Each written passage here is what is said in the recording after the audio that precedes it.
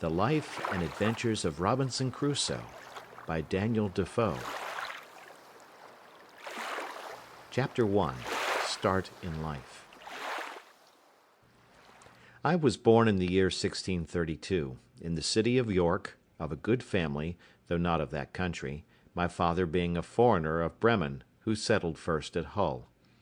He got a good estate by merchandise, and leaving off his trade, lived afterwards at York, from whence he had married my mother, whose relations were named Robinson, a very good family in that country, and from whom I was called Robinson Crusoe. But, by the usual corruption of words in England, we are now called, nay, we call ourselves, and write our name, Crusoe, and so my companions always called me. I had 2 elder brothers, one of whom was lieutenant colonel to an English regiment of foot in Flanders, formerly commanded by the famous Colonel Lockhart, and was killed at the battle near Dunkirk against the Spaniards. What became of my second brother I never knew, any more than my father or mother knew what became of me. Being the 3rd son of the family, and not bred to any trade, my head began to be filled very early with rambling thoughts. My father, who was very ancient, had given me a competent share of learning, as far as house education and a country free school generally go,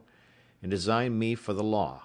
but I would be satisfied with nothing but going to sea, and my inclination to this led me so strongly against the will, nay, the commands of my father, and against all the entreaties and persuasions of my mother and other friends, that there seemed to be something fatal in that propensity of nature, tending directly to the life of misery which was to befall me. My father, a wise and grave man, gave me serious and excellent counsel against what he foresaw was my design. He called me one morning into his chamber, where he was confined by the gout, and expostulated very warmly with me upon this subject. He asked me what reasons, more than a mere wandering inclination, I had for leaving father's house and my native country, where I might be well introduced, and had a prospect of raising my fortune by application and industry, with a life of ease and pleasure. He told me it was men of desperate fortunes on one hand, or of aspiring, superior fortunes on the other, who went abroad upon adventures, to rise by enterprise and make themselves famous in undertakings of a nature out of the common road; that these things were all either too far above me or too far below me; that mine was the middle state, or what might be called the upper station of low life, which he had found, by long experience, was the best state in the world, the most suited to human happiness, not exposed to the miseries and hardships, the labour and sufferings of the mechanic part of mankind, and not embarrassed with the pride, luxury, ambition, and envy of the upper part of mankind. He told me I might judge of the happiness of this state by this one thing, that this was the state of life which all other people envied, that kings have frequently lamented the miserable consequence of being born to great things, and wished they had been placed in the middle of the 2 extremes, between the mean and the great; that the wise man gave his testimony to this, as the standard of felicity, when he prayed to have neither poverty nor riches. He bade me observe it, and I should always find that the calamities of life were shared among the upper and lower part of mankind, but that the middle station had the fewest disasters, and was not exposed to so many vicissitudes as the higher or lower part of mankind; nay, they were not subjected to so many distempers and uneasinesses, either of body or mind, as those were who, by vicious living, luxury, and extravagances on the one hand, or by hard labour, want of necessaries, and mean or insufficient diet on the other hand, bring distemper upon themselves by the natural consequences of their way of living; that the middle station of life was calculated for all kind of virtue and all kind of enjoyments; that peace and plenty were the handmaids of a middle fortune; that temperance, moderation, quietness, health, society, all agreeable diversions and all desirable pleasures, were the blessings attending the middle station of life; that this way men went silently and smoothly through the world, and comfortably out of it, not embarrassed with the labours of the hands or of the head, not sold to a life of slavery for daily bread, nor harassed with perplexed circumstances, which rob the soul of peace and the body of rest, nor enraged with the passion of envy, or the secret burning lust of ambition for great things, but in easy circumstances, sliding gently through the world, and sensibly tasting the sweets of living, without the bitter, feeling that they are happy, and learning by every day's experience to know it more sensibly. After this he pressed me earnestly, and in the most affectionate manner, not to play the young man, nor to precipitate myself into miseries which nature and the station of life I was born in seemed to have provided against; that I was under no necessity of seeking my bread; that he would do well for me, and endeavour to enter me fairly into the station of life which he had just been recommending to me; and that if I was not very easy and happy in the world, it must be my mere fate or fault that must hinder it, and that he should have nothing to answer for, having thus discharged his duty in warning me against measures which he knew would be to my hurt. In a word, that as he would do very kind things for me if I would stay and settle at home as he directed, so he would not have so much hand in my misfortunes as to give me any encouragement to go away. And to close all, he told me I had my elder brother for an example, to whom he had used the same earnest persuasions to keep him from going into the Low Country wars, but could not prevail, his young desires prompting him to run into the army, where he was killed. And though he said he would not cease to pray for me, yet he would venture to say to me that if I did take this foolish step, God would not bless me, and I should have leisure hereafter to reflect upon having neglected his counsel when there might be none to assist in my recovery. I observed in this last part of his discourse, which was truly prophetic, though I suppose my father did not know it to be so himself, I observed the tears run down his face very plentifully, especially when he spoke of my brother who was killed; and that when he spoke of my having leisure to repent, and none to assist me, he was so moved that he broke off the discourse, and told me his heart was so full he could say no more to me. I was sincerely affected with this discourse, and indeed, who could be otherwise? And I resolved not to think of going abroad any more, but to settle at home according to my father's desire. But alas! a few days wore it all off, and in short, to prevent any of my father's further importunities, in a few weeks after, I resolved to run quite away from him. However, I did not act quite so hastily as the first heat of my resolution prompted, but I took my mother at a time when I thought her a little more pleasant than ordinary, and told her that my thoughts were so entirely bent upon seeing the world that I should never settle to anything with resolution enough to go through with it, and my father had better give me his consent than force me to go without it; that I was now 18 years old, which was too late to go apprentice to a trade or clerk to an attorney; that I was sure if I did I should never serve out my time, but I should certainly run away from my master before my time was out, and go to sea; and if she would speak to my father to let me go one voyage abroad, if I came home again and did not like it, I would go no more, and I would promise by a double diligence to recover the time that I had lost. This put my mother into a great passion. She told me she knew it would be to no purpose to speak to my father upon any such subject, that he knew too well what was my interest to give his consent to anything so much for my hurt; and that she wondered how I could think of any such thing after the discourse I had had with my father, and such kind and tender expressions as she knew my father had used to me; and that, in short, if I would ruin myself, there was no help for me, but I might depend I should never have their consent to it; that for her part she would not have so much hand in my destruction, and I should never have it to say that my mother was willing when my father was not. Though my mother refused to move it to my father, yet I heard afterwards that she reported all the discourse to him, and that my father, after showing a great concern at it, said to her, with a sigh, "That boy might be happy if he would stay at home. But if he goes abroad, he will be the most miserable wretch that ever was born. I can give no consent to it." It was not until almost a year after this that I broke loose, though, in the meantime, I continued obstinately deaf to all proposals of settling to business, and frequently expostulated with my father and mother about their being so positively determined against what they knew my inclinations prompted me to. But being one day at Hull, where I went casually, and without any purpose of making an elopement at that time, but, I say, being there, and one of my companions being about to sail to London in his father's ship, and prompting me to go with them with the common allurement of seafaring men, that it should cost me nothing for my passage, I consulted neither father nor mother any more, nor so much as sent them word of it, but leaving them to hear of it as they might, without asking God's blessing or my father's, without any consideration of circumstances or consequences, and in an ill hour, God knows, on the 1st of September, 1651, I went on board a ship bound for London. Never any young adventurer's misfortunes, I believe, began sooner or continued longer than mine.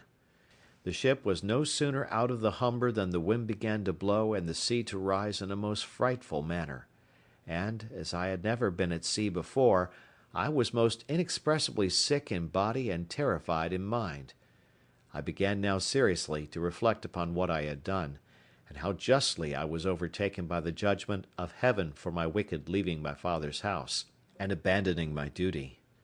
All the good counsels of my parents, my father's tears, and my mother's entreaties came now fresh into my mind, and my conscience, which was not yet come to the pitch of hardness to which it has since, reproached me with the contempt of advice and the breach of my duty to God and my father. All this while the storm increased, and the sea went very high, though nothing like what I have seen many times since. No, nor what I saw a few days after. But it was enough to affect me then, who was but a young sailor, and had never known anything of the matter. I expected every wave would have swallowed us up, and that every time the ship fell down, as I thought it did, in the trough or hollow of the sea, we should never rise more. In this agony of mind, I made many vows and resolutions that if it would please God to spare my life in this one voyage, if ever I once got my foot upon dry land again, I would go directly home to my father and never set it into a ship again while I lived, that I would take his advice, and never run myself into such miseries as these any more.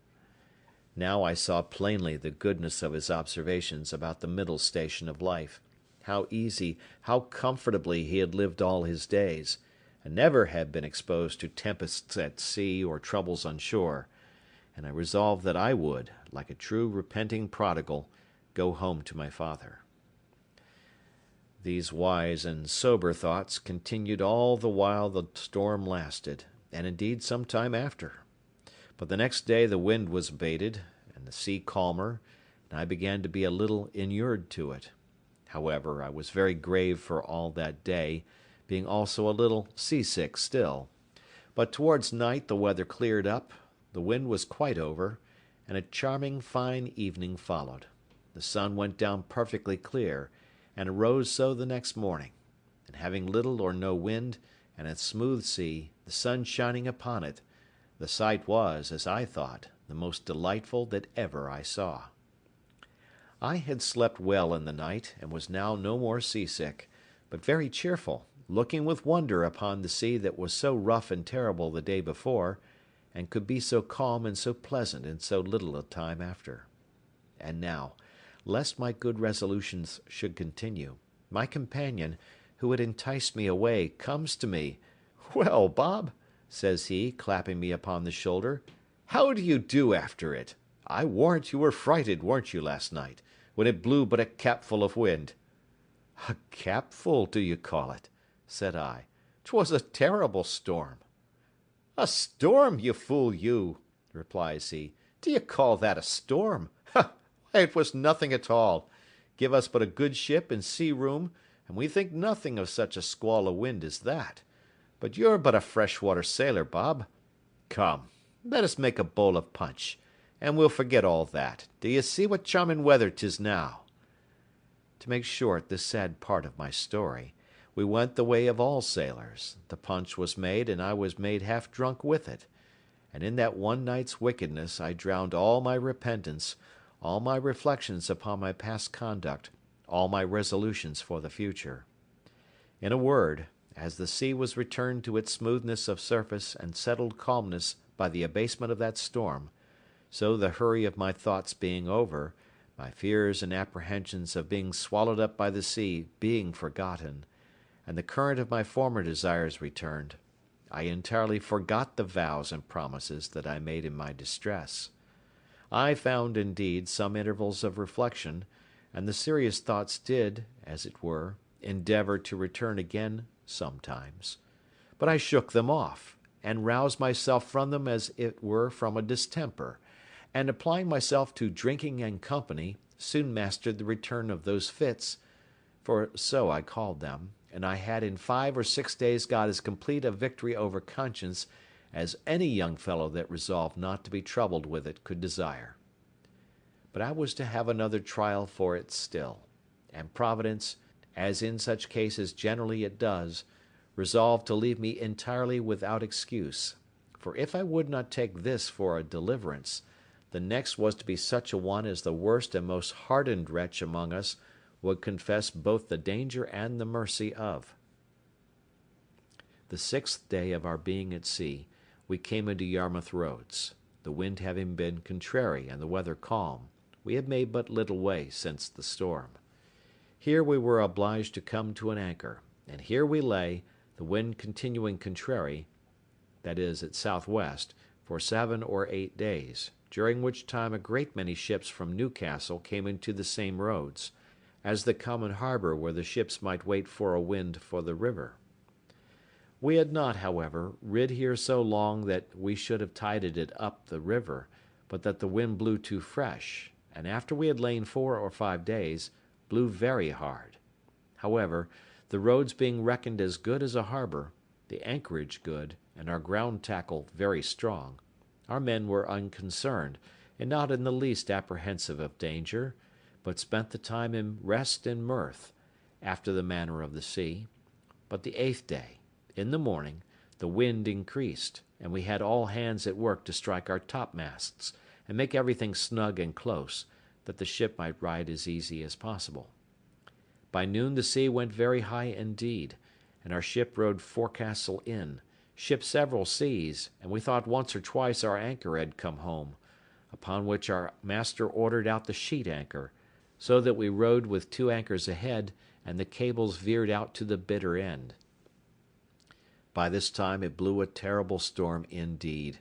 and now I began to see terror and amazement in the faces even of the seamen themselves. The master, though vigilant in the business of preserving the ship, yet as he went in and out of his cabin by me, I could hear him softly to himself say, several times, "Lord, be merciful to us, we shall be all lost, we shall be all undone,"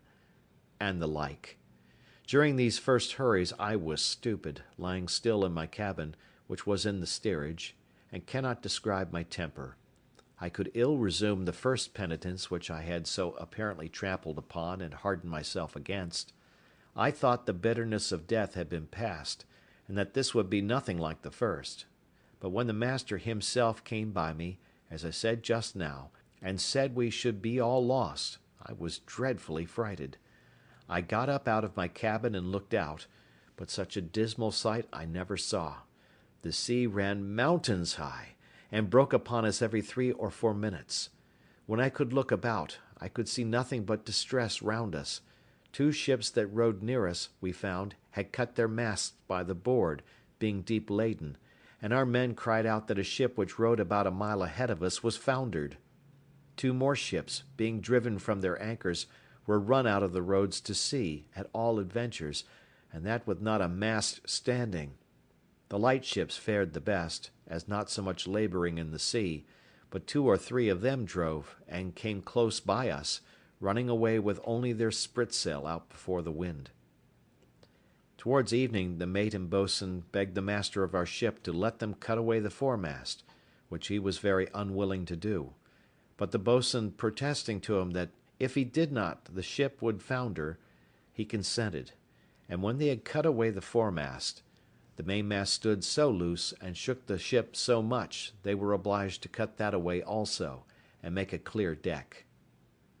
Any one may judge what a condition I must be in at all this, who was but a young sailor, and who had been in such a fright before at but a little.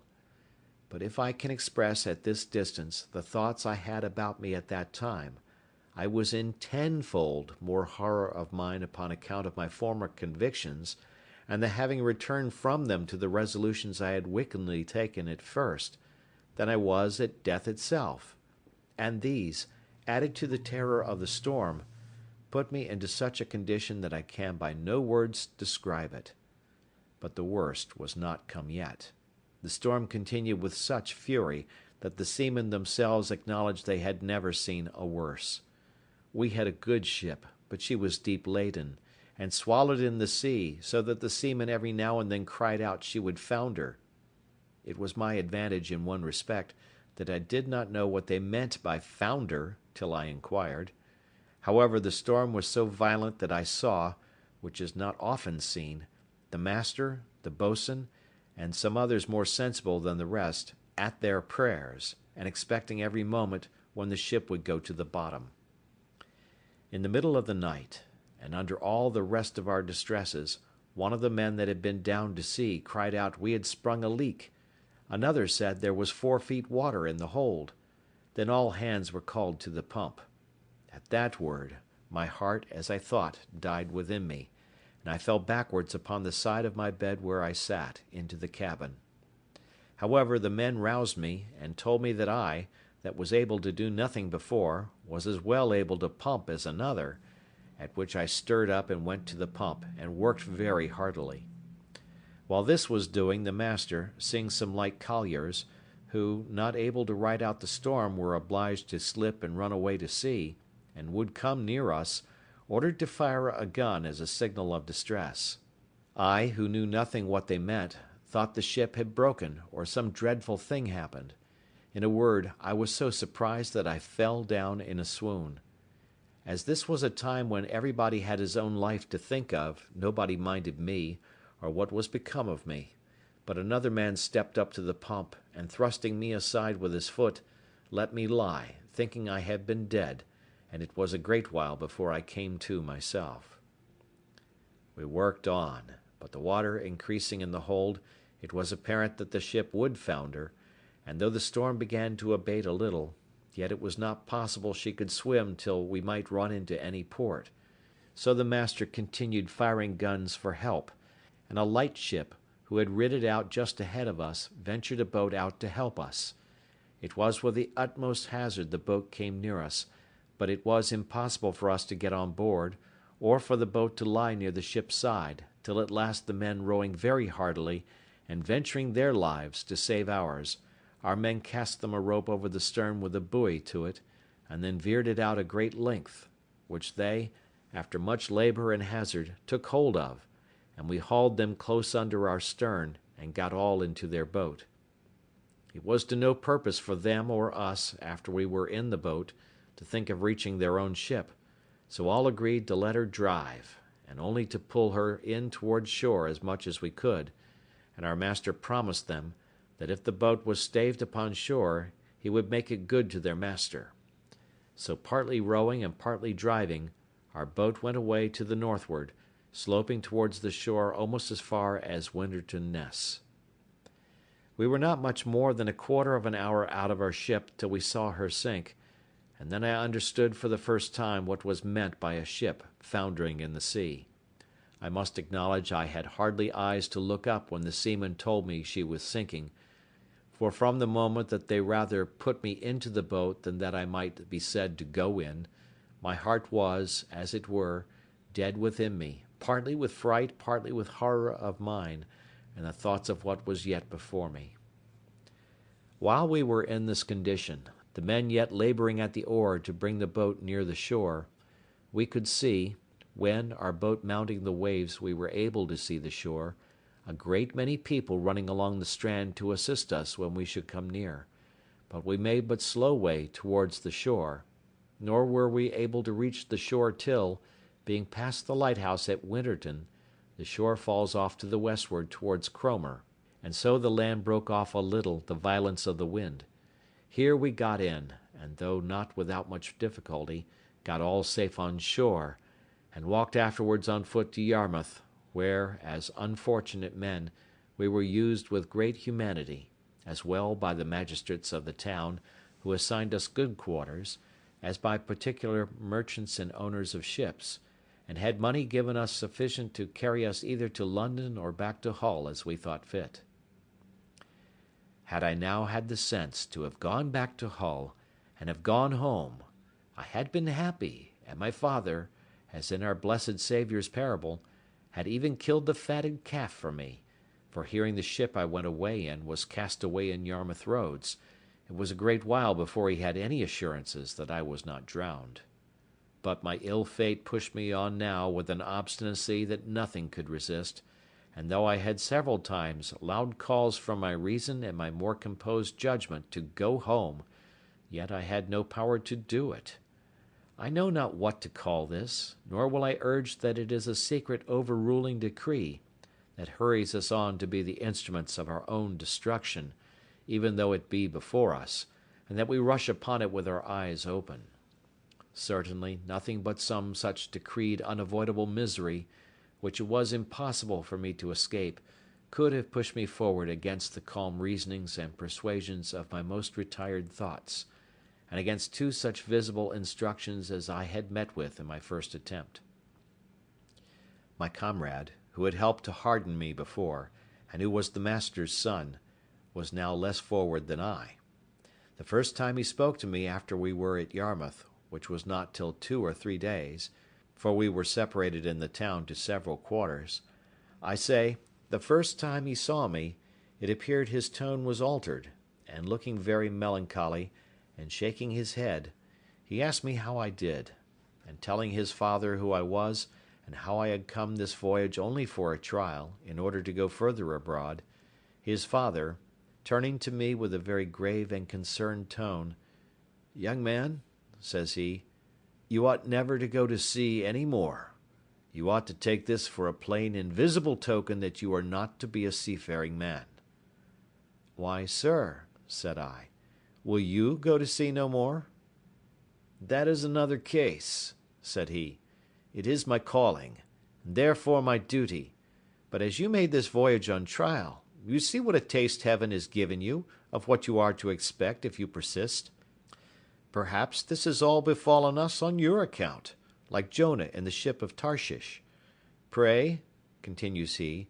"what are you, and on what account did you go to sea?" Upon that I told him some of my story, at the end of which he burst out into a strange kind of passion. "What had I done," says he, "that such an unhappy wretch should come into my ship? I would not set my foot in the same ship with thee again for 1,000 pounds."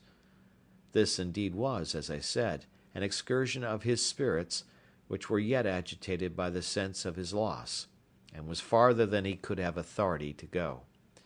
However, he afterwards talked very gravely to me, exhorting me to go back to my father, and not tempt Providence to my ruin, telling me I might see a visible hand of heaven against me. "And, young man," said he, "depend upon it, if you do not go back, wherever you go, you will meet with nothing but disasters and disappointments, till your father's words are fulfilled upon you." We parted soon after, for I made him little answer, and I saw him no more; which way he went I knew not. As for me, having some money in my pocket, I travelled to London by land, and there, as well as on the road, had many struggles with myself what course of life I should take, and whether I should go home or to sea. As to going home, shame opposed the best motions that offered to my thoughts,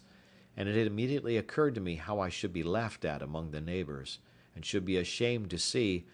not my father and mother only, but even everybody else, from whence I have since often observed how incongruous and irrational the common temper of mankind is, especially of youth, to that reason which ought to guide them in such cases.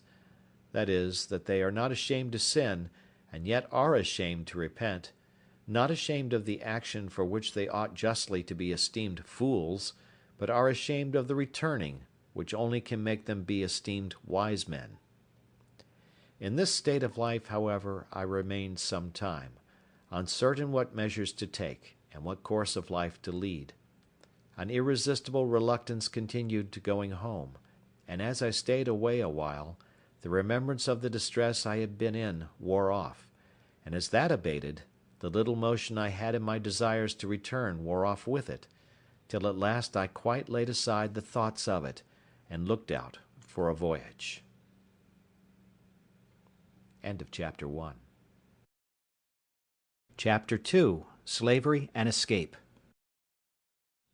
That evil influence which carried me first away from my father's house, which hurried me into the wild and indigested notion of raising my fortune, and that impressed those conceits so forcibly upon me as to make me deaf to all good advice, and to the entreaties and even the commands of my father, I say, the same influence, whatever it was, presented the most unfortunate of all enterprises to my view, and I went on board a vessel bound to the coast of Africa, or, as our soldiers vulgarly called it, a voyage to Guinea. It was my great misfortune that in all these adventures I did not ship myself as a sailor, when, though I might indeed have worked a little harder than ordinary, yet at the same time I should have learnt the duty and office of a foremast man, and in time might have qualified myself for a mate or lieutenant, if not for a master. But as it was always my fate to choose for the worse, so I did here, for having money in my pocket and good clothes upon my back, I would always go on board in the habit of a gentleman, and so I neither had any business in the ship, nor learned to do any. It was my lot first of all to fall into pretty good company in London, which does not always happen to such loose and misguided young fellows as I then was, the devil generally not omitting to lay some snare for them very early. But it was not so with me. I first got acquainted with the master of a ship who had been on the coast of Guinea, and who, having had very good success there, was resolved to go again. This captain taking a fancy to my conversation, which was not at all disagreeable at that time, hearing me say I had a mind to see the world, told me if I would go the voyage with him I should be at no expense. I should be his messmate and his companion, and if I could carry anything with me, I should have all the advantage of it that the trade would admit, and perhaps I might meet with some encouragement. I embraced the offer, and entering into a strict friendship with this captain, who was an honest, plain-dealing man, I went the voyage with him, and carried a small adventure with me, which, by the disinterested honesty of my friend the captain, I increased very considerably, for I carried about £40 in such toys and trifles as the captain directed me to buy. These £40 I had mustered together by the assistance of some of my relations whom I corresponded with, and who, I believe, got my father, or at least my mother, to contribute so much as that to my first adventure.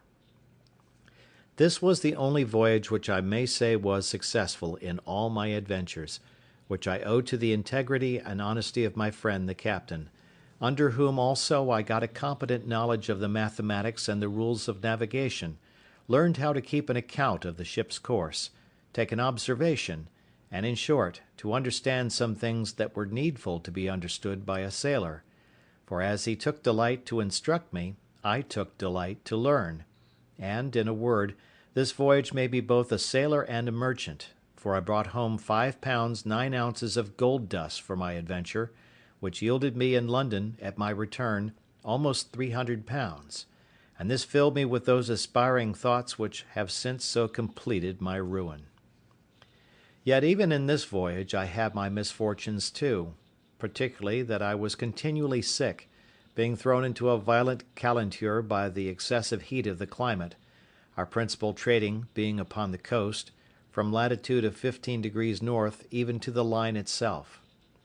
I was now set up for a Guinea trader, and my friend, to my great misfortune, dying soon after his arrival, I resolved to go the same voyage again, and I embarked in the same vessel with one who was his mate in the former voyage, and had now got command of the ship. This was the unhappiest voyage that ever man made, for though I did not carry quite 100 pounds of my new gained wealth, so that I had 200 pounds left, which I lodged with my friend's widow, who was very just to me, yet I fell into terrible misfortunes. The first was this: our ship making her course towards the Canary Islands, or rather between those islands and the African shore, was surprised in the grey of the morning by a Turkish rover of Sallee, who gave chase to us with all the sail she could make.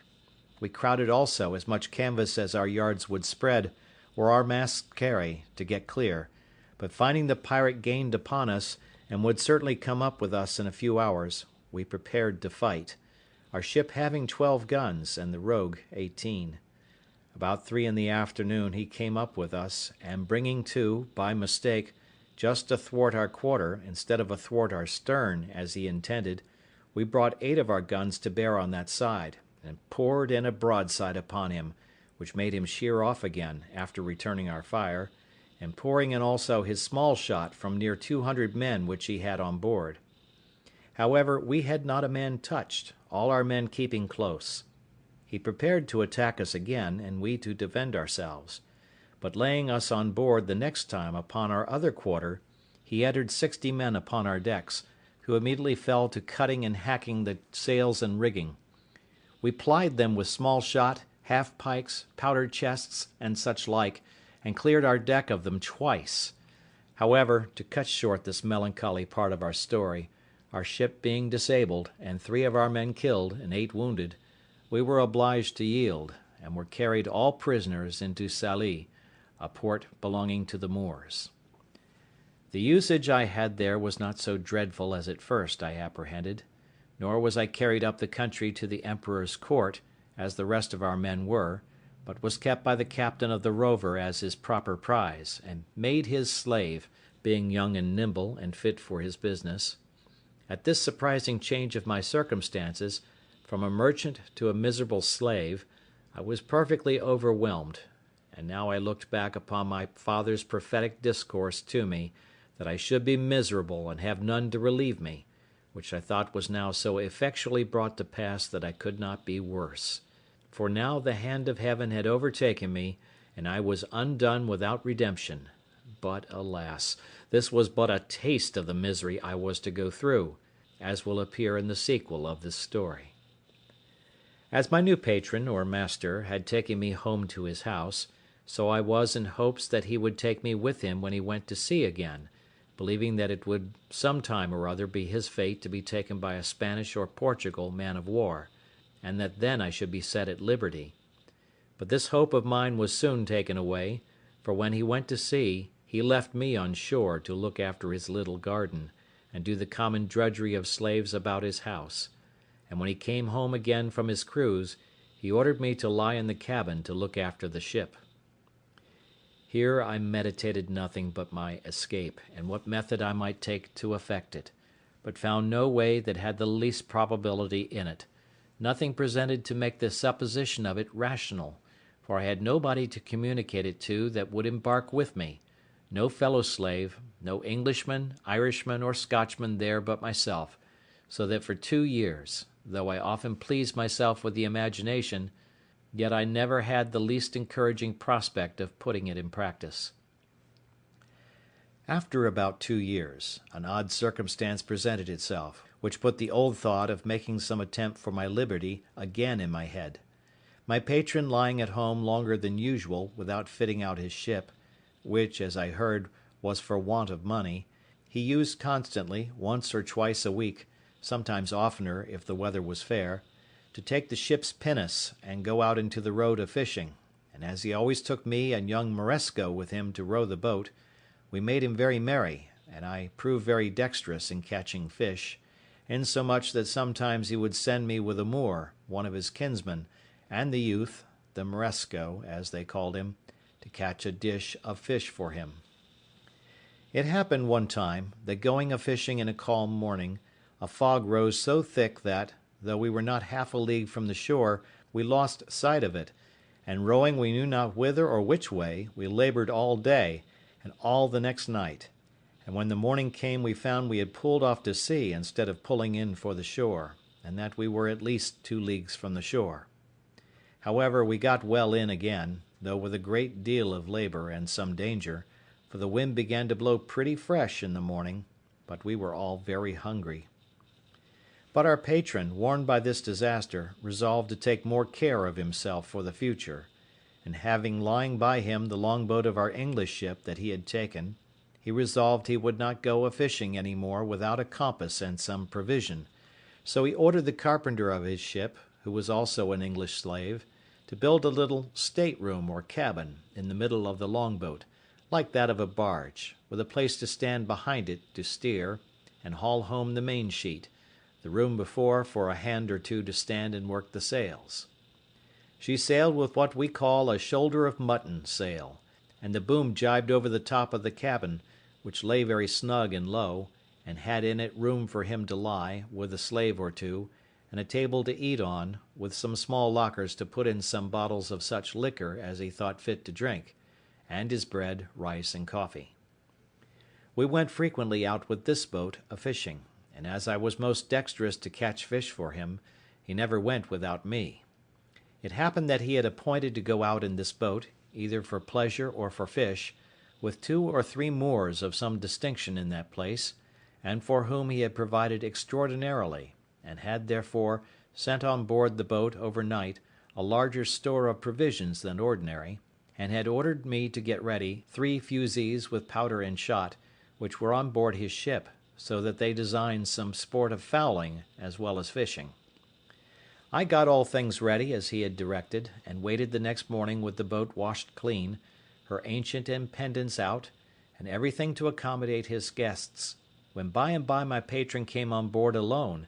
and told me his guests had put off going from some business that fell out, and ordered me, with the man and boy, as usual, to go out with the boat and catch them some fish, so that his friends were to sup at his house, and commanded that as soon as I got some fish I should bring it home to his house, all of which I prepared to do. This moment my former notions of deliverance darted into my thoughts, for now I found I was likely to have a little ship at my command, and my master being gone, I prepared to furnish myself, not for fishing business, but for a voyage, though I knew not, neither did I so much as consider, whither I should steer. Anywhere to get out of that place was my desire. My first contrivance was to make a pretence to speak to this Moor, to get something for our subsistence on board, for I told him we must not presume to eat of our patron's bread. He said that was true, so he brought a large basket of rusk or biscuit, and 3 jars of fresh water into the boat. I knew where my patron's case of bottles stood, which it was evident, by the make, were taken out of some English prize, and I conveyed them into the boat while the Moor was on shore, as if they had been there before for our master. I conveyed also a great lump of beeswax into the boat, which weighed about 1/2 hundredweight,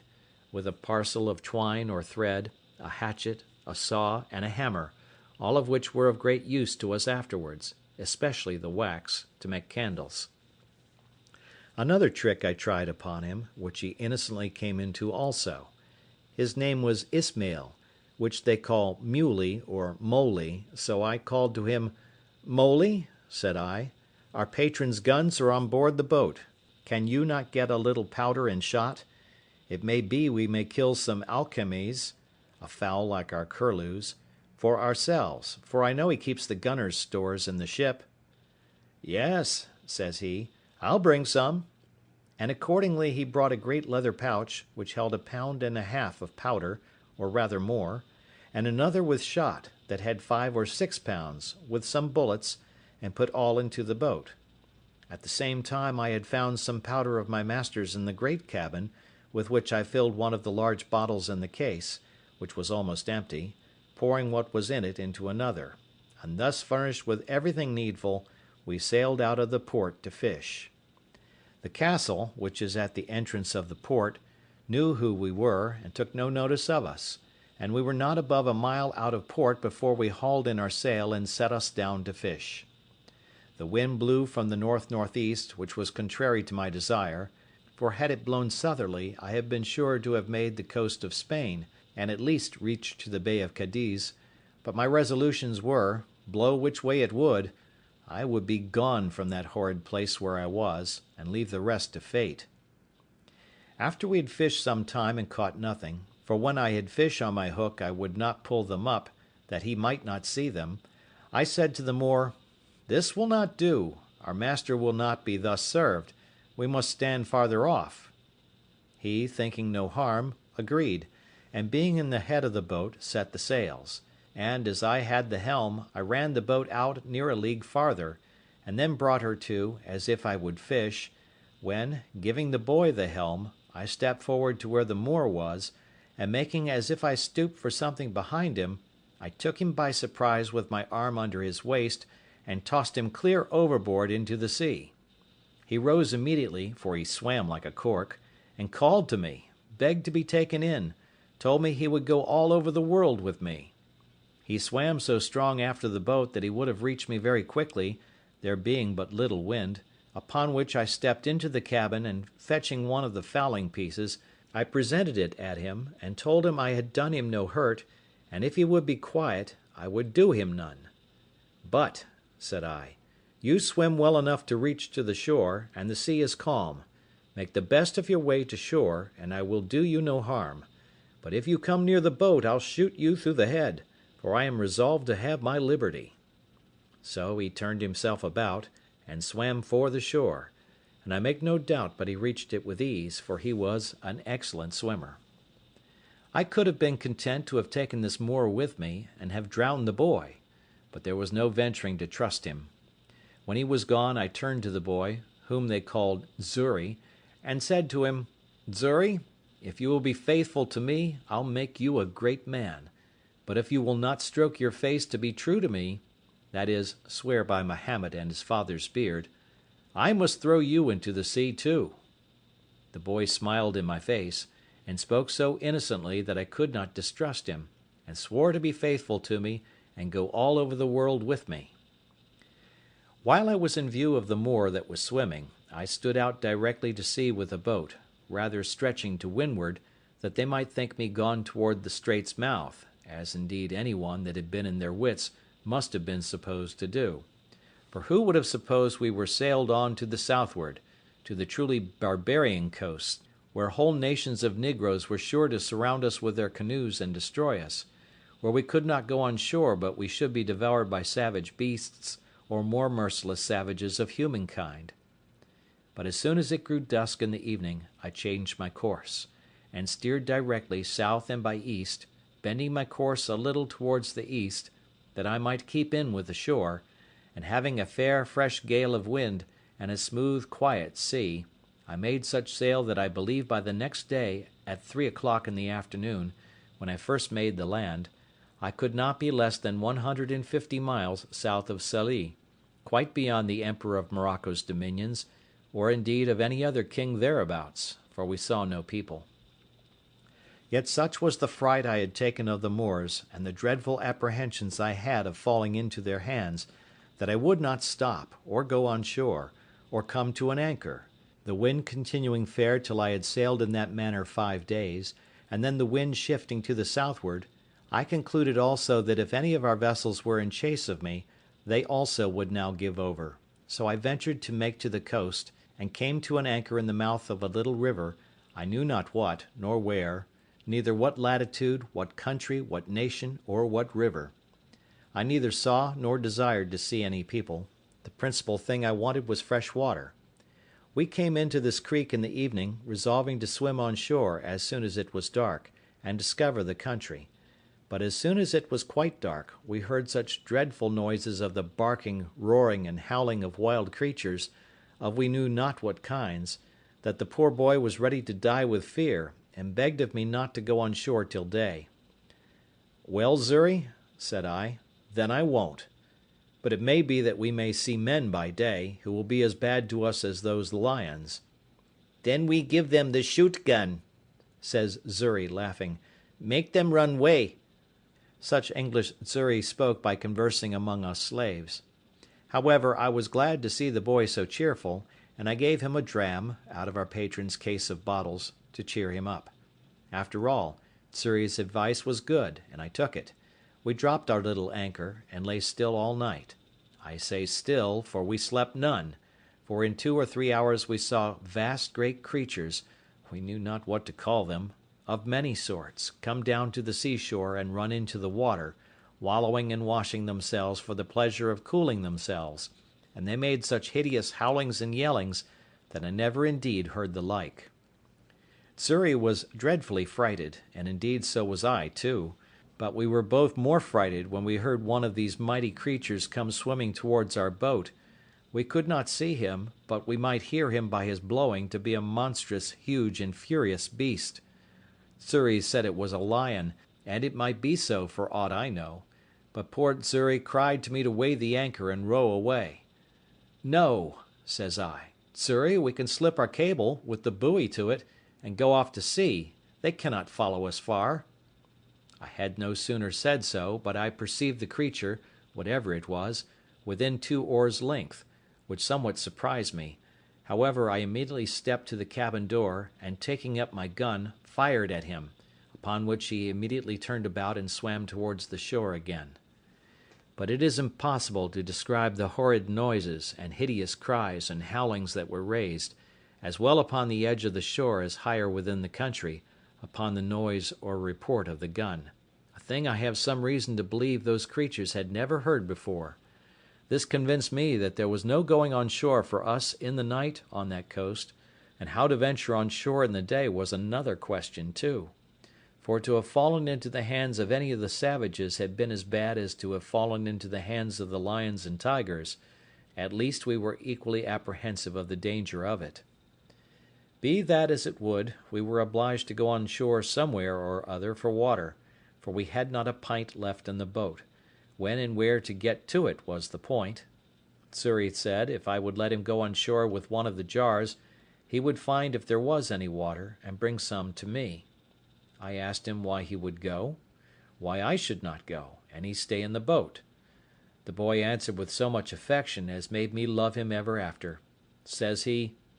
"If wild men come, they eat me, you go way." "Well, Xury," said I, "we will both go, and if the wild mans come, we will kill them. They shall eat neither of us." So I gave Xury a piece of rusk bread to eat, and a dram out of our patron's case of bottles which I mentioned before, and we hauled the boat in as near the shore as we thought was proper, and so waded on shore, carrying nothing but our arms and 2 jars for water. I did not care to go out of sight of the boat, fearing the coming of canoes with savages down the river, but the boy seeing a low place about a mile up the country, rambled to it, and by I saw him come running towards me. I thought he was pursued by some savage, or frighted with some wild beast, and I ran forward towards him to help him, but when I came nearer to him I saw something hanging over his shoulders, which was a creature that he had shot, like a hare, but different in colour, and longer legs. However, we were very glad of it, and it was very good meat, but the great joy that poor Xury came with was to tell me he had found good water and seen no wild mans. But we found afterwards that we need not take such pains for water, for a little higher up the creek where we were we found the water fresh when the tide was out, which flowed but a little way up. So we filled our jars, and feasted on the hare he had killed, and prepared to go on our way, having seen no footsteps of any human creature in that part of the country. As I had been one voyage to this coast before, I knew very well that the islands of the Canaries, and the Cape de Verde Islands also, lay not far off from the coast; but as I had no instruments to take an observation to know what latitude we were in, and not exactly knowing, or at least remembering, what latitude they were in, I knew not where to look for them, or when to stand off to sea towards them. Otherwise I might now easily have found some of these islands. But my hope was, that if I stood along this coast till I came to that part where the English traded, I should find some of their vessels upon their usual design of trade, that would relieve and take us in. By the best of my calculation, that place where I now was must be that country which, lying between the Emperor of Morocco's dominions and the Negroes, lies waste and uninhabited, except by wild beasts, the Negroes having abandoned it and gone farther south for fear of the Moors, and the Moors not thinking it worth inhabiting by reason of its barrenness, and indeed both forsaking it because of the prodigious number of tigers, lions, leopards, and other furious creatures which harbour there, so that the Moors use it for their hunting only, where they go like an army, 2,000 or 3,000 men at a time. And indeed, for near 100 miles together upon this coast, we saw nothing but a waste, uninhabited country by day, and heard nothing but howlings and roaring of wild beasts by night. Once or twice in the daytime I thought I saw the Pico of Teneriffe, being the high top of the mountain Teneriffe in the Canaries, and had a great mind to venture out, in hopes of reaching thither, but having tried twice, I was forced in again by contrary winds, the sea also going too high for my little vessel. So I resolved to pursue my first design, and keep along the shore. Several times I was obliged to land for fresh water, after we had left this place, and once in particular, being early in morning, we came to an anchor under a little point of land, which was pretty high, and the tide beginning to flow, we lay still to go farther in. Xury, whose eyes were more about him than it seems mine were, calls softly to me, and tells me that we had best go farther off the shore. For, says he, look, yonder lies a dreadful monster on the side of that hillock fast asleep. I looked where he pointed, and saw a dreadful monster indeed, for it was a terrible great lion that lay on the side of the shore, under the shade of a piece of the hill that hung, as it were, a little over him. Xury, says I, you shall on shore and kill him. Xury looked frighted, and said, me kill, he eat me at one mouth. One mouthful he meant. However, I said no more to the boy, but bade him lie still, and I took our biggest gun, which was almost musket bore, and loaded it with a good charge of powder, and with 2 slugs, and laid it down. Then I loaded another gun with 2 bullets, and the third, for we had 3 pieces, I loaded with 5 smaller bullets. I took the best aim I could with the first piece to have shot him in the head, but he lay so with his leg raised a little above his nose, that the slugs hit his leg about the knee, and broke the bone. He started up, growling at first, but finding his leg broken, fell down again, and then got upon 3 legs, and gave the most hideous roar that ever I heard. I was a little surprised that I had not hit him on the head. However, I took up the second piece immediately, and though he began to move off, fired again, and shot him in the head, and had the pleasure to see him drop and make but little noise, but lie struggling for life. Then Xury took heart, and would have me let him go on shore. Well, go, said I. So the boy jumped into the water, and taking a little gun in one hand, swam to the shore with the other hand, and coming close to the creature, put the muzzle of the piece to his ear, and shot him in the head again, which dispatched him quite. This was game indeed to us, but this was no food, and I was very sorry to lose 3 charges of powder and shot upon a creature that was good for nothing to us.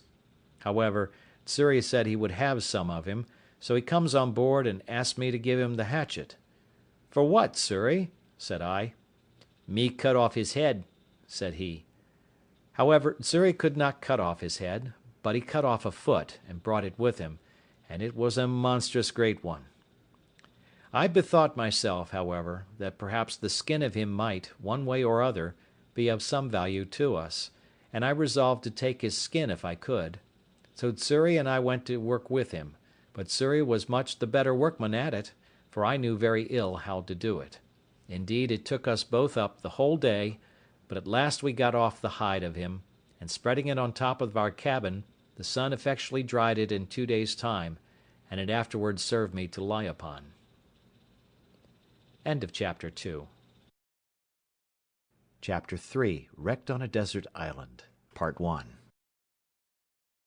After this stop we made on to the southward continually for 10 or 12 days, living very sparingly on our provisions, which began to abate very much, and going no oftener to the shore than we were obliged to for fresh water. My design in this was to make the river Gambia or Senegal, that is to say, anywhere about the Cape de Verde, where I was in hopes to meet with some European ship, and if I did not, I knew not what course I had to take, but to seek for the islands or perish there among the negroes. I knew that all the ships from Europe, which sailed either to the coast of Guinea or to Brazil, or to the East Indies, made this cape, or those islands;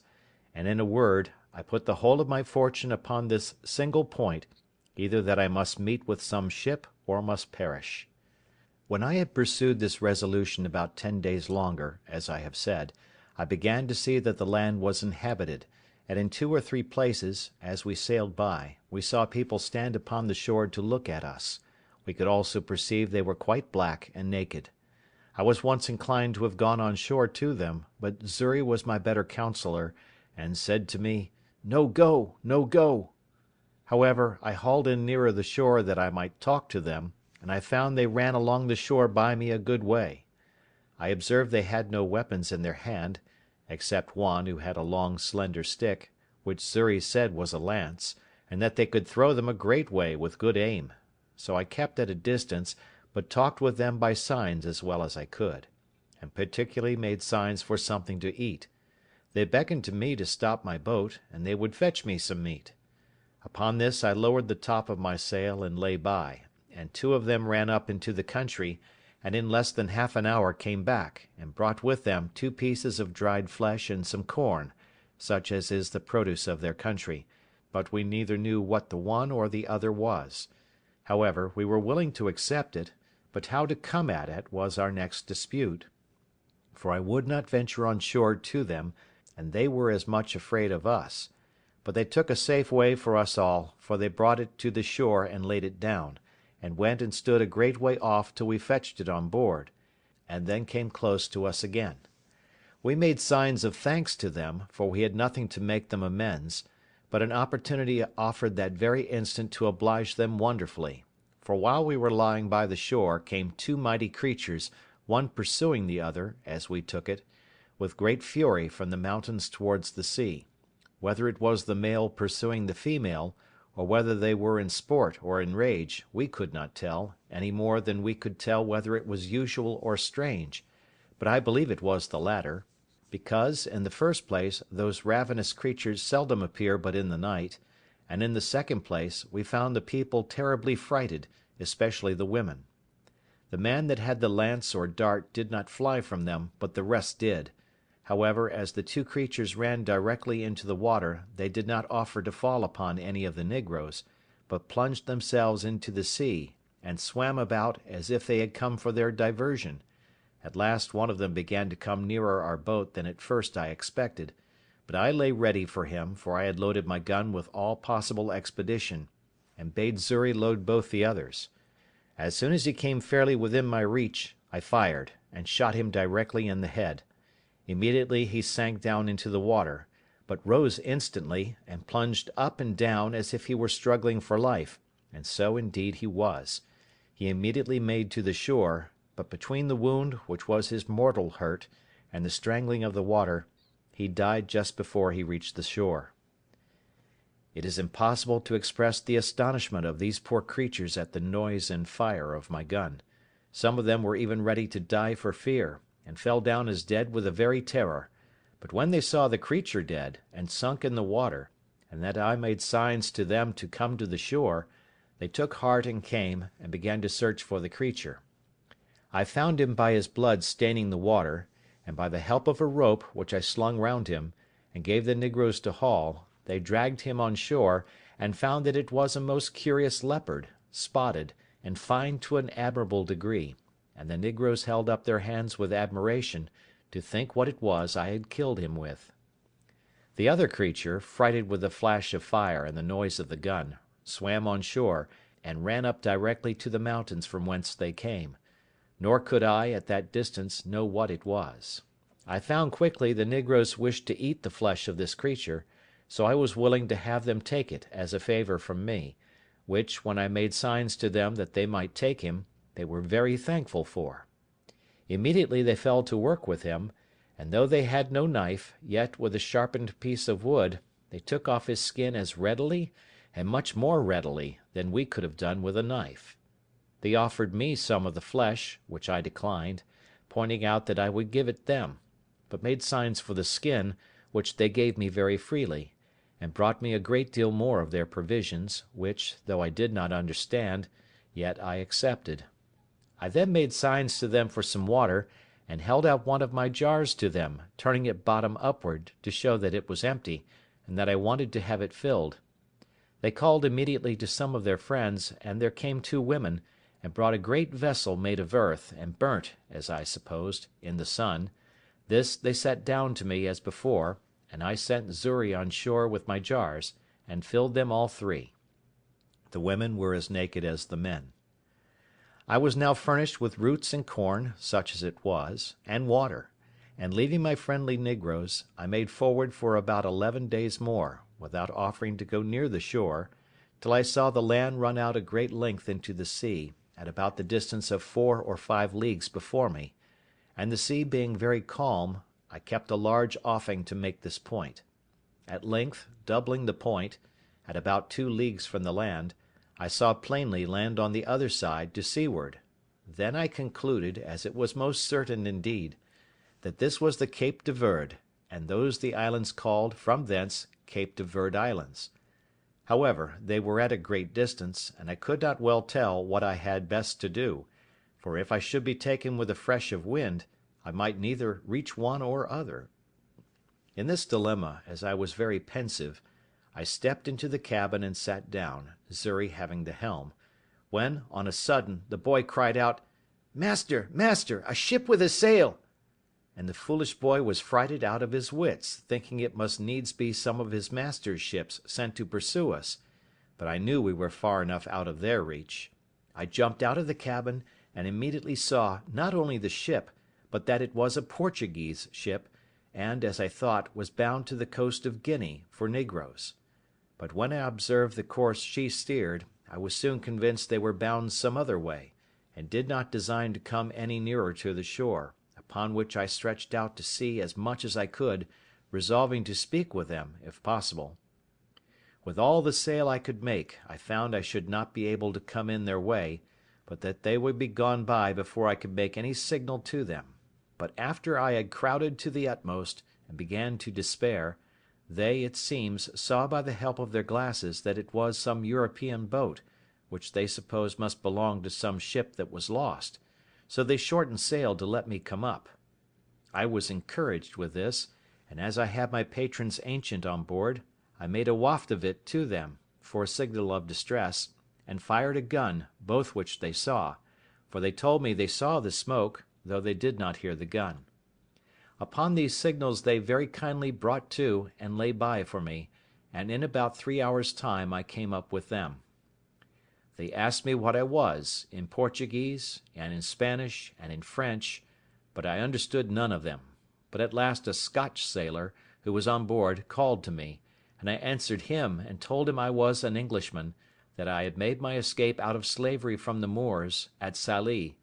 They then bade me come on board, and very kindly took me in, and all my goods. It was an inexpressible joy to me, which any one will believe, that I was thus delivered, as I esteemed it, from such a miserable and almost hopeless condition as I was in, and I immediately offered all I had to the captain of the ship as a return for my deliverance, but he generously told me he would take nothing from me, but that all I had should be delivered safe to me when I came to the Brazils. "For," says he, "I have saved your life on no other terms than I would be glad to be saved myself, and it may, one time or other, be my lot to be taken up in the same condition. Besides," said he, "when I carry you to the Brazils, so great a way from your own country, if I should take from you what you have, you will be starved there, and then I only take away that life I have given. No, no," says he,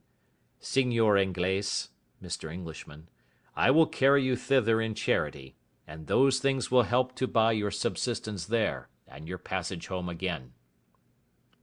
As he was charitable in this proposal, so he was just in the performance to a tittle, for he ordered the seamen that none should touch anything that I had.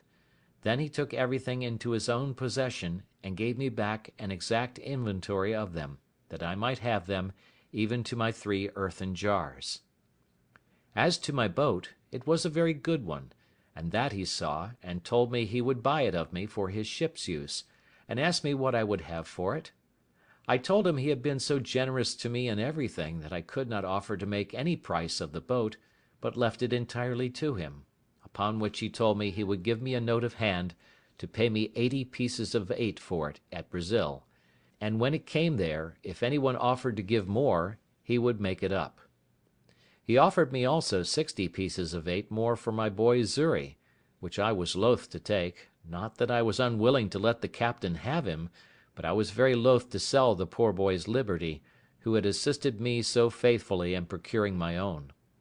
However, when I let him know my reason, he owned it to be just, and offered me this medium, that he would give the boy an obligation to set him free in 10 years, if he turned Christian. Upon this, and Xury saying he was willing to go to him, I let the captain have him. We had a very good voyage to the Brazils, and I arrived in the Bay de Todos los Santos, or All Saints' Bay, in about 22 days after. And now I was once more delivered from the most miserable of all conditions of life, and what to do next with myself I was to consider. The generous treatment the captain gave me I can never enough remember. He would take nothing of me for my passage, gave me 20 ducats for the leopard's skin, and 40 for the lion's skin, which I had in my boat, and caused everything I had in the ship to be punctually delivered to me, and what I was willing to sell he bought of me, such as the case of bottles, 2 of my guns, and a piece of the lump of beeswax, for I had made candles of the rest. In a word, I made about 220 pieces of eight of all my cargo, and with this stock I went on shore in the Brazils.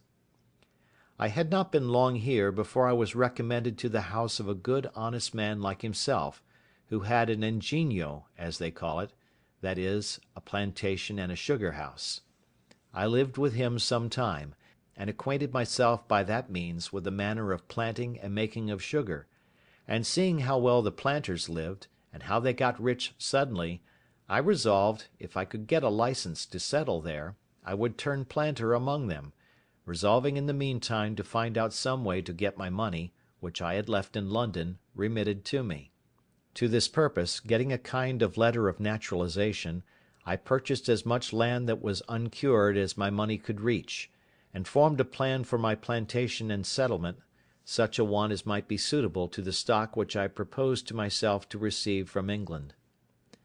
I had a neighbour, a Portuguese, of Lisbon, but born of English parents, whose name was Wells, and in much such circumstances as I was. I call him my neighbour because his plantation lay next to mine, and we went on very sociably together. My stock was but low, as well as his, and we rather planted for food than anything else for about 2 years. However, we began to increase, and our land began to come into order, so that the 3rd year we planted some tobacco, and made each of us a large piece of ground ready for planting canes in the year to come. But we both wanted help, and now I found, more than before, I had done wrong in parting with my boy Xury. But, alas, for me to do wrong that never did right was no great wonder. I had no remedy but to go on. I had got into an employment quite remote to my genius, and directly contrary to the life I delighted in, and for which I forsook my father's house, and broke through all his good advice. Nay, I was coming into the very middle station, or upper degree of low life, which my father advised me to before, and which, if I resolved to go on with, I might as well have stayed at home, and never have fatigued myself in the world as I had done; and I used often to say to myself, I could have done this as well in England, among my friends, as have gone 5,000 miles off to do it among strangers and savages, in a wilderness, and at such a distance as never to hear from any part of the world that had the least knowledge of me. In this manner I used to look upon my condition with the utmost regret. I had nobody to converse with, but now and then this neighbour; no work to be done, but by the labour of my hands; and I used to say, I lived just like a man cast away upon some desolate island, that had nobody there but himself. But how just has it been, and how should all men reflect, that when they compare their present conditions with others that are worse, Heaven may oblige them to make the exchange, and be convinced of their former felicity by their experience. I say, how just has it been, that the true solitary life I reflected on, in an island of mere desolation, should be my lot, who had so often unjustly compared it with the life which I then led, in which, had I continued, I had in all probability been exceeding prosperous and rich. I was in some degree settled in my measures for carrying on the plantation before my kind friend, the captain of the ship that took me up at sea, went back; for the ship remained there, in providing his lading and preparing for his voyage, nearly 3 months. When telling him what little stock I had left behind me in London, he gave me this friendly and sincere advice. "Señor Inglés," says he, for so he always called me, "if you will give me letters, and a procuration in form to me, with orders to the person who has your money in London to send your effects to Lisbon, to such persons as I shall direct, and in such goods as are proper for this country, I will bring you the produce of them, God willing, at my return. But since human affairs are all subject to changes and disasters, I would have you give orders but for £100 sterling, which, you say, is half your stock, and let the hazard be run for the first; so that, if it comes safe, you may order the rest the same way, and, if it miscarry, you may have the other half to have recourse to for your supply." This was so wholesome advice, and looked so friendly, that I could not but be convinced it was the best course I could take; so I accordingly prepared letters to the gentlewoman with whom I had left my money, and a procuration to the Portuguese captain, as he desired. I wrote the English captain's widow a full account of all my adventures, my slavery, escape, and how I had met with the Portuguese captain at sea, the humanity of his behaviour, and what condition I was now in, with all other necessary directions for my supply; and when this honest captain came to Lisbon, he found means, by some of the English merchants there, to send over, not the order only, but a full account of my story to a merchant in London, who represented it effectually to her; whereupon she not only delivered the money, but out of her own pocket sent the Portugal captain a very handsome present for his humanity and charity to me. The merchant in London, vesting this £100 in English goods, such as the captain had written for, sent them directly to him at Lisbon, and he brought them all safe to me in the Brazils, among which, without my direction, for I was too young in my business to think of them, he had taken care to have all sorts of tools, ironwork, and utensils necessary for my plantation, and which were of great use to me. When this cargo arrived I thought my fortune made, for I was surprised with the joy of it; and my good steward, the captain, had laid out the £5, which my friend had sent him for a present for himself, to purchase and bring me over a servant, under bond for 6 years' service, and would not accept of any consideration except a little tobacco, which I would have him accept, being of my own produce.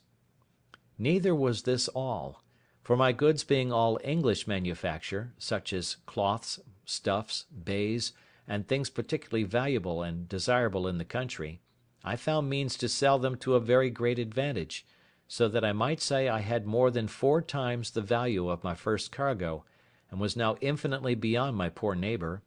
I mean in the advancement of my plantation; for the first thing I did, I bought me a negro slave, and a European servant also; I mean another besides that which the captain brought me from Lisbon. But as abused prosperity is oftentimes made the very means of our greatest adversity, so it was with me. I went on the next year with great success in my plantation. I raised 50 great rolls of tobacco on my own ground, more than I had disposed of for necessaries among my neighbours, and these 50 rolls, being each of above 100 weight, were well cured, and laid by against the return of the fleet from Lisbon; and now increasing in business and wealth, my head began to be full of projects and undertakings beyond my reach, such as are, indeed, often the ruin of the best heads in business. Had I continued in the station I was now in, I had room for all the happy things to have yet befallen me for which my father so earnestly recommended a quiet retired life, and of which he had so sensibly described the middle station of life to be full of. But other things attended me, and I was still to be the wilful agent of all my own miseries, and particularly, to increase my fault, and double the reflections upon myself, which in my future sorrows I should have leisure to make, all these miscarriages were procured by my apparent obstinate adhering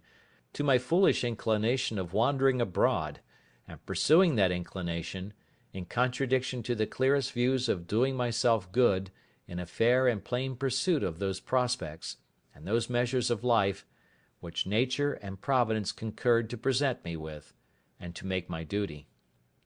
As I had once done thus in my breaking away from my parents, so I could not be content now, but I must go and leave the happy view I had of being a rich and thriving man in my new plantation, only to pursue a rash and immoderate desire of rising faster than the nature of the thing admitted. And thus I cast myself down again into the deepest gulf of human misery that ever man fell into, or perhaps could be consistent with life and a state of health in the world. End of Part 1 of Chapter 3. Chapter 3, Part 2. To come, then, by the just degrees to the particulars of this part of my story. You may suppose that having now lived almost 4 years in the Brazils, and beginning to thrive and prosper very well upon my plantation, I had not only learned the language, but had contracted acquaintance and friendship among my fellow planters, as well as among the merchants at San Salvador, which was our port; and that, in my discourses among them, I had frequently given them an account of my 2 voyages to the coast of Guinea, the manner of trading with the negroes there, and how easy it was to purchase upon the coast for trifles, such as beads, toys, knives, scissors, hatchets, bits of glass, and the like, not only gold dust, guinea grains, elephants' teeth, etc., but negroes, for the service of the Brazils, in great numbers. They listened always very attentively to my discourses on these heads, but especially to that part which related to the buying of negroes, which was a trade at that time, not only far entered into, but, as far as it was, had been carried on by asientos, or permission of the kings of Spain and Portugal, and engrossed in the public stock, so that few negroes were bought, and these excessively dear. It happened, being in company with some merchants and planters of my acquaintance, and talking of those things very earnestly, 3 of them came to me next morning, and told me they had been musing very much upon what I had discoursed with them of the last night, and they came to make a secret proposal to me; and, after enjoining me to secrecy, they told me that they had a mind to fit out a ship to go to Guinea, that they had all plantations as well as I, and were straitened for nothing so much as servants;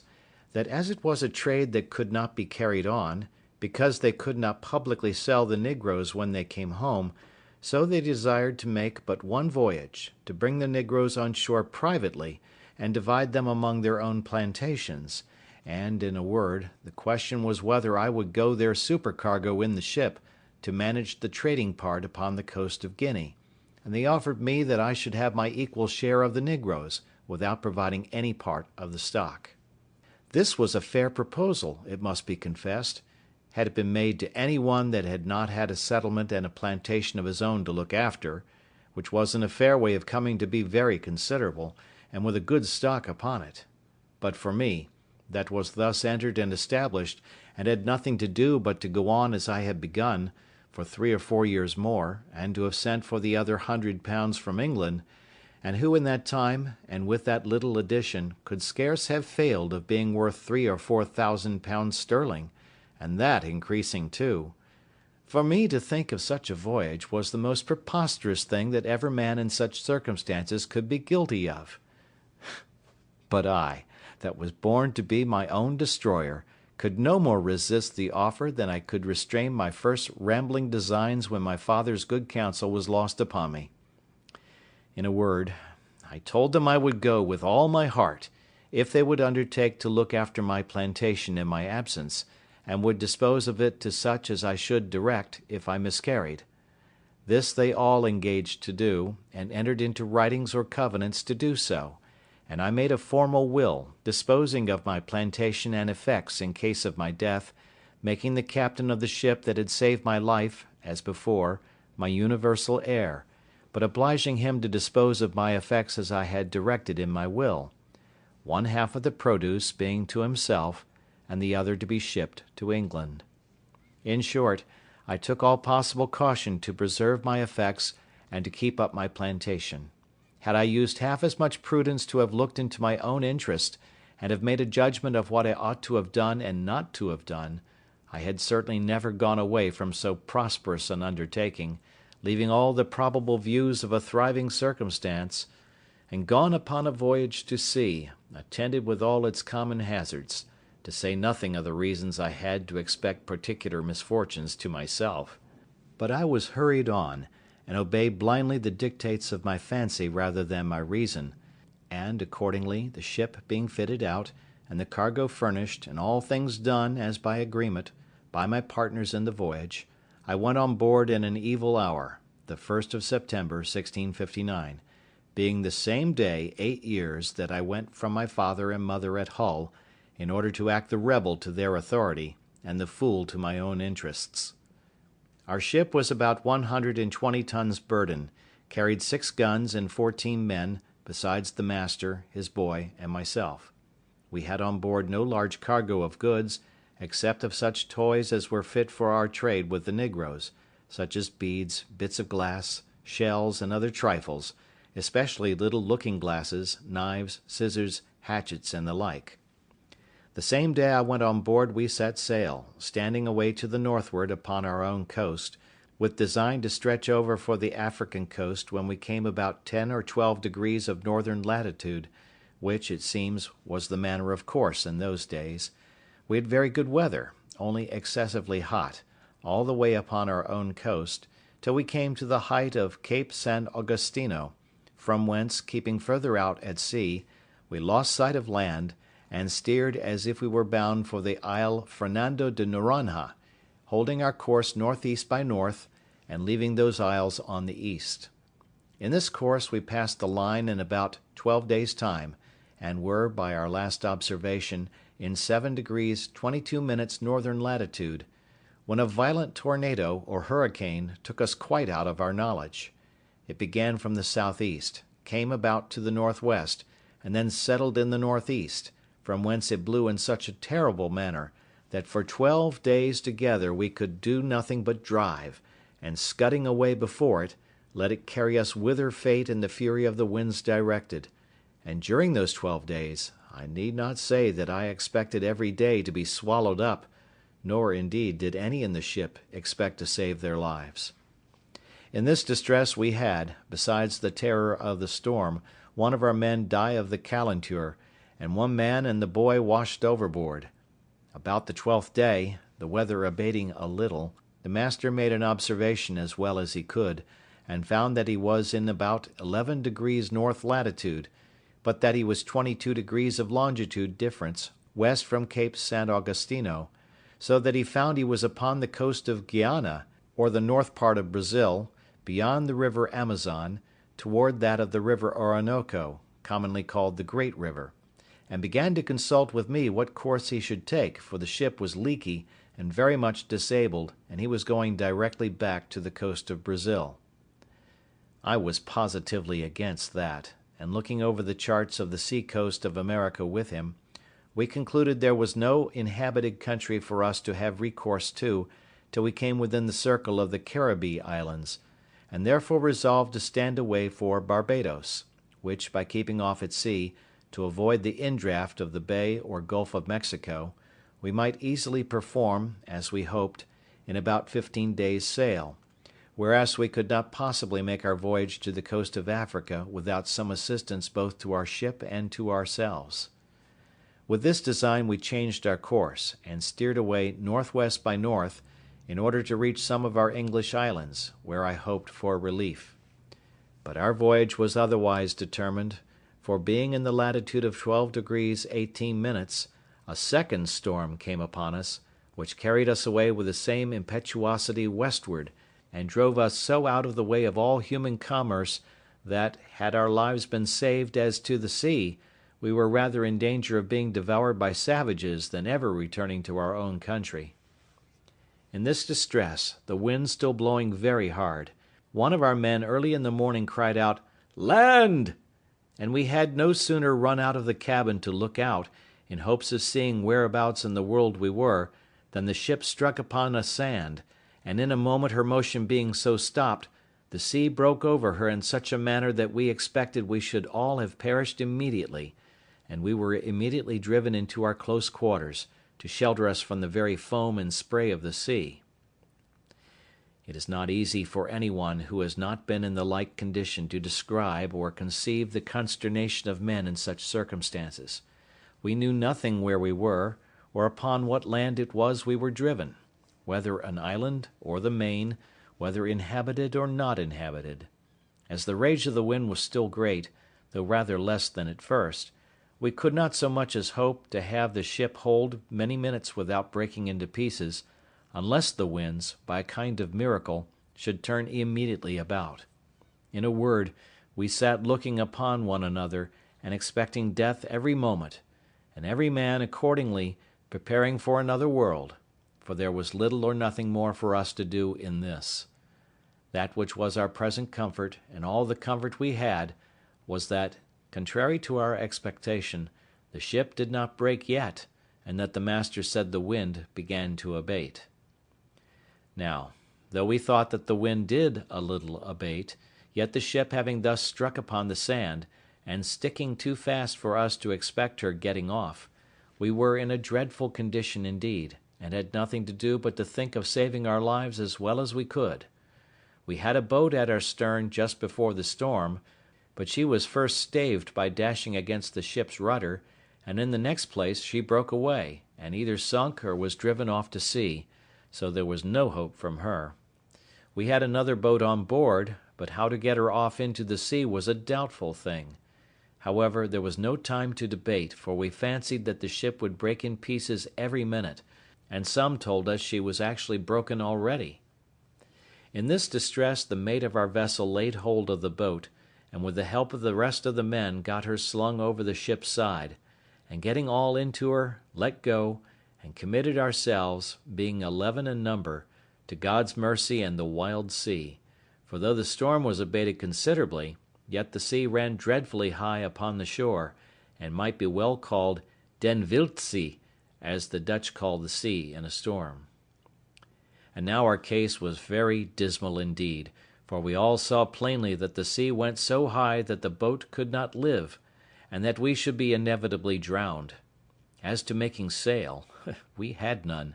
nor if we had could we have done anything with it. So we worked at the oar towards the land, though with heavy hearts, like men going to execution, for we all knew that when the boat came near the shore, she would be dashed in 1,000 pieces by the breach of the sea. However, we committed our souls to God in the most earnest manner, and the wind driving us towards the shore, we hastened our destruction with our own hands, putting as well as we could towards land. What the shore was, whether rock or sand, whether steep or shoal, we knew not. The only hope that could rationally give us the least shadow of expectation was, if we might find some bay or gulf, or the mouth of some river, where by great chance we might have run our boat in, or got under the lee of the land, and perhaps made smooth water. But there was nothing like this appeared. But, as we made nearer and nearer the shore, the land looked more frightful than the sea. After we had rowed, or rather driven about 1.5 leagues, as we reckoned it, a raging wave, mountain-like, came rolling astern of us, and plainly bade us expect the coup de grace. It took us with such a fury that it overset the boat at once, and separating us as well from the boat as from one another, gave us no time to say, "O God!" for we were all swallowed up in a moment. Nothing can describe the confusion of thought which I felt when I sank into the water, for though I swam very well, yet I could not deliver myself from the wave so as to draw breath, till that wave having driven me, or rather carried me, a vast way on towards the shore, and having spent itself, went back, and left me upon the land almost dry, but half dead with the water I took in.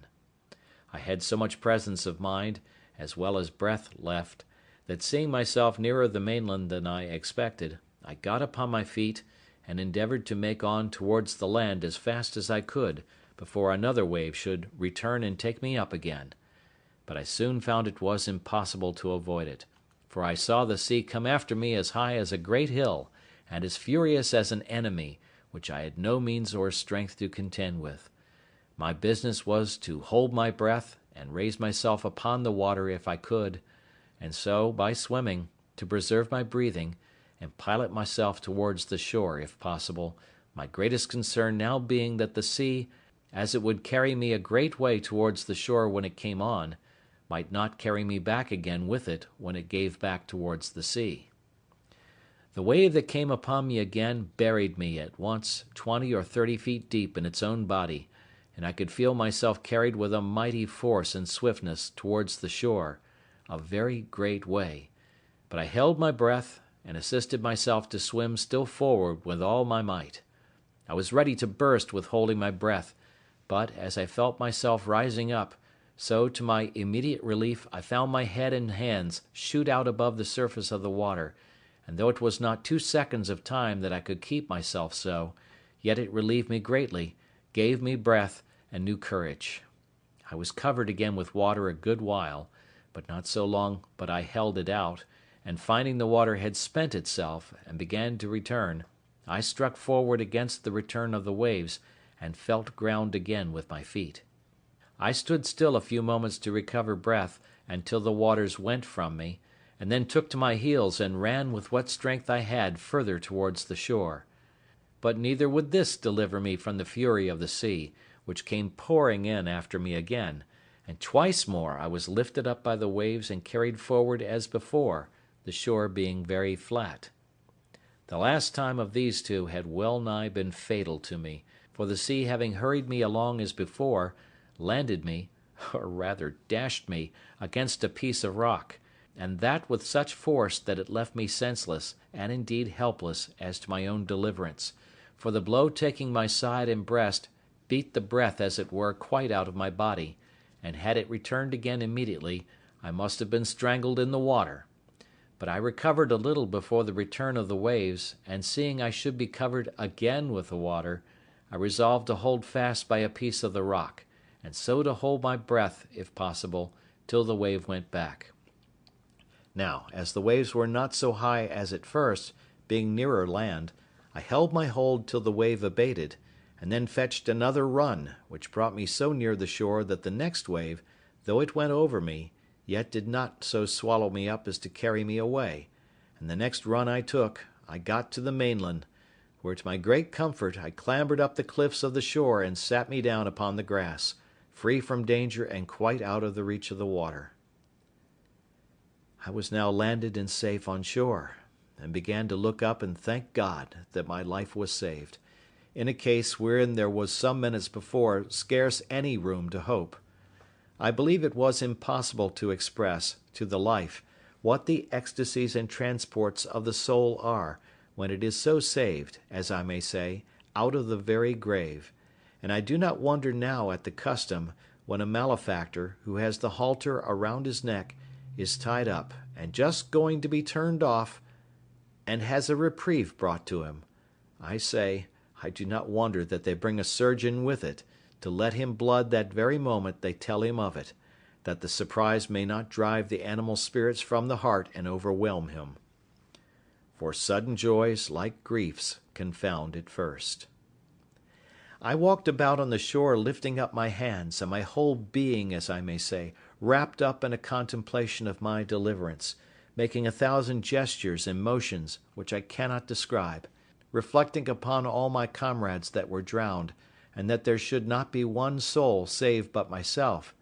for, as for them, I never saw them afterwards, or any sign of them, except 3 of their hats, 1 cap, and 2 shoes that were not fellows. I cast my eye to the stranded vessel, when, the breach and the froth of the sea being so big I could hardly see it, it lay so far off, and considered, Lord, how was it possible I could get on shore? After I had solaced my mind with the comfortable part of my condition, I began to look around me, to see what kind of place I was in, and what was next to be done; and I soon found my comforts abate,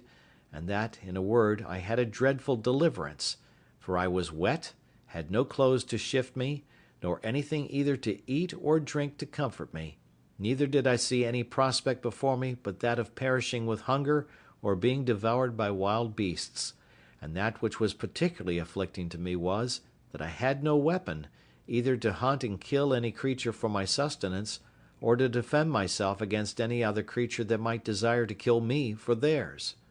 In a word, I had nothing about me but a knife, a tobacco pipe, and a little tobacco in a box.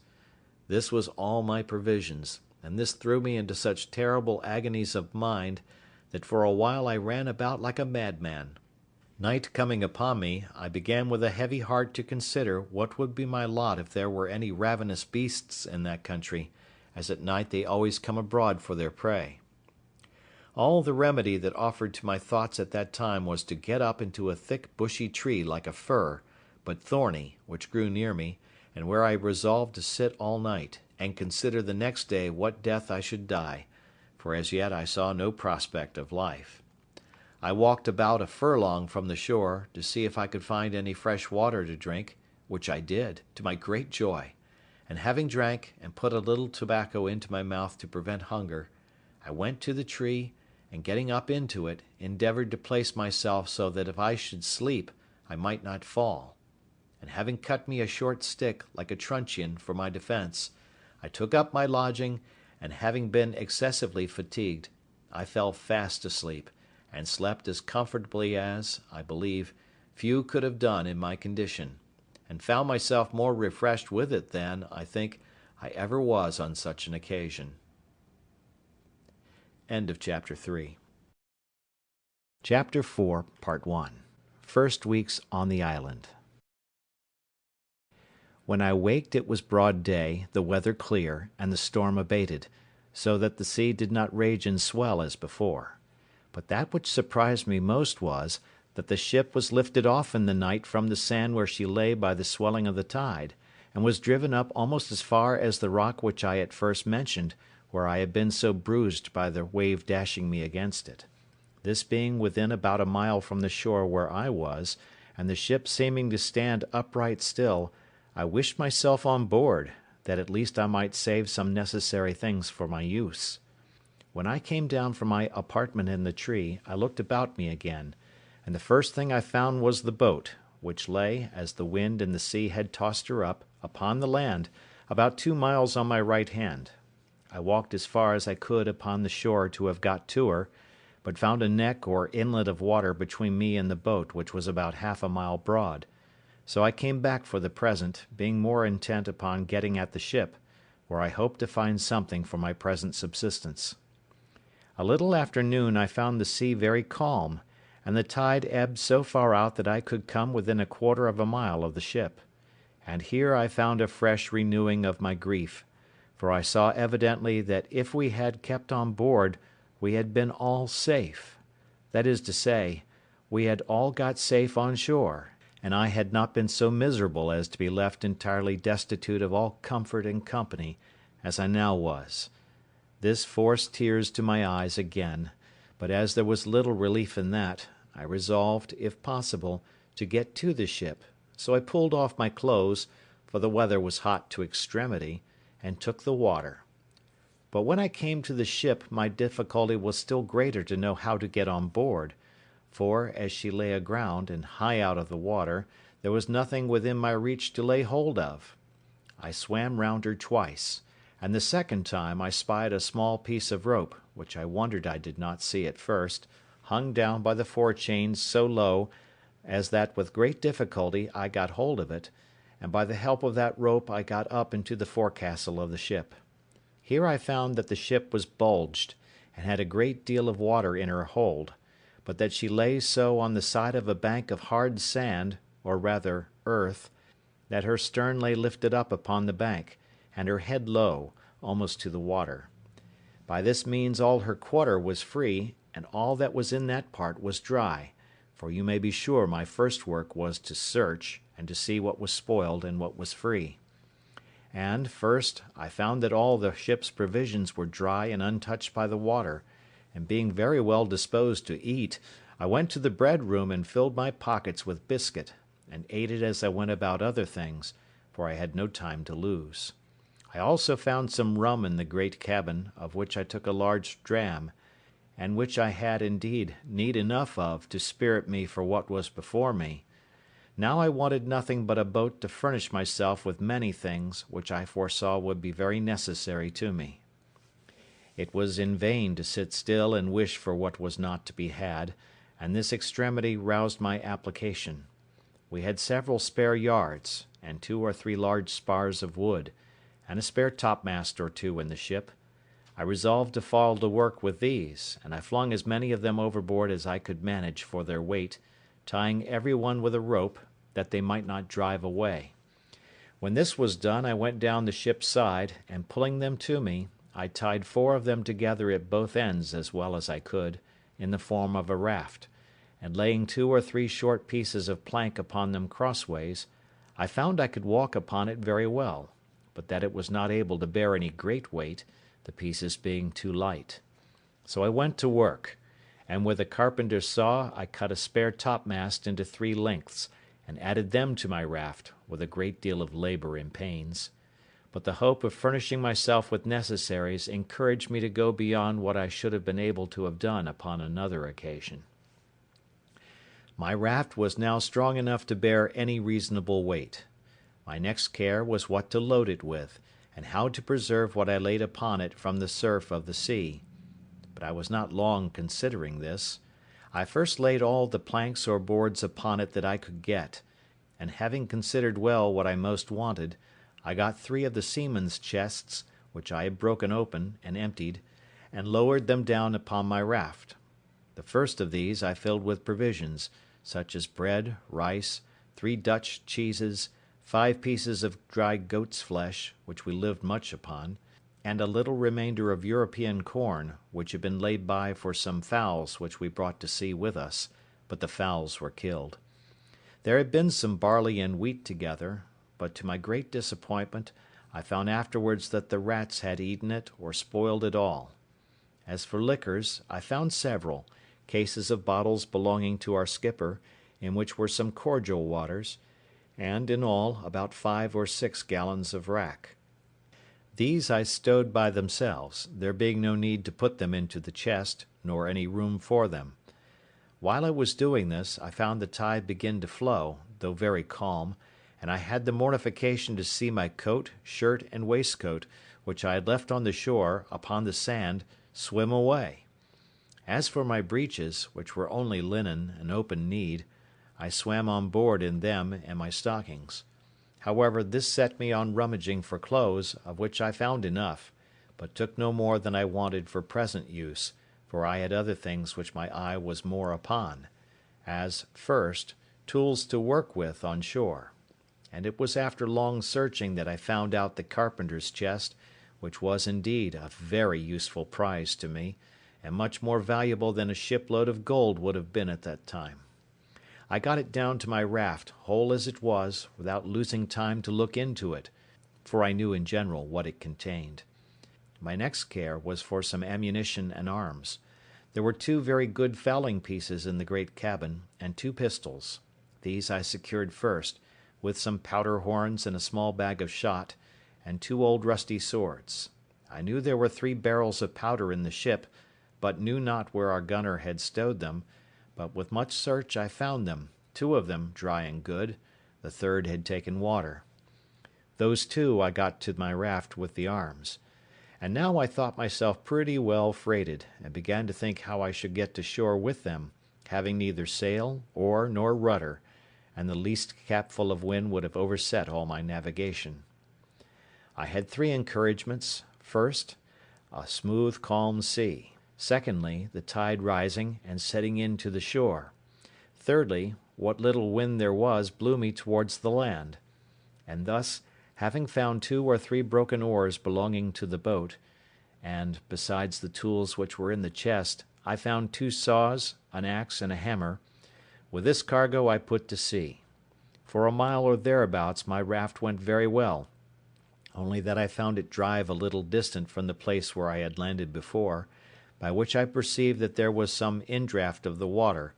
and consequently I hoped to find some creek or river there, which I might make use of as a port to get to land with my cargo. As I imagined, so it was. There appeared before me a little opening of the land, and I found a strong current of the tide set into it, so I guided my raft as well as I could, to keep in the middle of the stream. But here I had like to have suffered a second shipwreck, which, if I had, I think verily would have broken my heart; for knowing nothing of the coast, my raft ran aground at one end of it upon a shoal, and not being aground at the other end, it wanted but a little that all my cargo had slipped off towards the end that was afloat, and to fallen into the water. I did my utmost, by setting my back against the chests, to keep them in their places, but could not thrust off the raft with all my strength, neither durst I stir from the posture I was in; but holding up the chests with all my might, I stood in that manner near half an hour, in which time the rising of the water brought me a little more upon a level, and a little after, the water still rising, my raft floated again, and I thrust her off with the oar I had into the channel, and then driving up higher, I at length found myself in the mouth of a little river, with land on both sides and a strong current of tide running up. I looked on both sides for a proper place to get to shore, for I was not willing to be driven too high up the river, hoping in time to see some ships at sea, and therefore resolved to place myself as near the coast as I could. At length I spied a little cove on the right shore of the creek, to which with great pain and difficulty I guided my raft, and at last got so near that, reaching ground with my oar, I could thrust her directly in. But here I had like to have dipped all my cargo into the sea again, for that shore lying pretty steep, that is to say, sloping, there was no place to land, but where one end of my float, if it ran on shore, would lie so high, and the other sink lower, as before, that it would endanger my cargo again. All that I could do was to wait till the tide was at the highest, keeping the raft with my oar like an anchor, to hold the side of it fast to the shore near a flat piece of ground, which I expected the water would flow over, and so it did. As soon as I found water enough, for my raft drew about a foot of water, I thrust her upon that flat piece of ground, and there fastened or moored her, by sticking my two broken oars into the ground, one on one side near one end, and one on the other side near the other end, and thus I lay till the water ebbed away, and left my raft and all my cargo safe on shore. My next work was to view the country, and seek a proper place for my habitation, and where to stow my goods to secure them from whatever might happen.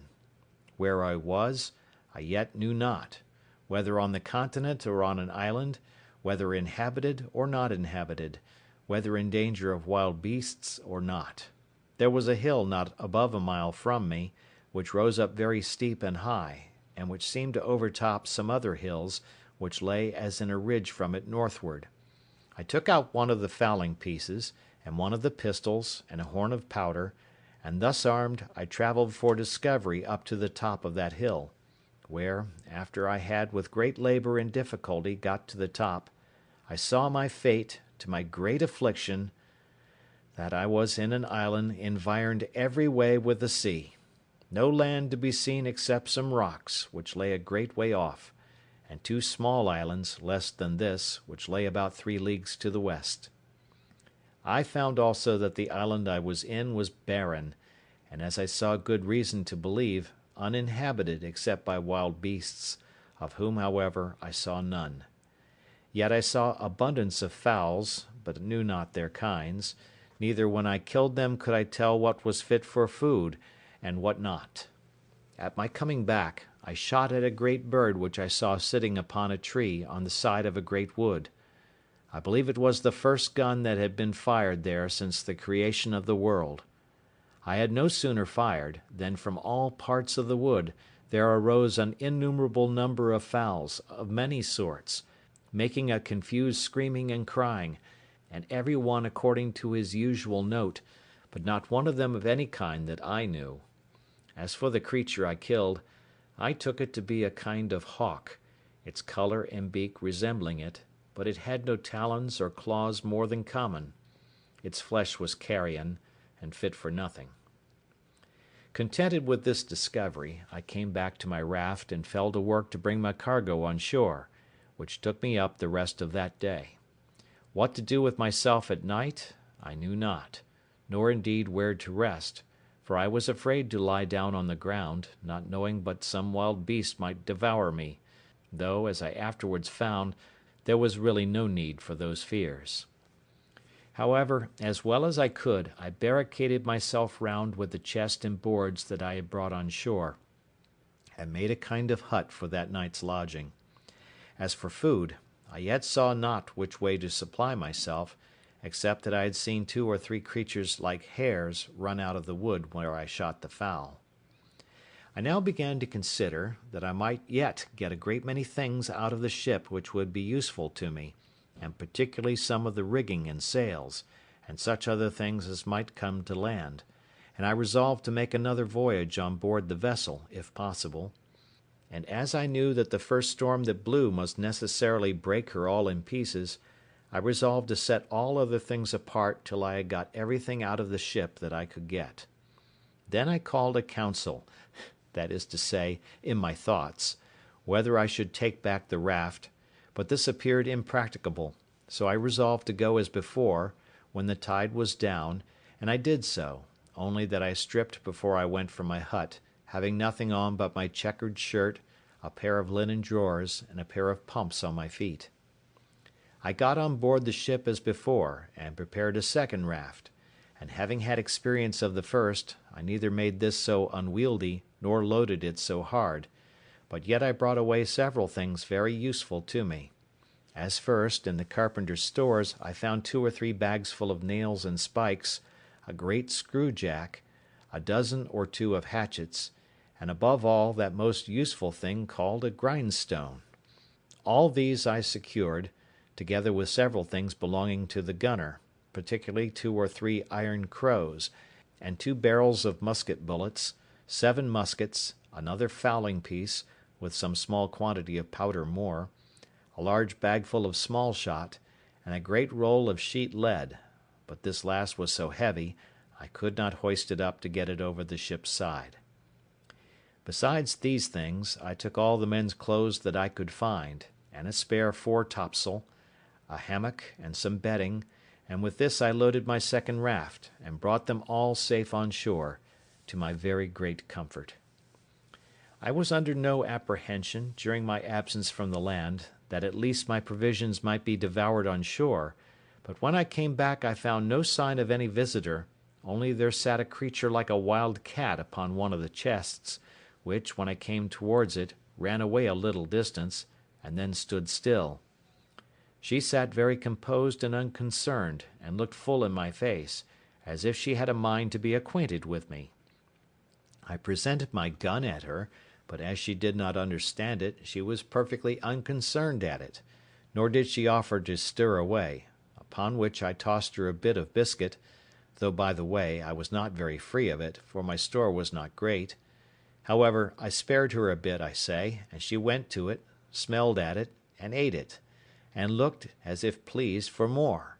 but I thanked her, and could spare no more, so she marched off. Having got my second cargo on shore, though I was fain to open the barrels of powder, and bring them by parcels, for they were too heavy, being large casks, I went to work to make me a little tent with a sail, and some poles which I cut for that purpose, and into this tent I brought everything that I knew would spoil either with rain or sun,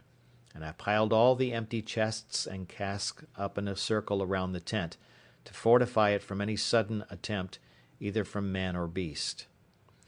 When I had done this, I blocked up the door of the tent with some boards within, and an empty chest set up on end without, and spreading one of the beds upon the ground, laying my 2 pistols just at my head, and my gun at length by me, I went to bed for the first time, and slept very quietly all night, for I was very weary and heavy. For the night before I had slept little, and had laboured very hard all day to fetch all these things from the ship, and to get them on shore. I had the biggest magazine of all kinds now that ever was laid up, I believe, for one man; but I was not satisfied still, for while the ship sat upright in that posture, I thought I ought to get everything out of her that I could; so every day at low water I went on board, and brought away something or other, but particularly the third time I went, I brought away as much of the rigging as I could, as also all the small ropes and rope twine I could get, with a piece of spare canvas, which was to mend the sails upon occasion, and the barrel of wet gunpowder. In a word, I brought away all the sails, first and last, only that I was fain to cut them in pieces, and bring as much at a time as I could, for they were no more useful to be sails, but as mere canvas only. But that which comforted me more still was, that last of all, after I had made 5 or 6 such voyages as these, and thought I had nothing more to expect from the ship that was worth my meddling with, I say, after all this, I found a great hogshead of bread, 3 large runlets of rum, or spirits, a box of sugar, and a barrel of fine flour. This was surprising to me, because I had given over expecting any more provisions, except what was spoiled by the water. I soon emptied the hogshead of the bread, and wrapped it up, parcel by parcel, in pieces of the sails, which I cut out, and in a word, I got all this safe on shore also. End of Part 1 of Chapter 4. Chapter 4, Part 2. The next day I made another voyage, and now, having plundered the ship of what was portable and fit to hand out, I began with the cables. Cutting the great cable into pieces, such as I could move, I got 2 cables and a hawser on shore, with all the ironwork I could get, and having cut down the spritsail yard and the mizzen yard, and everything I could, to make a large raft, I loaded it with all these heavy goods, and came away. But my good luck began now to leave me, for this raft was so unwieldy and so overladen that, after I had entered the little cove where I had landed the rest of my goods, not being able to guide it so handily as I did the other, it overset, and threw me and all my cargo into the water. As for myself, it was no great harm, for I was near the shore, but as to my cargo, it was a great part of it lost, especially the iron, which I expected would have been of great use to me. However, when the tide was out, I got most of the pieces of the cable ashore, and some of the iron, though with infinite labour, for I was fain to dip for it into the water, a work which fatigued me very much. After this I went every day on board, and brought away what I could get. I had been now 13 days on shore, and had been 11 times on board the ship, in which time I had brought away all that one pair of hands could well be supposed capable to bring; though I believe verily, had the calm weather held, I should have brought away the whole ship, piece by piece. But preparing the 12th time to go on board, I found the wind began to rise. However, at low water I went on board, and though I thought I had rummaged the cabin so effectually that nothing more could be found,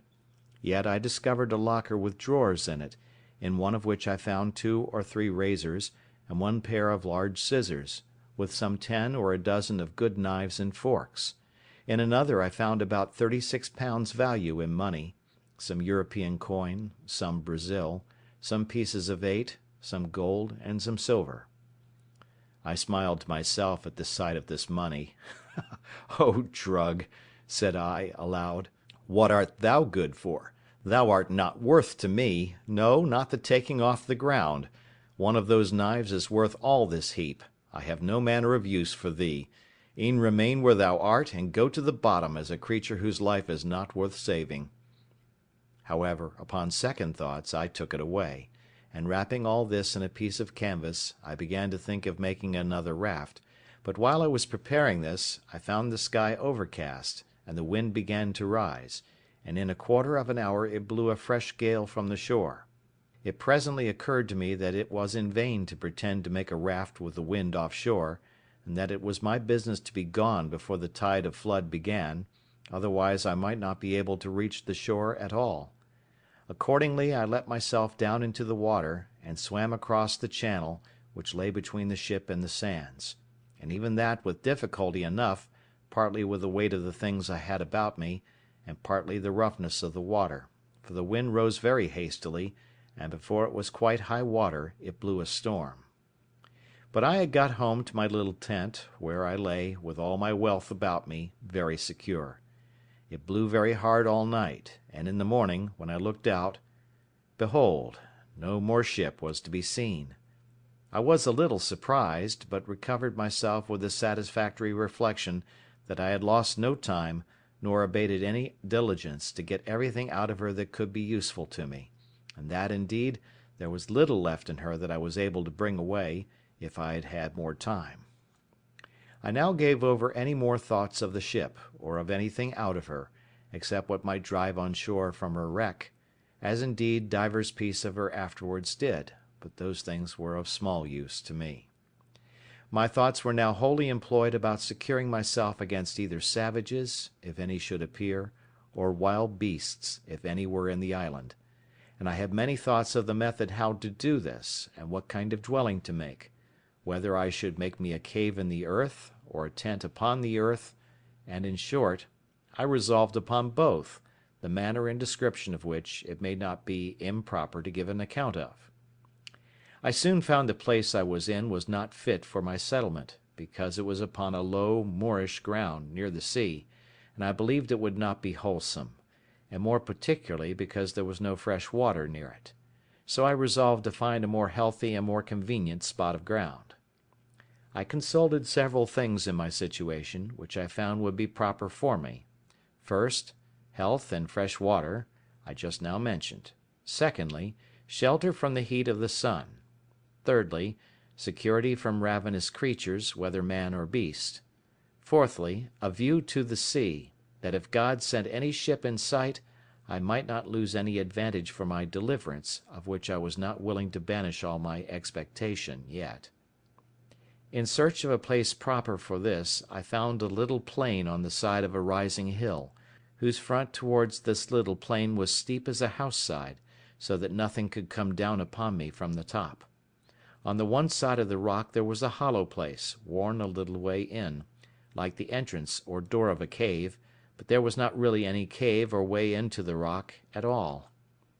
On the flat of the green, just before this hollow place, I resolved to pitch my tent. This plain was not above 100 yards broad, and about twice as long, and lay like a green before my door, and, at the end of it, descended irregularly every way down into the low ground by the seaside.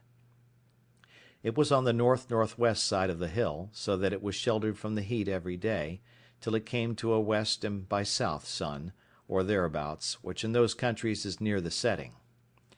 Before I set up my tent I drew a half circle before the hollow place, which took in about 10 yards in its semi-diameter from the rock, and 20 yards in its diameter from its beginning and ending. In this half circle I pitched 2 rows of strong stakes, driving them into the ground till they stood very firm like piles, the biggest end being out of the ground above 5 feet and a half, and sharpened on the top. The 2 rows did not stand above 6 inches from one another.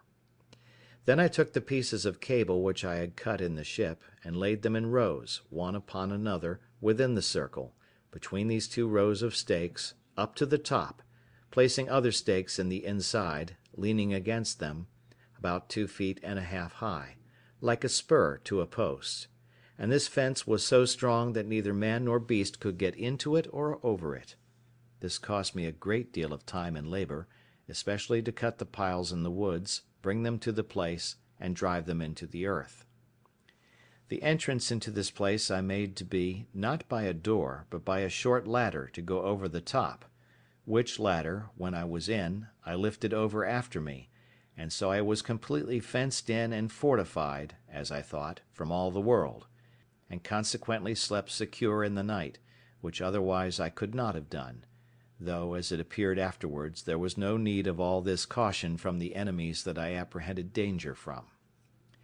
Into this fence or fortress, with infinite labour, I carried all my riches, all my provisions, ammunition, and stores, of which you have the account above; and I made a large tent, which, to preserve me from the rains that in one part of the year are very violent there, I made double, one smaller tent within, and one larger tent above it, and covered the uppermost with a large tarpaulin, which I had saved among the sails. And now I lay no more for a while in the bed which I had brought on shore, but in a hammock, which was indeed a very good one, and belonged to the mate of the ship. Into this tent I brought all my provisions, and everything that would spoil by the wet, and having thus enclosed all my goods, I made up the entrance, which till now I had left open, and so passed and repassed, as I said, by a short ladder. When I had done this, I began to work my way into the rock, and bringing all the earth and stones that I dug down out through my tent, I laid them up within my fence in the nature of a terrace, so that it raised the ground within about 1.5 foot, and thus I made me a cave just behind my tent, which served me like a cellar to my house. It cost me much labour and many days before all these things were brought to perfection, and therefore I must go back to some other things which took up some of my thoughts. At the same time it happened, after I had laid my scheme for the setting up of my tent, and making the cave, that a storm of rain falling from the thick, dark cloud, a sudden flash of lightning happened, and after that a great clap of thunder, as is naturally the effect of it. I was not so much surprised with the lightning as I was with a thought which darted into my mind as swift as the lightning itself. Oh, my powder! My very heart sank within me when I thought that, at one blast, all my powder might be destroyed, on which, not my defence only, but the providing of my food, as I thought, entirely depended. I was nothing near so anxious about my own danger, though, had the powder took fire, I should never have known who had hurt me. Such impression did this make upon me, that after the storm was over, I laid aside all my works, my building and fortifying, and applied myself to make bags and boxes, to separate the powder, and to keep it a little and a little in a parcel, in the hope that, whatever might come, it might not all take fire at once, and to keep it so apart that it should not be possible to make one part fire another. I finished this work in about a fortnight, and I think my powder, which in all was about 240 pounds weight, was divided in not less than 100 parcels. As to the barrel that had been wet, I did not apprehend any danger from that, so I placed it in my new cave, which, in my fancy, I called my kitchen, and the rest I hid up and down in holes among the rocks, so that no wet might come to it, marking very carefully where I laid it. In the interval of time while this was doing, I went out once at least every day with my gun, as well to divert myself as to see if I could kill anything fit for food, and as near as I could to acquaint myself with what the island produced. The first time I went out, I presently discovered that there were goats in the island, which was a great satisfaction to me. But then it was attended with this misfortune to me, that is, that they were so shy, so subtle, and so swift of foot, that it was even the most difficult thing in the world to come at them. But I was not discouraged at this, not doubting but I might now and then shoot one, as it soon happened; for after I had found their haunts a little, I laid wait in this manner for them. I observed if they saw me in the valleys, though they were upon the rocks, they would run away, as in a terrible fright; but if they were feeding in the valleys and I was upon the rocks, they took no notice of me, from whence I concluded that, by the position of their optics, their sight was so directed downward that they did not readily see objects that were above them. So afterwards I took this method: I always climbed the rocks first, to get above them, and then had frequently a fair mark. The first shot I made among these creatures I killed a she-goat, which had a little kid by her, which she gave suck to, which grieved me heartily, for when the old one fell, the kid stood stock still by her, till I came and took her up; and not only so, but when I carried the old one with me, upon my shoulders, the kid followed me quite to my enclosure, upon which I laid down the dam, and took the kid in my arms, and carried it over my pail, in hopes to have bred it up tame; but it would not eat, so I was forced to kill it, and eat it myself. These two supplied me with flesh a great while, for I ate sparingly, and saved my provisions, my bread especially, as much as possibly I could. Having now fixed my habitation, I found it absolutely necessary to provide a place to make a fire in, and fuel to burn; and what I did for that, and also how I enlarged my cave, and what conveniences I made, I shall give a full account of in its place. But I must now give some little account of myself, and of my thoughts about living, which, it may well be supposed, were not a few. I had a dismal prospect of my condition; for as I was not cast away upon that island without being driven, as is said, by a violent storm, quite out of the course of our intended voyage, and a great way, perhaps some hundreds of leagues, out of the ordinary course of the trade of mankind, I had great reason to consider it as a determination of Heaven, that in this desolate place, and in this desolate manner, I should end my life. The tears would run plentifully down my face when I made these reflections, and sometimes I would expostulate with myself why Providence should thus completely ruin his creatures, and render them so absolutely miserable, so without help, abandoned, so entirely depressed, that it could hardly be rational to be thankful for such a life. But something always returned swift upon me to check these thoughts, and to reprove me; and particularly one day, walking with my gun in my hand by the seaside, I was very pensive upon the subject of my present condition, when reason, as it were, expostulated with me the other way, thus: "Well, you are in a desolate condition, it is true; but, pray remember, where are the rest of you? Did not you come, 11 of you in the boat? Where are the 10? Why were they not saved, and you lost? Why were you singled out? Is it better to be here or there?" And then I pointed to the sea. All evils are to be considered with the good that is in them, and with what worse attends them. Then it occurred to me again, how well I was furnished for my subsistence, and what would well have been my case if it had not happened, which was 100,000 to 1, that the ship floated from the place where she first struck, and was driven so near the shore that I had time to get all these things out of her. What would have been my case, if I had been forced to have lived in the condition in which I at first came on shore, without necessaries of life, or necessaries to supply and procure them? "Particularly," said I, aloud, though to myself, "what should I have done without a gun, without ammunition, without any tools to make anything, or to work with, without clothes, bedding, a tent, or any manner of covering?" And that now I had all these to sufficient quantity, and was in a fair way to provide myself in such a manner as to live without my gun, when my ammunition was spent, so that I had a tolerable view of subsisting, without any want, as long as I lived; for I considered from the beginning how I would provide for the accidents that might happen, and for the time that was to come, even not only after my ammunition should be spent, but even after my health and strength should decay. I confess I had not entertained any notion of my ammunition being destroyed at one blast; I mean my powder being blown up by lightning; and this made the thoughts of it so surprising to me when it lightened and thundered, as I observed just now. And now being about to enter into a melancholy relation of a scene of silent life, such, perhaps, as was never heard of in the world before, I shall take it from its beginning, and continue it in its order.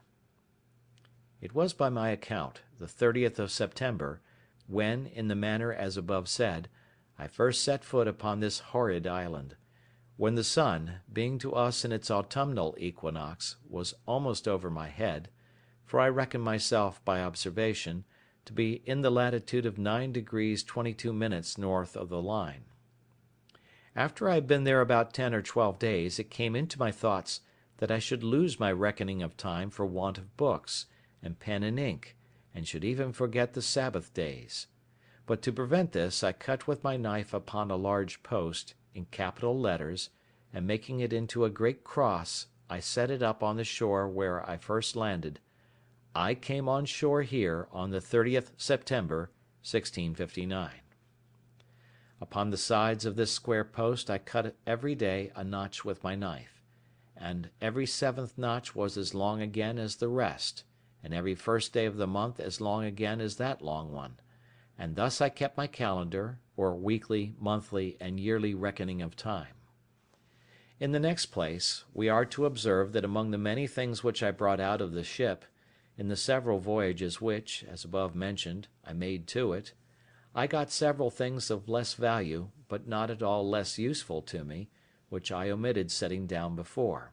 as in particular, pens, ink, and paper, several parcels in the captain's, mate's, gunner's, and carpenter's keeping, 3 or 4 compasses, some mathematical instruments, dials, perspectives, charts, and books of navigation, all which I huddled together, whether I might want them or no. Also I found 3 very good Bibles, which came to me in my cargo from England, and which I had packed up among my things. Some Portuguese books also, and among them 2 or 3 Popish prayer books, and several other books, all of which I carefully secured.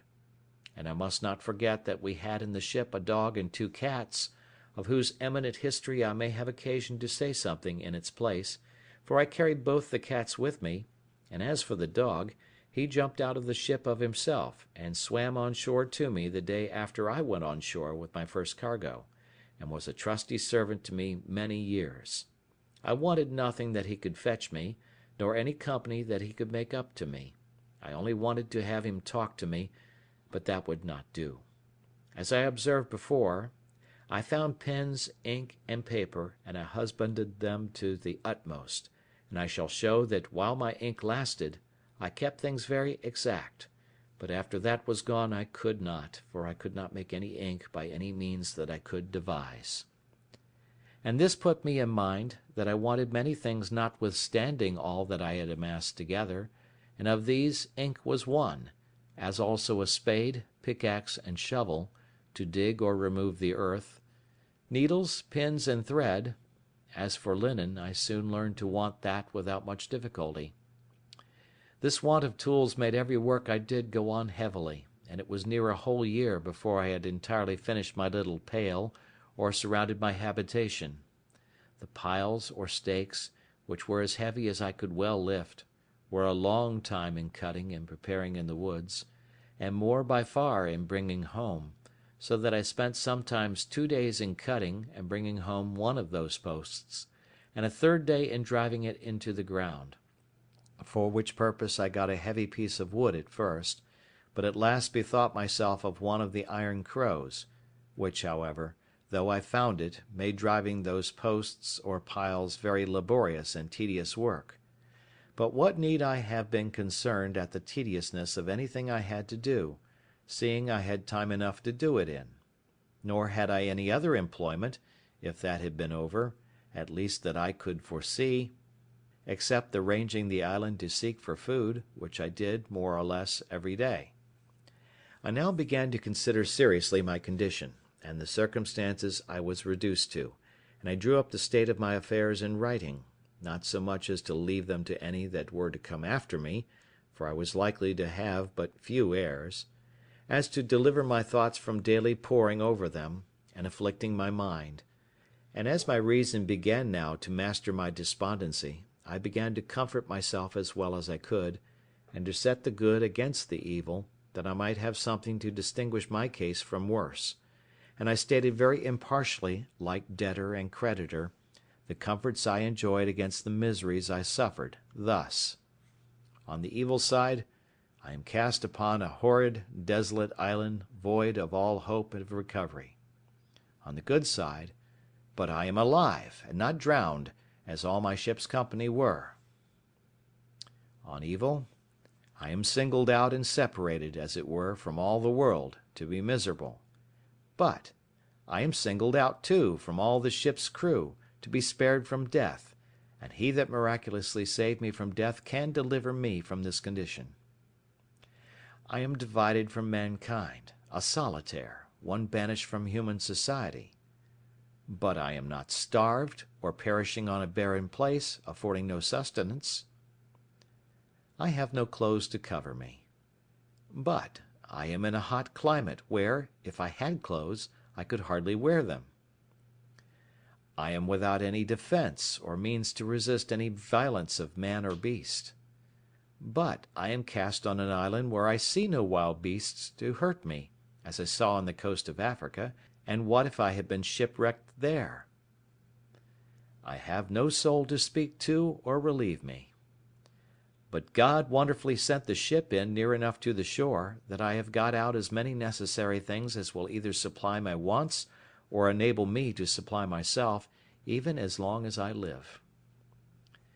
Upon the whole, here was an undoubted testimony that there was scarce any condition in the world so miserable but there was something negative or something positive to be thankful for in it.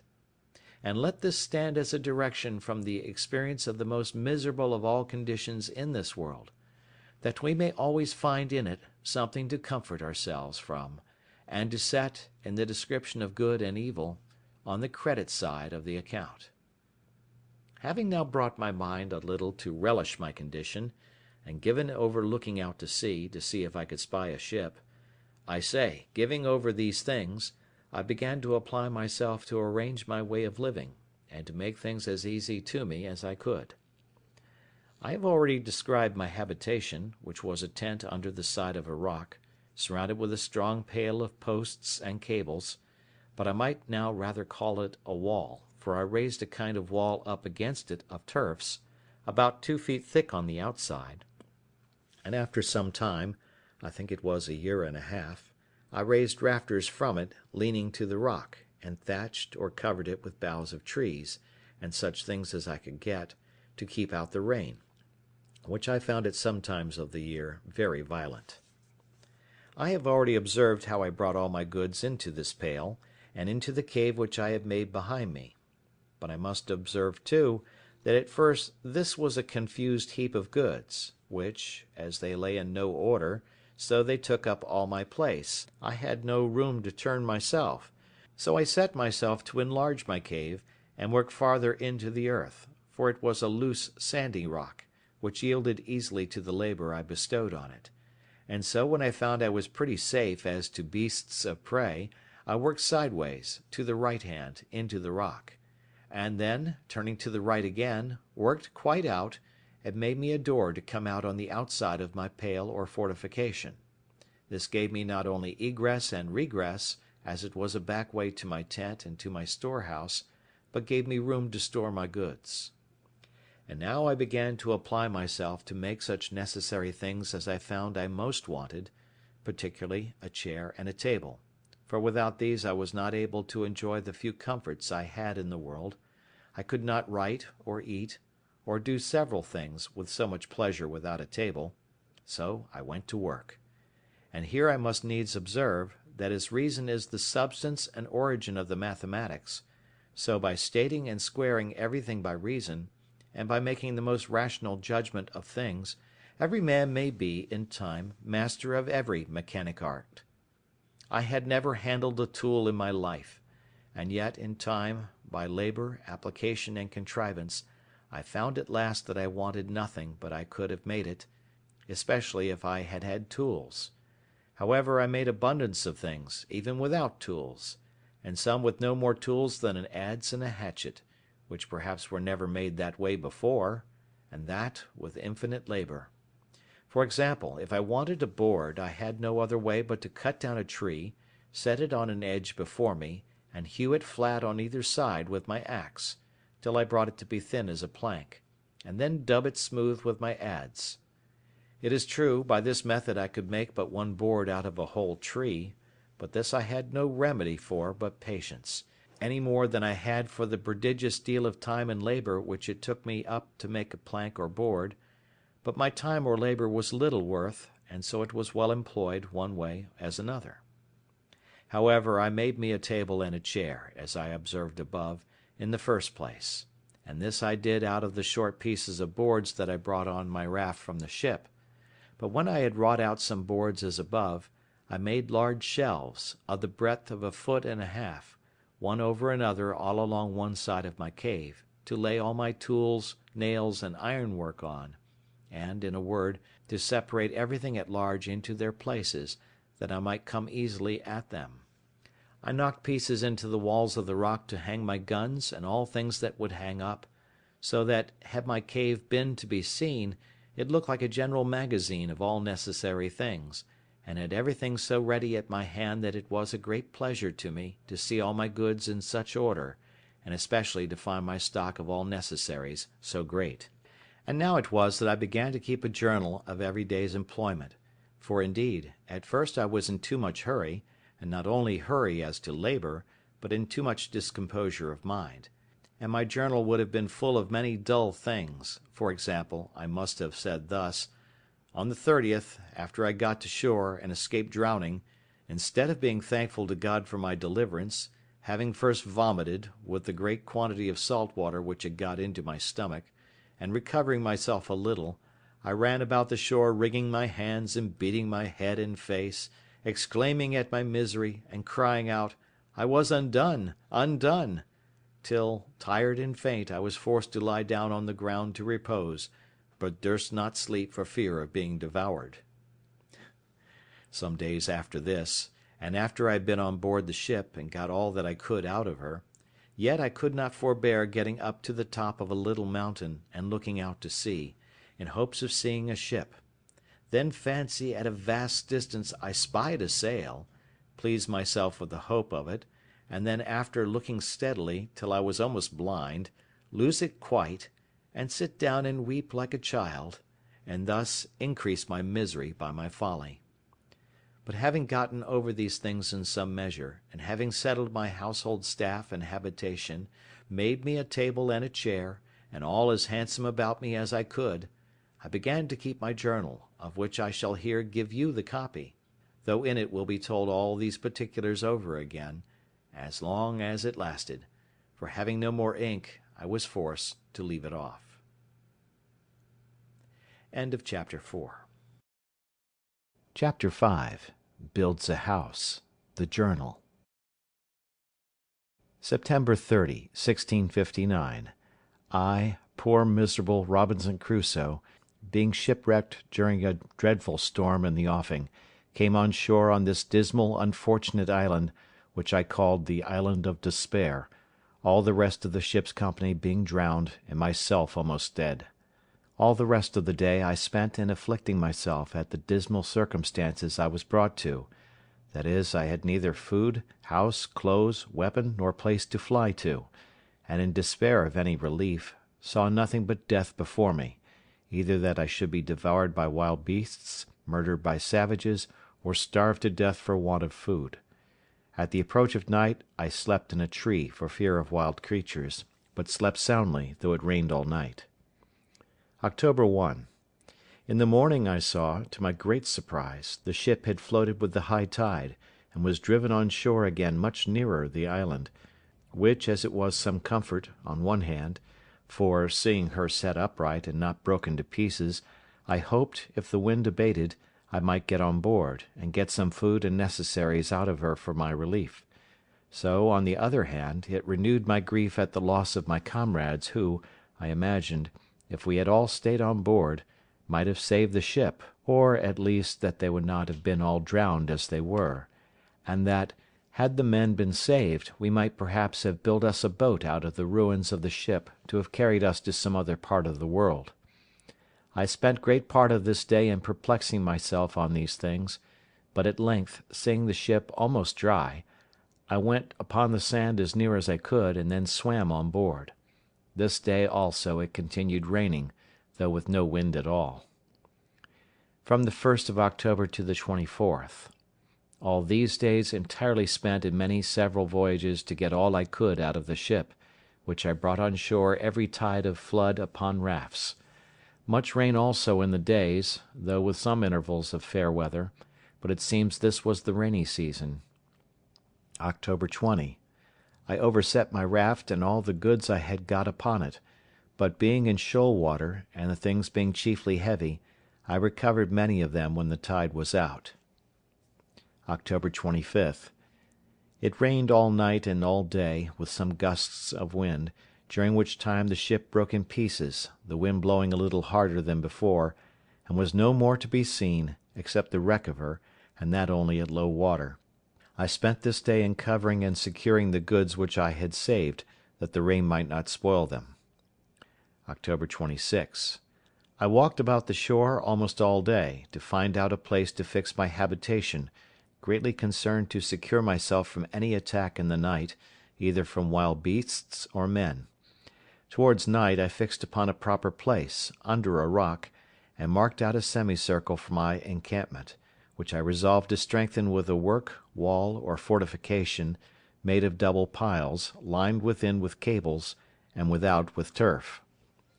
From the 26th to the 30th I worked very hard in carrying all my goods to my new habitation, though some part of the time it rained exceedingly hard. The 31st, in the morning, I went out into the island with my gun to seek for some food, and discover the country, when I killed a she-goat, and her kid followed me home, which I afterwards killed also, because it would not feed. November 1st, I set up my tent under a rock, and lay there for the first night, making it as large as I could, with stakes driven in to swing my hammock upon. November 2nd, I set up all my chests and boards, and the pieces of timber which made my rafts, and with them formed a fence round me, a little within the place I had marked out for my fortification. November 3rd, I went out with my gun and killed 2 fowls like ducks, which were very good food. In the afternoon went to work to make me a table. November 4. This morning I began to order my times of work, of going out with my gun, time of sleep and time of diversion.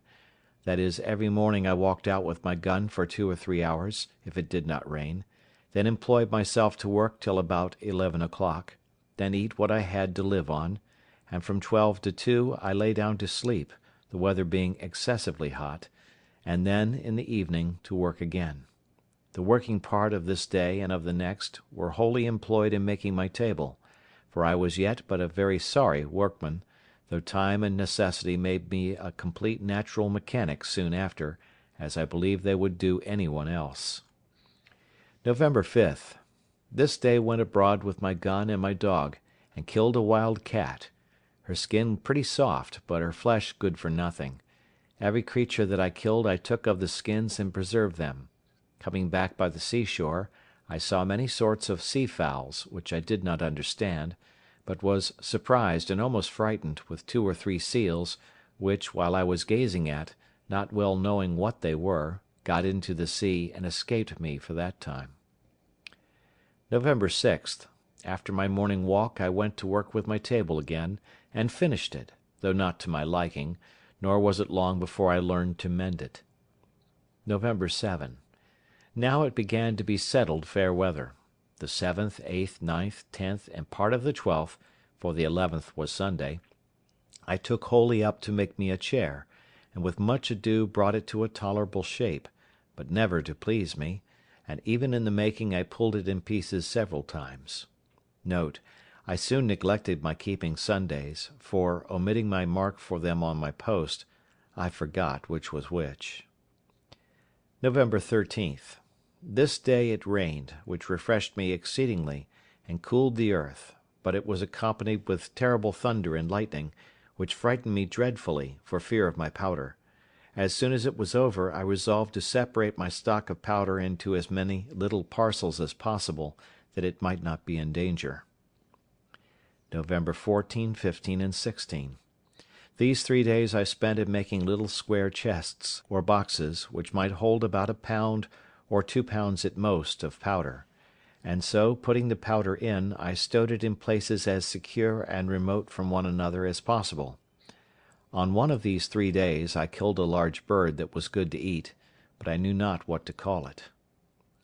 November 17. This day I began to dig behind my tent into the rock, to make room for my further conveniency. Note: 3 things I wanted excessively for this work, viz., a pickaxe, a shovel, and a wheelbarrow or basket, so I desisted from my work and began to consider how to supply that want, and make me some tools. As for the pickaxe, I made use of the iron crows, which were proper enough, though heavy; but the next thing was a shovel or spade. This was so absolutely necessary that, indeed, I could do nothing effectually without it, but what kind of one to make I knew not. November 18. The next day, in searching the woods, I found a tree of that wood, or like it, which in the Brazils they call the iron tree, for its exceeding hardness. Of this, with great labour, and almost spoiling my axe, I cut a piece, and brought it home too with difficulty enough, for it was exceeding heavy. The excessive hardness of the wood, and my having no other way, made me a long while upon this machine, for I worked it effectually by little and little into the form of a shovel or spade, the handle exactly shaped like ours in England, only that the board part having no iron shod upon it at bottom, it would not last me so long. However, it served me well enough for the uses which I had occasion to put it to, but never was a shovel, I believe, made after that fashion, or so long in making. I was still deficient, for I wanted a basket or a wheelbarrow. A basket I could not make by any means, having no such things as twigs that would bend to make wicker ware, at least none yet found out; and as to a wheelbarrow, I fancied I could make all but the wheel, but that I had no notion of, neither did I know how to go about it; besides, I had no possible way to make the iron gudgeons for the spindle or axis of the wheel to run in, so I gave it over, and so, for carrying away the earth which I dug out of the cave, I made me a kind of thing like a hod, which the labourers carry mortar in when they serve the bricklayers. This was not so difficult to me as the making of the shovel, and yet this and the shovel, and the attempt which I made in vain to make a wheelbarrow, took me up no less than 4 days. I mean always excepting my morning walk with my gun, which I seldom failed, and very seldom failed also bringing home something fit to eat. November 23rd. My other work having now stood still, because of my making these tools, when they were finished I went on, and working every day, as my strength and time allowed, I spent 18 days entirely in widening and deepening my cave, that it might hold my goods commodiously. Note, during all this time I worked to make this room or cave spacious enough to accommodate me as a warehouse or magazine, a kitchen, a dining room, and a cellar. As for my lodging, I kept to the tent; except that sometimes, in the wet season of the year, it rained so hard that I could not keep myself dry, which caused me afterwards to cover all my place within my pale with long poles, in the form of rafters, leaning against the rock, and load them with flags and large leaves of trees, like a thatch. December 10. I began now to think my cave or vault finished, when on a sudden, it seems I had made it too large, a great quantity of earth fell down from the top on one side, so much that, in short, it frighted me, and not without reason too, for if I had been under it, I had never wanted a grave digger. I had now a great deal of work to do over again, for I had the loose earth to carry out, and which was of more importance, I had the ceiling to prop up, that I might be sure no more would come down. December 11th. This day I went to work with it accordingly, and got 2 shores or posts pitched upright to the top, with 2 pieces of boards across over each post. This I finished the next day, and setting more posts up with boards, in about a week more I had the roof secured, and the posts, standing in rows, served me for partitions to part off the house. December 17th. From this day to the 20th I placed shelves, and knocked up nails on the posts, to hang everything up that could be hung up, and now I began to be in some order within doors. December 20. Now I carried everything into the cave, and began to furnish my house, and set up some pieces of boards like a dresser, to order my victuals upon; but boards began to be very scarce with me; also I made me another table. December 24th. Much rain all night and all day, no stirring out. December 25. Rain all day.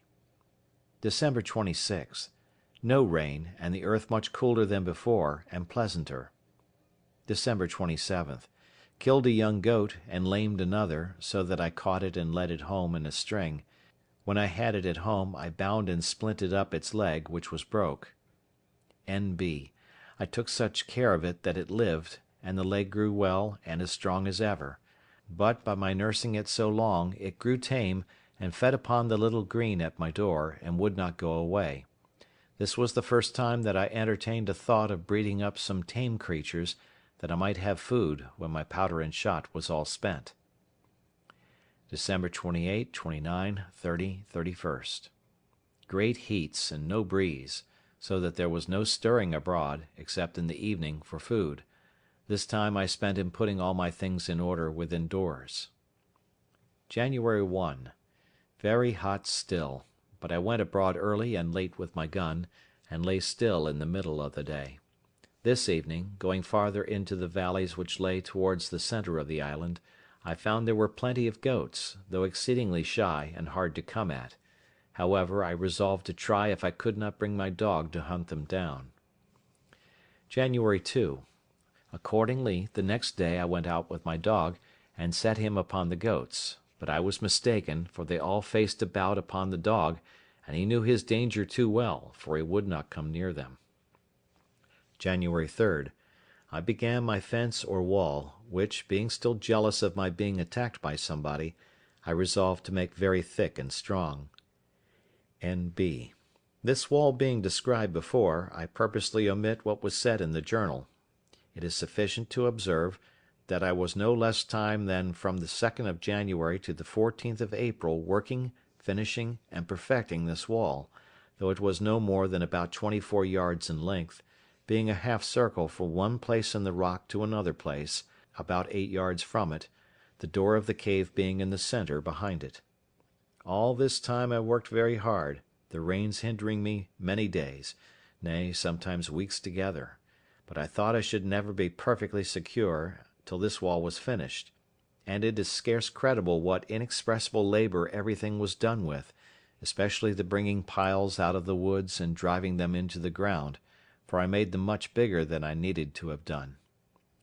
When this wall was finished, and the outside double fenced, with the turf wall raised close to it, I perceived myself that if any people were to come on shore there, they would not perceive anything like a habitation, and it was very well I did so, as may be observed hereafter, upon a very remarkable occasion.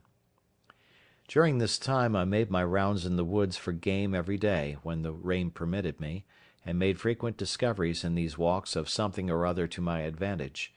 Particularly I found a kind of wild pigeons, which build, not as wood pigeons in a tree, but rather as house pigeons, in the holes of the rocks; and taking some young ones, I endeavoured to breed them up tame, and did so; but when they grew older they flew away, which perhaps was at first for want of feeding them, for I had nothing to give them. However, I frequently found their nests, and got their young ones, which were very good meat. And now, in the managing my household affairs, I found myself wanting in many things, which I thought at first it was impossible for me to make; as indeed with some of them it was. For instance, I could never make a cask to be hooped. I had a small runlet or two, as I observed before,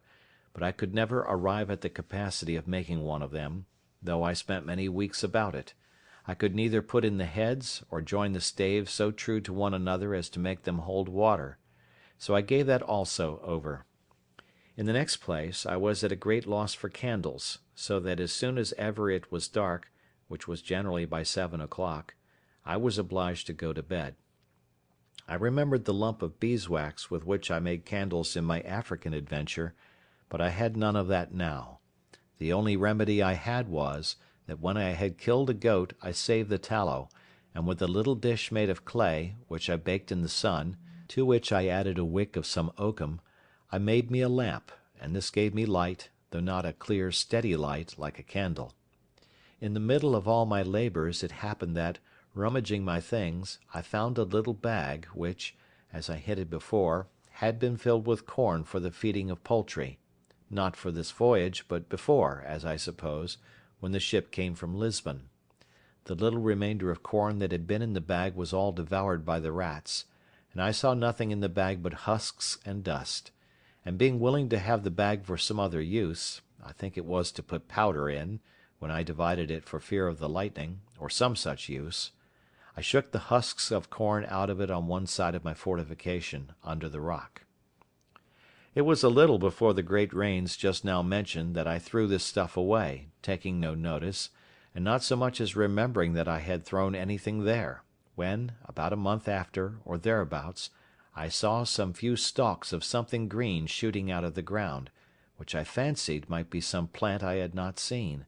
but I was surprised and perfectly astonished when, after a little longer time, I saw about 10 or 12 ears come out, which were perfect green barley, of the same kind as our European, nay, as our English barley. It is impossible to express the astonishment and confusion of my thoughts on this occasion. I had hitherto acted upon no religious foundation at all. Indeed, I had very few notions of religion in my head, nor had entertained any sense of anything that had befallen me otherwise than as chance, or, as we lightly say, what pleases God, without so much as inquiring into the end of Providence in these things, or His order in governing events for the world.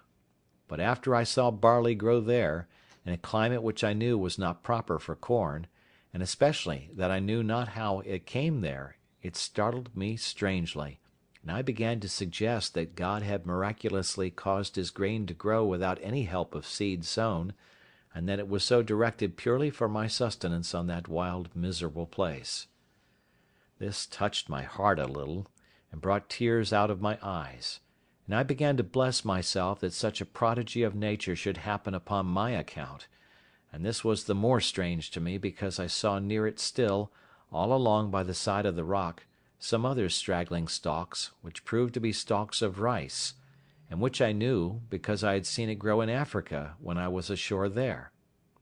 I not only thought these the pure productions of Providence for my support, but not doubting that there was more in the place, I went all over that part of the island, where I had been before, peering in every corner and under every rock, to see for more of it, but I could not find any. At last it occurred to my thoughts that I shook a bag of chicken's meat out in that place, and then the wonder began to cease, and I must confess my religious thankfulness to God's providence began to abate, too, upon the discovering that all this was nothing but what was common, though I ought to have been as thankful for so strange and unforeseen a providence as if it had been miraculous, for it was really the work of Providence to me, that should order or appoint that 10 or 12 grains of corn should remain unspoiled, when the rats had destroyed all the rest, as if it had been dropped from heaven; as also, that I should throw it out in that particular place, where, it being in the shade of a high rock, it sprang up immediately; whereas, if I had thrown it anywhere else at that time, it had been burnt up and destroyed. I carefully saved the ears of this corn, you may be sure, in their season, which was about the end of June, and laying up every corn, I resolved to sow them all again, hoping in time to have some quantity sufficient to supply me with bread. But it was not till the 4th year that I could allow myself the least grain of this corn to eat, and even then but sparingly, as I shall say afterwards, in its order, for I lost all that I sowed the first season by not observing the proper time, for I sowed it just before the dry season, so that it never came up at all, at least not as it would have done, of which in its place. Besides this barley, there were, as above, 20 or 30 stalks of rice, which I preserved with the same care and for the same use, or to the same purpose, to make me bread, or rather food, for I found ways to cook it without baking, though I did that also after some time. But to return to my journal. I worked excessive hard these 3 or 4 months to get my wall done, and the 14th of April I closed it up, contriving to go into it, not by a door, but over the wall, by a ladder, that there might be no sign on the outside of my habitation. April 16th.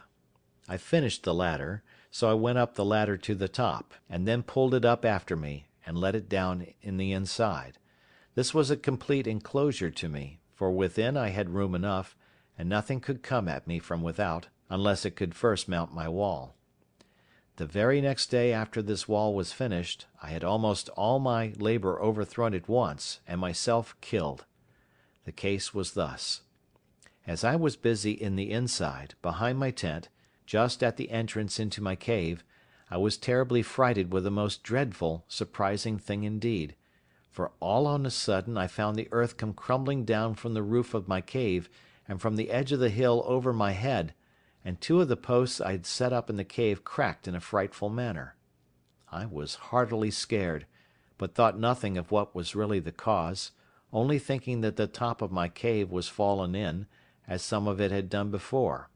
and for fear I should be buried in it I ran forward to my ladder, and not thinking myself safe there neither, I got over my wall for fear of the pieces of the hill, which I expected might roll down upon me. I had no sooner stepped to ground than I plainly saw it was a terrible earthquake, for the ground I stood on shook 3 times at about 8 minutes' distance, with 3 such shocks as would have overturned the strongest building that could be supposed to have stood on the earth, and a great piece of the top of a rock which stood about half a mile from me next the sea, fell down with such a terrible noise as I never heard in all my life. I perceived also the very sea was put into violent motion by it, and I believe the shocks were stronger under the water than on the island. I was so amazed with the thing itself, having never felt the like, nor discoursed with any one that had, that I was like one dead or stupefied, and the motion of the earth made my stomach sick, like one that was tossed at sea; but the noise of the falling of the rock awakened me, as it were, and rousing me from the stupefied condition I was in, filled me with horror, and I thought of nothing then but the hill falling upon my tent and all my household goods, and burying all at once, and this sunk my very soul within me a second time. After the 3rd shock was over, and I felt no more for some time, I began to take courage, and yet I had not heart enough to go over my wall again, for fear of being buried alive, but sat still upon the ground greatly cast down and disconsolate, not knowing what to do. All this while I had not the least serious religious thought, nothing but the common "Lord have mercy upon me," and when it was over, that went away too. While I sat thus, I found the air overcast and grow cloudy, as if it would rain. Soon after that the wind arose by little and little, so that in less than half an hour it blew a most dreadful hurricane. The sea was all on a sudden covered over with foam and froth, the shore was covered with the breach of the water, the trees were torn up by the roots, and a terrible storm it was. This held about 3 hours, and then began to abate, and in 2 hours more it was quite calm, and began to rain very hard. All this while I sat upon the ground, very much terrified and dejected, when on a sudden it came into my thoughts, that these winds and rain being the consequences of the earthquake itself was spent and over, and I might venture into my cave again. With this thought my spirits began to revive, and the rain also helping to persuade me, I went in and sat down in my tent. But the rain was so violent that my tent was ready to be beaten down with it, and I was forced to go into my cave, though very much afraid and uneasy, for fear it should fall on my head. This violent rain forced me to a new work, that is, to cut a hole through my new fortification, like a sink, to let the water go out, which would else have flooded my cave. After I had been in my cave for some time, and found still no more shocks of the earthquake follow, I began to be more composed. And now, to support my spirits, which indeed wanted it very much, I went to my little store, and took a small sup of rum, which, however, I did then and always very sparingly, knowing I could have no more when that was gone. It continued raining all that night and great part of the next day, so that I could not stir abroad, but my mind being more composed, I began to think of what I had best do, concluding that if the island was subject to these earthquakes, there would be no living for me in a cave, but I must consider of building a little hut in an open place, which I might surround with a wall, as I had done here, and so make myself secure from wild beasts or men, for I concluded if I stayed where I was, I should certainly one time or other be buried alive. With these thoughts, I resolved to remove my tent from the place where it stood, which was just under the hanging precipice of the hill, and which, if it should be shaken again, would certainly fall upon my tent; and I spent the next 2 days, being the 19th and 20th of April, in contriving where and how to remove my habitation.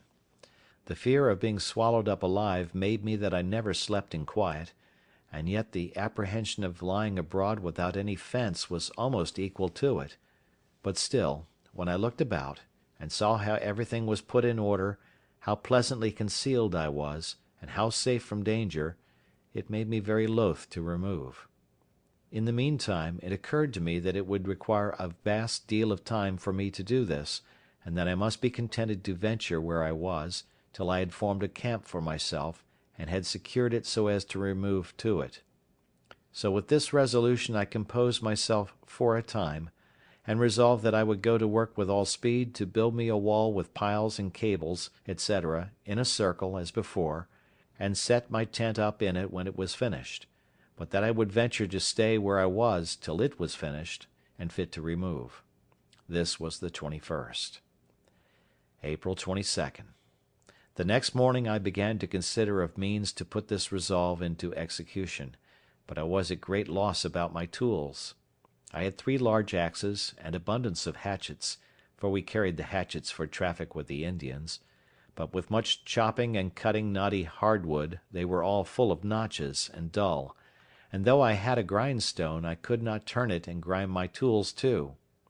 This cost me as much thought as a statesman would have bestowed upon a grand point of politics, or a judge upon the life and death of a man. At length I contrived a wheel with a string, to turn it with my foot, that I might have both my hands at liberty. Note: I had never seen any such thing in England, or at least not to take notice how it was done, though since I have observed, it is very common there. Besides that, my grindstone was very large and heavy. This machine cost me a full week's work to bring it to perfection. April 28th and 29th. These 2 whole days I took up in grinding my tools, my machine for turning my grindstone performing very well. April 30th. Having perceived my bread had been low a great while, now I took a survey of it, and reduced myself to 1 biscuit cake a day, which made my heart very heavy. May 1st. In the morning, looking towards the seaside, the tide being low, I saw something lie on the shore bigger than ordinary, and it looked like a cask. When I came to it, I found a small barrel, and 2 or 3 pieces of the wreck of the ship, which were driven on shore by the late hurricane, and looking towards the wreck itself, I thought it seemed to lie higher out of the water than it used to do. I examined the barrel which was driven on shore, and soon found it was a barrel of gunpowder, but it had taken water, and the powder was caked as hard as a stone. However, I rolled it farther on shore for the present, and went on upon the sands, as near as I could to the wreck of the ship, to look for more. End of Chapter 5. Chapter 6. Ill and Conscience-Stricken. When I came down to the ship I found it strangely removed. The forecastle, which lay before buried in sand, was heaved up at least 6 feet, and the stern, which was broke in pieces and parted from the rest by the force of the sea, soon after I had left rummaging her, was tossed as it were up and cast on one side, and the sand was thrown so high on that side next her stern, that whereas there was a great place of water before, so that I could not come within a quarter of a mile of the wreck without swimming, I could now walk quite up to her when the tide was out. I was surprised with this at first, but soon concluded it must be done by the earthquake. And as by this violence the ship was more broke open than formerly, so many things came daily on shore, which the sea had loosened, and which the winds and water rolled by degrees to the land. This wholly diverted my thoughts from the design of removing my habitation, and I busied myself mightily, that day especially, in searching whether I could make any way into the ship, but I found nothing was to be expected of that kind, for all the inside of the ship was choked up with sand. However, as I had learned not to despair of anything, I resolved to pull everything to pieces that I could of the ship, concluding that everything I could get from her would be of some use or other to me. May 3rd. I began with my saw, and cut a piece of a beam through, which I thought held some of the upper part or quarter-deck together, and when I had cut it through, I cleared away the sand as well as I could from the side which lay highest, but the tide coming in, I was obliged to give over for that time. May 4th. I went a-fishing, but caught not one fish that I durst to eat of, till I was weary of my sport, when, just going to leave off, I caught a young dolphin. I had made me a long line of some rope yarn, but I had no hooks, yet I frequently caught fish enough, as much as I cared to eat, all which I dried in the sun, and ate them dry. May 5th. Worked on the wreck, cut another beam asunder, and brought 3 great fir planks off from the decks, which I tied together, and made to float on shore when the tide of flood came on. May 6th. Worked on the wreck, got several iron bolts out of her and other pieces of ironwork. Worked very hard, and came home very much tired, and had thoughts of giving it over. May 7. Went to the wreck again, not with an intent to work, but found the weight of the wreck had broke itself down, the beams being cut, that several pieces of the ship seemed to lie loose, and the inside of the hold lay so open that I could see into it, but it was almost full of water and sand. May 8. Went to the wreck, and carried an iron crow to wrench up the deck, which lay now quite clear of the water or sand. I wrenched open 2 planks, and brought them on shore also with the tide. I left the iron crow in the wreck for next day. May 9. Went to the wreck, and with the crow made way into the body of the wreck, and felt several casks, and loosened them with the crow, but could not break them up. I felt also a roll of English lead, and could stir it, but it was too heavy to remove. May 10 to 14. Went every day to the wreck, and got a great many pieces of timber and boards or plank, and 200 or 300 weight of iron. May 15. I carried 2 hatchets, to try if I could not cut a piece off the roll of lead, by placing the edge of one hatchet and driving it with the other, but as it lay about 1.5 foot in the water, I could not make any blow to drive the hatchet. May 16.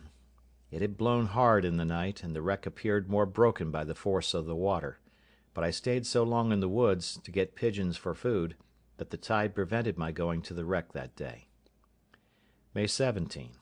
I saw some pieces of the wreck blown on shore, at a great distance, near 2 miles off me, but resolved to see what they were, and found it was a piece of the head, but too heavy for me to bring away.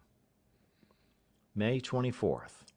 Every day, to this day, I worked on the wreck, and with hard labour I loosened some things so much with the crow, that the first flowing tide several casks floated out, and 2 of the seamen's chests, but the wind blowing from the shore, nothing came to land that day but pieces of timber, and a hogshead, which had some Brazil pork in it, but the salt water and the sand had spoiled it. I continued this work every day to the 15th of June, except the time necessary to get food, which I always appointed, during this part of my employment, to be when the tide was up, that I might be ready when it was ebbed out. And by this time I had got timber and plank and ironwork enough to have built a good boat, if I had known how, and also I got, at several times and in several pieces, near 100 weight of the sheet lead. June 16. Going down to the seaside, I found a large tortoise or turtle. This was the first I had seen, which, it seems, was only my misfortune, not any defect of the place, or scarcity, for had I happened to be on the other side of the island, I might have had hundreds of them every day, as I found afterwards, but perhaps had paid dear enough for them. June 17. I spent in cooking the turtle. I found in her 80 eggs, and her flesh was to me, at that time, the most savoury and pleasant that ever I tasted in my life, having had no flesh but of goats and fowls, since I landed in this horrid place. June 18. Rained all day, and I stayed within. I thought at this time the rain felt cold, and I was something chilly, which I knew was not usual in that latitude. June 19. Very ill, and shivering, as if the weather had been cold. June 20. No rest all night, violent pains in my head, and feverish. June 21. Very ill, frighted almost to death with the apprehensions of my sad condition, to be sick and no help. Prayed to God, for the first time since the storm off Hull, but scarce knew what I said or why, my thoughts being all confused. June 22nd. A little better, but under dreadful apprehensions of sickness. June 23rd. Very bad again, cold and shivering, and then a violent headache. June 24. Much better. June 25th. An ague very violent, the fit held me 7 hours, cold fit and hot, with faint sweats after it. June 26. Better, and having no victuals to eat, took my gun, but found myself very weak. However, I killed a she-goat, and with much difficulty got it home, and broiled some of it and ate, I would fain have stewed it and made some broth, but had no pot. June 27. The ague again so violent that I lay abed all day, and neither ate nor drank. I was ready to perish for thirst, but so weak I had not strength to stand up, or to get myself any water to drink. Prayed to God again, but was lightheaded, and when I was not, I was so ignorant that I knew not what to say, only I lay and cried, Lord, look upon me. Lord, pity me. Lord, have mercy upon me. I suppose I did nothing else for 2 or 3 hours, till, the fit wearing off, I fell asleep, and did not wake till far in the night. When I awoke, I found myself much refreshed, but weak and exceedingly thirsty. However, as I had no water in my habitation, I was forced to lie till morning, and went to sleep again. In this second sleep, I had this terrible dream. I thought that I was sitting on the ground, on the outside of my wall, where I sat when the storm blew after the earthquake, and that I saw a man descend from a great black cloud, in a bright flame of fire, and light upon the ground. He was all over as bright as a flame, so that I could but just bear to look towards him. His countenance was most inexpressibly dreadful, impossible for words to describe. When he stepped upon the ground with his feet, I thought the earth trembled, just as it had done before in the earthquake, and all the air looked, to my apprehension, as if it had been filled with flashes of fire. He was no sooner landed upon the earth but he moved forward towards me, with a long spear or weapon in his hand, to kill me. And when he came to a rising ground at some distance, he spoke to me, or I heard a voice so terrible that it is impossible to express the terror of it. All that I can say I understood was this: Seeing all these things have not brought thee to repentance, now thou shalt die. At which words I thought he lifted up the spear that was in his hand to kill me. No one that shall ever read this account will expect that I should be able to describe the horrors of my soul at this terrible vision. I mean, that even while it was a dream, I even dreamed of those horrors. Nor is it any more possible to describe the impression that remained upon my mind when I awaked, and found it was but a dream. I had, alas, no divine knowledge. What I had received by the good instruction of my father was then worn out by an uninterrupted series, for 8 years, of seafaring wickedness, and a constant conversation with none but such as were, like myself, wicked and profane to the last degree. I do not remember that I had, in all that time, one thought that so much as tended either to looking upwards towards God, or inwards towards a reflection upon my own ways, but a certain stupidity of soul, without desire of good or conscience of evil, had entirely overwhelmed me, and I was all that the most hardened, unthinking, wicked creature among our common sailors can be supposed to be, not having the least sense, either of the fear of God in danger, or of thankfulness to God in deliverance. In the relating what is already past of my story, this will be the more easily believed when I shall add, that through all the variety of miseries that had to this day befallen me, I never had so much as one thought of it being the hand of God, or that it was a just punishment for my sin, my rebellious behaviour against my father, or my present sins, which were great, or so much as a punishment for the general course of my wicked life. When I was on the desperate expedition on the desert shores of Africa, I never had so much as one thought of what it would become of me, or one wish to God to direct me whither I should go, or to keep me from the danger which apparently surrounded me, as well from voracious creatures as cruel savages. But I was merely thoughtless of a God or a Providence, acted like a mere brute, from the principles of nature, and by the dictates of common sense only, and indeed hardly that. When I was delivered and taken up at sea by the Portugal captain, well used, and dealt justly and honourably with, as well as charitably, I had not the least thankfulness in my thoughts. When, again, I was shipwrecked, ruined, and in danger of drowning on this island, I was as far from remorse, or looking on it as a judgment. I only said to myself often that I was an unfortunate dog, and born to be always miserable. It is true, when I got on shore first here, and found all my ship's crew drowned and myself spared, I was surprised with a kind of ecstasy, and some transports of soul, which, had the grace of God assisted, might have come up to true thankfulness; but it ended where it began, in a mere common flight of joy, or, as I may say, being glad I was alive, without the least reflection upon the distinguished goodness of the hand which had preserved me, and had singled me out to be preserved when all the rest were destroyed; or an inquiry why Providence had been thus merciful unto me.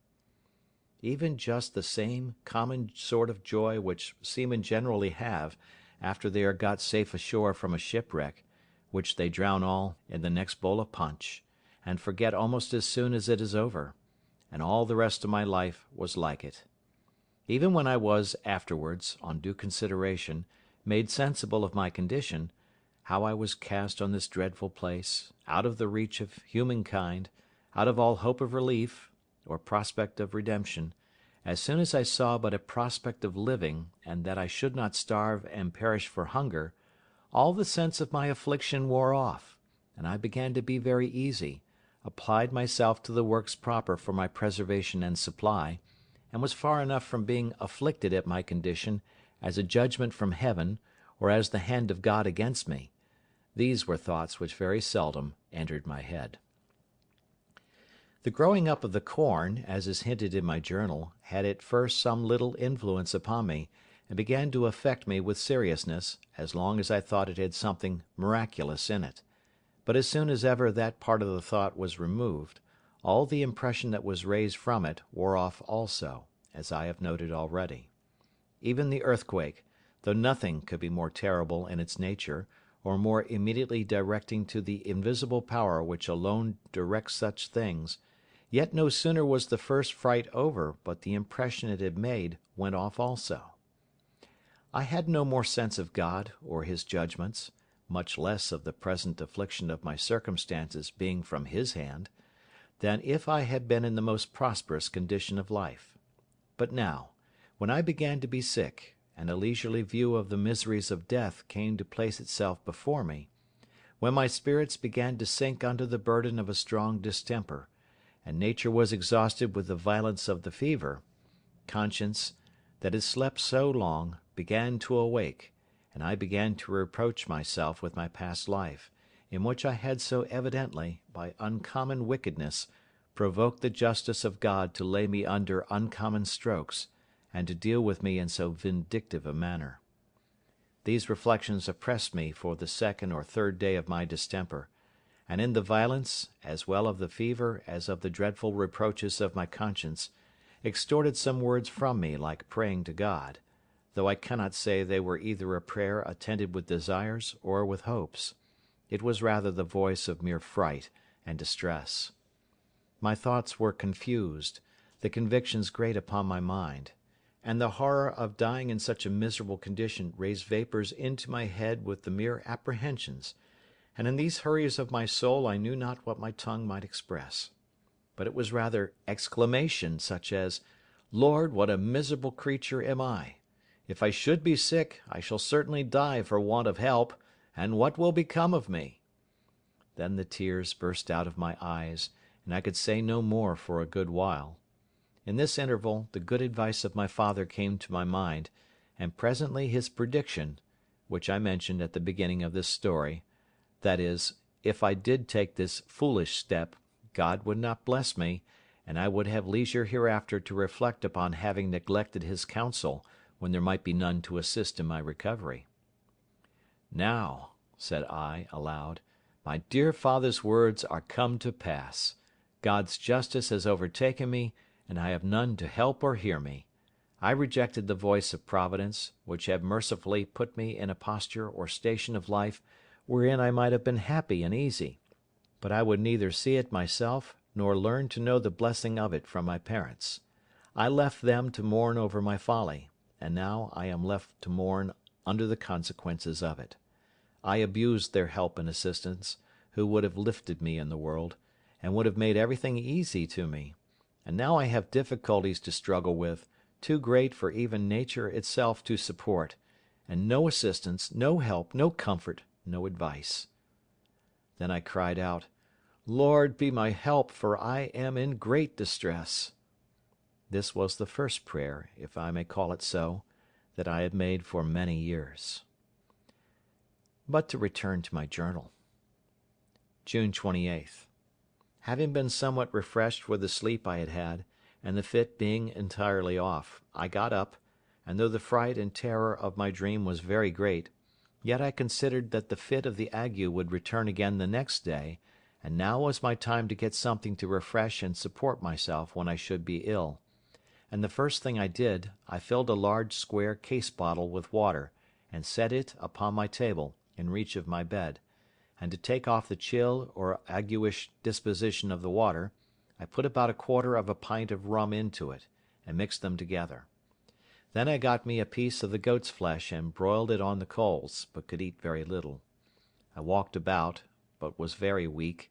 and withal very sad and heavy-hearted under a sense of my miserable condition, dreading the return of my distemper the next day. At night I made my supper of 3 of the turtle's eggs, which I roasted in the ashes, and ate, as we call it, in the shell; and this was the first bit of meat I had ever asked God's blessing to, that I could remember, in my whole life. After I had eaten I tried to walk, but found myself so weak that I could hardly carry a gun, for I never went out without that; so I went but a little way, and sat down upon the ground, looking out upon the sea, which was just before me, and very calm and smooth. As I sat here, some such thoughts as these occurred to me: What is this earth and sea of which I have seen so much? Whence is it produced? And what am I, and all the other creatures wild and tame, human and brutal? Whence are we? Sure we are all made by some secret power, who formed the earth and sea, the air and sky;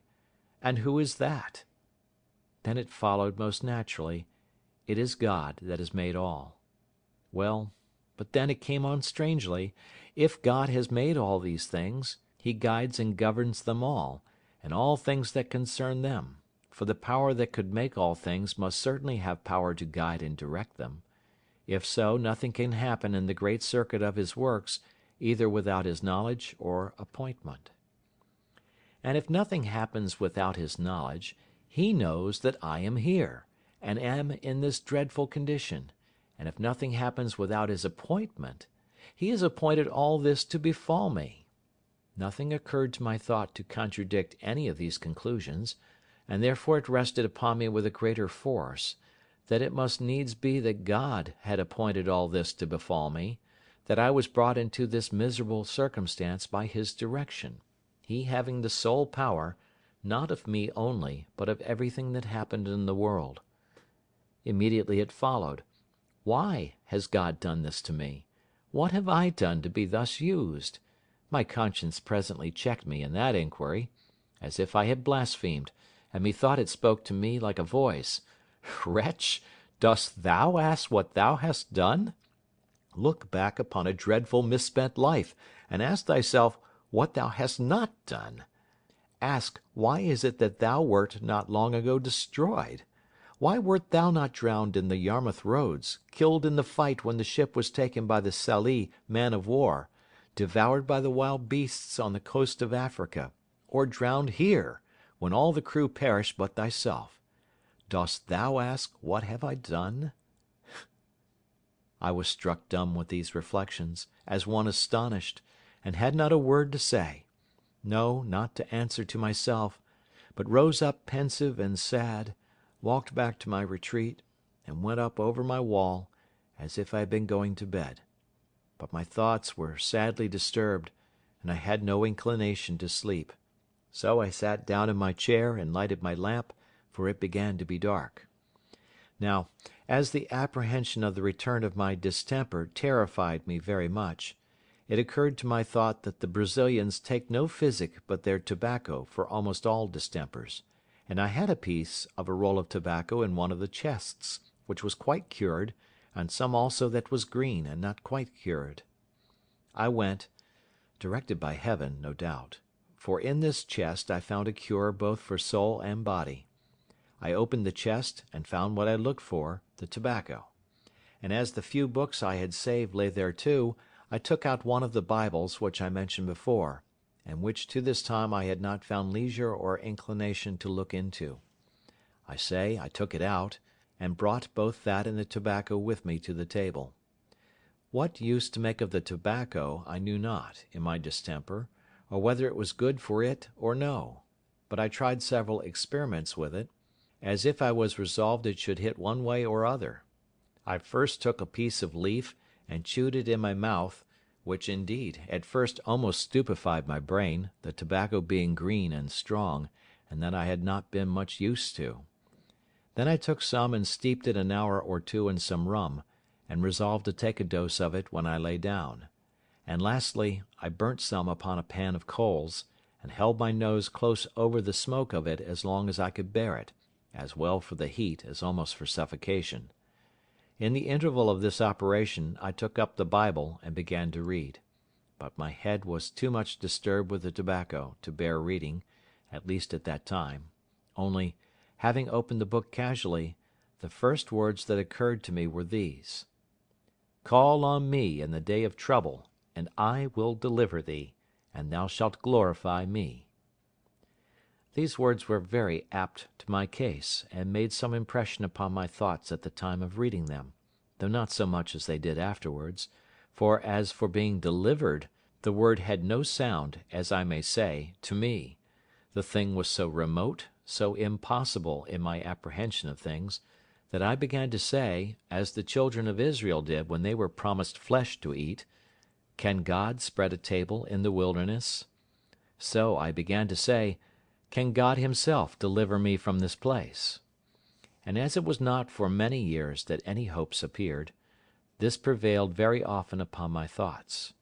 But, however, the words made a great impression upon me, and I mused upon them very often. It grew now late, and the tobacco had, as I said, dozed my head so much that I inclined to sleep; so I left my lamp burning in the cave, lest I should want anything in the night, and went to bed. But before I lay down, I did what I never had done in all my life. I kneeled down, and prayed to God to fulfil the promise to me, that if I called upon him in the day of trouble, he would deliver me. After my broken and imperfect prayer was over, I drank the rum in which I had steeped the tobacco, which was so strong and rank of the tobacco that I could scarcely get it down. Immediately upon this I went to bed. I found presently it flew up into my head violently, but I fell into a sound sleep, and waked no more till, by the sun, it must necessarily be near 3 o'clock in the afternoon the next day; nay, to this hour I am partly of opinion that I slept all the next day and night, and till almost 3 the day after; for otherwise I know not how I should lose a day out of my reckoning in the days of the week, as it appeared some years after I had done; for if I had lost it by crossing and recrossing the line, I should have lost more than one day; but certainly I lost a day in my account, and never knew which way. Be that, however, one way or the other, when I awaked I found myself exceedingly refreshed, and my spirits lively and cheerful. When I got up I was stronger than I was the day before, and my stomach better, for I was hungry; and in short, I had no fit the next day, but continued much altered for the better. This was the 29th. The 30th was my well day, of course, and I went abroad with my gun, but did not care to travel too far. I killed a sea fowl or two, something like a brand goose, and brought them home, but was not very forward to eat them, so I ate some more of the turtle's eggs, which were very good. This evening I renewed the medicine, which I had supposed did me good the day before, the tobacco steeped in rum, only I did not take so much as before, nor did I chew any of the leaf, or hold my head over the smoke. However, I was not so well the next day, which was the 1st of July, as I hoped I should have been; for I had a little spice of the cold fit, but it was not much. July 2nd. I renewed the medicine all the 3 ways, and dosed myself with it as at first, and doubled the quantity which I drank. July 3rd. I missed the fit for good and all, though I did not recover my full strength for some weeks after. While I was thus gathering strength, my thoughts ran exceedingly upon this scripture, "I will deliver thee," and the impossibility of my deliverance lay much upon my mind, in bar of my ever expecting it. But as I was discouraging myself with such thoughts, it occurred to my mind that I poured so much upon my deliverance from the main affliction, that I disregarded the deliverance I had received; and I was, as it were, made to ask myself such questions as these: Have I not been delivered, and wonderfully too, from sickness, from the most distressed condition that could be, and that was so frightful to me? And what notice had I taken of it? Had I done my part? God had delivered me, but I had not glorified him; that is to say, I had not owned and been thankful for that as a deliverance, and how could I expect greater deliverance? This touched my heart very much, and immediately I knelt down, and gave God thanks aloud for my recovery from my sickness. July 4. In the morning I took the Bible, and beginning at the New Testament, I began seriously to read it, and imposed upon myself to read a while every morning and every night, not tying myself to the number of chapters, but long as my thoughts should engage me. It was not long after I set seriously to this work till I found my heart more deeply and sincerely affected with the wickedness of my past life. The impression of my dream revived, and the words, "All these things have not brought thee to repentance," ran seriously through my thoughts. I was earnestly begging of God to give me repentance, when it happened providentially, the very day that, reading the Scripture, I came to these words: "He is exalted a Prince and a Saviour, to give repentance and to give remission." I threw down the book, and with my heart as well as my hands lifted up to heaven, in a kind of ecstasy of joy, I cried out aloud, "Jesus, thou Son of David! Jesus, thou exalted Prince and Saviour, give me repentance!" This was the first time I could say, in the true sense of the words, that I prayed in all my life; for now I prayed with a sense of my condition, and a true Scripture view of hope, founded on the encouragement of the Word of God; and from this time, I may say, I began to hope that God would hear me. Now I began to construe the words mentioned above, "Call on me, and I will deliver thee," in a different sense from what I had ever done before. For then I had no notion of anything being called deliverance, but my being delivered from the captivity I was in; for though I was indeed at large in the place, yet the island was certainly a prison to me, and that in the worst sense in the world. But now I learned to take it in another sense. Now I looked back upon my past life with such horror, and my sins appeared so dreadful, that my soul sought nothing of God but deliverance from the load of guilt that bore down all my comfort. As for my solitary life, it was nothing. I did not so much as pray to be delivered from it or think of it; it was all of no consideration in comparison to this. And I add this part here, to hint to whoever shall read it, that whenever they come to a true sense of things, they will find deliverance from sin a much greater blessing than deliverance from affliction. But, leaving this part, I return to my journal. My condition began now to be, though not less miserable as to my way of living, yet much easier to my mind, and my thoughts being directed, by a constant reading the Scripture and praying to God, to things of a higher nature. I had a great deal of comfort within, which till now I knew nothing of. Also my health and strength returned. I bestirred myself to furnish myself with everything that I wanted, and make my way of living as regular as I could. From the 4th of July to the 14th I was chiefly employed in walking about with my gun in my hand, a little and a little at a time, as a man that was gathering up his strength after a fit of sickness, for it is hardly to be imagined how low I was, and to what weakness I was reduced. The application which I had made use of was perfectly new, and perhaps which had never cured an ague before; neither can I recommend it to any to practise by this experiment, and though it did carry off the fit, yet it rather contributed to weakening me, for I had frequent convulsions in my nerves and limbs for some time. I learned from it also this, in particular, that being abroad in the rainy season was the most pernicious thing to my health that could be, especially in those rains which came attended with storms and hurricanes of wind; for as the rain which came in the dry season was almost always accompanied with such storms, So I found that rain was much more dangerous than the rain which fell in September and October. End of chapter 6. Chapter 7. Agricultural Experience.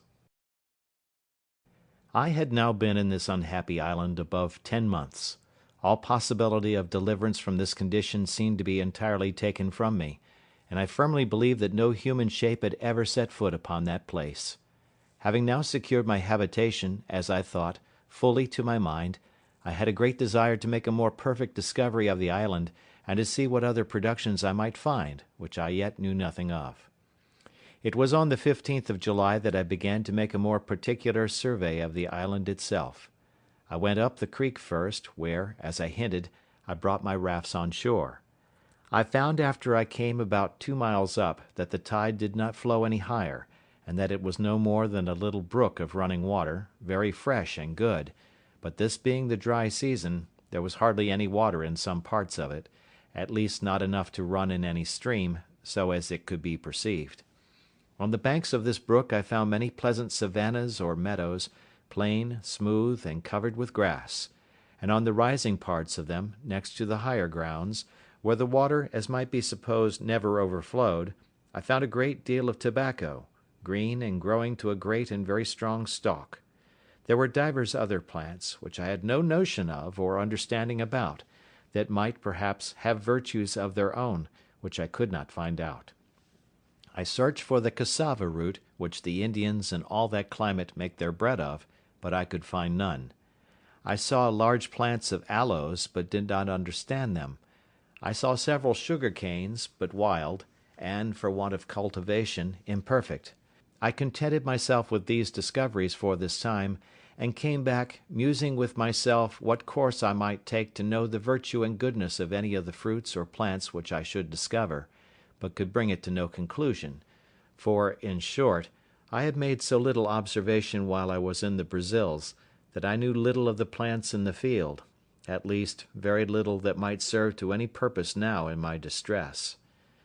The next day, the 16th, I went up the same way again, and after going something further than I had gone the day before, I found the brook and the savannas cease, and the country become more woody than before. In this part I found different fruits, and particularly I found melons upon the ground in great abundance, and grapes upon the trees. The vines had spread, indeed, over the trees, and the clusters of grapes were just now in their prime, very ripe and rich. This was a surprising discovery, and I was exceeding glad of them, but I was warned by my experience to eat sparingly of them, remembering that when I was ashore in Barbary, the eating of grapes killed several of our Englishmen, who were slaves there, by throwing them into fluxes and fevers. But I found an excellent use for these grapes, and that was, to cure or dry them in the sun, and keep them as dried grapes or raisins are kept, which I thought would be, as indeed they were, wholesome and agreeable to eat when no grapes could be had. I spent all that evening there, and went not back to my habitation, which, by the way, was the first night, as I might say, I had lain from home. In the night I took my first contrivance, and got up into a tree, where I slept well, and the next morning proceeded upon my discovery, travelling nearly 4 miles, as I might judge by the length of the valley, keeping still due north, with a ridge of hills on the south and north side of me. At the end of this march I came to an opening where the country seemed to descend to the west, and a little spring of fresh water, which issued out of the side of the hill by me, ran the other way, that is, due east, and the country appeared so fresh, so green, so flourishing, everything being in a constant verdure or flourish of spring, that it looked like a planted garden. I descended a little on the side of that delicious vale, surveying it with a secret kind of pleasure, though mixed with my other afflicting thoughts, to think that this was all my own, that I was king and lord of all this country indefensibly, and had a right of possession; and if I could convey it, I might have it in inheritance as completely as any lord of a manor in England. I saw here abundance of cocoa trees, orange, and lemon, and citron trees, but all wild, and very few bearing any fruit, at least not then. However, the green limes that I gathered were not only pleasant to eat, but very wholesome, and I mixed their juice afterwards with water, which made it very wholesome, and very cool and refreshing. I found now I had business enough to gather and carry home, and I resolved to lay up a store as well of grapes as limes and lemons, to furnish myself for the wet season, which I knew was approaching. In order to do this, I gathered a great heap of grapes in one place, a lesser heap in another place, and a great parcel of limes and lemons in another place, and taking a few of each with me, I travelled homewards, resolving to come again, and bring a bag or sack, or what I could make, to carry the rest home. Accordingly, having spent 3 days in this journey, I came home, so I must now call my tent and my cave,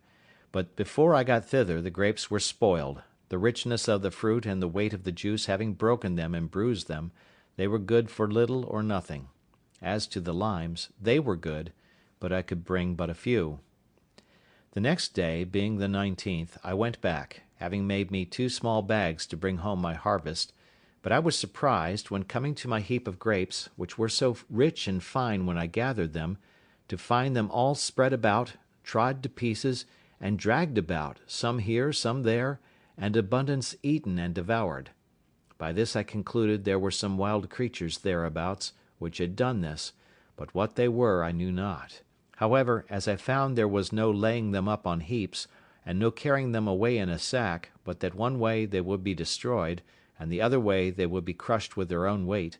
I took another course, for I gathered a large quantity of the grapes, and hung upon the out branches of the trees, that they might cure and dry in the sun, and as for the limes and lemons, I carried as many back as I could well stand under. When I came home from this journey, I contemplated with great pleasure the fruitfulness of that valley, and the pleasantness of the situation, the security from storms on that side of the water, and the wood, and concluded that I had pitched upon a place to fix my abode which was by far the worst part of the country. Upon the whole, I began to consider of removing my habitation, and looking out for a place equally safe as where I was now situate, if possible, in that pleasant fruitful part of the island. This thought ran long in my head, and I was exceeding fond of it for some time, the pleasantness of the place tempting me. But when I came to a nearer view of it, I considered that I was now by the seaside, where it was at least possible that something might happen to my advantage, and, by the same ill fate that brought me hither, might bring some other unhappy wretches to the same place; and though it was scarce probable that any such thing should ever happen,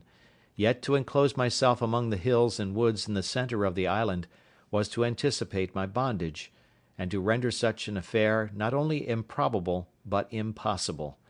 and that therefore I ought not by any means to remove. However, I was so enamoured of this place that I spent much of my time there for the whole of the remaining part of the month of July, and though upon second thoughts I resolved not to remove, yet I built me a little kind of a bower, and surrounded it at a distance with a strong fence, being a double hedge, as high as I could reach, well staked and filled between with brushwood, and here I lay very secure, sometimes 2 or 3 nights together, always going over it with a ladder, so that I fancied now I had my country house and my sea-coast house, and this work took me up to the beginning of August. I had but newly finished my fence, and began to enjoy my labour, when the rains came on, and made me stick close to my first habitation; for though I had made me a tent like the other, with a piece of a sail, and spread it very well, yet I had not the shelter of a hill to keep me from storms, nor a cave behind me to retreat into when the rains were extraordinary. About the beginning of August, as I said, I had finished my bower, and began to enjoy myself. The 3rd of August I found the grapes I had hung up perfectly dried, and indeed were excellent good raisins of the sun, so I began to take them down from the trees, and it was very happy that I did so, for the rains which followed would have spoiled them, and I had lost the best part of my winter food, for I had above 200 large bunches of them. No sooner had I taken them all down, and carried the most of them home to my cave, than it began to rain, and from hence, which was the 14th of August, it rained more or less every day till the middle of October, and sometimes so violently that I could not stir out of my cave for several days. In this season I was much surprised with the increase of my family. I had been concerned for the loss of one of my cats, who ran away from me, or, as I thought, had been dead, and I heard no more tidings of her till, to my astonishment, she came home about the end of August with 3 kittens. This was the more strange to me because, though I had killed a wild cat, as I called it, with my gun, yet I thought it was quite a different kind from our European cats, but the young cats were the same kind of house breed as the old one, and both my cats being females, I thought it very strange. But from these 3 cats I afterwards came to be so pestered with cats, that I was forced to kill them like vermin or wild beasts, and to drive them from my house as much as possible. From the 14th of August to the 26th, incessant rain, so that I could not stir, and was now very careful not to be much wet. In this confinement I began to be straitened for food, but venturing out twice, I one day killed a goat, and the last day, which was the 26th, found a very large tortoise, which was a treat to me, and my food was regulated thus: I ate a bunch of raisins for my breakfast, a piece of the goat's flesh, or of the turtle, for my dinner, broiled, for to my great misfortune I had no vessel to boil or stew anything, and 2 or 3 of the turtle's eggs for my supper. During this confinement in my cover by the rain, I worked daily 2 or 3 hours at enlarging my cave, and by degrees worked it on towards one side, till I came to the outside of the hill, and made a door or way out, which came beyond my fence or wall, and so I came in and out this way. But I was not perfectly easy at lying so open, for, as I had managed myself before, I was in a perfect enclosure,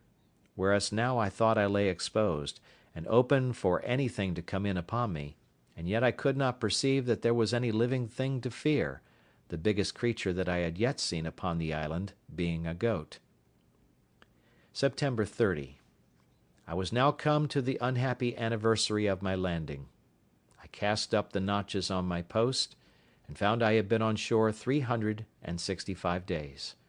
I kept this day as a solemn fast, setting it apart for religious exercise, prostrating myself on the ground with the most serious humiliation, confessing my sins to God, acknowledging his righteous judgments upon me, and praying to him to have mercy on me through Jesus Christ; and not having tasted the least refreshment for 12 hours, even till the going down of the sun, I then ate a biscuit cake and a bunch of grapes, and went to bed, finishing the day as I began it. I had all this time observed no Sabbath day, for as at first I had no sense of religion upon my mind, I had, after some time, omitted to distinguish the weeks, by making a longer notch than ordinary for the Sabbath day, and so did not really know what any of the days were; but now, having cast up the days as above, I found I had been there a year, so I divided it into weeks, and set apart every 7th day for a Sabbath, though I found at the end of my account I had lost a day or 2 in my reckoning. A little after this my ink began to fail me, and so I contented myself to use it more sparingly, and to write down only the most remarkable events of my life, without continuing a daily memorandum of other things. The rainy season and the dry season began now to appear regular to me, and I learned to divide them so as to provide for them accordingly; but I bought all my experience before I had it, and this I am going to relate was one of the most discouraging experiments that I made. I have mentioned that I had saved the few ears of barley and rice, which I had so surprisingly found spring up, as I thought, of themselves, and I believe there were about 30 stalks of rice, and about 20 of barley, and now I thought it a proper time to sow it, after the rains, the sun being in its southern position, going from me. Accordingly I dug up a piece of ground as well as I could with my wooden spade, and dividing it into 2 parts, I sowed my grain. But as I was sowing, it casually occurred to my thoughts that I would not sow it all at first, because I did not know when was the proper time for it; so I sowed about 2/3 of the seed, leaving about a handful of each. It was a great comfort to me afterwards that I did so, for not one grain of what I sowed this time came to anything; for the dry months following, the earth having had no rain after the seed was sown, it had no moisture to assist its growth, and never came up at all till the wet season had come again, and then it grew as if it had been but newly sown. Finding my first seed did not grow, which I easily imagined was by the drought, I sought for a moister piece of ground to make another trial in, and I dug up a piece of ground near my new bower, and sowed the rest of my seed in February, a little before the vernal equinox; and this having the rainy months of March and April to water it, sprung up very pleasantly, and yielded a very good crop; but having part of the seed left only, and not daring to sow all that I had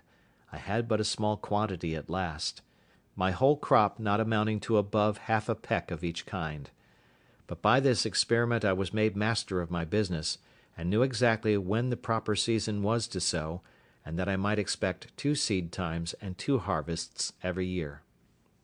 While this corn was growing, I made a little discovery, which was of use to me afterwards.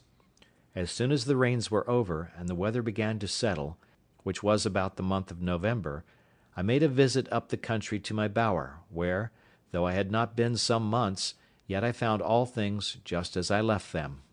The circle or double hedge that I had made was not only firm and entire, but the stakes which I had cut out of some trees that grew thereabouts were all shot out and grown with long branches, as much as a willow tree usually shoots the first year after lopping its head. I could not tell what tree to call it that these stakes were cut from. I was surprised, and yet very well pleased, to see the young trees grow, and I pruned them, and led them up to grow as much alike as I could; and it is scarce credible how beautiful a figure they grew into in 3 years, so that though the hedge made a circle of about 25 yards in diameter, yet the trees, for such I might now call them, soon covered it, and it was a complete shade, sufficient to lodge under all the dry season. This made me resolve to cut some more stakes, and make me a hedge like this, and a semicircle round my wall, I mean that of my first dwelling, which I did; and placing the trees or stakes in a double row, at about 8 yards distance from my first fence, they grew presently, and were at first a fine cover to my habitation, and afterwards served as a defence also, as I shall observe in its order. I found now that the seasons of the year might generally be divided, not into summer and winter, as in Europe, but into the rainy seasons and the dry seasons, which were generally thus: the half of February, the whole of March, and the half of April, rainy, the sun being then on or near the equinox; the half of April, the whole of May, June, and July, and the half of August, dry, the sun being then to the north of the line; the half of August, the whole of September, and the half of October, rainy, the sun being then come back; the half of October, the whole of November, December, and January, and the half of February, dry, the sun being then to the south of the line. The rainy seasons sometimes held longer or shorter as the winds happened to blow, but this was the general observation I made. After I had found by experience the ill consequences of being abroad in the rain, I took care to furnish myself with provisions beforehand, that I might not be obliged to go out; and I sat within doors as much as possible during the wet months. This time I found much employment, and very suitable also to the time, for I found great occasion for many things which I had no way to furnish myself with but by hard labour and constant application; particularly I tried many ways to make myself a basket, but all the twigs I could get for the purpose proved so brittle they would do nothing.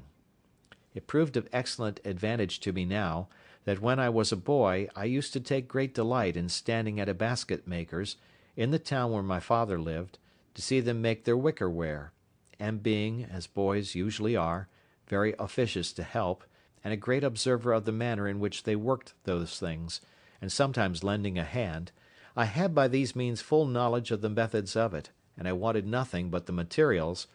when it came into my mind that the twigs of that tree from whence I cut my stakes that grew might possibly be as tough as the sallows, willows, and osiers in England, and I resolved to try. Accordingly, the next day I went to my country house, as I called it, and cutting some of the smaller twigs, I found them to my purpose as much as I could desire; whereupon I came the next time prepared with a hatchet to cut down a quantity, which I soon found, for there was great plenty of them. These I set up to dry within my circle or hedge, and when they were fit for use I carried them to my cave, and here, during the next season, I employed myself in making, as well as I could, a great many baskets, both to carry earth, or to carry or lay up anything, as I had occasion, and though I did not finish them very handsomely, yet I made them sufficiently serviceable for my purpose. Thus, afterwards, I took care never to be without them, and as my wicker ware decayed, I made more, especially strong, deep baskets to place my corn in, instead of sacks, when I should come to have any quantity of it. Having mastered this difficulty, and employed a world of time about it,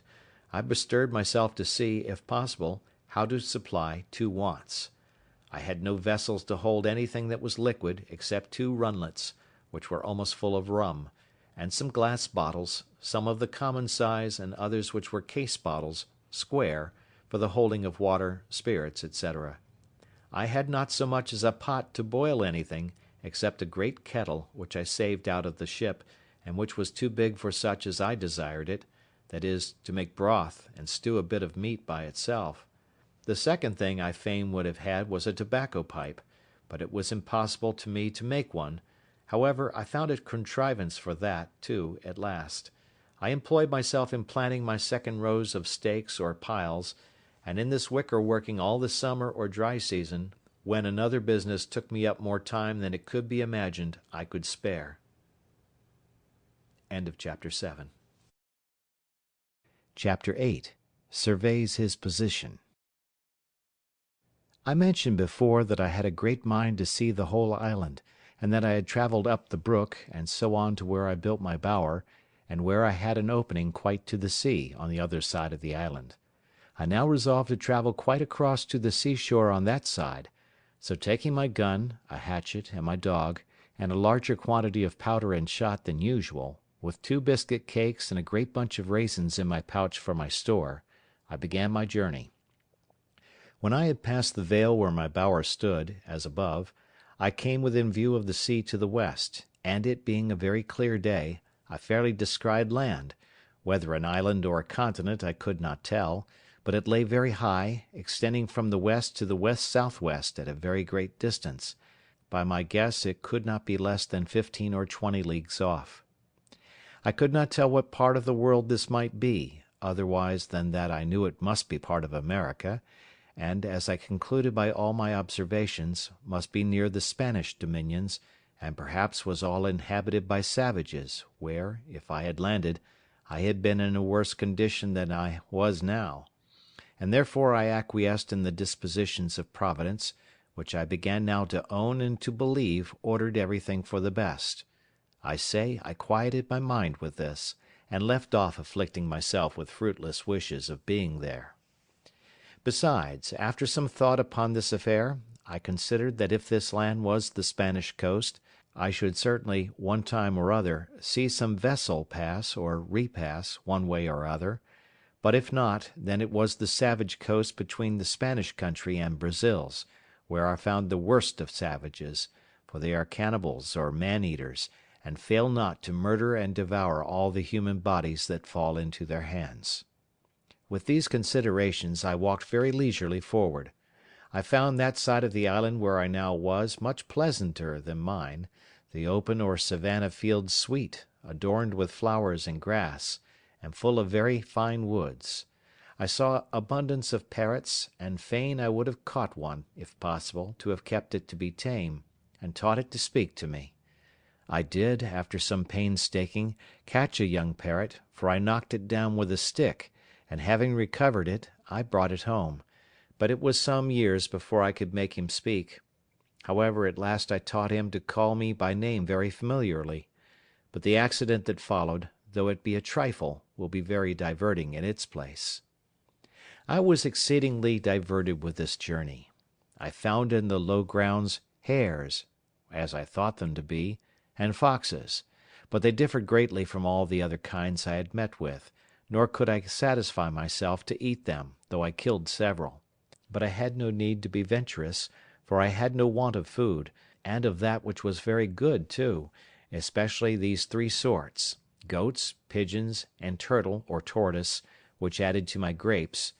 Leadenhall Market could not have furnished a table better than I, in proportion to the company; and though my case was deplorable enough, yet I had great cause for thankfulness that I was not driven to any extremities for food, but had rather plenty, even to dainties.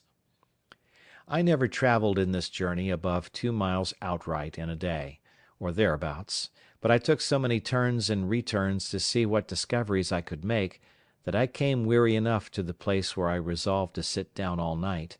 and then I either reposed myself in a tree, or surrounded myself with a row of stakes set upright in the ground, either from one tree to another, or so as no wild creature could come at me without waking me. As soon as I came to the seashore, I was surprised to see that I had taken up my lot on the worst side of the island; for here, indeed, the shore was covered with innumerable turtles, and whereas on the other side I had found but 3 in a year and a half. Here was also an infinite number of fowls of many kinds, some of which I had seen, and some which I had not seen before, and many of them very good meat, but such as I knew not the names of, except those called penguins.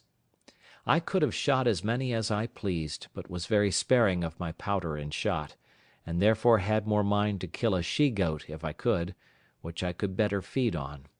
And though there were many goats here, more than on my side of the island, yet it was with much more difficulty that I could come near them, the country being flat and even, and they saw me much sooner than when I was on the hills.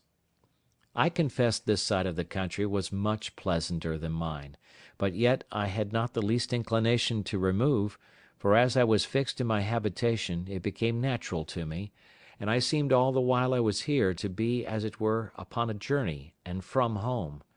However, I travelled along the shore of the sea towards the east, I suppose about 12 miles, and then setting up a great pole upon the shore for a mark, I concluded I would go home again, and that the next journey I took should be on the other side of the island east from my dwelling, and so round till I came to my post again.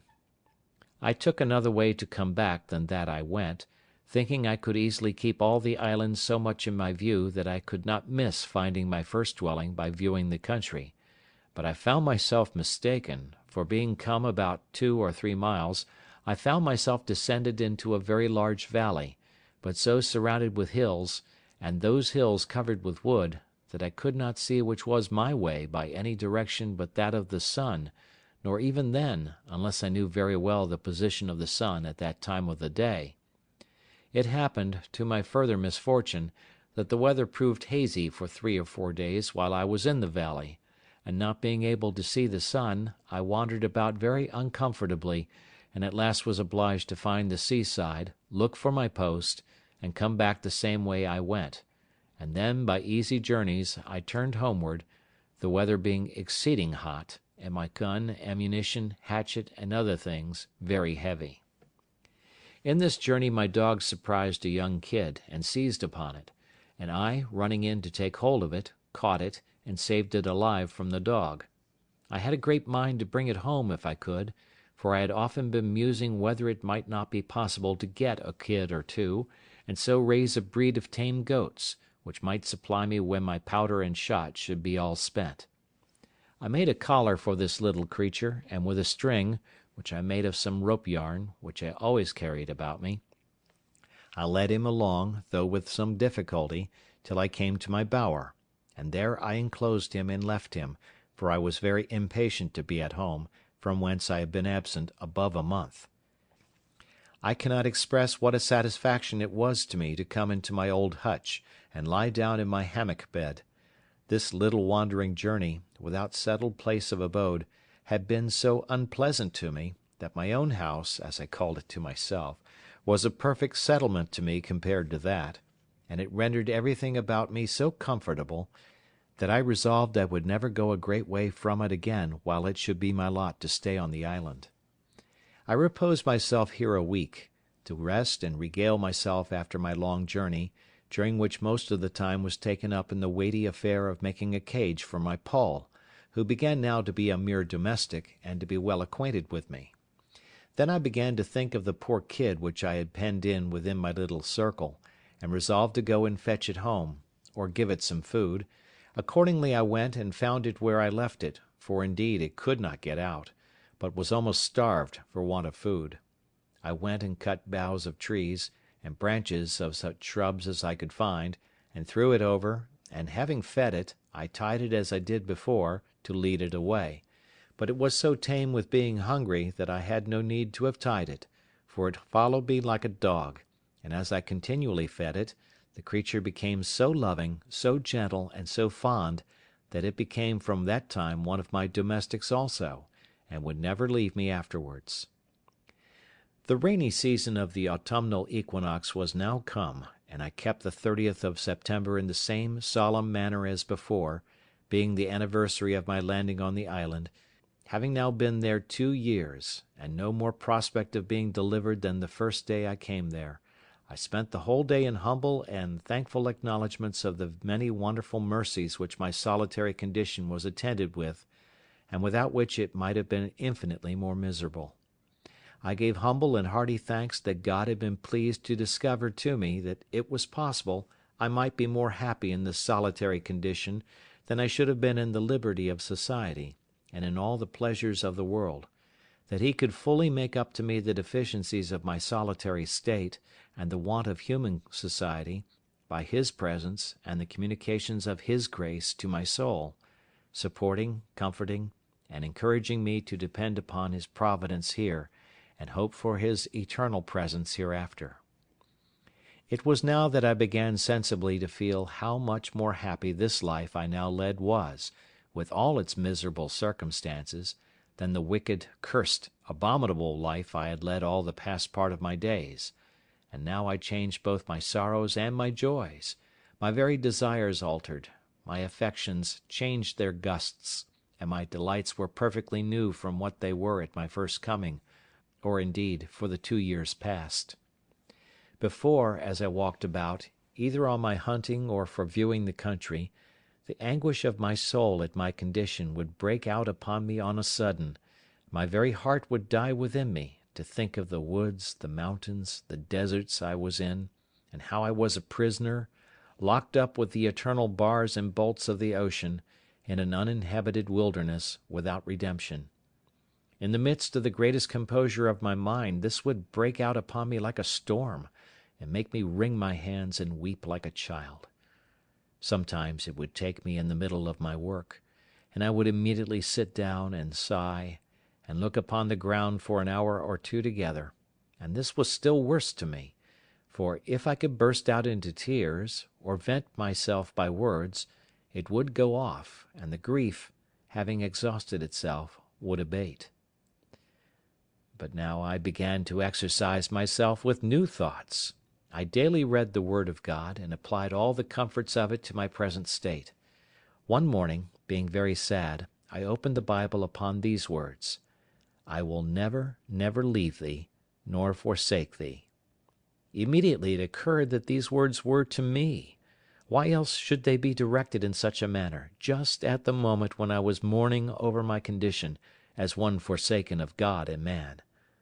"Well then," said I, "if God does not forsake me, of what ill consequence can it be, or what matters it, though the world should all forsake me,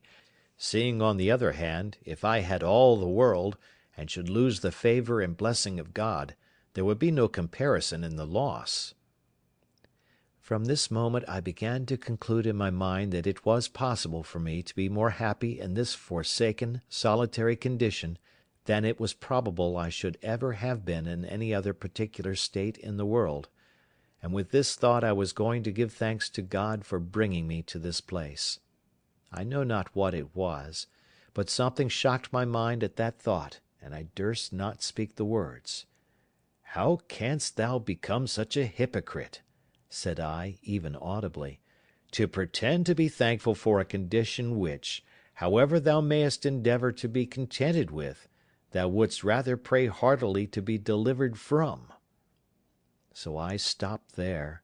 but though I could not say I thanked God for being there, yet I sincerely gave thanks to God for opening my eyes, by whatever afflicting providences, to see the former condition of my life, and to mourn for my wickedness, and repent. I never opened the Bible or shut it, but my very soul within me blessed God for directing my friend in England, without any order of mine, to pack it up among my goods, and for assisting me afterwards to save it out of the wreck of the ship.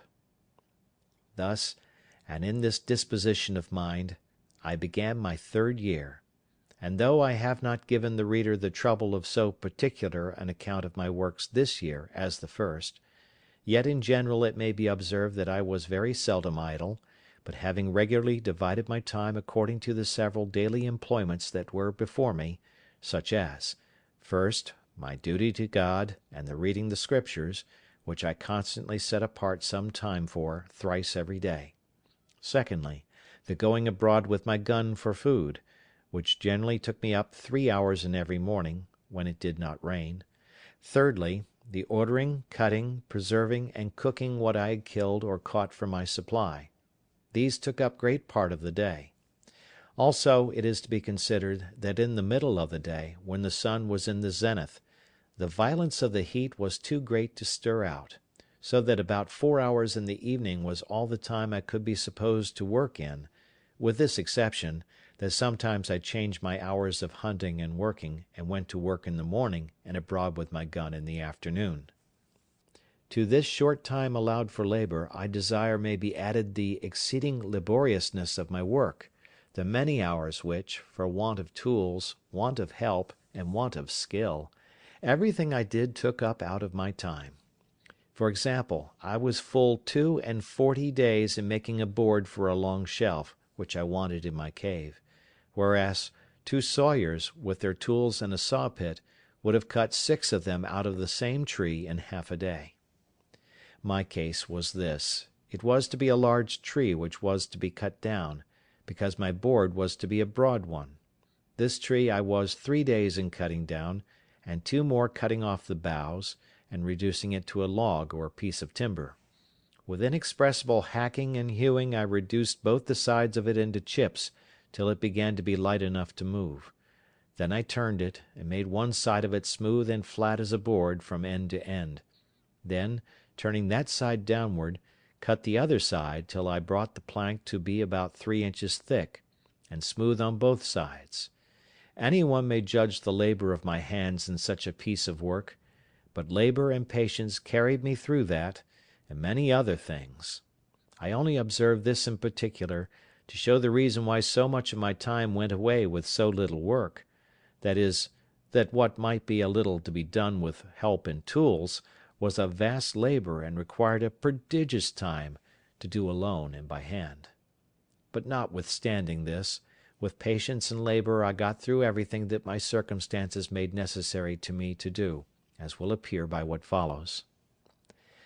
I was now, in the months of November and December, expecting my crop of barley and rice.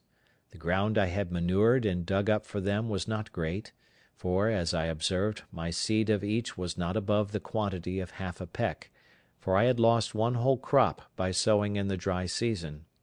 But now my crop promised very well, when on a sudden I found I was in danger of losing it all again by enemies of several sorts, which was scarcely possible to keep from it; as first the goats and wild creatures which I called hares, who, tasting the sweetness of the blade, lay in it night and day, as soon as it came up, and eat it so close that it could get no time to shoot up into stalk. This I saw no remedy for but by making an enclosure about it with a hedge, which I did with a great deal of toil, and the more because it required speed. However, as my arable land was but small, suited to my crop, I got it totally well fenced in about 3 weeks' time, and shooting some of the creatures in the daytime, I set my dog to guard it in the night, tying him up to a stake at the gate, where he would stand and bark all night long; so in a little time the enemies forsook the place, and the corn grew very strong and well, and began to ripen apace.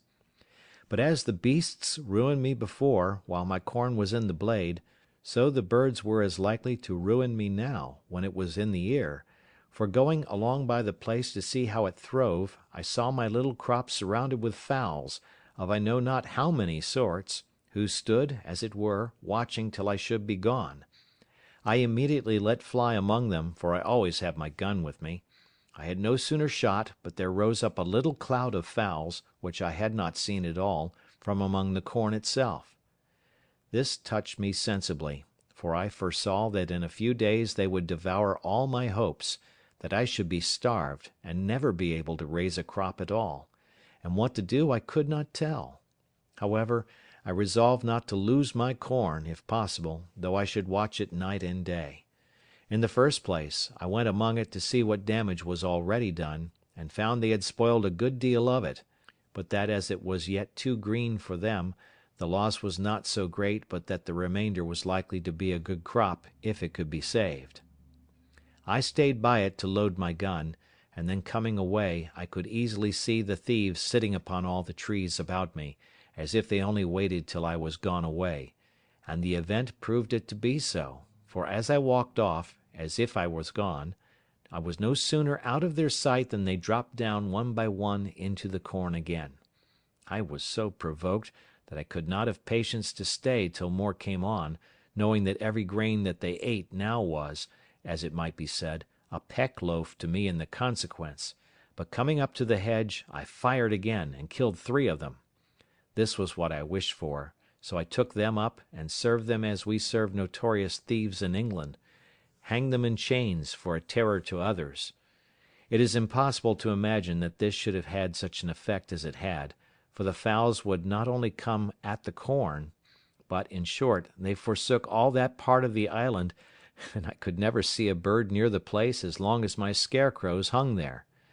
This I was very glad of, you may be sure, and about the latter end of December, which was our second harvest of the year, I reaped my corn. I was sadly put to it for a scythe or sickle to cut it down, and all I could do was to make one, as well as I could, out of one of the broadswords or cutlasses which I saved among the arms out of the ship.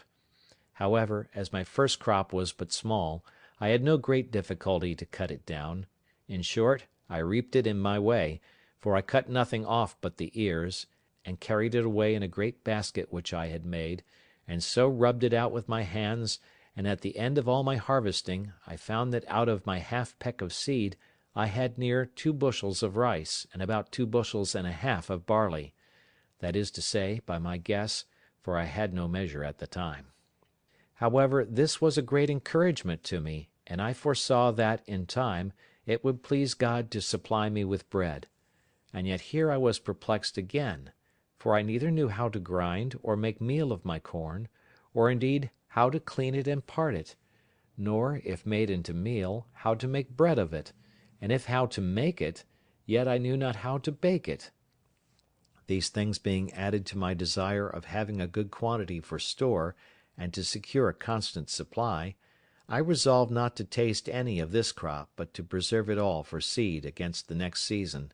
and in the meantime to employ all my study and hours of working to accomplish this great work of providing myself with corn and bread. It might be truly said that now I worked for my bread. I believe few people have thought much upon the strange multitude of little things necessary in the providing, producing, curing, dressing, making, and finishing this one article of bread. I, that was reduced to a mere state of nature, found this to my daily discouragement, and was made more sensible of it every hour, even after I had got the first handful of seed corn, which, as I have said, came up unexpectedly, and indeed to a surprise. First, I had no plough to turn up the earth, no spade or shovel to dig it. Well, this I conquered by making me a wooden spade, as I observed before, but this did my work but in a wooden manner, and though it cost me a great many days to make it, yet, for want of iron, it not only wore out soon, but made my work the harder, and made it to be performed much worse. However, this I bore with, and was content to work it out with patience, and bear with the badness of the performance. When the corn was sown, I had no harrow, but was forced to go over it myself, and drag a great heavy bough of a tree over it, to scratch it, as it may be called, rather than rake or harrow it. When it was growing and grown, I have observed already how many things I wanted to fence it, secure it, mow or reap it, cure and carry it home, thrash, part it from the chaff, and save it. Then I wanted a mill to grind it, sieves to dress it, yeast and salt to make it into bread, and an oven to bake it. But all these things I did without, as shall be observed, and yet the corn was an inestimable comfort and advantage to me too. All this, as I said, made everything laborious and tedious to me, but that there was no help for. Neither was my time so much lost to me, because, as I had divided it, a certain part of it was every day appointed to these works; and as I had resolved to use none of the corn for bread till I had a greater quantity by me, I had the next 6 months to apply myself wholly, by labour and invention, to furnish myself with utensils proper for the performing all the operations necessary for making the corn, when I had it, fit for my use. Chapter 8. Chapter 9. A Boat. But first I was to prepare more land, for I had now seed enough to sow above an acre of ground. Before I did this, I had a week's work at least to make me a spade, which, when it was done, was but a sorry one indeed, and very heavy, and required double labour to work with it. However, I got through that, and sowed my seed in 2 large flat pieces of ground, as near my house as I could find them to my mind, and fenced them in with a good hedge, the stakes of which were all cut off that wood which I had set before, and knew it would grow; so that, in a year's time, I knew I should have a quick or living hedge, that would want but little repair. This work did not take me up less than 3 months, because a great part of that time was the wet season, when I could not go abroad. Within doors, that is, when it rained and I could not go out, I found employment in the following occupations, always observing that all the while I was at work I diverted myself with talking to my parrot, and teaching him to speak; and I quickly taught him to know his own name, and at last to speak it out pretty loud, "Poll!" which was the first word I ever heard spoken in the island by any mouth but my own. This, however, was not my work, but an assistance to my work, for now, as I said, I had a great employment upon my hands, as follows. I had long studied to make, by some means or other, some earthen vessels, which indeed I wanted sorely, but knew not where to come at them. However, considering the heat of the climate, I did not doubt but if I could find out any clay, I might make some pots that might, being dried in the sun, be hard enough and strong enough to bear handling, and to hold anything that was dry, and required to be kept so; and as this was necessary in the preparing of corn, meal, etc., which was the thing I was doing, I resolved to make some as large as I could, and fit only to stand like jars, to hold what should be put into them.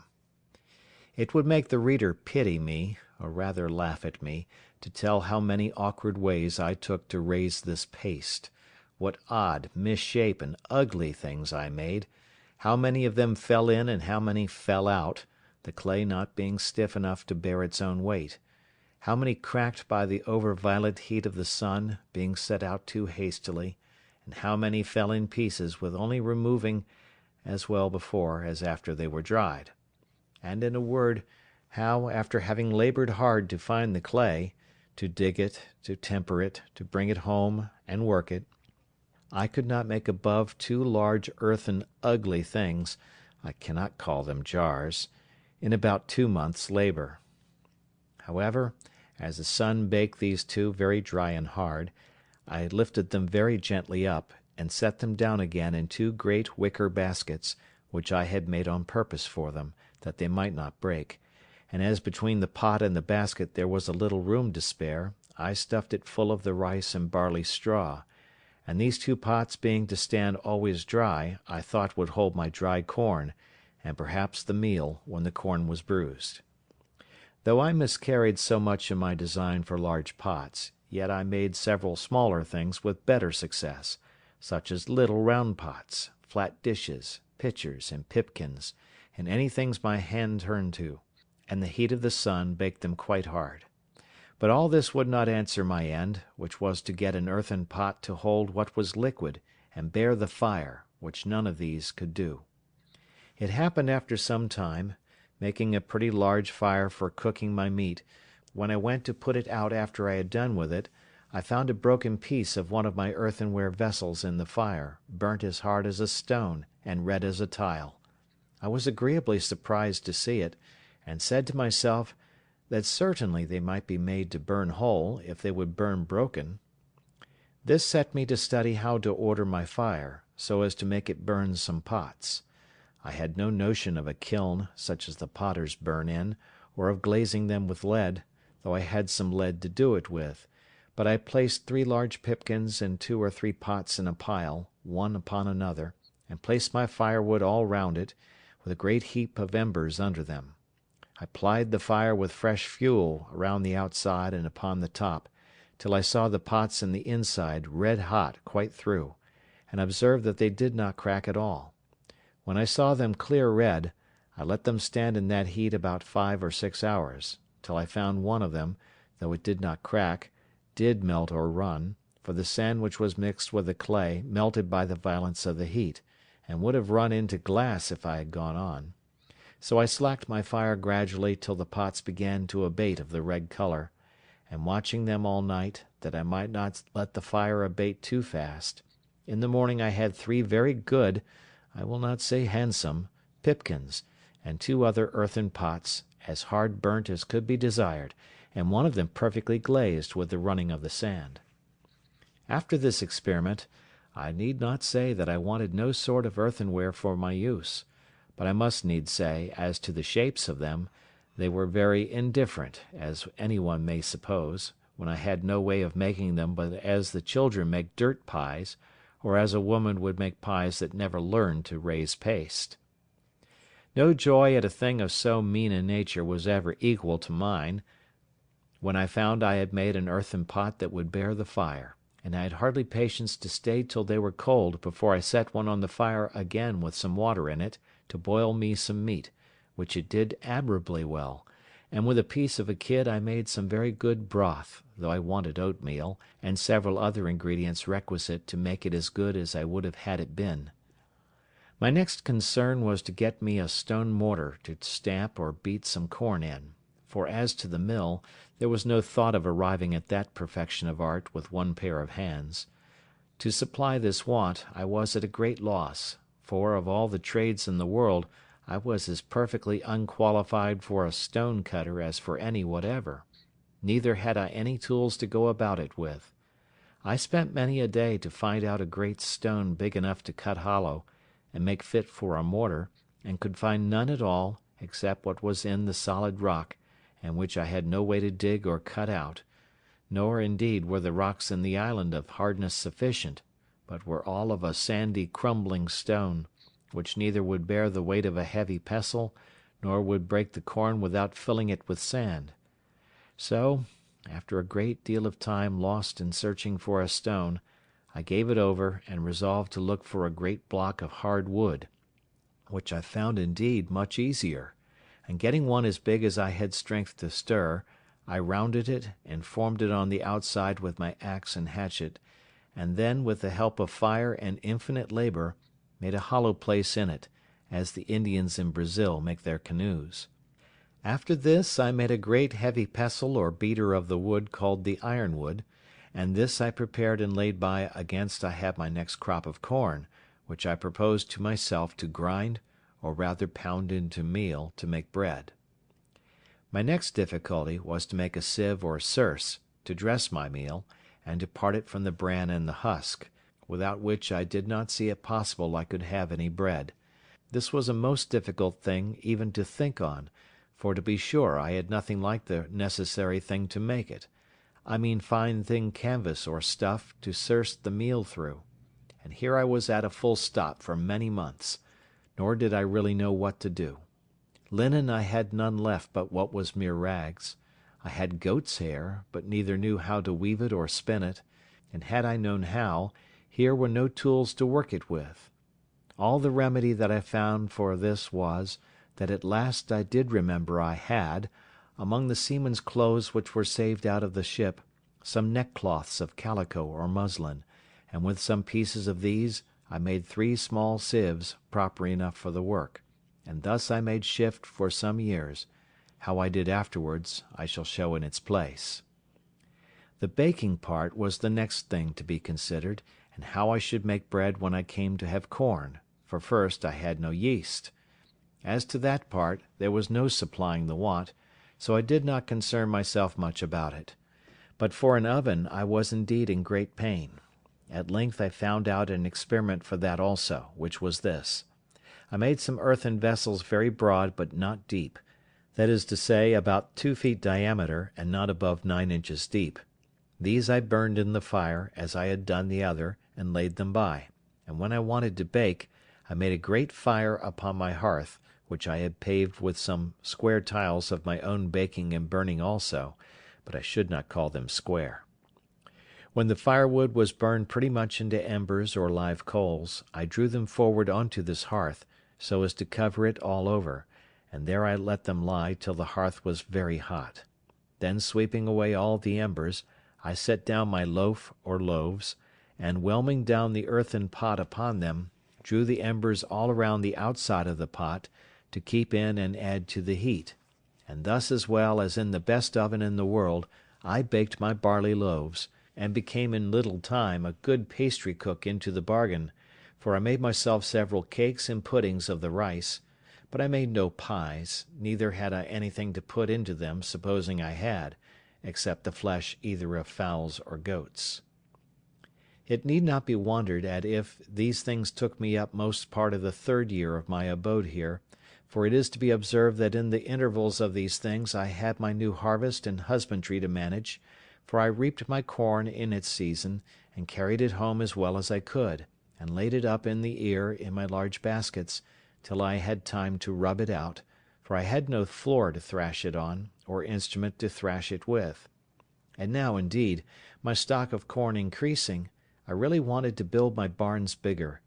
I wanted a place to lay it up in, for the increase of the corn now yielded me so much, that I had of the barley about 20 bushels, and of the rice as much or more, insomuch that now I resolved to begin to use it freely, for my bread had been quite gone a great while. Also I resolved to see what quantity would be sufficient for me a whole year, and to sow but once a year. Upon the whole, I found that the 40 bushels of barley and rice were much more than I could consume in a year, so I resolved to sow just the same quantity every year that I sowed the last, in hopes that such a quantity would fully provide me with bread, etc. All the while these things were doing, you may be sure my thoughts ran many times upon the prospect of land which I had seen from the other side of the island, and I was not without secret wishes that I were on shore there, fancying that, seeing the mainland, and an inhabited country, I might find some way or other to convey myself further, and perhaps at last find some means of escape. But all this while I made no allowance for the dangers of such an undertaking, and how I might fall into the hands of savages, and perhaps such as I might have reason to think far worse than the lions and tigers of Africa, that if I once came in their power, I should run a hazard of more than 1,000 to 1 of being killed, and perhaps of being eaten, for I had heard that the people of the Caribbean coast were cannibals or man-eaters, and I knew by the latitude that I could not be far from that shore.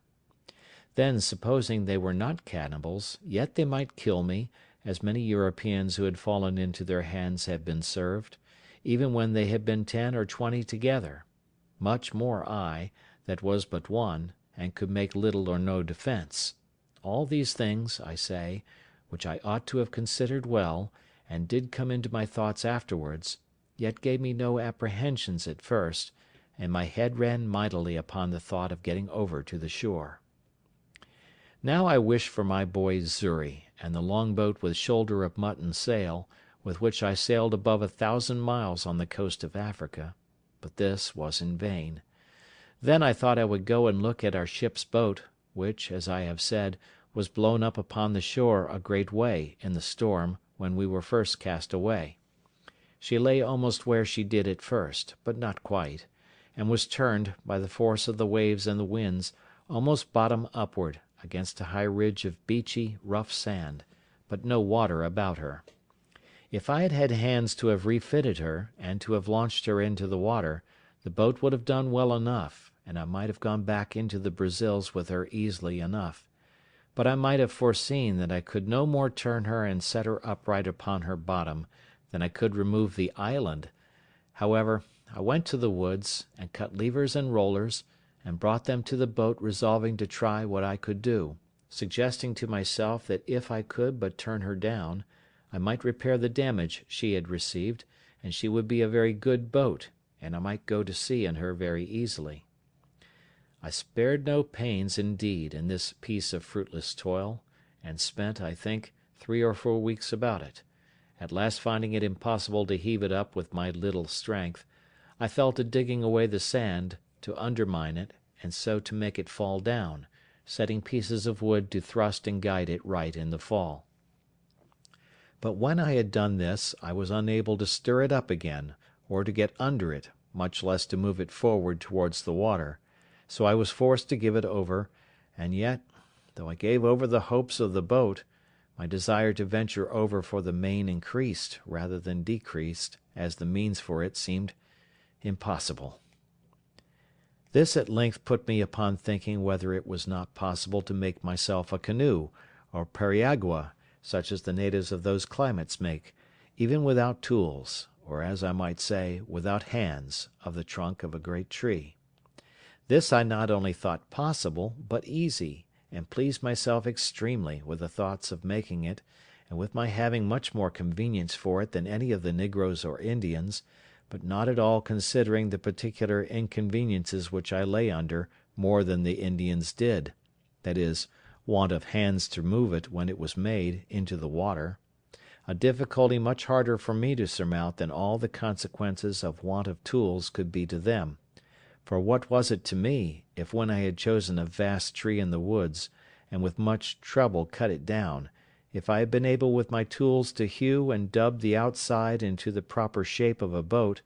and burn or cut out the inside to make it hollow, so as to make a boat of it, if after all this I must leave it just there where I found it, and not be able to launch it into the water? One would have thought I could not have had the least reflection upon my mind of my circumstances while I was making this boat, but I should have immediately thought how I should get it into the sea; but my thoughts were so intent upon my voyage over the sea in it, that I never once considered how I should get it off the land; and it was really, in its own nature, more easy for me to guide it over 45 miles of sea than about 45 fathoms of land, where it lay, to set it afloat in the water. I went to work upon this boat the most like a fool that ever a man did who had any of his senses awake. I pleased myself with the design, without determining whether I was ever able to undertake it; not but that the difficulty of launching my boat came often into my head,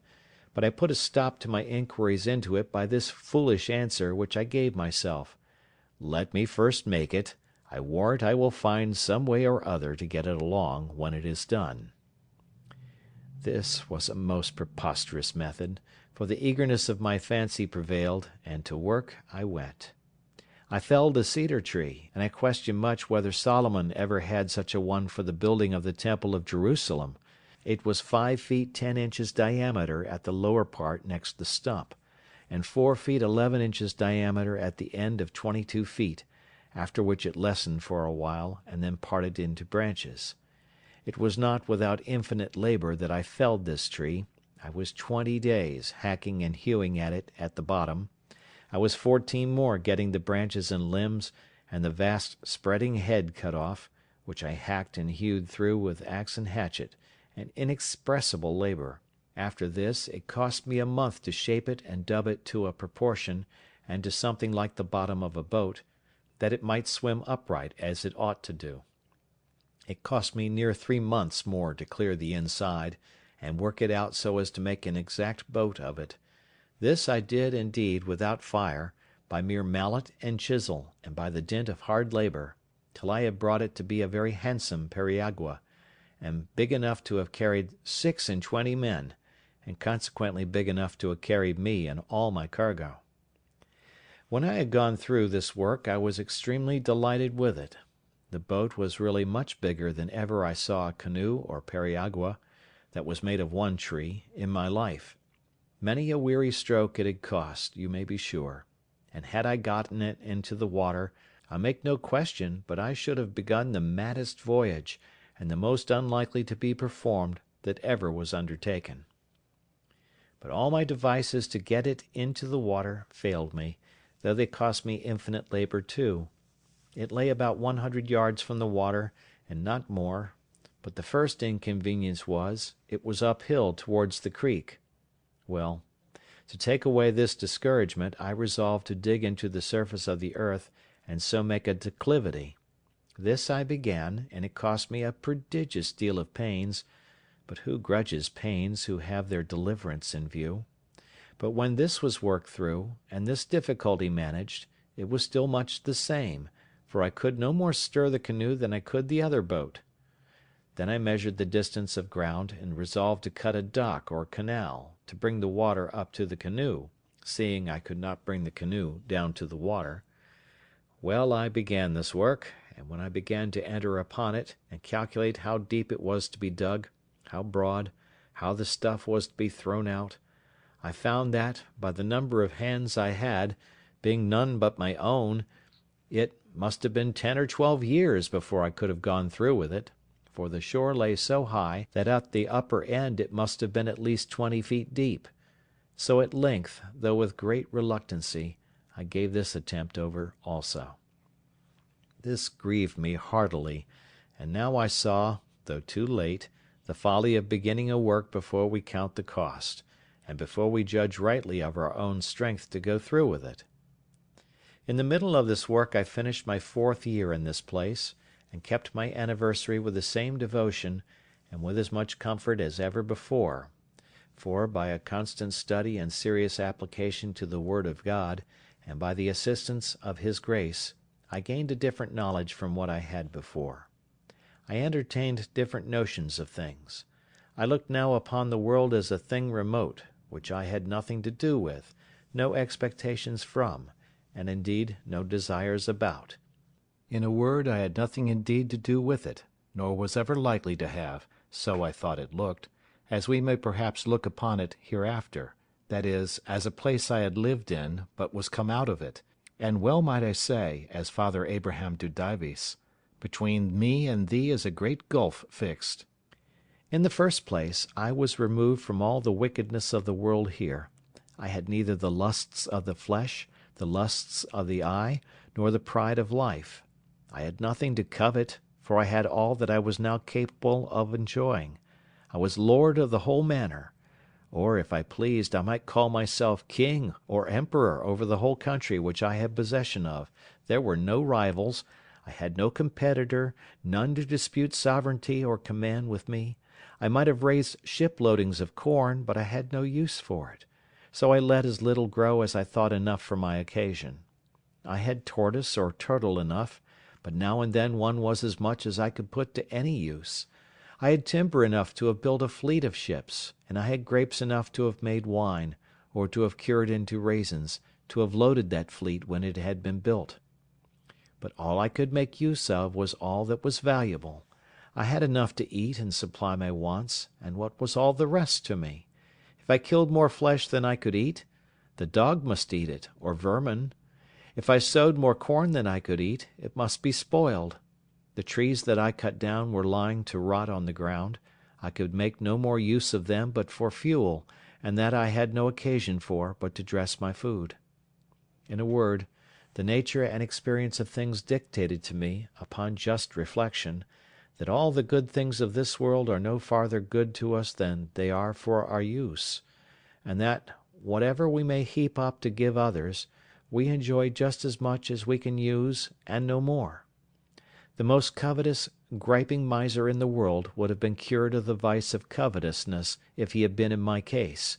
for I possessed infinitely more than I knew what to do with. I had no room for desire, except it was of things which I had not, and they were but trifles, though indeed of great use to me. I had, as I hinted before, a parcel of money, as well gold as silver, about 36 pounds sterling.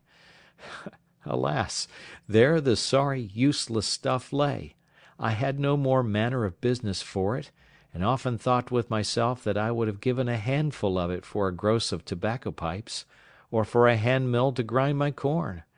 Nay, I would have given it all for a sixpennyworth of turnip and carrot seed out of England, or for a handful of peas and beans and a bottle of ink. As it was, I had not the least advantage by it or benefit from it, but there it lay in a drawer, and grew mouldy with the damp of the cave in the wet seasons, and if I had had the drawer full of diamonds,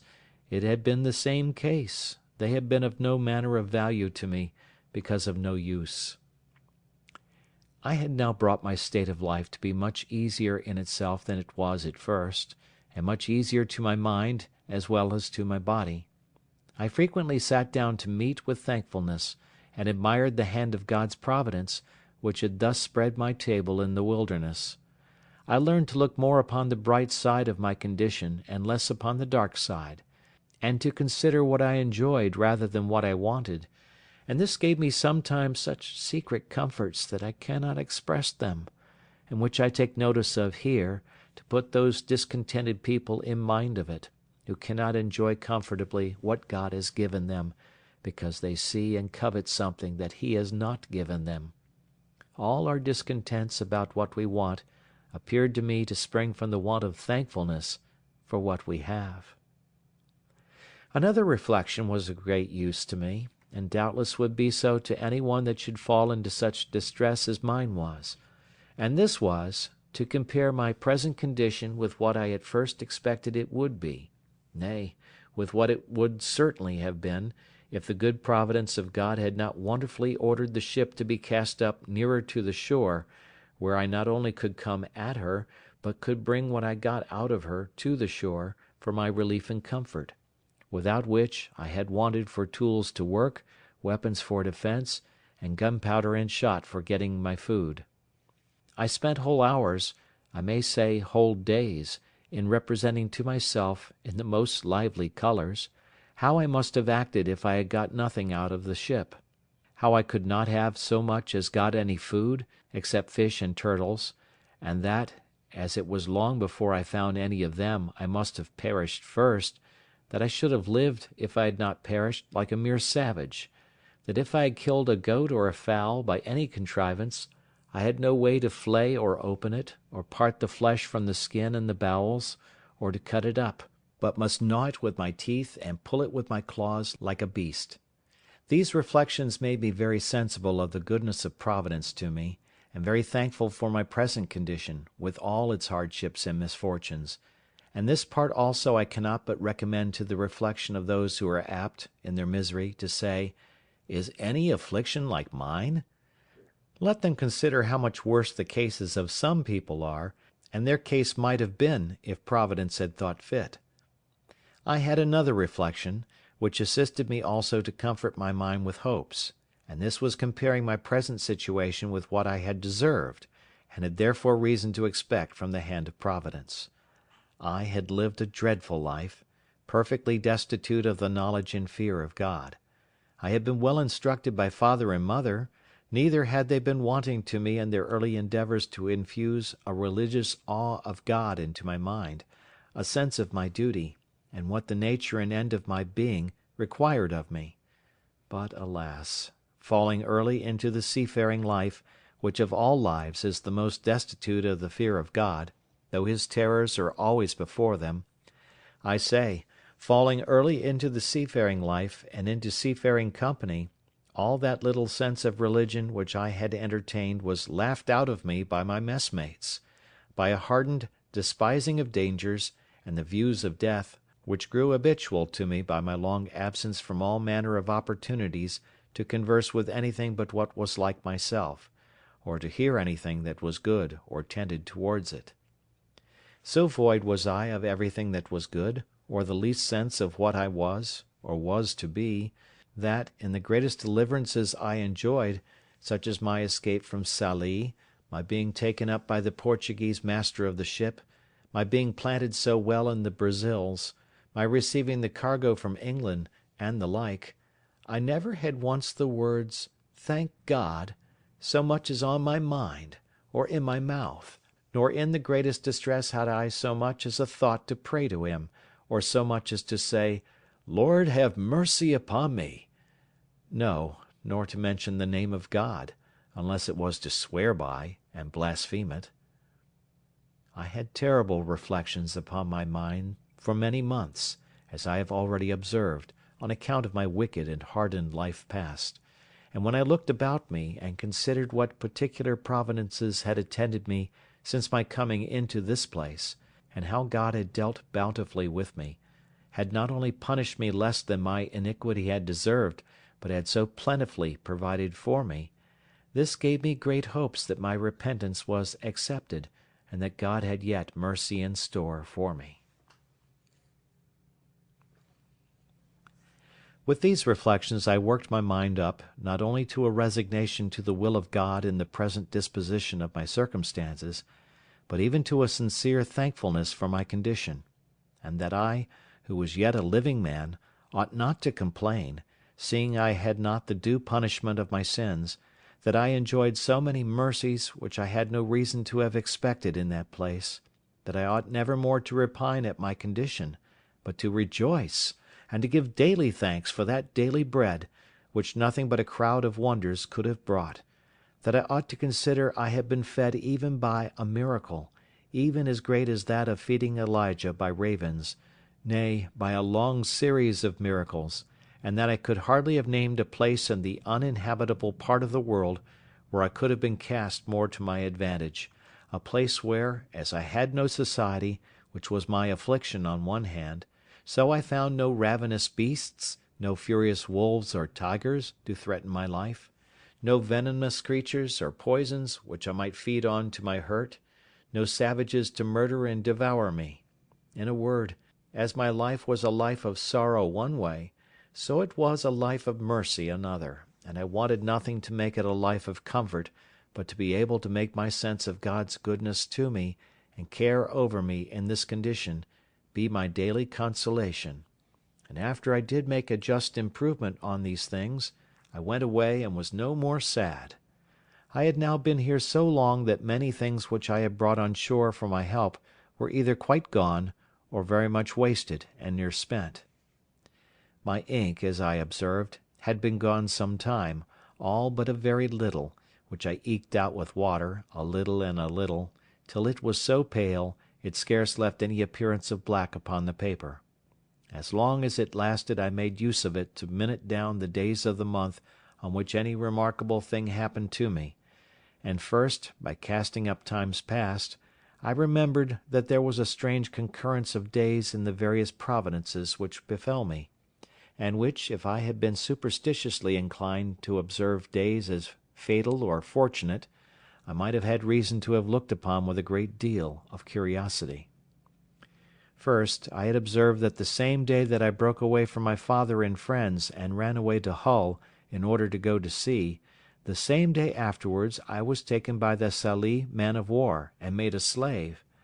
The same day of the year that I escaped out of the wreck of that ship in Yarmouth Roads, that same day year afterwards I made my escape from Sallee in a boat. The same day of the year I was born on, that is the 30th of September, that same day I had my life so miraculously saved 26 years after, when I was cast on shore in this island, so that my wicked life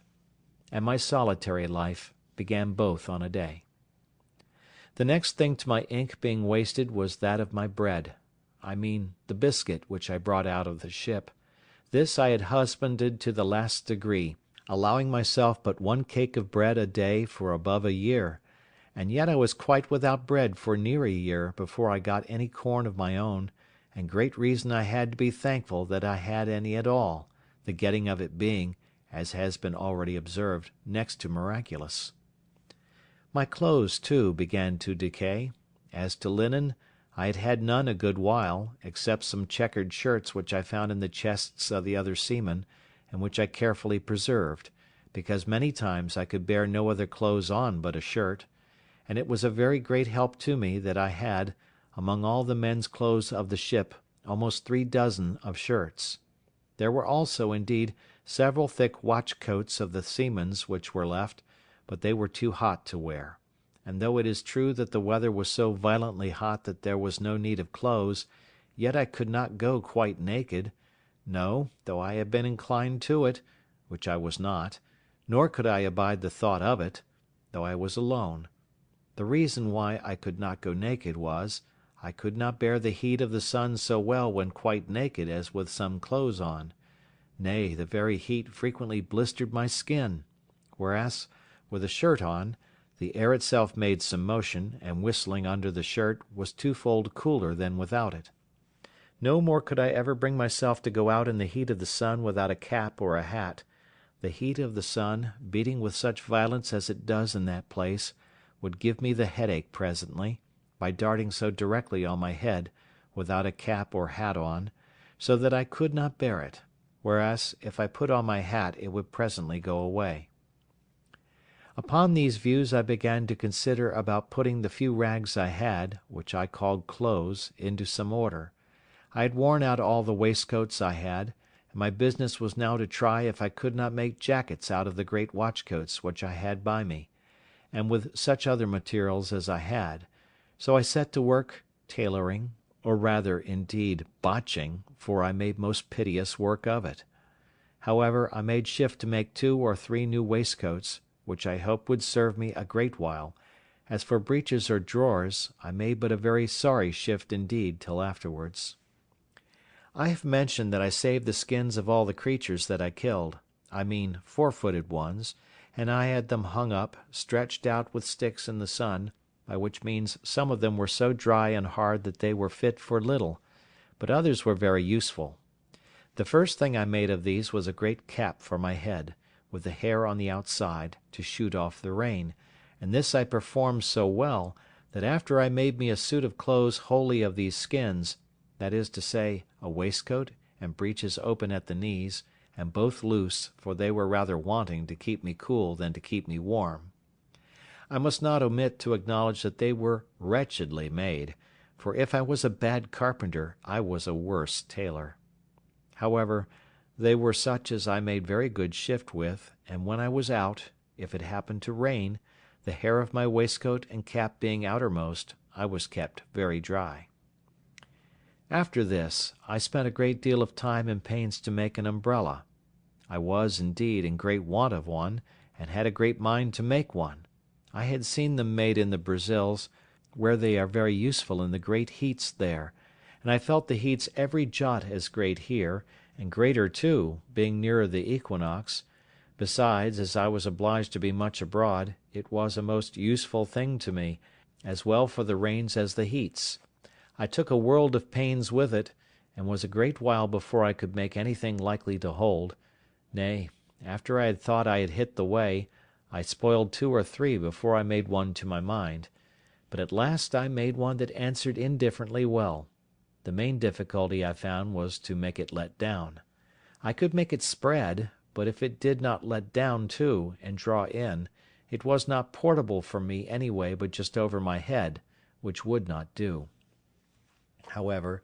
at last, as I said, I made one to answer, and covered it with skins, the hair upwards, so that it cast off the rain like a penthouse, and kept off the sun so effectually that I could walk out in the hottest of the weather with greater advantage than I could before in the coolest,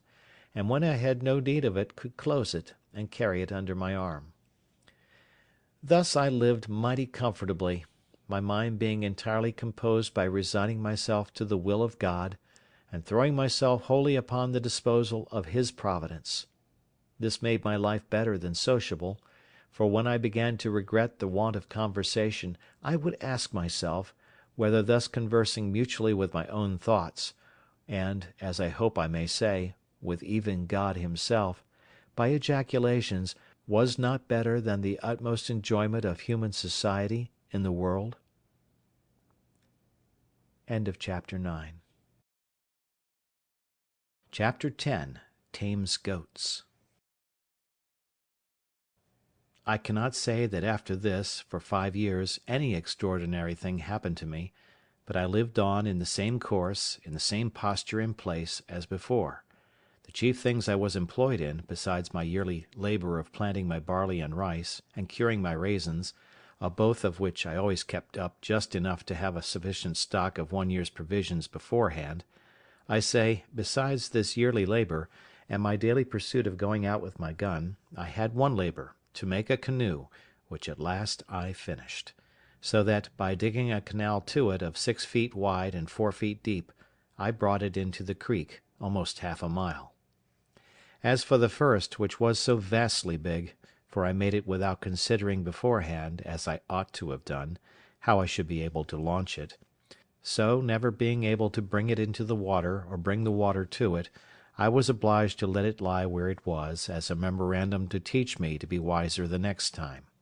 Indeed, the next time, though I could not get a tree proper for it, and was in a place where I could not get the water to it at any less distance than, as I have said, near half a mile, yet, as I saw it was practicable at last, I never gave it over, and though I was near 2 years about it, yet I never grudged my labour, in hopes of having a boat to go off to sea at last. However, though my little periagua was finished, yet the size of it was not at all answerable to the design which I had in view when I made the first; I mean, of venturing over to the terra firma, where it was above 40 miles broad. Accordingly, the smallness of my boat assisted to put an end to that design, and now I thought no more of it. As I had a boat, my next design was to make a cruise round the island, for as I had been on the other side in one place, crossing, as I already described it, over the land, so the discoveries I made in that little journey made me very eager to see other parts of the coast, and now I had a boat, I thought of nothing but sailing round the island. For this purpose, that I might do everything with discretion and consideration, I fitted up a little mast in my boat, and made a sail too out of some of the pieces of the ship's sails which lay in store, and of which I had a great stock by me.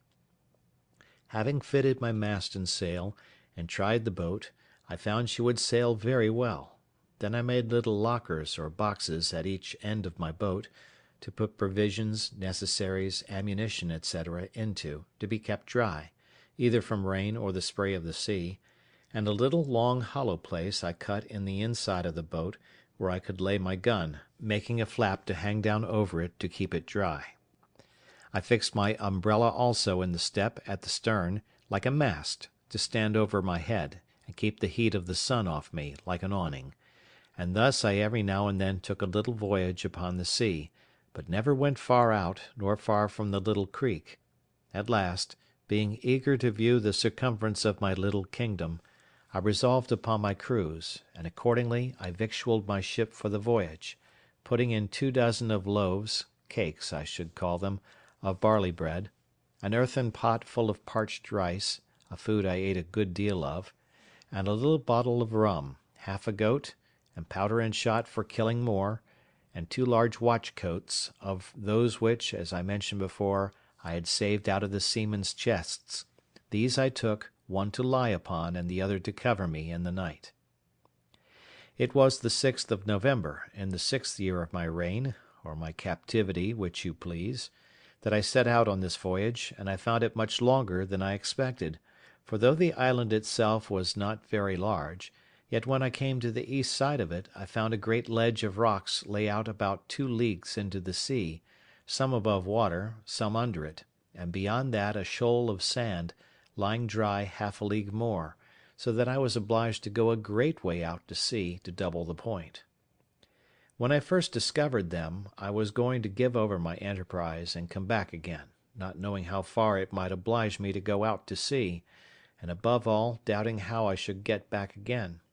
So I came to an anchor, for I had made a kind of an anchor with a piece of a broken grappling which I got out of the ship. Having secured my boat, I took my gun and went on shore, climbing up a hill, which seemed to overlook that point where I saw the full extent of it, and resolved to venture. In my viewing the sea from that hill where I stood, I perceived a strong, and indeed a most furious current, which ran to the east, and even came close to the point, and I took the more notice of it because I saw there might be some danger that when I came into it I might be carried out to sea by the strength of it, and not be able to make the island again; and indeed, had I not got first upon this hill, I believe it would have been so, for there was the same current on the other side the island, only that it set off at a further distance, and I saw that there was a strong eddy under the shore, so I had nothing to do but to get out of the first current, and I should presently be in an eddy. I lay here, however, 2 days, because the wind blowing pretty fresh at east-southeast, and that being just contrary to the current, made a great breach of the sea upon the point, so that it was not safe for me to keep too close to the shore for the breach, nor to go too far off, because of the stream. The third day, in the morning, the wind having abated overnight, the sea was calm, and I ventured; but I am a warning to all rash and ignorant pilots, for no sooner was I come to the point, when I was not even my boat's length from the shore, but I found myself in a great depth of water, and a current like the sluice of a mill. It carried my boat along with it with such violence, that all I could do could not keep her so much as on the edge of it; but I found it hurried me farther and farther out from the eddy, which was on my left hand. There was no wind stirring to help me, and all I could do with my paddles signified nothing; and now I began to give myself over for lost; for as the current was on both sides of the island, I knew in a few leagues' distance they must join again, and then I was irrecoverably gone, nor did I see any possibility of avoiding it; so that I had no prospect before me but of perishing, not by the sea, for that was calm enough, but of starving from hunger. I had, indeed, found a tortoise on the shore, as big almost as I could lift, and had tossed it into the boat; and I had a great jar of fresh water, that is to say, one of my earthen pots; but what was all this to being driven into the vast ocean, where, to be sure, there was no shore, no mainland or island, for 1,000 leagues at least? And now I saw how easy it was for the providence of God to make even the most miserable condition of mankind worse. Now I looked back upon my desolate, solitary island as the most pleasant place in the world, and all the happiness my heart could wish for was to be but there again. I stretched out my hands to it with eager wishes. "O happy desert!" said I shall never see thee more. O miserable creature, whither am I going?" Then I reproached myself with my unthankful temper, and that I had repined at my solitary condition, and now what would I give to be on shore there again? Thus we never see the true state of our condition till it is illustrated to us by its contraries, nor know how to value what we enjoy but by the want of it. It is scarcely possible to imagine the consternation I was now in, being driven from my beloved island, for so it appeared to me now to be, into the wide ocean, almost 2 leagues, and in the utmost despair of ever recovering it again. However, I worked hard till, indeed, my strength was almost exhausted, and kept my boat as much to the northward, that is, towards the side of the current which the eddy lay on, as possibly I could, when about noon, as the sun passed the meridian, I thought I felt a little breeze of wind in my face, springing up from south-southeast. This cheered my heart a little, and especially when, in about half an hour more, it blew a pretty gentle gale. By this time I had got at a frightful distance from the island, and had the least cloudy or hazy weather intervene, I had been undone another way too, for I had no compass on board, and should never have known how to have steered toward the island, if I had but once lost sight of it; but the weather continuing clear, I applied myself to get up my mast again, and spread my sail, standing away to the north as much as possible, to get out of the current. Just as I had set my mast and sail, and the boat began to stretch away, I saw even by the clearness of the water some alteration of the current was near, for where the current was so strong the water was foul; but perceiving the water clear, I found the current abate; and presently I found to the east, at about half a mile, a breach of the sea upon some rocks. These rocks I found caused the current to part again, and as the main stress of it ran away more southerly, leaving the rocks to the northeast, so the other returned by the repulse of the rocks, and made a strong eddy, which ran back again to the northwest with a very sharp stream.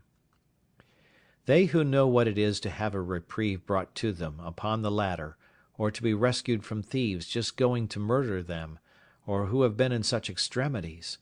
may guess what my present surprise of joy was, and how gladly I put my boat into the stream of this eddy; and the wind also freshening, how gladly I spread my sail to it, running cheerfully before the wind, and with a strong tide or eddy underfoot. This eddy carried me about a league on my way back again, directly towards the island, but about 2 leagues more to the northward than the current which carried me away at first, so that when I came near the island, I found myself open to the northern shore of it, that is to say, the other end of the island, opposite to that which I went out from. When I had made something more than a league of way by the help of this current or eddy, I found it was spent, and served me no further. However, I found that being between 2 great currents, that is, that on the south side, which had hurried me away, and that on the north, which lay about a league on the other side, I say, between these two, in the wake of the island, I found the water at least still, and running no way, and having still a breeze of wind fair for me, I kept on steering directly for the island, though not making such fresh way as I did before. About 4 o'clock in the evening, being then within a league of the island, I found the point of the rocks which occasioned this disaster stretching out, as is described before, to the southward, and casting off the current more southerly, had, of course, made another eddy to the north, and this I found very strong, but not directly setting the way my course lay, which was due west, but almost full north. However, having a fresh gale, I stretched across this eddy, slanting northwest, and in about an hour came within about a mile of the shore, where, it being smooth water, I soon got to land. When I was on shore, I fell on my knees and gave God thanks for my deliverance, resolving to lay aside all thoughts of my deliverance by my boat, and refreshing myself with such things as I had, I brought my boat close to the shore, in a little cove that I had spied under some trees, and laid me down to sleep, being quite spent with the labour and fatigue of the voyage. I was now at a great loss which way to get home with my boat. I had run so much hazard, and knew too much of the case, to think of attempting it by the way I went out, and what might be at the other side, I mean the west side, I knew not, nor had I any mind to run any more ventures, so I resolved on the next morning to make my way westward along the shore, and to see if there was no creek where I might lay up my frigate in safety, so as to have her again if I wanted her. In about 3 miles or thereabouts, coasting the shore, I came to a very good inlet or bay, about a mile over, which narrowed till it came to a very little rivulet or brook, where I found a very convenient harbour for my boat, and where she lay as if she had been in a little dock made on purpose for her. Here I put in, and having stowed my boat very safe, I went on shore to look about me and see where I was. I soon found I had but a little passed by the place where I had been before, when I travelled on foot to that shore, so taking nothing out of my boat but my gun and umbrella, for it was exceedingly hot, I began my march. The way was comfortable enough after such a voyage as I had been upon, and I reached my old bower in the evening, where I found everything standing as I left it, for I always kept it in good order, being, as I said before, my country house. I got over the fence, and laid me down in the shade to rest my limbs, for I was very weary, and fell asleep. But, judge you, if you can, that read my story, what a surprise I must be in when I was awaked out of my sleep by a voice calling me by my name several times. "Robin, Robin, Robin Crusoe! Poor Robin Crusoe! Where are you, Robin Crusoe? Where are you? Where have you been?" I was so dead asleep at first, being fatigued with rowing for part of the day, and with walking the latter part, that I did not wake thoroughly, but dozing thought I dreamed that somebody spoke to me; but as the voice continued to repeat, "Robin Crusoe, Robin Crusoe," at last I began to wake more perfectly, and was at first dreadfully frightened, and started up in the utmost consternation; but no sooner were my eyes open but I saw my Poll sitting on the top of the hedge, and immediately knew that it was he that spoke to me, for just in such bemoaning language I had used to talk to him and teach him, and he had learned it so perfectly that he would sit upon my finger, and lay his bill close to my face, and cry, "Poor Robin Crusoe, where are you? Where have you been? How came you here?" and such things as I had taught him. However, even though I knew it was the parrot, and that indeed it could be nobody else, It was a good while before I could compose myself. First I was amazed how the creature got thither, and then how he should just keep about the place and nowhere else. But as I was well satisfied it could be nobody but honest Poll, I got over it, and holding out my hand and calling him by his name, Poll, the sociable creature came to me, and sat upon my thumb as he used to do, and continued talking to me. "Poor Robin Crusoe! And how did I come here? And where had I been?" Just as if he had been overjoyed to see me again, and so I carried him home along with me. I had now had enough of rambling to sea for some time, and had enough to do for many days to sit still and reflect upon the danger I had been in. I would have been very glad to have had my boat again on my side of the island, but I knew not how it was practicable to get it about. As to the east side of the island, which I had gone round, I knew well enough there was no venturing that way. My very heart would shrink, and my very blood run chill but to think of it. And as to the other side of the island, I did not know how it might be there, but supposing the current ran with the same force against the shore at the east as it passed by it on the other, I might run the same risk of being driven down the stream and carried by the island, as I had been before of being carried away from it. So with these thoughts, I contented myself to be without any boat, though it had been the product of so many months' labour to make it,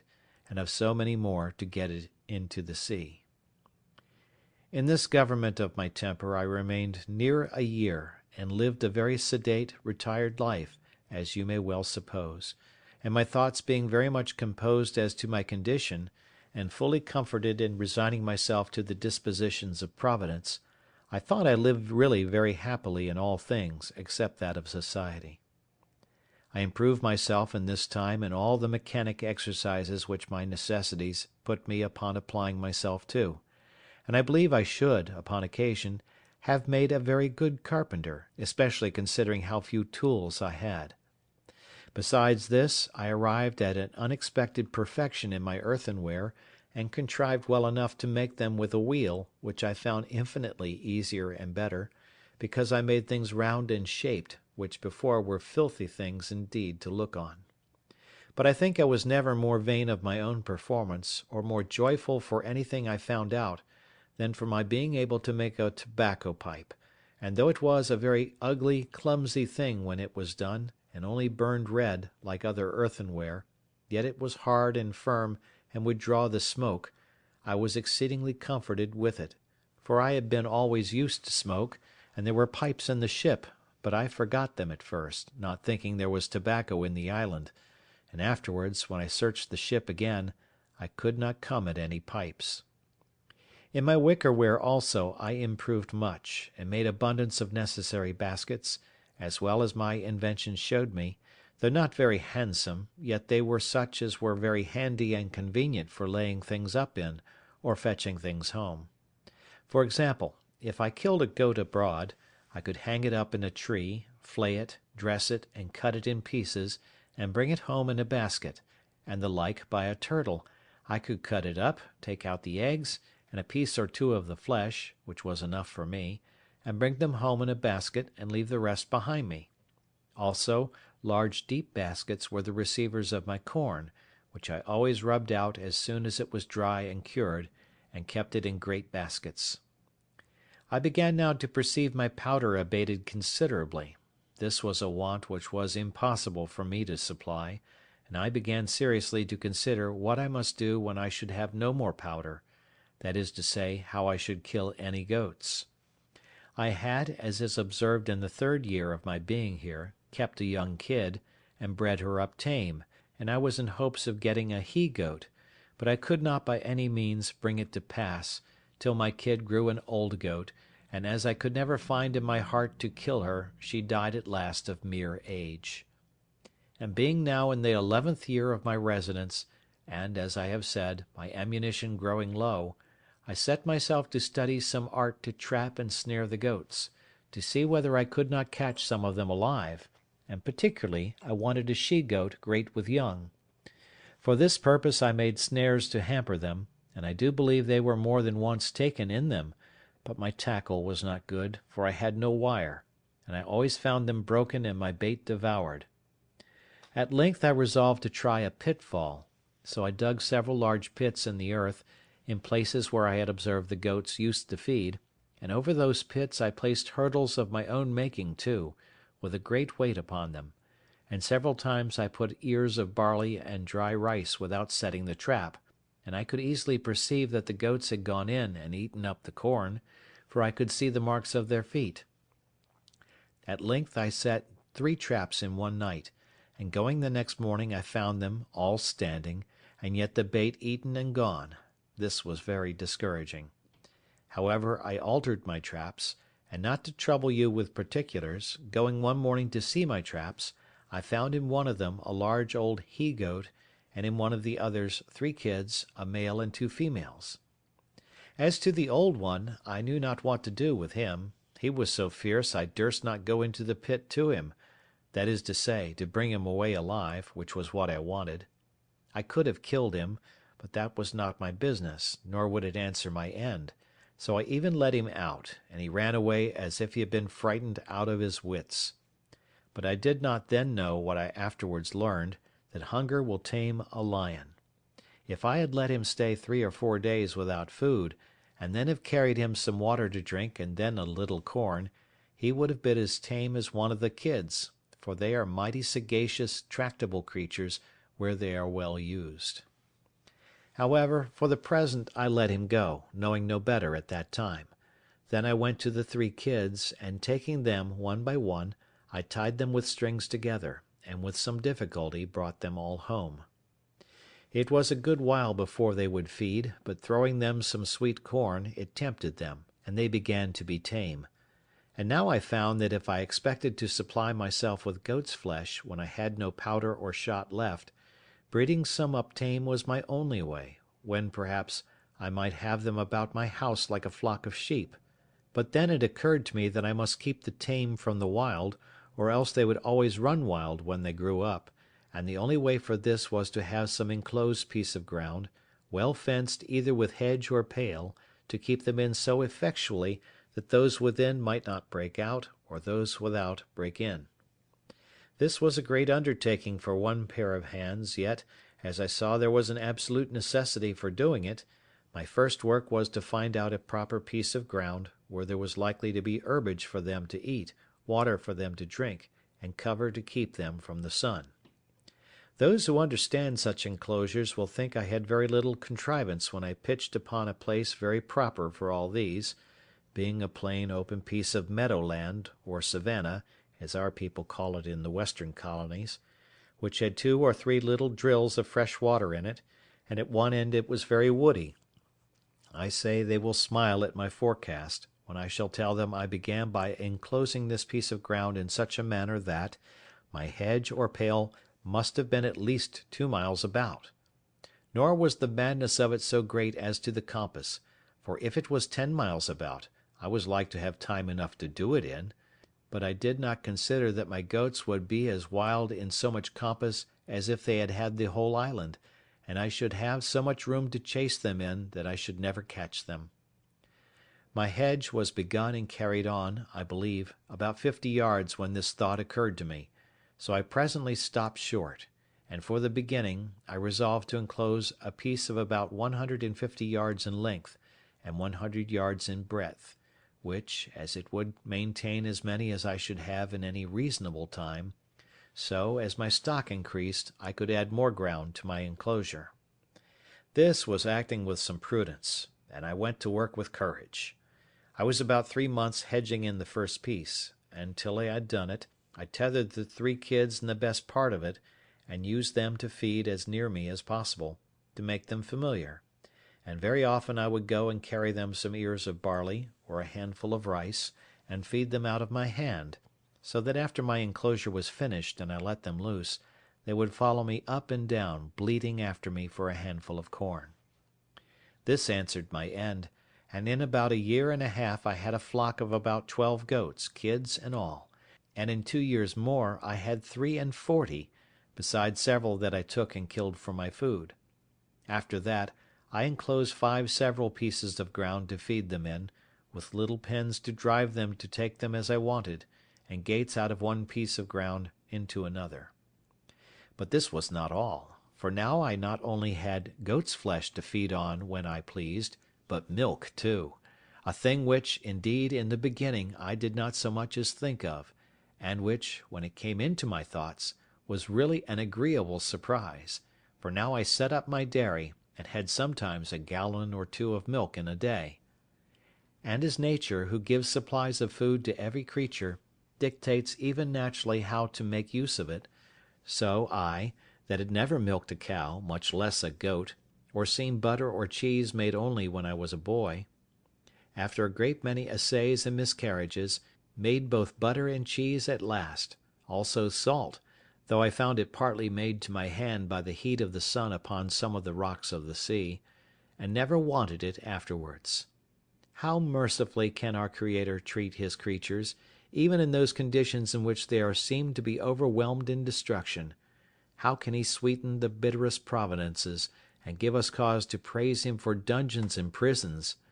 What a table was here spread for me in the wilderness, where I saw nothing at first but to perish for hunger. End of chapter 10. Chapter 11. Finds print of man's foot on the sand.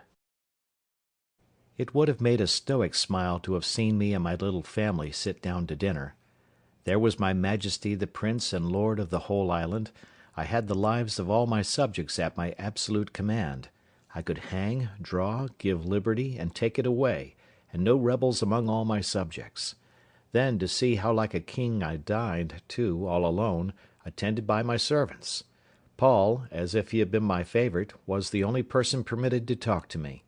My dog, who was now grown old and crazy, and had found no species to multiply his kind upon, sat always at my right hand,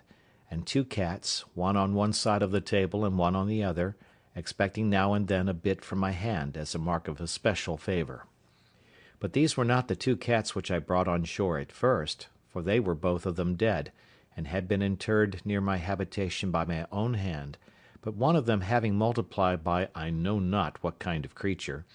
these were two which I had preserved tame, whereas the rest ran wild in the woods, and became indeed troublesome to me at last, for they would often come into my house and plunder me too, till at last I was obliged to shoot them, and did kill a great many. At length they left me. With this attendance, and in this plentiful manner I lived, neither could I be said to want anything but society, and of that, some time after this, I was likely to have too much. I was something impatient, as I have observed, to have the use of my boat, though very loath to run any more hazards, and therefore sometimes I sat contriving ways to get her about the island, and at other times I sat myself down contented enough without her. But I had a strange uneasiness in my mind to go down to the point of the island where, as I have said in my last ramble, I went up the hill to see how the shore lay, and how the current set, that I might see what I had to do. This inclination increased upon me every day, and at length I resolved to travel thither by land, following the edge of the shore. I did so, but had any one in England met such a man as I was, it must either have frightened him, or raised a great deal of laughter, and as I frequently stood still to look at myself, I could not but smile at the notion of my travelling through Yorkshire with such an equipage, and in such a dress. Be pleased to take a sketch of my figure, as follows.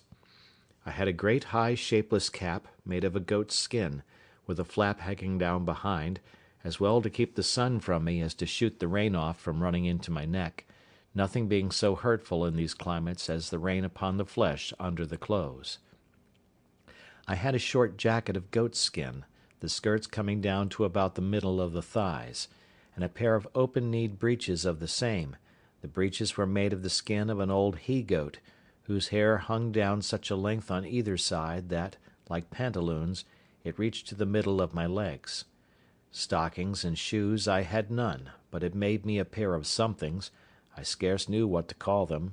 like buskins, to flap over my legs, and lace on either side like spatterdashes,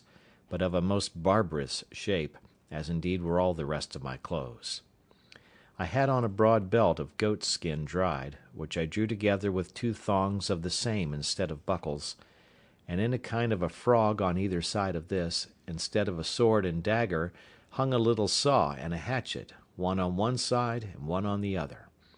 I had another belt not so broad, and fastened in the same manner, which hung over my shoulder, and at the end of it, under my left arm, hung 2 pouches, both made of goat's skin too, in one of which hung my powder, in the other my shot. At my back I carried my basket, and on my shoulder my gun, and over my head a great clumsy, ugly, goat's skin umbrella,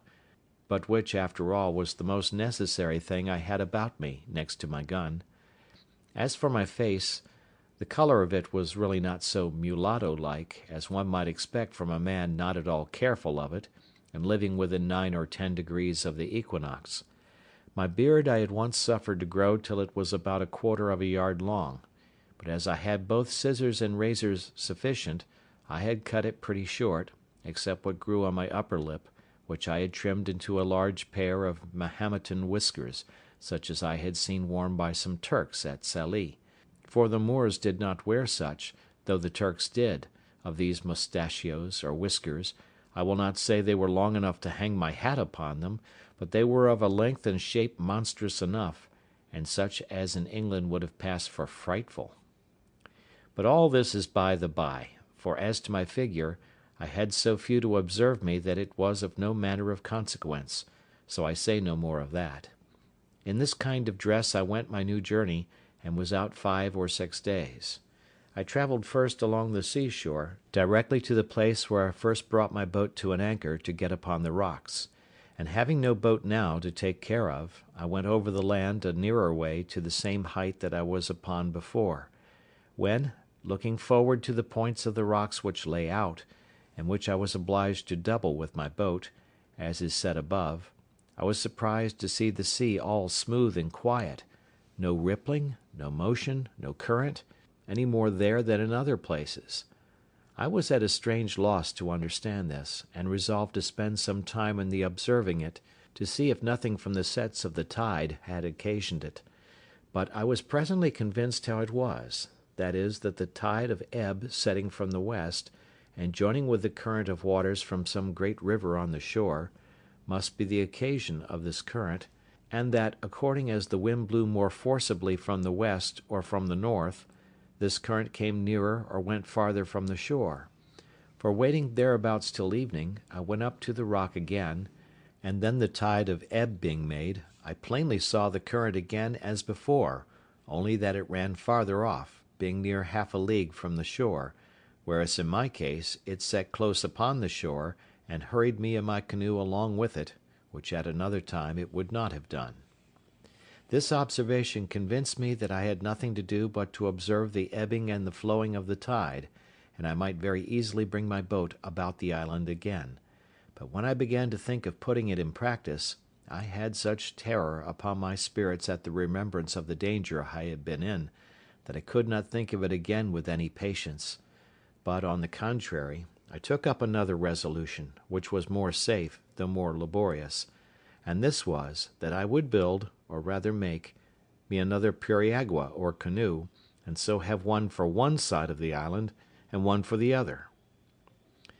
You are to understand that now I had, as I may call it, 2 plantations in the island; one my little fortification or tent, with a wall about it, under the rock, with a cave behind me, which by this time I had enlarged into several apartments or caves, one within another. One of these, which was the driest and largest, and had a door out beyond my wall or fortification, that is to say, beyond where my wall joined to the rock, was all filled up with the large earthen pots of which I have given an account, and with 14 or 15 great baskets, which would hold 5 or 6 bushels each, where I laid up my stores of provisions, especially my corn, some in the ear, cut off short from the straw, and the other rubbed out with my hand.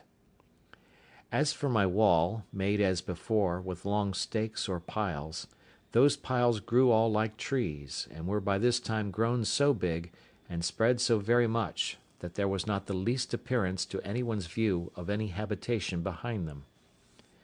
Near this dwelling of mine, but a little farther within the land, and upon lower ground, lay my 2 pieces of cornland, which I kept duly cultivated and sowed, and which duly yielded me their harvest in its season, and whenever I had occasion for more corn, I had more land adjoining as fit as that. Besides this, I had my country seat, and I had now a tolerable plantation there also. For first, I had my little bower, as I called it, which I kept in repair; that is to say, I kept the hedge which encircled it and constantly fitted up to its usual height, the ladder standing always in the inside. I kept the trees, which at first were no more than stakes, but were now grown very firm and tall, always cut, so that they might spread and grow thick and wild, and make the more agreeable shade, which they did effectually, to my mind. In the middle of this I had my tent always standing, being a piece of a sail spread over poles, set up for that purpose, and which never wanted any repair or renewing, and under this I had made me a squab or couch with the skins of the creatures I had killed, and with other soft things, and a blanket laid on them, such as belonged to our sea bedding, which I had saved, and a great watchcoat to cover me. And here, whenever I had occasion to be absent from my chief seat, I took up my country habitation. Adjoining to this I had my enclosures for my cattle, that is to say, my goats, and I had taken an inconceivable deal of pains to fence and enclose this ground. I was so anxious to see it kept entire, lest the goats should break through, that I never left off till, with infinite labour, I had stuck the outside of the hedge so full of small stakes, and so near to one another, that it was rather a pale than a hedge, and there was scarce room to put a hand through between them; which afterwards, when those stakes grew, as they all did in the next rainy season, made the enclosure strong like a wall, indeed stronger than any wall. This will testify for me that I was not idle, and that I spared no pains to bring to pass whatever appeared necessary for my comfortable support; for I considered the keeping up a breed of tame creatures thus at my hand would be a living magazine of flesh, milk, butter, and cheese for me as long as I lived in the place, if it were to be 40 years, and that keeping them in my reach depended entirely upon my perfecting my enclosures to such a degree that I might be sure of keeping them together; which by this method, indeed, I so effectually secured, that when these little stakes began to grow, I had planted them so very thick that I was forced to pull some of them up again. In this place also I had my grapes growing, which I principally depended on for my winter store of raisins, and which I never failed to preserve very carefully, as the best and most agreeable dainty of my whole diet; and indeed they were not only agreeable, but medicinal, wholesome, nourishing, and refreshing to the last degree. As this was also about halfway between my other habitation and the place where I had laid up my boat, I generally stayed and lay here in my way thither, for I used frequently to visit my boat, and I kept all things about or belonging to her in very good order. Sometimes I went out in her to divert myself, but no more hazardous voyages would I go, scarcely ever above a stone's cast or two from the shore, I was so apprehensive of being hurried out of my knowledge again by the currents or winds, or any other accident. But now I come to a new scene of my life. It happened one day, about noon, going towards my boat, I was exceedingly surprised with the print of a man's naked foot on the shore, which was very plain to be seen on the sand. I stood like one thunderstruck, or as if I had seen an apparition. I listened, I looked round me, but I could hear nothing, nor see anything. I went up to a rising ground to look farther. I went up the shore and down the shore, but it was all one. I could see no other impression but that one. I went to it again to see if there were any more, and to observe if it might not be my fancy, but there was no room for that, for there was exactly the print of a foot, toes, heel, and every part of a foot. How it came thither I knew not, nor could I in the least imagine; but after innumerable fluttering thoughts, like a man perfectly confused and out of myself, I came home to my fortification, not feeling, as we say, the ground I went on, but terrified to the last degree, looking behind me at every 2 or 3 steps, mistaking every bush and tree, and fancying every stump at a distance to be a man. Nor is it possible to describe how many various shapes my affrighted imagination represented things to me in, how many wild ideas were found every moment in my fancy, and what strange, unaccountable whimsies came into my thoughts by the way. When I came to my castle, for so I think I called it ever after this, I fled into it like one pursued. Whether I went over by the ladder, as first contrived, or went in at the hole in the rock, which I had called a door, I cannot remember. No, nor could I remember the next morning, for never frightened hare fled to cover, or fox to earth, with more terror of mind than I to this retreat. I slept none that night. The farther I was from the occasion of my fright, the greater my apprehensions were, which is something contrary to the nature of such things, and especially to the usual practice of all creatures in fear. But I was so embarrassed with my own frightful ideas of the thing, that I formed nothing but dismal imaginations to myself, even though I was now a great way off. Sometimes I fancied it must be the devil, and reason joined in with me in this supposition, for how should any other thing in human shape come into the place? Where was the vessel that brought them? What marks were there of any other footstep? And how was it possible a man should come there? But then, to think that Satan should take human shape upon him in such a place, where there could be no manner of occasion for it, but to leave the print of his foot behind him, and that even for no purpose too, for he could not be sure I should see it, this was an amusement the other way. I considered that the devil might have found out abundance of other ways to have terrified me than this of the single print of a foot, that as I lived quite on the other side of the island, he would never have been so simple as to leave a mark in a place where it was 10,000 to 1 whether I should ever see it or not, and in the sand too, which the first surge of the sea upon a high wind would have defaced entirely. All this seemed inconsistent with the thing itself, and with all the notions we usually entertain of the subtlety of the devil. Abundance of such things as these assisted to argue me out of all apprehensions of its being the devil, and I presently concluded then that it must be some more dangerous creature, that is, that it must be some of the savages of the mainland opposite who had wandered out to sea in their canoes, and either driven by the currents or by contrary winds had made the island and had been on shore, but were gone away again to sea, being as loath perhaps to have stayed in this desolate island as I would have been to have had them. While these reflections were rolling in my mind, I was very thankful in my thoughts that I was so happy as not to be thereabouts at that time, or that they did not see my boat, by which they would have concluded that some inhabitants had been in the place, and perhaps have searched farther for me. Then terrible thoughts racked my imagination about their having found out my boat, and that there were people here, and that, if so, I should certainly have them come again in greater numbers and devour me, that if it should happen that they should not find me, yet they would find my enclosure, destroy all my corn, and carry away all my flock of tame goats, and I should perish at last for mere want. Thus my fear banished all my religious hope, all that former confidence in God, which was founded upon such wonderful experience as I had had of his goodness, as if he that had fed me by miracle hitherto could not preserve by his power the provision which he had made for me by his goodness.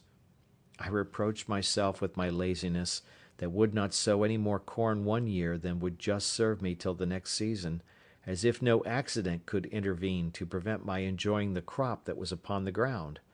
And this I thought so just a reproof, that I resolved for the future to have 2 or 3 years' corn beforehand, so that, whatever might come, I might not perish for want of bread.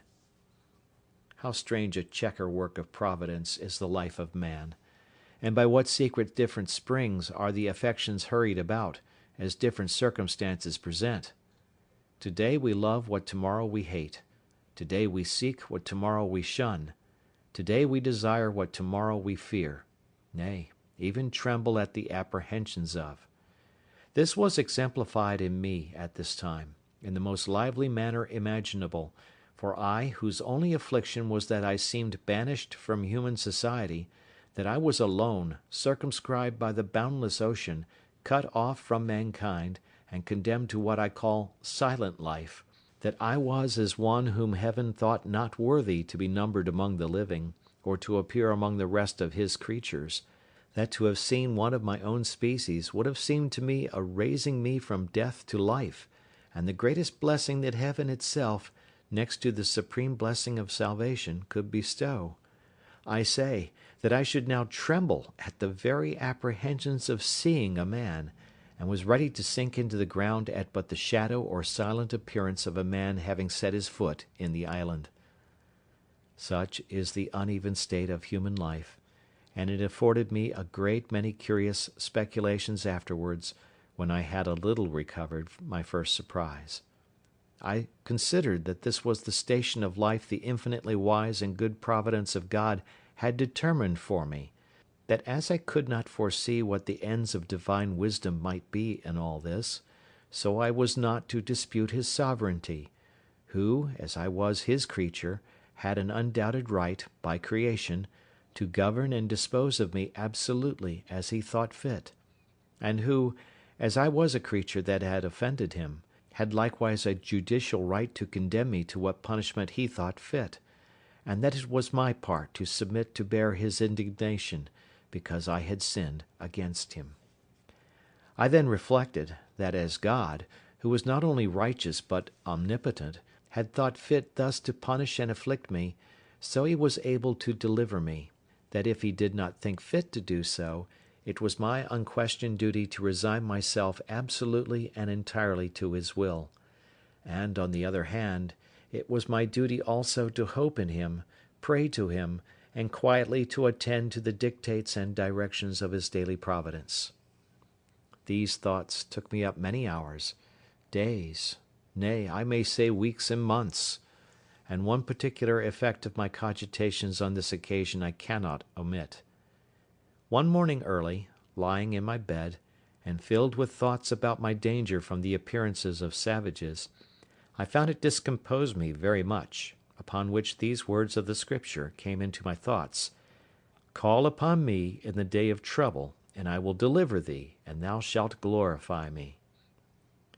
Upon this, rising cheerfully out of my bed, my heart was not only comforted, but I was guided and encouraged to pray earnestly to God for deliverance. When I had done praying, I took up my Bible, and opening it to read, the first words that presented to me were, "Wait on the Lord, and be of good cheer, and he shall strengthen thy heart. Wait, I say, on the Lord." It is impossible to express the comfort this gave me. In answer, I thankfully laid down the book, and was no more sad, at least on that occasion. In the middle of these cogitations, apprehensions, and reflections, it came into my thoughts one day that all this might be a mere chimera of my own, and that this foot might be the print of my own foot when I came on shore from my boat. This cheered me up a little too, and I began to persuade myself it was all a delusion, that it was nothing else but my own foot, and why might I not come that way from the boat, as well as I was going that way to the boat? Again, I considered also that I could by no means tell for certain where I had trod, and where I had not, and that if at last this was only the print of my own foot, I had played the part of those fools who try to make stories of spectres and apparitions, and then are frightened at them more than anybody.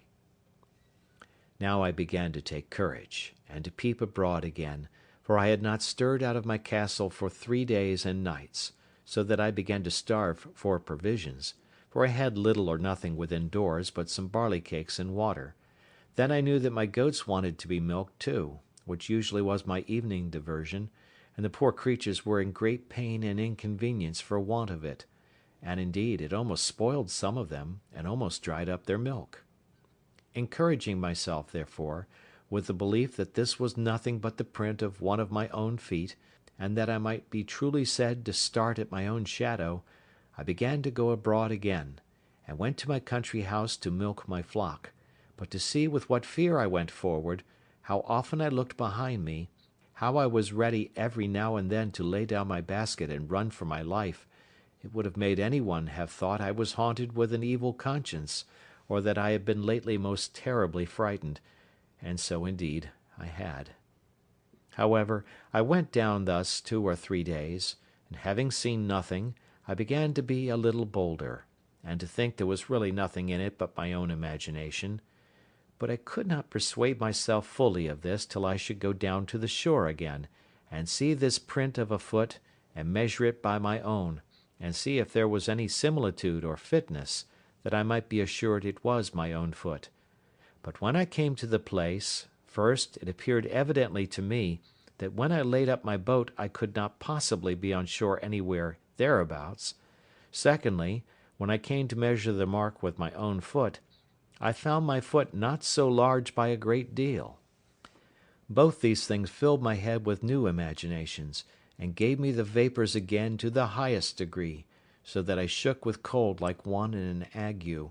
and I went home again filled with the belief that some man or men had been on shore there, or, in short, that the island was inhabited, and I might be surprised before I was aware, and what course to take for my security I knew not. Oh, what ridiculous resolutions men take when possessed with fear! It deprives them of the use of those means which reason offers for their relief. The first thing I proposed to myself was, to throw down my enclosures, and turn all my tame cattle wild into the woods, lest the enemy should find them, and then frequent the island in prospect of the same or the like booty. Then the simple thing of digging up my 2 cornfields, lest they should find such a grain there, and still be prompted to frequent the island. Then to demolish my bower and tent, that they might not see any vestiges of habitation, and be prompted to look farther, in order to find out the persons inhabiting. These were the subjects of the first night's cogitations after I was come home again, while the apprehensions which had so overrun my mind were fresh upon me, and my head was full of vapours. Thus fear of danger is 10,000 times more terrifying than danger itself, when apparent to the eyes, and we find the burden of anxiety greater, by much, than the evil which we are anxious about. And what was worse than all this, I had not that relief in this trouble that from the resignation I used to practise I hoped to have. I looked, I thought, like Saul, who complained not only that the Philistines were upon him, but that God had forsaken him, for I did not now take due ways to compose my mind, by crying to God in my distress, and resting upon his providence, as I had done before, for my defence and deliverance, which, if I had done, I had at least been more cheerfully supported under this new surprise, and perhaps carried through it with more resolution. This confusion of my thoughts kept me awake all night, but in the morning I fell asleep, and having, by the amusement of my mind, been as it were tired, and my spirits exhausted, I slept very soundly, and waked much better composed than I had ever been before. And now I began to think sedately, and upon debate with myself, I concluded that this island, which was so exceedingly pleasant, fruitful, and no farther from the mainland than I had seen, was not so entirely abandoned as I might imagine; that although there were no stated inhabitants who lived on the spot, yet that there might sometimes come boats off from the shore, who, either with design, or perhaps never but when they were driven by cross winds, might come to this place, that I had lived there 15 years now, and had not met with the least shadow or figure of any people yet, and that, if at any time they should be driven here, it was probable they went away again as soon as ever they could, seeing they had never thought fit to fix here upon any occasion; that the most I could suggest any danger from was from any casual accidental landing of straggling people from the main, who, as it was likely, if they were driven hither, were here against their wills; so they made no stay here, but went off again with all possible speed, seldom staying one night on shore, lest they should not have the help of the tides and daylight back again;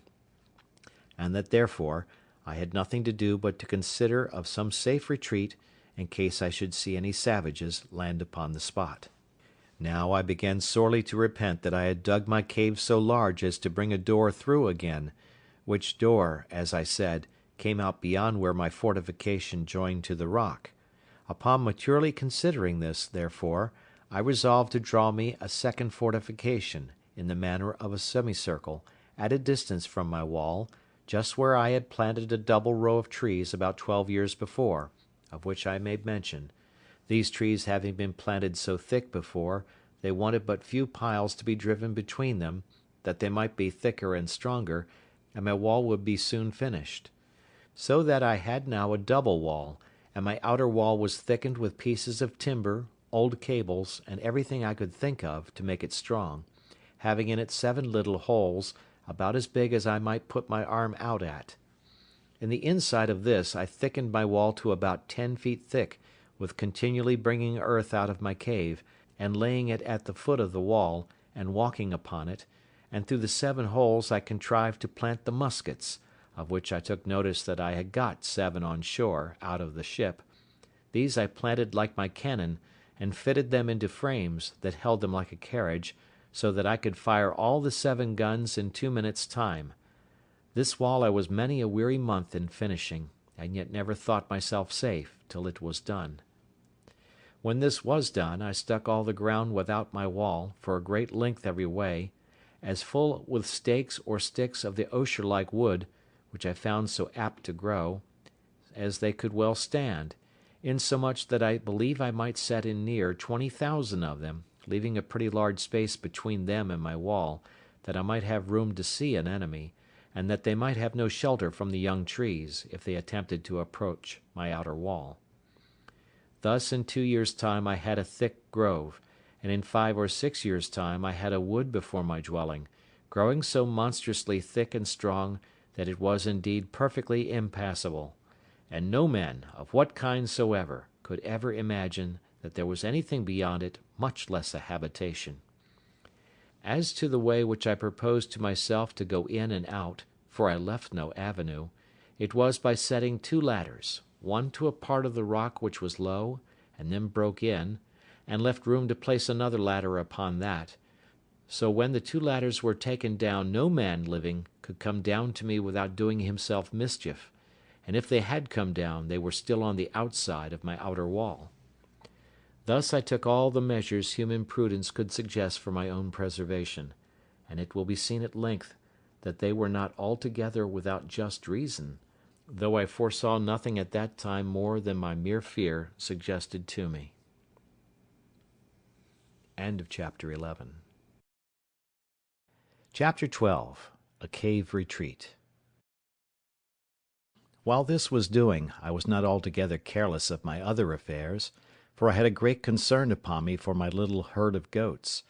They were not only a ready supply to me on every occasion, and began to be sufficient for me, without the expense of powder and shot, but also without the fatigue of hunting after the wild ones, and I was loath to lose the advantage of them, and to have them all to nurse up over again.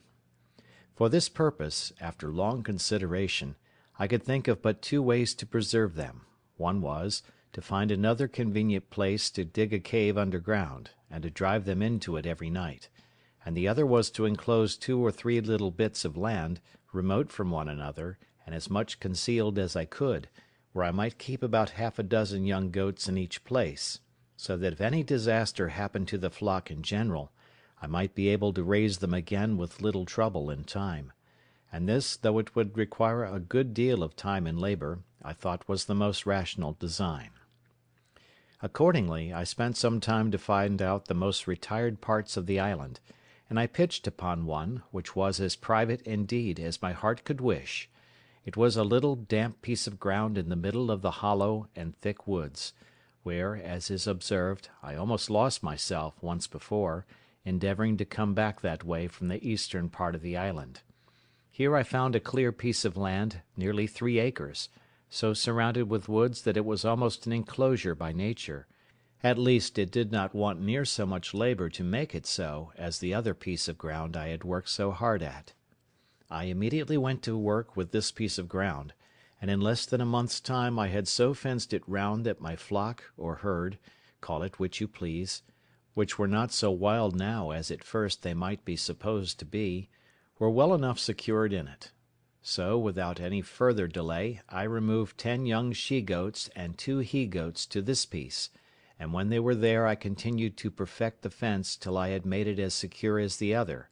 which, however, I did at more leisure, and it took me up more time by a great deal.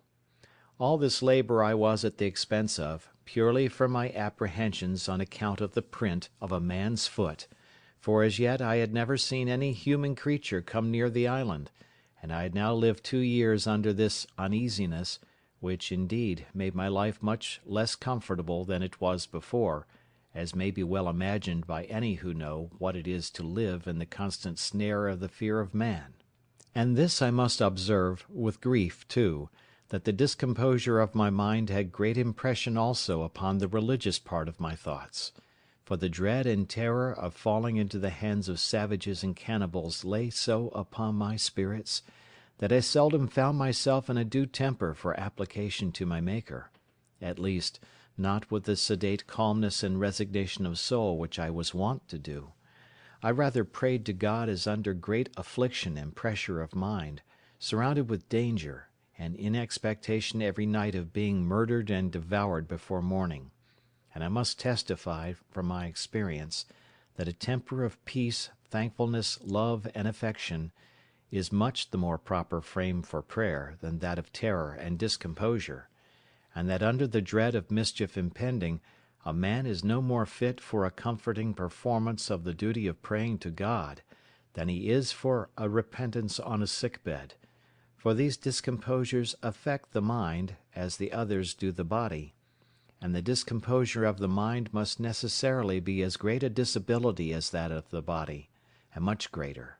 praying to God being properly an act of the mind, not of the body. But to go on.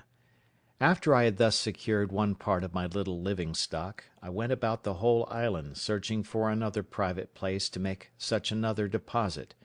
when, wandering more to the west point of the island than I had ever done yet, and looking out to sea, I thought I saw a boat upon the sea at a great distance. I had found a perspective glass or two in one of the seamen's chests, which I saved out of our ship, but I had it not about me, and this was so remote that I could not tell what to make of it, though I looked at it till my eyes were not able to hold to look any longer.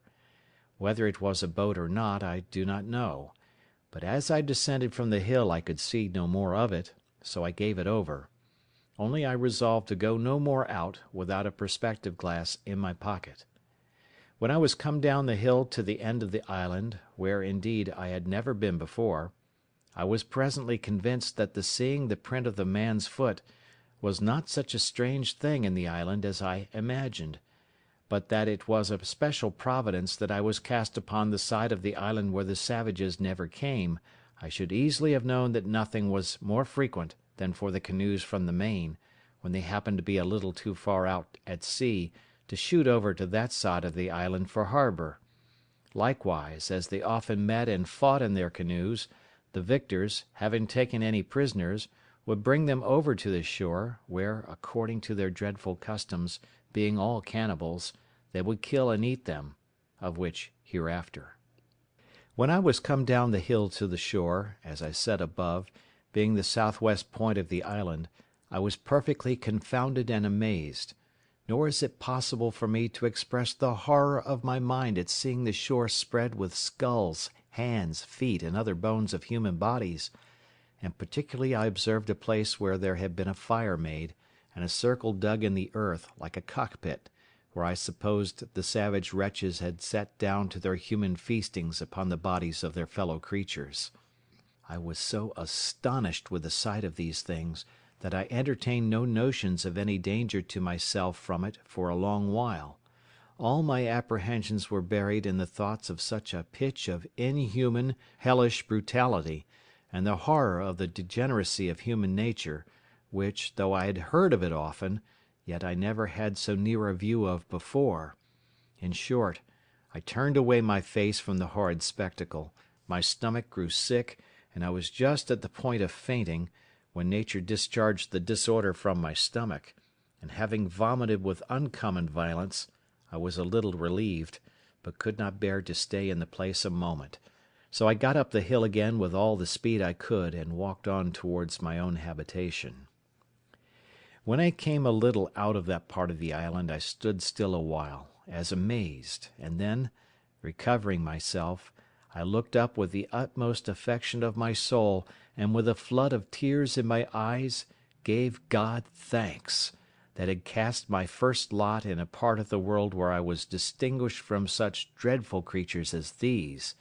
and that, though I had esteemed my present condition very miserable, had yet given me so many comforts in it, that I had still more to give thanks for than to complain of; and this, above all, that I had, even in this miserable condition, been comforted with the knowledge of Himself, and the hope of His blessing, which was a felicity more than sufficiently equivalent to all the misery which I had suffered or could suffer. In this frame of thankfulness I went home to my castle, and began to be much easier now, as to the safety of my circumstances, than ever I was before; for I observed that these wretches never came to this island in search of what they could get, perhaps not seeking, not wanting, or not expecting anything here, and having often, no doubt, been up the covered, woody part of it without finding anything to their purpose. I knew I had been here now almost 18 years, and never saw the least footsteps of human creature there before; and I might be 18 years more as entirely concealed as I was now, if I did not discover myself to them, which I had no manner of occasion to do, it being my only business to keep myself entirely concealed where I was, unless I found a better sort of creatures than cannibals to make myself known to. Yet I entertained such an abhorrence of the savage wretches that I have been speaking of, and of the wretched, inhuman custom of their devouring and eating one another up, that I continued pensive and sad, and kept close within my own circle for almost 2 years after this. When I say my own circle, I mean by it my 3 plantations, that is, my castle, my country seat, which I called my bower, and my enclosure in the woods; nor did I look after this for any other use than an enclosure for my goats, for the aversion which nature gave me to these hellish wretches was such, that I was as fearful of seeing them as of seeing the devil himself. I did not so much as go to look after my boat all this time, but began rather to think of making another, for I could not think of ever making any more attempts to bring the other boat round the island to me, lest I should meet with some of these creatures at sea, in which case, if I had happened to have fallen into their hands, I knew what would have been my lot. Time, however, and the satisfaction I had that I was in no danger of being discovered by these people, began to wear off my uneasiness about them, and I began to live just in the same composed manner as before, only with this difference, that I used more caution, and kept my eyes more about me than I did before, lest I should happen to be seen by any of them; and particularly I was more cautious of firing my gun, lest any of them, being on the island, should happen to hear it. It was, therefore, a very good providence to me that I had furnished myself with a tame breed of goats, and that I had no need to hunt any more about the woods or shoot at them; and if I did catch any of them after this, it was by traps and snares, as I had done before, so that for 2 years after this I believe I never fired my gun once off, though I never went out without it; and what was more, as I saved 3 pistols out of the ship, I always carried them out with me, or at least 2 of them, sticking them in my goatskin belt. I also furbished up one of the great cutlasses that I had out of the ship, and made me a belt to hang it on also, so that I was now a most formidable fellow to look at when I went abroad, if you add to the former description of myself the particular of 2 pistols and a broadsword hanging at my side in a belt, but without a scabbard. Things going on thus, as I have said, for some time, I seemed, excepting these cautions, to be reduced to my former calm, sedate way of living. All these things tended to show me more and more how far my condition was from being miserable, compared to some others, nay, to many other particulars of life which it may have pleased God to have made my lot. It put me upon reflecting how little repining there would be among mankind, at any condition of life, if people would rather compare their condition with those that were worse, in order to be thankful, than by always comparing them with those which are better, to assist their murmurings and complainings. As in my present condition there were not really many things which I wanted, so indeed I thought that the frights I had been in about these savage wretches, and the concern I had been in for my own preservation, had taken off the edge of my invention, for my own conveniences, and I had dropped a good design, which I had once bent my thoughts upon, and that was to try if I could not make some of my barley into malt, and then try to brew myself some beer. This was really a whimsical thought, and I reproved myself often for the simplicity of it, for I presently saw there would be the want of several things necessary to the making my beer that it would be impossible for me to supply, as first, casks to preserve it in, which was a thing that, as I have observed already, I could never compass. No, though I spent not only many days, but weeks, nay, months in attempting it, but to no purpose.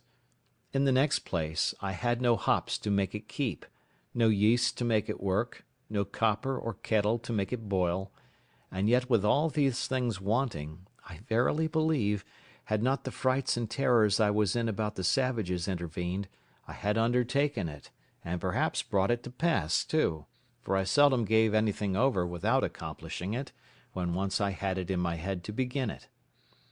But my invention now ran quite another way. For night and day I could think of nothing but how I might destroy some of the monsters in their cruel, bloody entertainment, and if possible save the victim they should bring hither to destroy. It would take up a larger volume than this whole work is intended to be to set down all the contrivances I hatched, or rather brooded upon, in my thoughts, for the destroying these creatures, or at least frightening them so as to prevent their coming hither any more. But all this was abortive; nothing could be possible to take effect, unless I was to be there to do it myself, and what could one man do among them, when perhaps there might be 20 or 30 of them together with their darts, or their bows and arrows, with which they could shoot as true to a mark as I could with my gun? Sometimes I thought if digging a hole under the place where they made their fire, and putting in 5 or 6 pounds of gunpowder, which when they kindled their fire would consequently take fire and blow up all that was near it.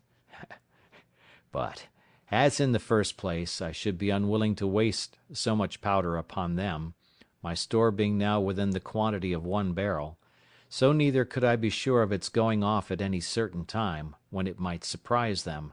and at best that it would do little more than just blow the fire about their ears and fright them, but not sufficient to make them forsake the place. So I laid it aside, and then proposed that I would place myself in ambush in some convenient place, with my 3 guns all double loaded, and in the middle of their bloody ceremony let fly at them, when I should be sure to kill or wound perhaps 2 or 3 at every shot; and then falling in upon them with my 3 pistols and my sword, I made no doubt but that, if there were 20, I should kill them all. This fancy pleased my thoughts for some weeks, and I was so full of it that I often dreamed of it, and sometimes that I was just going to let fly at them in my sleep. I went so far with it in my imagination that I employed myself several days to find out proper places to put myself in ambuscade, as I said, to watch for them; and I went frequently to the place itself, which was now grown more familiar to me. But while my mind was thus filled with thoughts of revenge, and of bloody putting 20 or 30 of them to the sword, as I may call it, the horror I had at the place, and the signals of the barbarous wretches devouring one another, abetted my malice. Well, at length I found a place in the side of the hill where I was satisfied I might securely wait till I saw any of their boats coming, and might then, even before they would be ready to come on shore, convey myself unseen into some thickets of trees, in one of which there was a hollow large enough to conceal me entirely, and there I might sit and observe all their bloody doings, and take my full aim at their heads, when they were so close together as that it would be next to impossible that I should miss my shot, or that I could fail wounding 3 or 4 of them at the first shot. In this place, then, I resolved to fulfil my design, and accordingly I prepared 2 muskets and my ordinary fowling piece. The 2 muskets I loaded with a brace of slugs each, and 4 or 5 smaller bullets, about the size of pistol bullets, and the fowling piece I loaded with near a handful of swan shot of the largest size. I also loaded my pistols with about 4 bullets each, and in this posture, well provided with ammunition for a second and third charge, I prepared myself for my expedition. After I had thus laid the scheme of my design, and in my imagination put it into practice, I continually made my tour every morning to the top of the hill, which was from my castle, as I call it, about 3 miles or more, to see if I could observe any boats upon the sea, coming near the island, or standing over towards it. But I began to tire of this hard duty, after I had for 2 or 3 months constantly kept my watch, but came always back without any discovery, there having not in all that time been the least appearance, not even on or near the shore, but on the whole ocean, so far as my eye or glass could reach every way.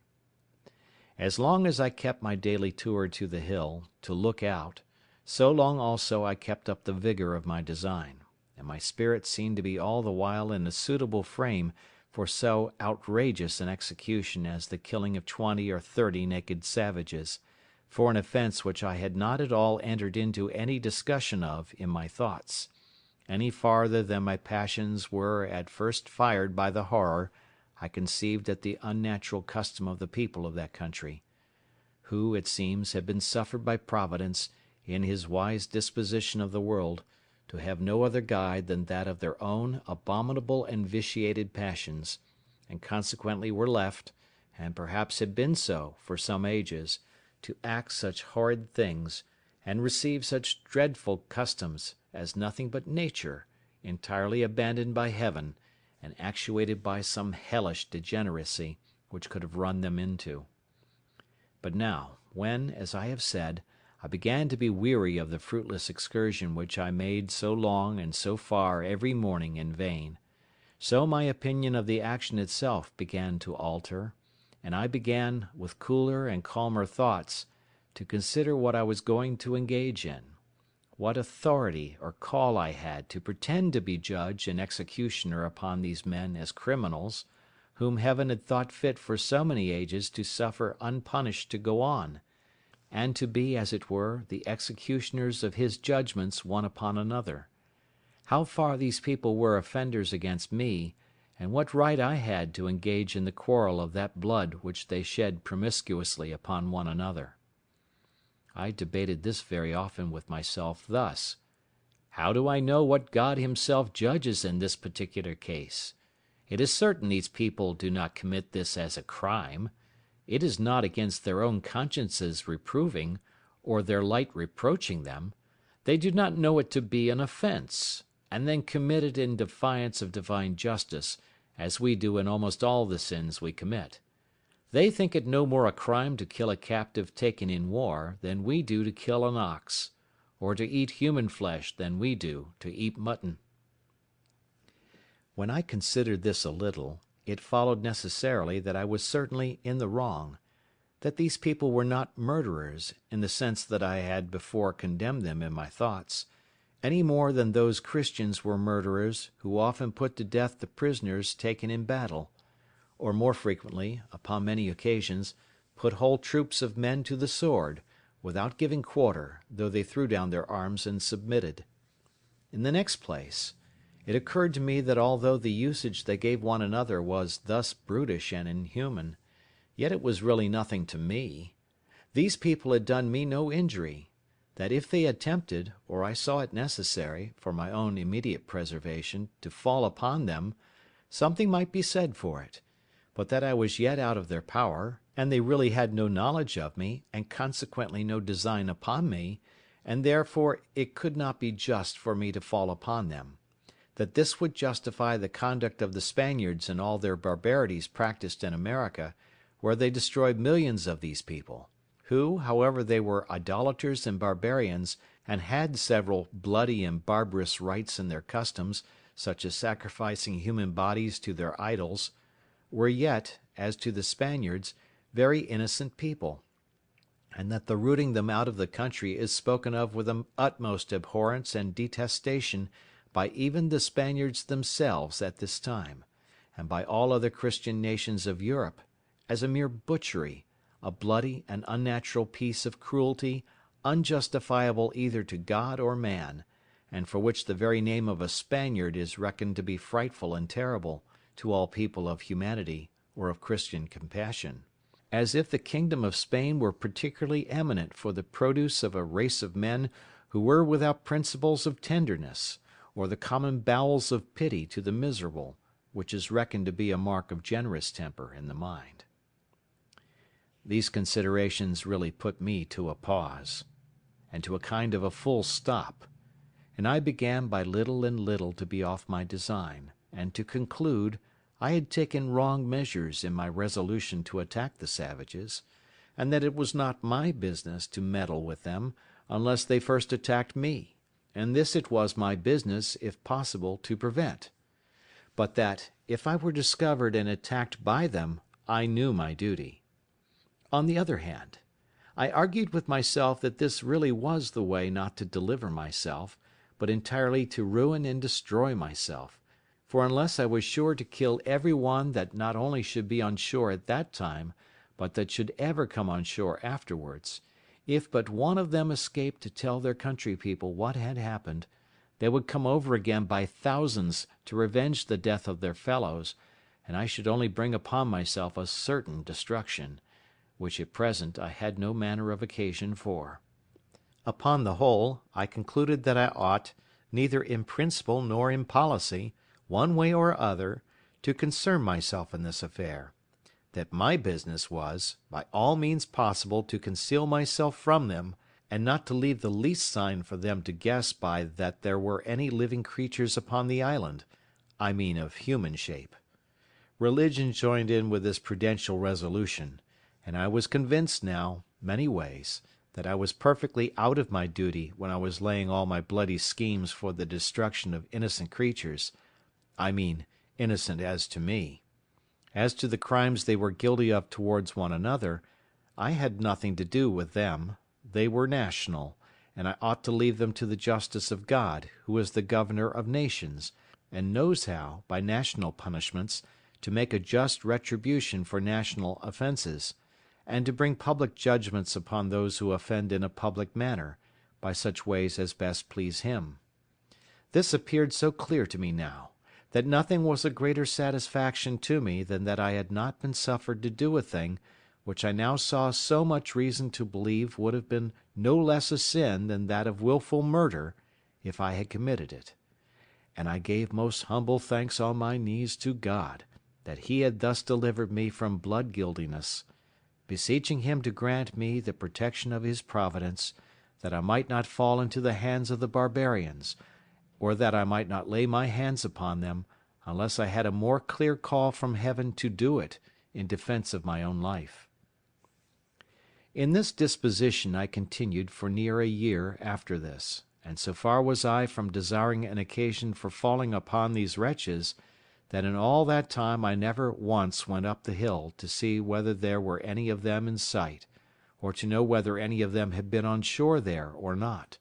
that I might not be tempted to renew any of my contrivances against them, or be provoked by any advantage that might present itself to fall upon them. Only this I did: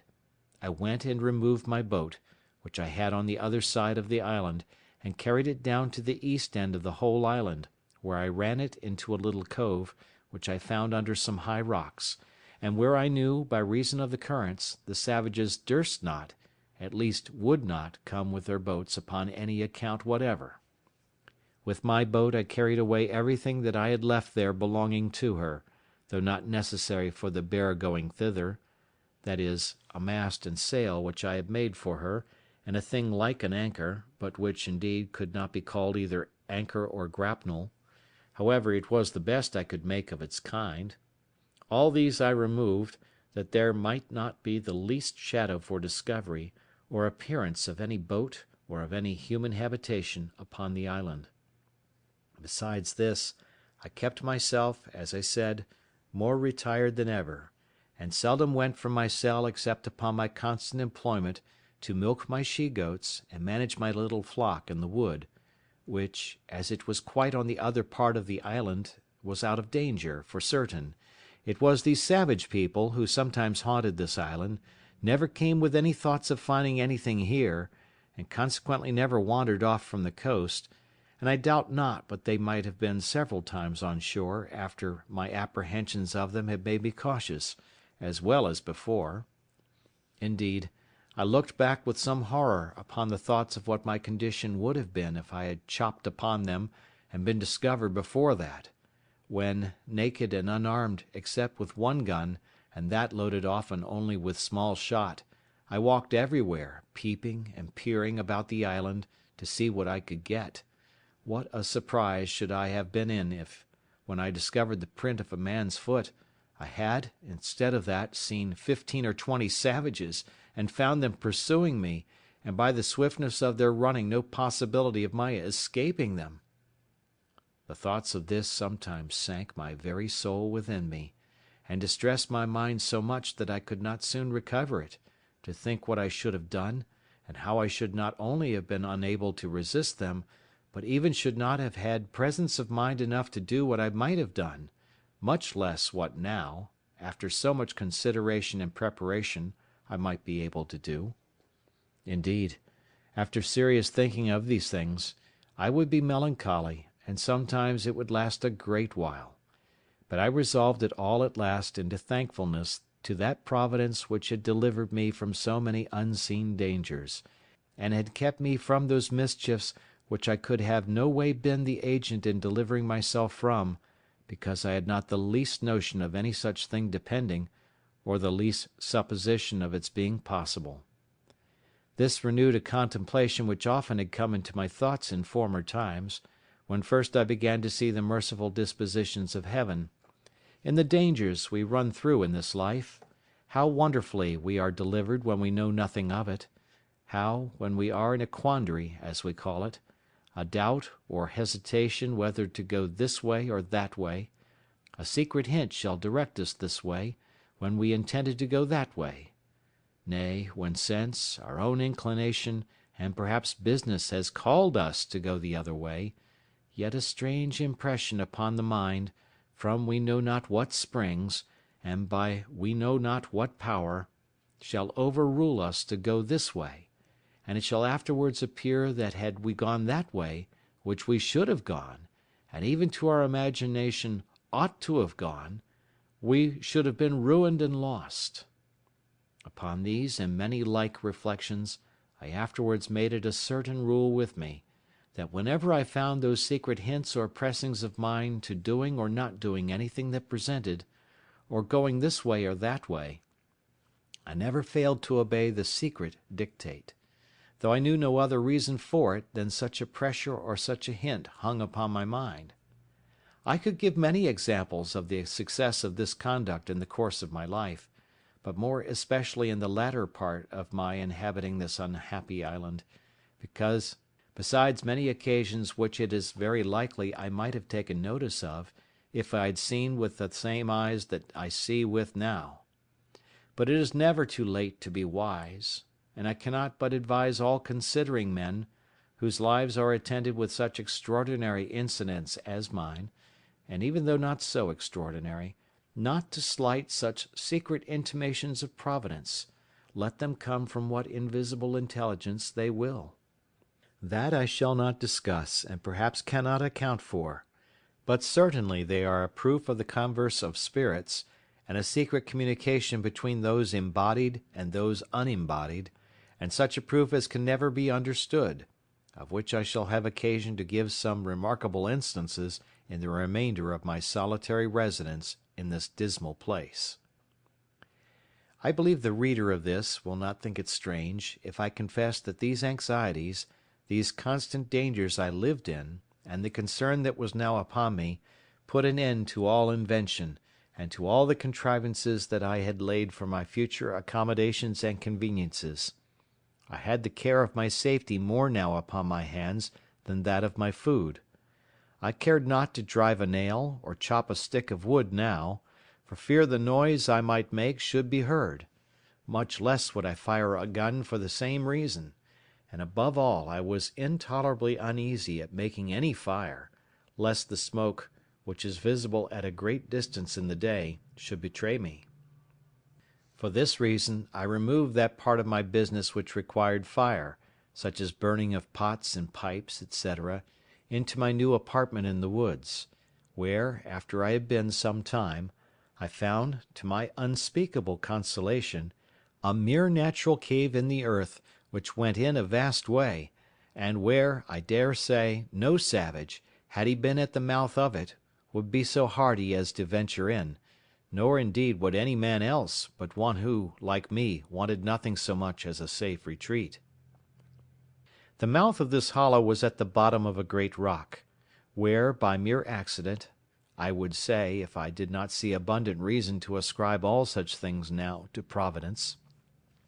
I was cutting down some thick branches of trees to make charcoal, and before I go on, I must observe the reason of my making this charcoal, which was this. I was afraid of making a smoke about my habitation, as I said before, and yet I could not live there without baking my bread, cooking my meat, etc. So I contrived to burn some wood here, as I had seen done in England, under turf, till it became chark or dry coal, and then putting the fire out, I preserved the coal to carry home, and perform the other services for which fire was wanting, without danger of smoke. But this is by the by. While I was cutting down some wood here, I perceived that, behind a very thick branch of low brushwood or underwood, there was a kind of hollow place. I was curious to look in it, and getting with difficulty into the mouth of it, I found it was pretty large, that is to say, sufficient for me to stand upright in it, and perhaps another with me. But I must confess to you that I made more haste out than I did in, when looking farther into the place, and which was perfectly dark, I saw two broad shining eyes of some creature, whether devil or man I knew not, which twinkled like two stars, the dim light from the cave's mouth shining directly in, and making the reflection. However, after some pause, I recovered myself, and began to call myself 1,000 fools, and to think that he that was afraid to see the devil was not fit to live 20 years in an island all alone, and that I might well think there was nothing in this cave that was more frightful than myself. Upon this, plucking up my courage, I took up a firebrand, and in I rushed again, with the stick flaming in my hand. I had not gone 3 steps in before I was almost as frightened as before, for I heard a very loud sigh,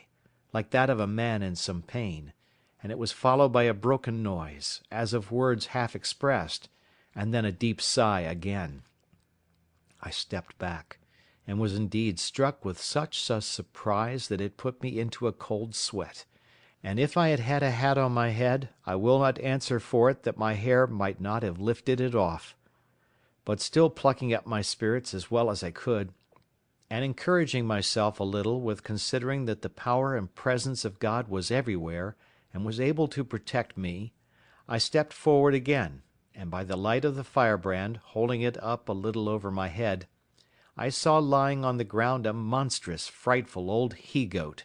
just making his will, as we say, and gasping for life, and dying indeed of mere old age. I stirred him a little to see if I could get him out, and he essayed to get up, but was not able to raise himself, and I thought with myself he might even lie there, for if he had frightened me, so he would certainly fright any of the savages, if any of them should be so hardy as to come in there while he had any life in him. I was now recovered from my surprise, and began to look round me, when I found the cave was but very small; that is to say, it might be about 12 feet over, but in no manner of shape, neither round nor square, no hands having ever been employed in making it but those of mere nature. I observed also that there was a place at the farther side of it that went in further, but was so low that it required me to creep upon my hands and knees to go into it, and whither it went I knew not. So, having no candle, I gave it over for that time, but resolved to go again the next day provided with candles and a tinder box, which I had made of the lock of one of the muskets, with some wildfire in the pan. Accordingly, the next day I came provided with 6 large candles of my own making, for I made very good candles now of goat's tallow, but was hard set for candle wick, using sometimes rags or rope yarn, and sometimes the dried rind of a weed like nettles. And going into this low place I was obliged to creep upon all fours, as I have said, almost 10 yards, which, by the way, I thought was a venture bold enough, considering that I knew not how far it might go, nor what was beyond it.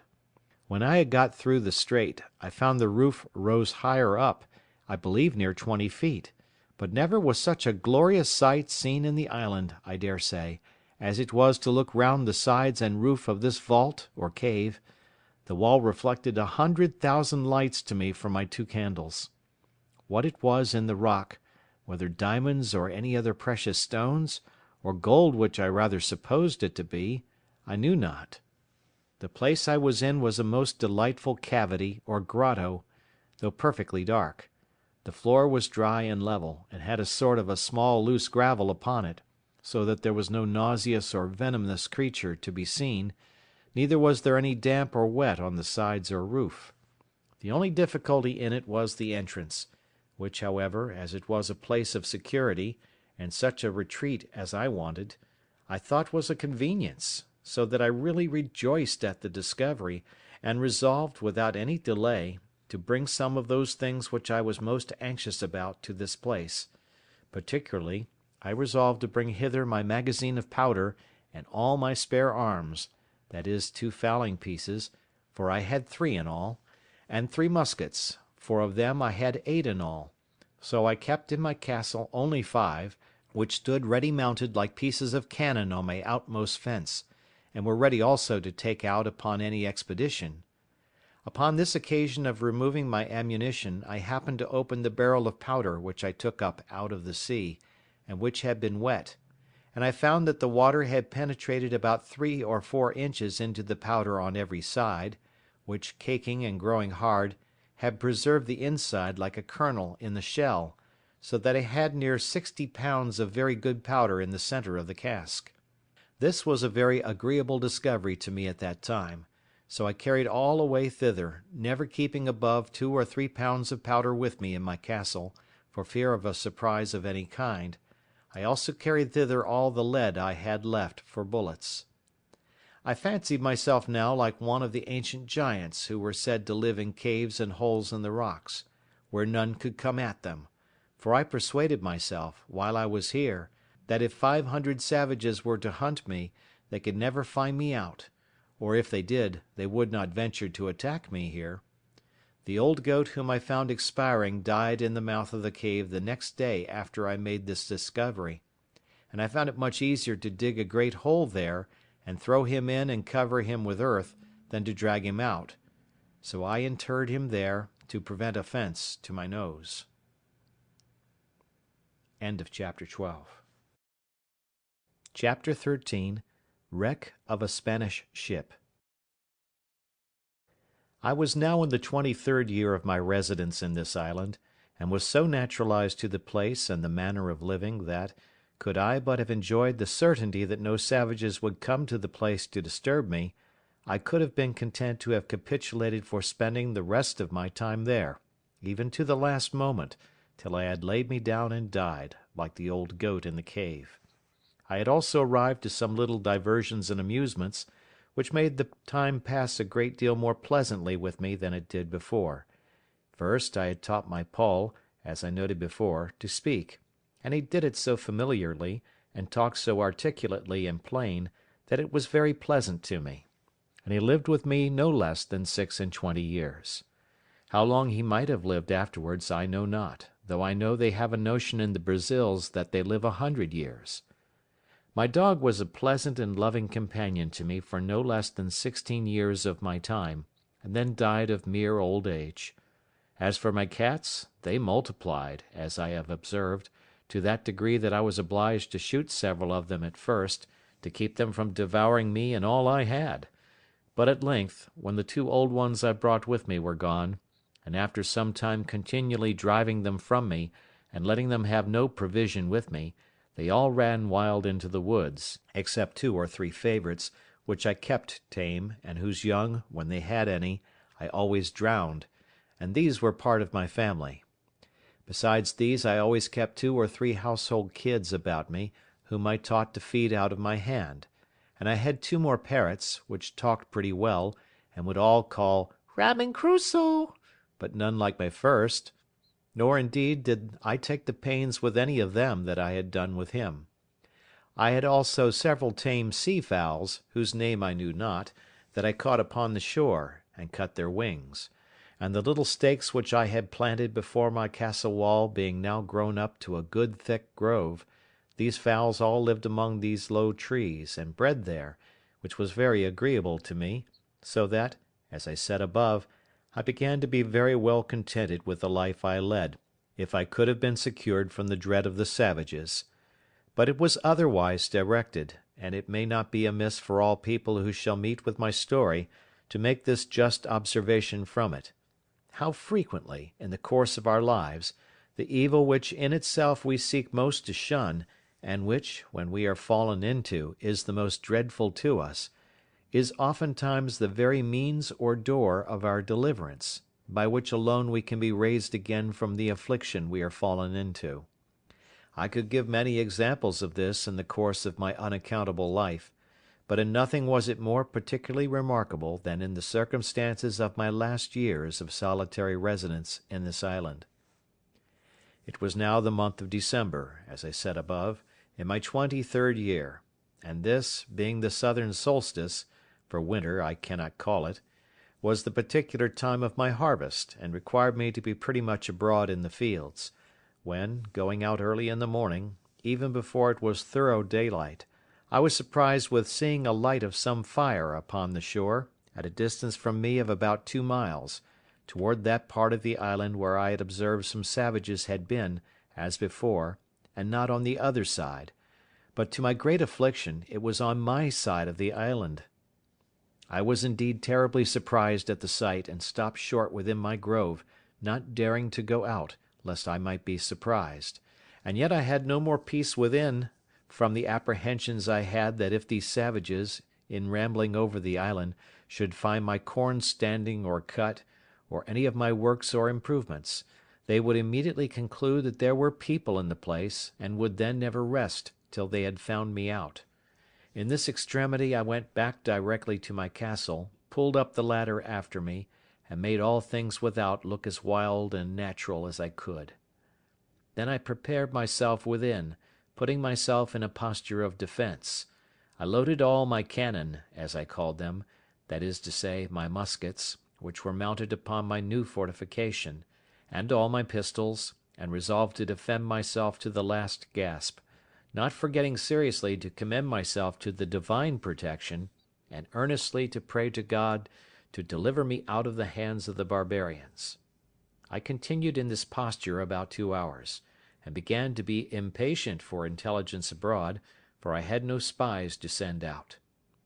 After sitting a while longer, and musing what I should do in this case, I was not able to bear sitting in ignorance longer; so setting up my ladder to the side of the hill, where there was a flat place, as I observed before, and then pulling the ladder after me, I set it up again and mounted the top of the hill, and pulling out my perspective glass, which I had taken on purpose, I laid me down flat on my belly on the ground, and began to look for the place. I presently found there were no less than 9 naked savages sitting round a small fire they had made, not to warm them, for they had no need of that, the weather being extremely hot, but, as I supposed, to dress some of their barbarous diet of human flesh which they had brought with them, whether alive or dead I could not tell. They had 2 canoes with them, which they had hauled up on to the shore, and as it was then ebb of tide, they seemed to me to wait for the return of the flood to go away again. It is not easy to imagine what confusion this sight put me into,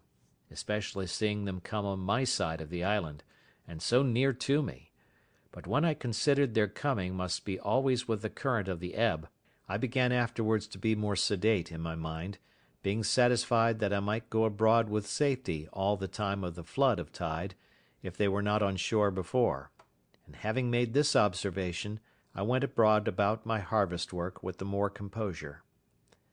As I expected, so it proved; for as soon as the tide made to the westward I saw them all take boat and row, or paddle as we call it, away.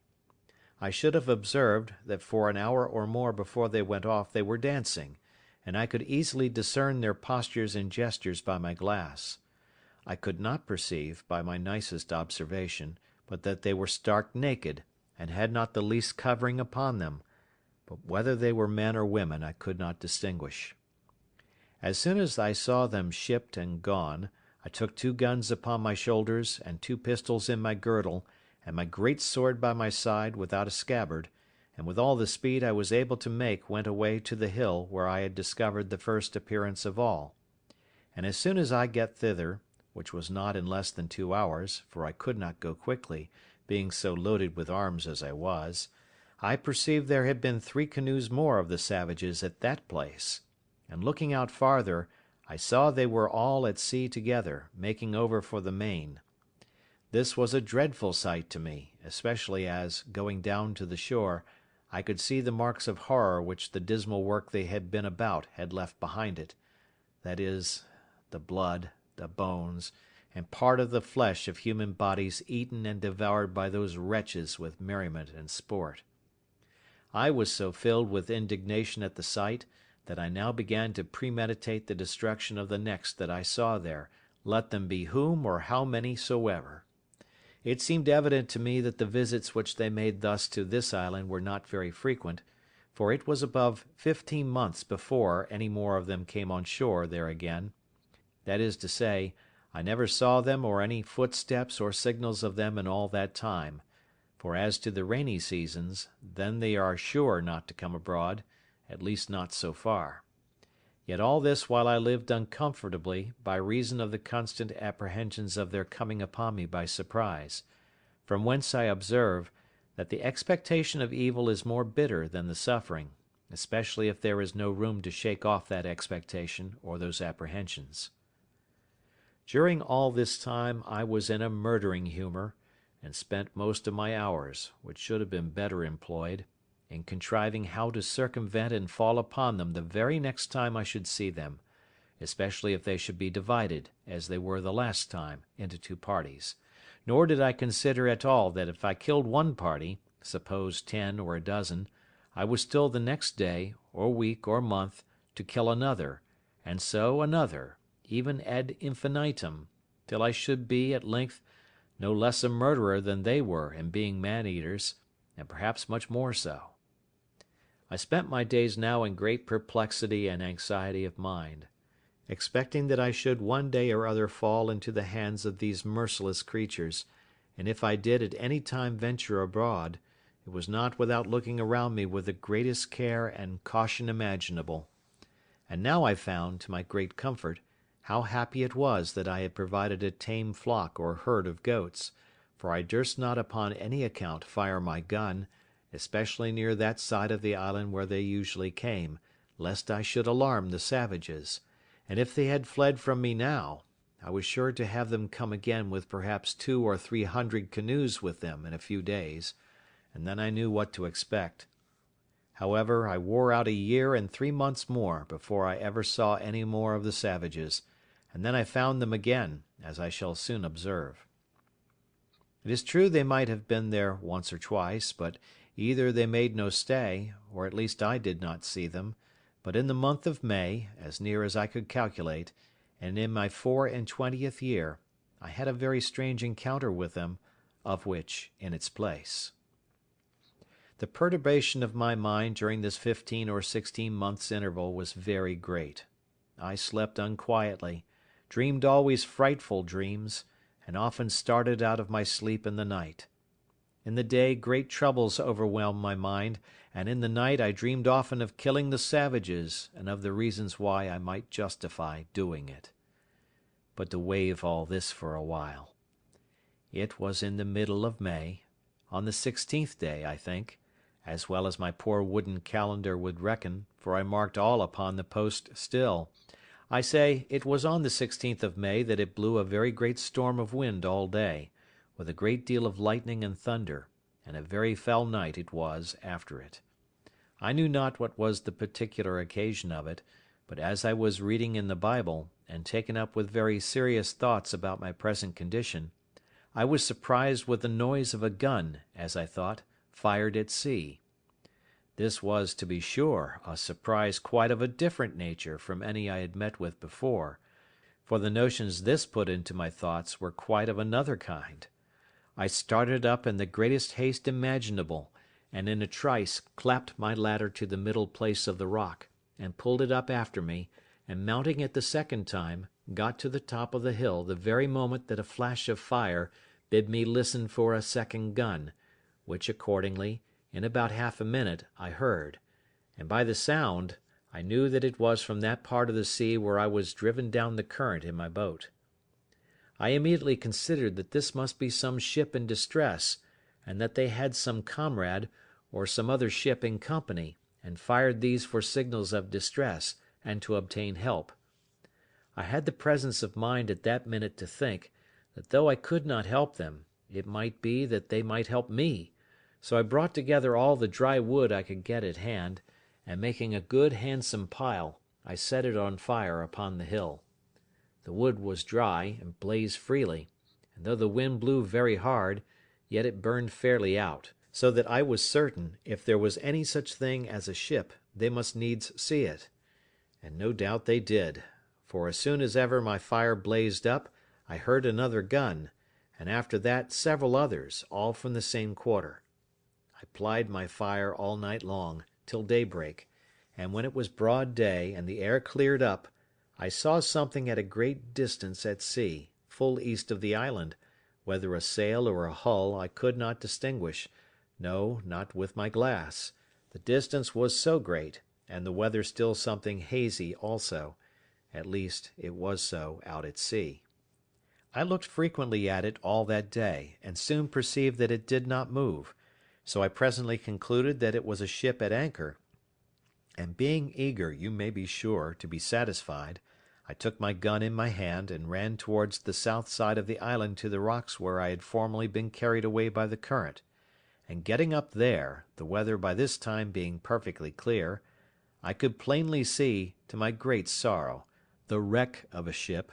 cast away in the night upon those concealed rocks which I found when I was out in my boat, and which rocks, as they checked the violence of the stream, and made a kind of counter-stream or eddy,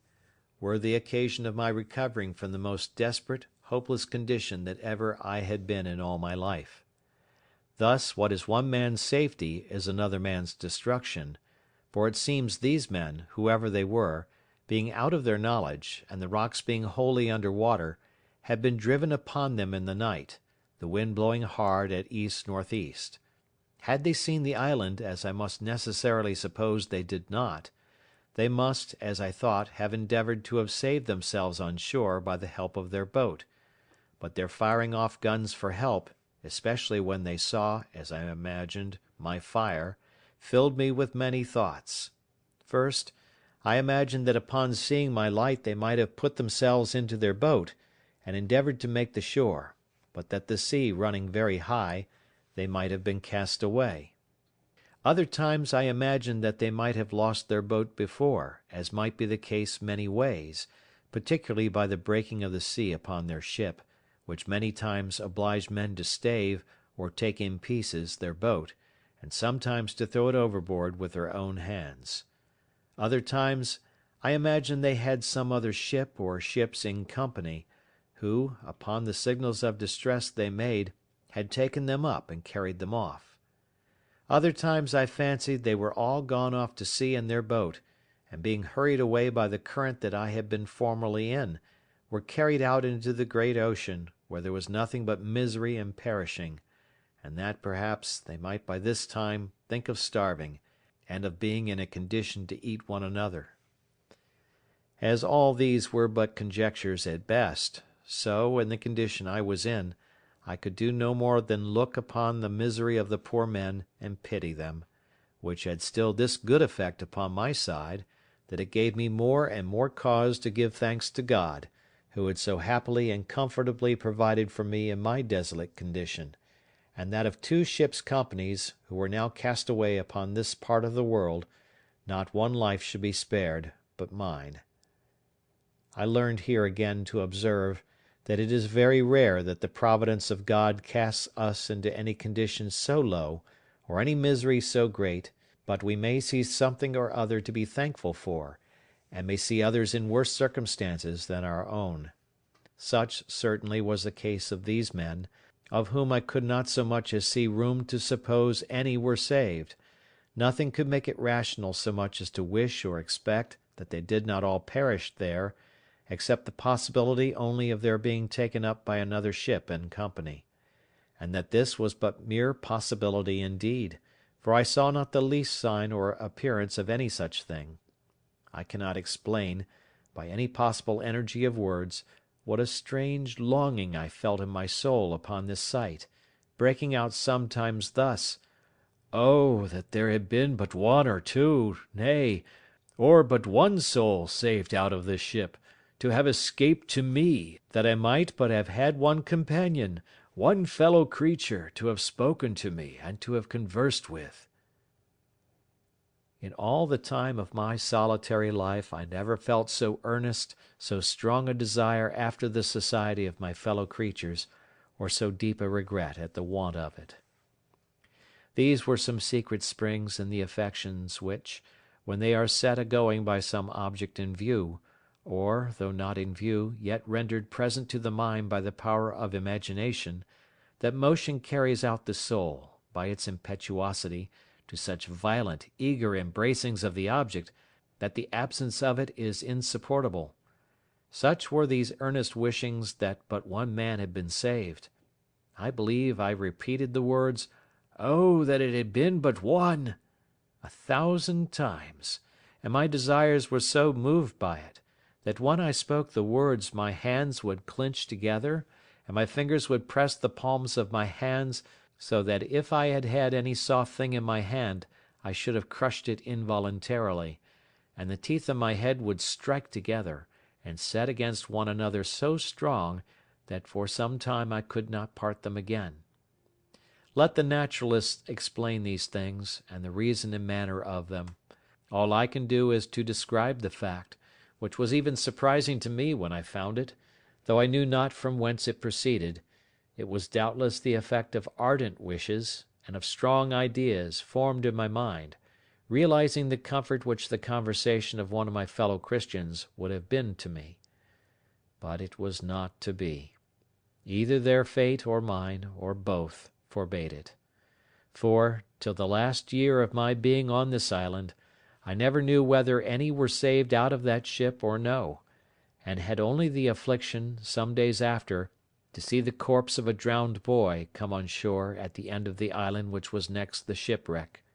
He had no clothes on but a seaman's waistcoat, a pair of open-kneed linen drawers, and a blue linen shirt, but nothing to direct me so much as to guess what nation he was of. He had nothing in his pockets but 2 pieces of 8 and a tobacco pipe. The last was to me of 10 times more value than the first. It was now calm, and I had a great mind to venture out in my boat to this wreck, not doubting but I might find something on board that might be useful to me. But that did not altogether press me so much as the possibility that there might be yet some living creature on board, whose life I might not only save, but might, by saving that life, comfort my own to the last degree; and this thought clung so to my heart that I could not be quiet night or day, but I must venture out in my boat on board this wreck; and committing the rest to God's providence, I thought the impression was so strong upon my mind that it could not be resisted, that it must come from some invisible direction, and that I should be wanting to myself if I did not go. Under the power of this impression I hastened back to my castle, prepared everything for my voyage, took a quantity of bread, a great pot of fresh water, a compass to steer by, a bottle of rum, for I had still a great deal of that left, and a basket of raisins, and thus, loading myself with everything necessary, I went down to my boat, got the water out of her, got her afloat, loaded all my cargo in her, and then went home again for more. My second cargo was a great bag of rice, the umbrella to set up over my head for a shade, another large pot of water, and about 24 of small loaves or barley cakes, more than before, with a bottle of goat's milk and a cheese, all which with great labour and sweat I carried to my boat, and praying to God to direct my voyage, I put out, and rowing or paddling the canoe along the shore, came at last to the utmost point of the island on the northeast side. And now I was to launch out into the ocean, and either to venture or not to venture. I looked on the rapid currents which ran constantly on both sides of the island at a distance, and which were very terrible to me from the remembrance of the hazard I had been in before, and my heart began to fail me, for I foresaw that if I was driven into either of those currents, I should be carried a great way out to sea, and perhaps out of my reach or sight of the island again, and that then, as my boat was but small, if any little gale of wind should rise, I should be inevitably lost. These thoughts so oppressed my mind that I began to give over my enterprise, and having hauled my boat into a little creek on the shore, I stepped out, and sat down upon a rising bit of ground,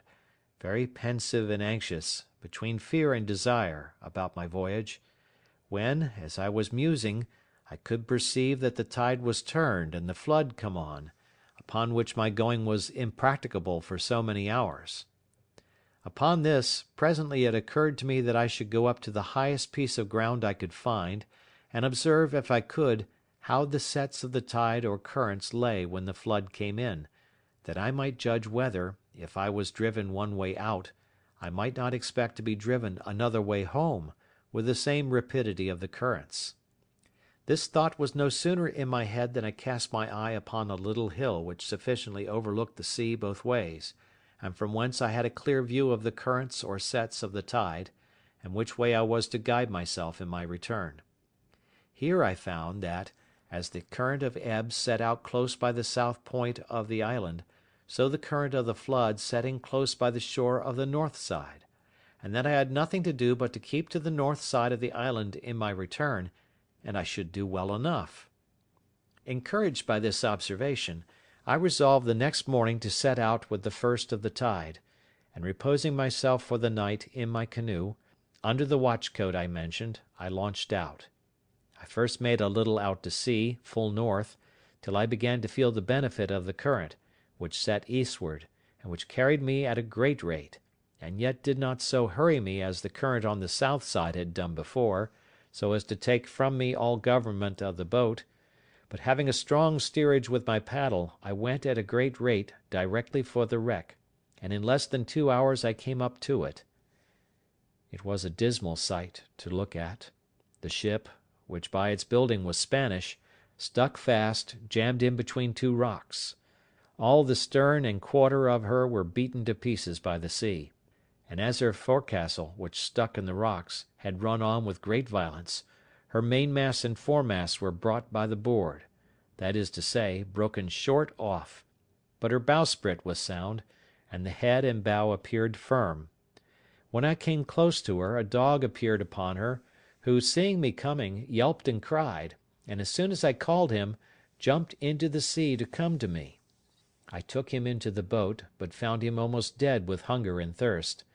I gave him a cake of my bread, and he devoured it like a ravenous wolf that had been starving a fortnight in the snow.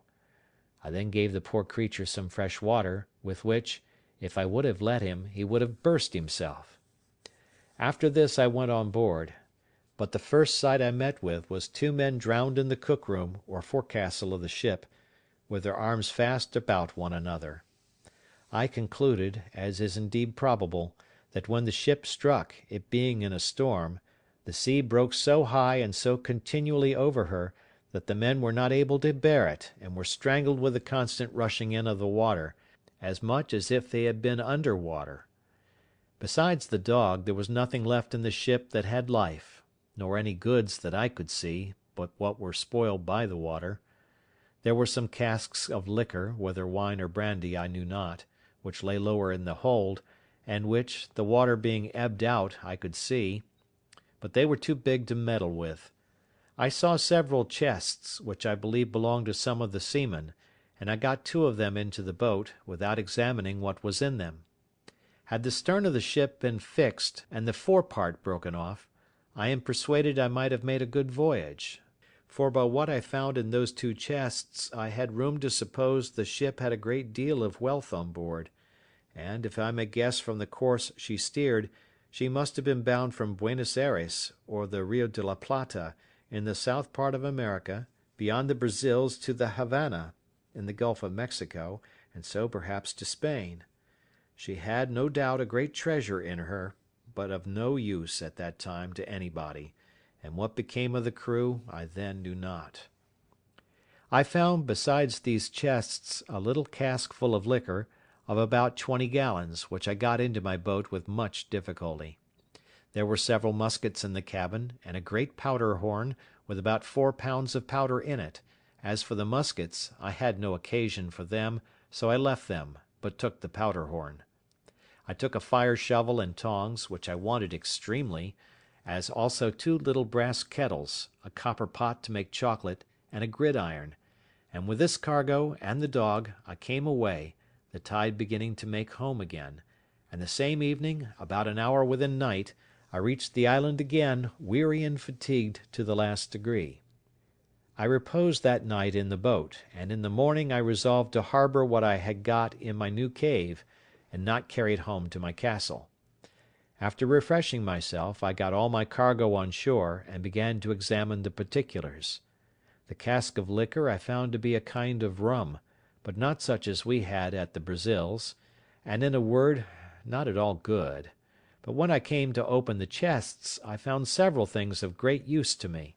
For example, I found in one a fine case of bottles, of an extraordinary kind, and filled with cordial waters, fine and very good. The bottles held about 3 pints each, and were tipped with silver. I found 2 pots of very good succades, or sweetmeats, so fastened also on the top that the salt water had not hurt them, and 2 more of the same, which the water had spoiled. I found some very good shirts, which were very welcome to me, and about 1.5 dozen of white linen handkerchiefs and coloured neckcloths; the former were also very welcome, being exceedingly refreshing to wipe my face in a hot day. Besides this, when I came to the till in the chest, I found there 3 great bags of pieces of 8, which held about 1100 pieces in all, and in one of them, wrapped up in a paper, 6 doubloons of gold, and some small bars or wedges of gold. I suppose they might all weigh near 1 pound. In the other chest were some clothes, but of little value; but, by the circumstances, it must have belonged to the gunner's mate, though there was no powder in it, except 2 pounds of fine glazed powder, and 3 flasks, kept, I suppose, for charging their fowling pieces on occasion. Upon the whole, I got very little by this voyage that was of any use to me; for, as to the money, I had no manner of occasion for it; it was to me as the dirt under my feet, and I would have given it all for 3 or 4 pair of English shoes and stockings, which were things I greatly wanted, but had had none on my feet for many years.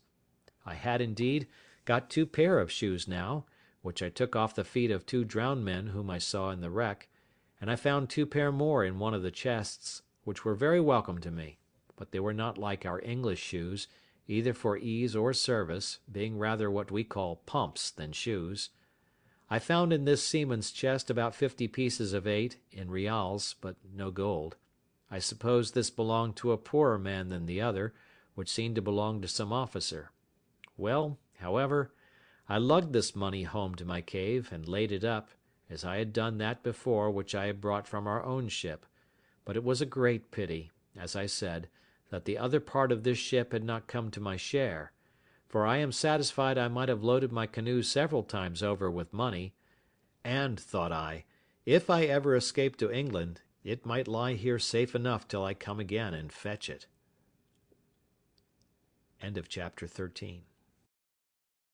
Chapter 14. A Dream Realized. Having now brought all my things on shore and secured them, I went back to my boat, and rowed or paddled her along the shore to her old harbour, where I laid her up and made the best of my way to my old habitation, where I found everything safe and quiet. I began now to repose myself, live after my old fashion, and take care of my family affairs. And for a while I lived easy enough, only that I was more vigilant than I used to be, looked out oftener, and did not go abroad so much. And if at any time I did stir with any freedom, it was always to the east part of the island, where I was pretty well satisfied the savages never came, and where I could go without so many precautions, and such a load of arms and ammunition as I always carried with me if I went the other way. I lived in this condition near 2 years more, but my unlucky head, that was always to let me know it was born to make my body miserable, was all these 2 years filled with projects and designs how, if it were possible, I might get away from this island; for sometimes I was for making another voyage to the wreck, though my reason told me there was nothing left there worth the hazard of my voyage; sometimes for a ramble one way, sometimes another; and I believe verily, if I had had the boat that I went from Sallee in, I should have ventured to sea, bound anywhere, I knew not whither. I have been, in all my circumstances, a memento to those who are touched with the general plague of mankind, whence, for aught I know, one half of their miseries flow. I mean that of not being satisfied with the station wherein God and nature hath placed them; for, not to look back upon my primitive condition, and the excellent advice of my father, the opposition to which was, as I may call it, my original sin, my subsequent mistakes of the same kind had been the means of my coming into this miserable condition, for had that Providence which so happily seated me at the Brazils, as a planter, blessed me with confined desires, and I could have been contented to have gone on gradually, I might have been by this time, I mean in the time of my being in this island, one of the most considerable planters in the Brazils; nay, I am persuaded that by the improvements I had made in that little time I lived there, and the increase I should probably have made if I remained, I might have been worth 100,000 moidares; and what business had I to leave a settled fortune, a well-stocked plantation, improving and increasing, to turn supercargo to Guinea to fetch negroes, when patience and time would have so increased our stock at home, that we could have bought them at our own door from those whose business it was to fetch them? And though it cost us something more, yet the difference of that price was by no means worth saving at so great a hazard. But as this is usually the fate of young heads, so reflection upon the folly of it is as commonly the exercise of more years, or of the dear-bought experience of time. So it was with me now, and yet so deep had the mistake taken root in my temper,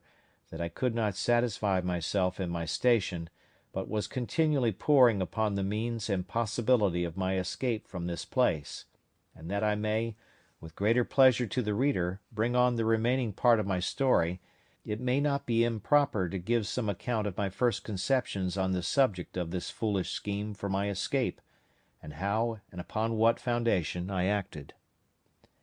I am now to be supposed retired into my castle, after my late voyage to the wreck,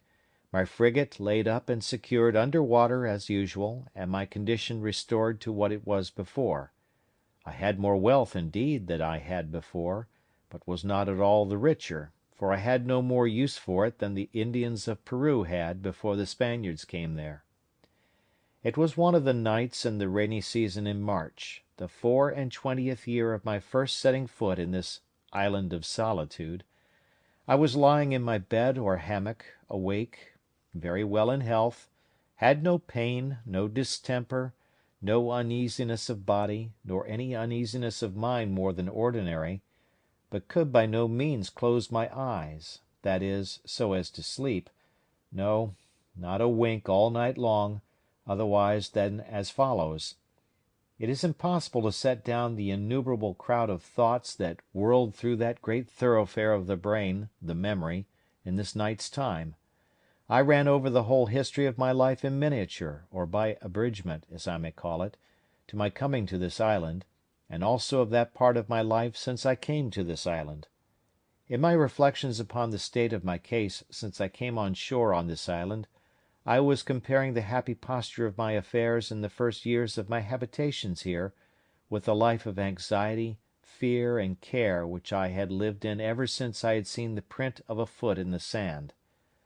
Not that I did not believe the savages had frequented the island even all the while, and might have been several hundreds of them at times on shore there, but I had never known it, and was incapable of any apprehensions about it.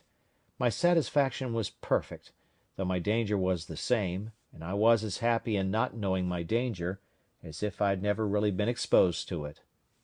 This furnished my thoughts with very many profitable reflections, and particularly this one: how infinitely good that Providence is, which has provided, in its government of mankind, such narrow bounds to his sight and knowledge of things, and though he walks in the midst of so many thousand dangers, the sight of which, if discovered to him, would distract his mind and sink his spirits, he is kept serene and calm by having the events of things hid from his eyes, and knowing nothing of the dangers which surround him. After these thoughts had for some time entertained me, I came to reflect seriously upon the real danger I had been in for so many years in this very island, and how I had walked about in the greatest security and with all possible tranquillity, even when perhaps nothing but the brow of a hill, a great tree, or the casual approach of night had been between me and the worst kind of destruction, that is, that of falling into the hands of cannibals and savages, who would have seized on me with the same view as I would on a goat or turtle,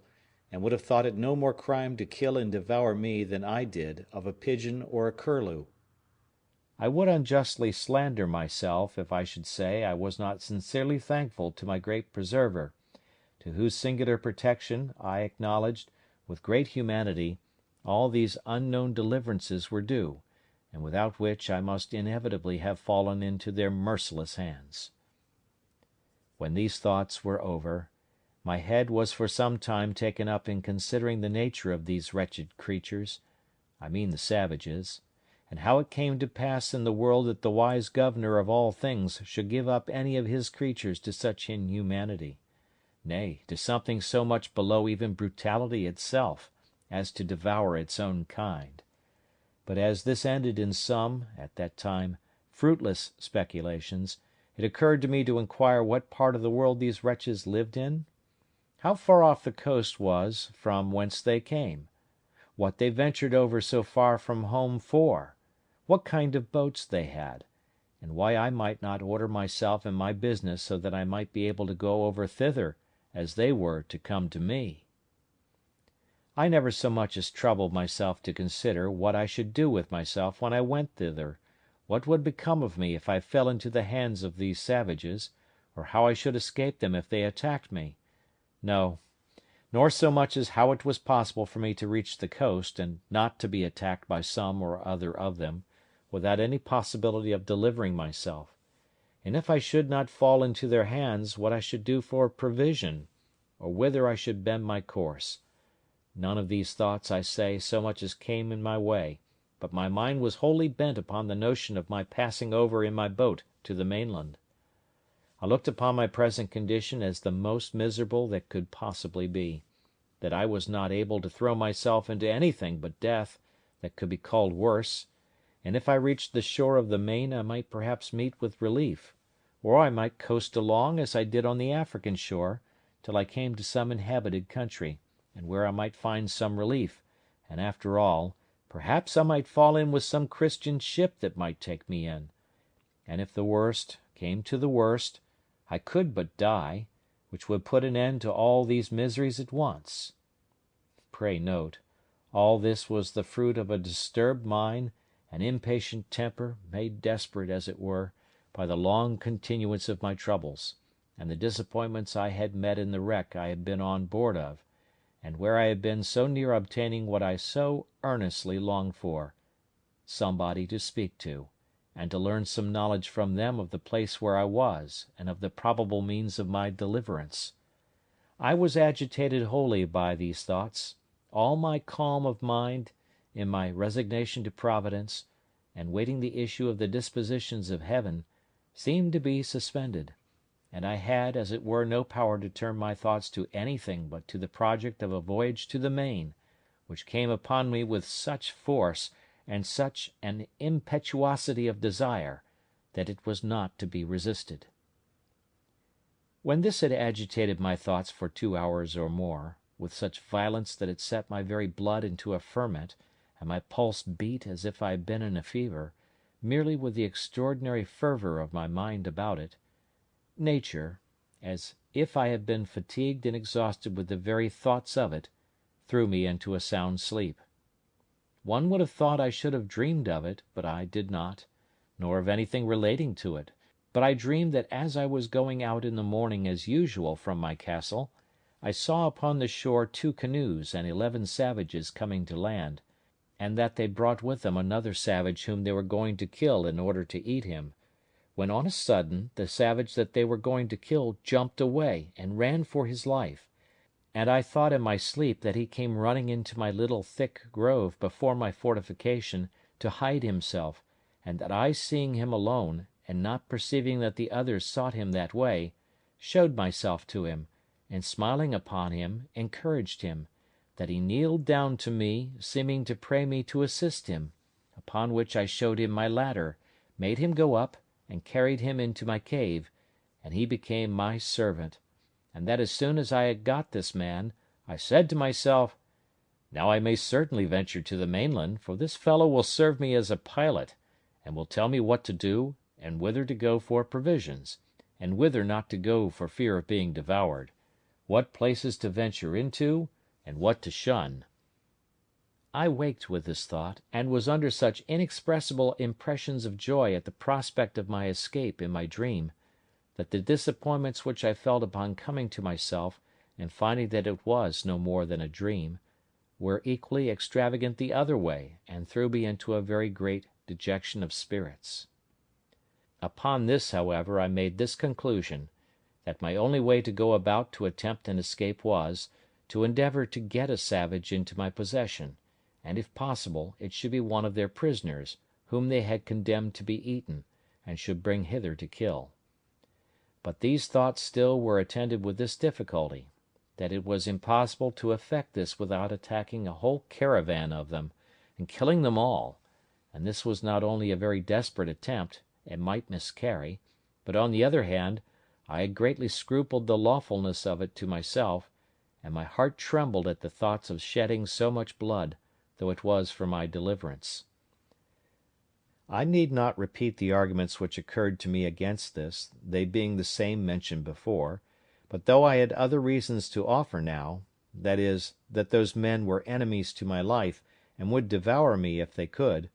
that it was self-preservation in the highest degree to deliver myself from this death of a life, and was acting in my own defence as much as if they were actually assaulting me, and the like.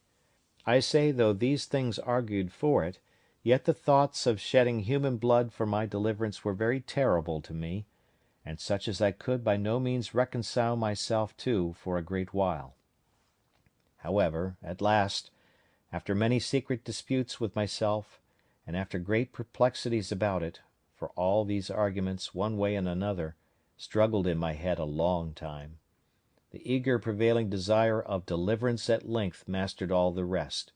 and I resolved, if possible, to get one of these savages into my hands, cost what it would. My next thing was to contrive how to do it, and this indeed was very difficult to resolve on, but as I could pitch upon no probable means for it, so I resolved to put myself upon the watch, to see them when they came on shore, and leave the rest to the event, taking such measures as the opportunity should present, let what would be. With these resolutions in my thoughts, I set myself upon the scout as often as possible, and indeed so often that I was heartily tired of it, for it was above a year and a half that I waited, and for great part of that time went out to the west end, and to the southwest corner of the island almost every day, to look for canoes, but none appeared.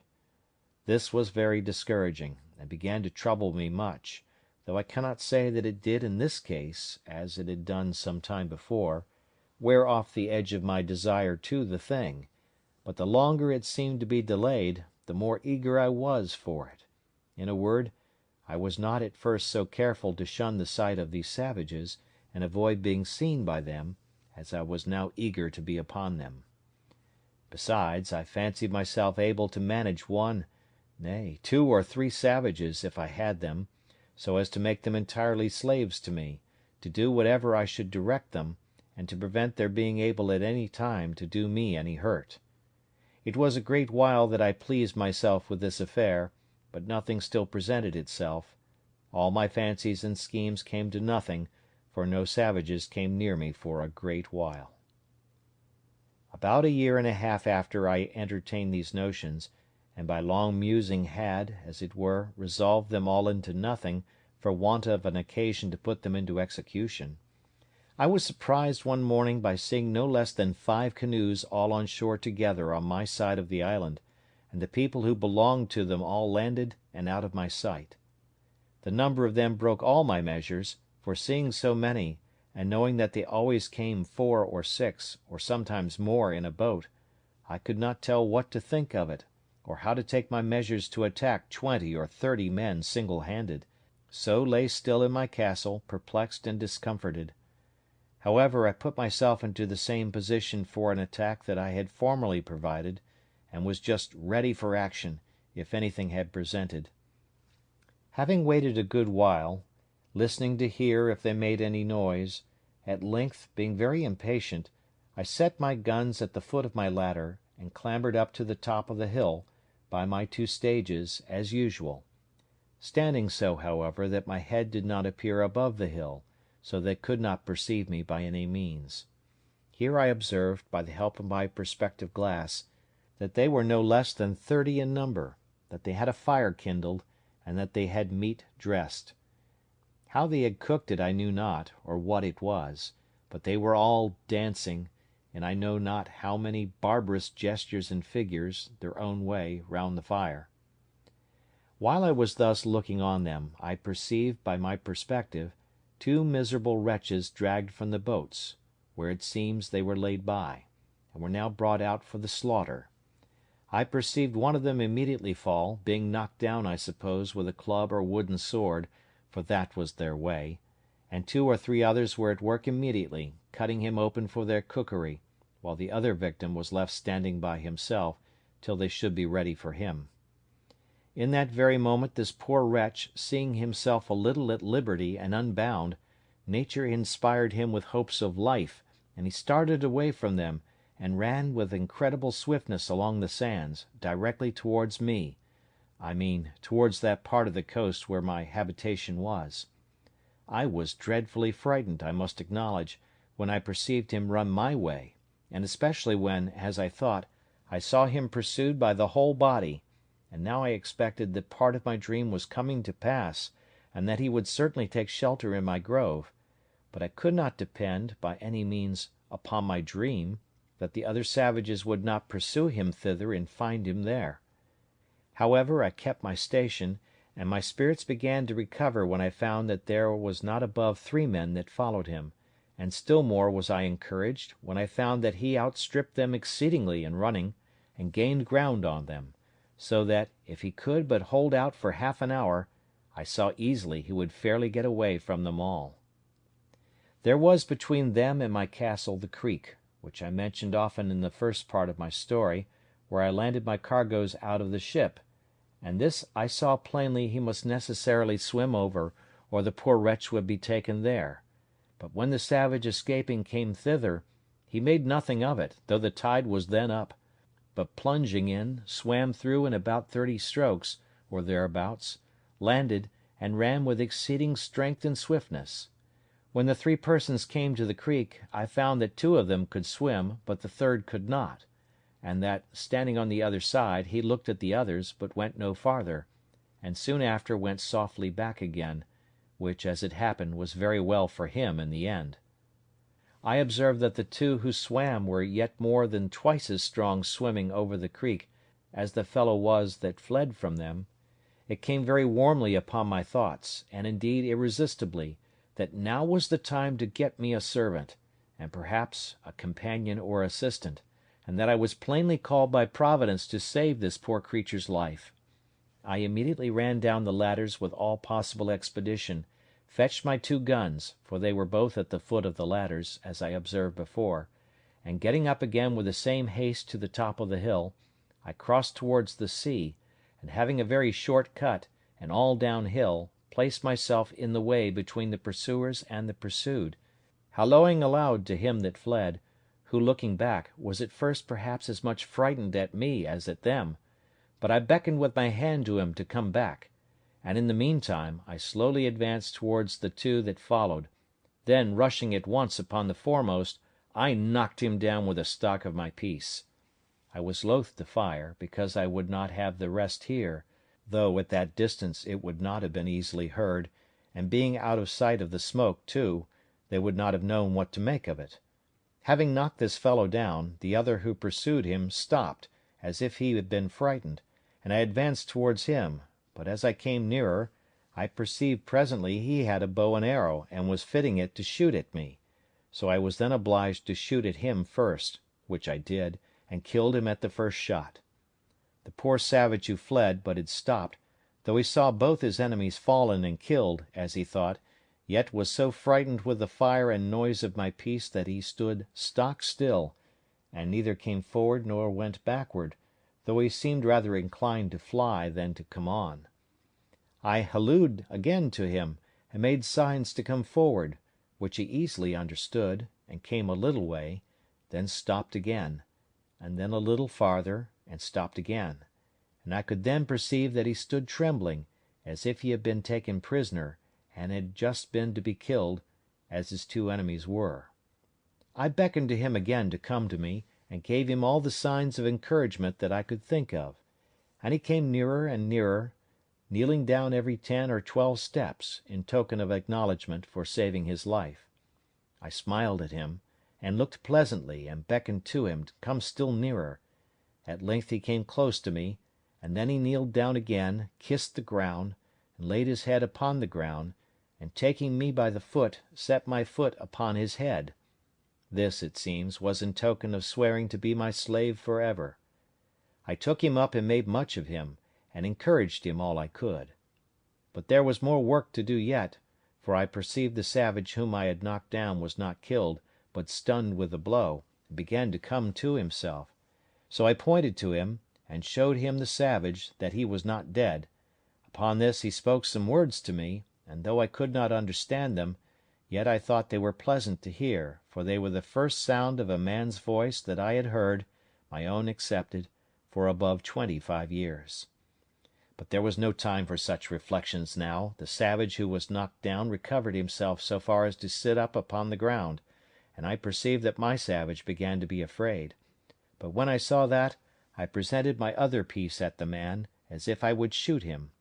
Upon this my savage, for so I call him now, made a motion to me to lend him my sword, which hung naked in a belt by my side, which I did. He no sooner had it but he runs to his enemy, and at one blow cut off his head so cleverly, no executioner in Germany could have done it sooner or better, which I thought very strange for one who, I had reason to believe, never saw a sword in his life before, except their own wooden swords. However, it seems, as I learned afterwards, they make their wooden swords so sharp, so heavy, and the wood is so hard, that they will even cut off heads with them, ay, and arms, and that at one blow too. When he had done this, he comes laughing to me in sign of triumph, and brought me the sword again, and with abundance of gestures which I did not understand, laid it down, with the head of the savage that he had killed, just before me. But that which astonished him most was to know how I killed the other Indian so far off. So pointing to him, he made signs to me to let him go to him, and I bade him go, as well as I could. When he came to him, he stood like one amazed, looking at him, turning him first on one side, then on the other, looking at the wound the bullet had made, which it seems was just in his breast, where it had made a hole, and no great quantity of blood had followed, but he had bled inwardly, for he was quite dead. He took up his bow and arrows, and came back, so I turned to go away, and beckoned him to follow me, making signs to him that more might come after them. Upon this he made signs to me that he should bury them with sand, that they might not be seen by the rest if they followed, and so I made signs to him again to do so. He fell to work, and in an instant he had scraped a hole in the sand with his hands big enough to bury the first in, and then dragged him into it and covered him, and did so by the other also. I believe he had buried them both in a quarter of an hour. Then, calling away, I carried him, not to my castle, but quite away to my cave, on the farther part of the island, so I did not let my dream come to pass in that part, that he came into my grove for shelter. Here I gave him bread and a bunch of raisins to eat, and a draught of water, which I found he was indeed in great distress for, from his running, and having refreshed him, I made signs for him to go and lie down to sleep, showing him a place where I had laid some rice straw and a blanket upon it, which I used to sleep upon myself sometimes, so the poor creature lay down and went to sleep. He was a comely, handsome fellow, perfectly well made, with straight, strong limbs, not too large, tall and well shaped, and as I reckon about 26 years of age. He had a very good countenance, not a fierce and surly aspect, but seemed to have something very manly in his face, and yet he had all the sweetness and softness of a European in his countenance too, especially when he smiled. His hair was long and black, not curled like wool, his forehead very high and large, and a great vivacity and sparkling sharpness in his eyes. The colour of his skin was not quite black, but very tawny, and yet not an ugly, yellow, nauseous tawny, as the Brazilians and Virginians and other natives of America are, but of a bright kind of a dun olive colour, that had in it something very agreeable, though not very easy to describe. His face was round and plump, his nose small, not flat, like the negroes, a very good mouth, thin lips, and his fine teeth well set, and as white as ivory. After he had slumbered, rather than slept, about half an hour, he awoke again, and came out of the cave to me, for I had been milking my goats which I had in the enclosure just by. When he espied me he came running to me, laying himself down again upon the ground, with all the possible signs of a humble, thankful disposition, making a great many antic gestures to show it. At last he lays his head flat upon the ground, close to my foot, and sets my other foot upon his head, as he had done before, and after this made all the signs to me of subjection, servitude, and submission imaginable, to let me know how he would serve me so long as he lived. I understood him in many things, and let him know I was very well pleased with him. In a little time I began to speak to him, and teach him to speak to me, and first I let him know his name should be Friday, which was the day I saved his life. I called him so for the memory of the time. I likewise taught him to say master, and then let him know that was to be my name. I likewise taught him to say yes and no, and to know the meaning of them. I gave him some milk in an earthen pot, and let him see me drink it before him, and sop my bread in it, and gave him a cake of bread to do the like, which he quickly complied with, and made signs that it was very good for him. I kept there with him all that night, but as soon as it was day I beckoned to him to come with me, and let him know I would give him some clothes, at which he seemed very glad, for he was stark naked. As we went by the place where he had buried the two men, he pointed exactly to the place, and showed me the marks that he had made to find them again, making signs to me that we should dig them up again and eat them. At this I appeared very angry, expressed my abhorrence of it, made as if I would vomit at the thoughts of it, and beckoned with my hand to him to come away, which he did immediately, with great submission. I then led him up to the top of the hill to see if his enemies were gone, and pulling out my glass I looked, and saw plainly the place where they had been, but no appearance of them or their canoes; so it was plain they were gone, and had left their two comrades behind them, without any search after them. But I was not content with this discovery, but having now more courage, and consequently more curiosity, I took my man Friday with me, giving him the sword in his hand, with the bow and arrows at his back, which I found he could use very dexterously, making him carry one gun for me, and I two for myself, and away we marched to the place where these creatures had been, for I had a mind now to get some further intelligence of them. When I came to the place my very blood ran chill in my veins, and my heart sunk within me, at the horror of the spectacle. Indeed, it was a dreadful sight; at least it was so to me, though Friday made nothing of it. The place was covered with human bones, the ground dyed with their blood, and great pieces of flesh left here and there, half eaten, mangled and scorched; and in short all the tokens of the triumphant feast they had been making there, after a victory over their enemies. I saw 3 skulls, 5 hands, and the bones of 3 or 4 legs and feet, and abundance of other parts of the bodies; and Friday, by his signs, made me understand that they brought over 4 prisoners to feast upon, that 3 of them were eaten up, and that he, pointing to himself, was the 4th, that there had been a great battle between them and their next king, of whose subjects, it seems, he had been one, and that they had taken a great number of prisoners, all which were carried to several places by those who had taken them in the fight, in order to feast upon them,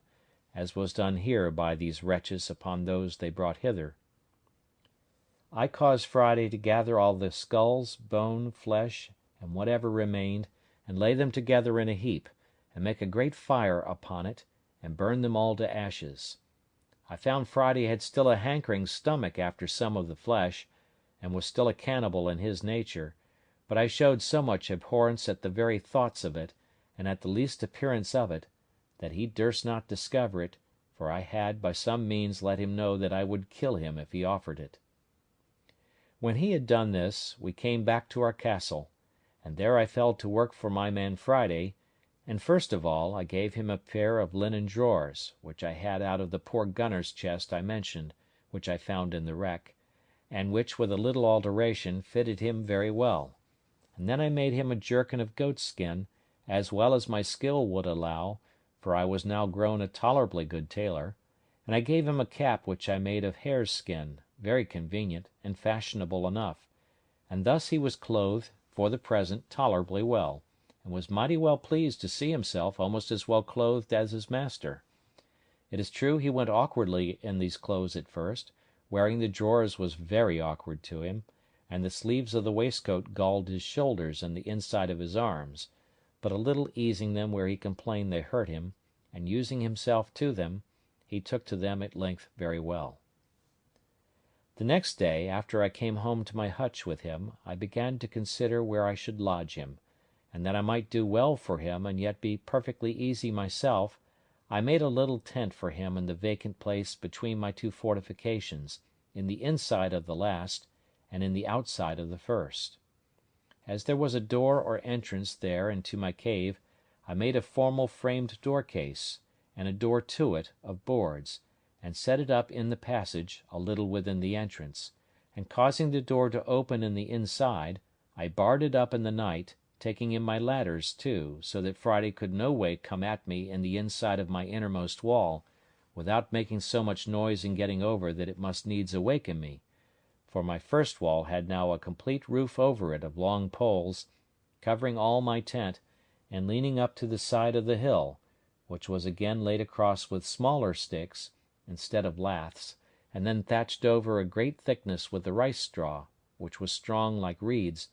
and at the hole or place which was left to go in or out by the ladder I had placed a kind of trap-door,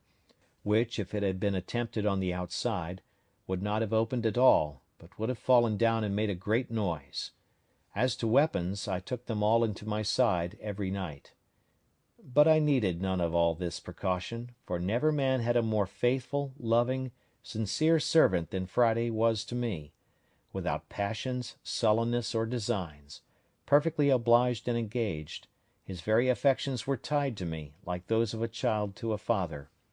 and I dare say he would have sacrificed his life to save mine upon any occasion whatsoever. The many testimonies he gave me of this put it out of doubt, and soon convinced me that I needed to use no precautions for my safety on his account.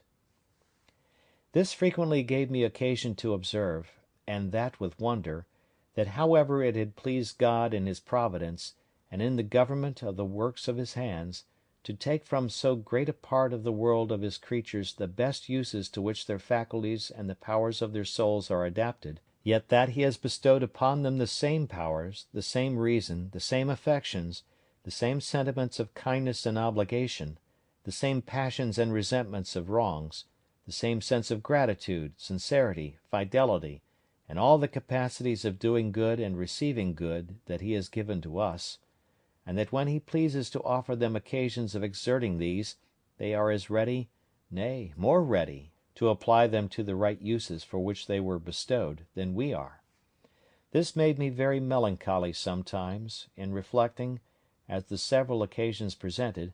how mean a use we make of all these, even though we have these powers enlightened by the great lamp of instruction, the Spirit of God,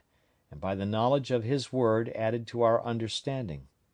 and why it has pleased God to hide the like saving knowledge from so many millions of souls,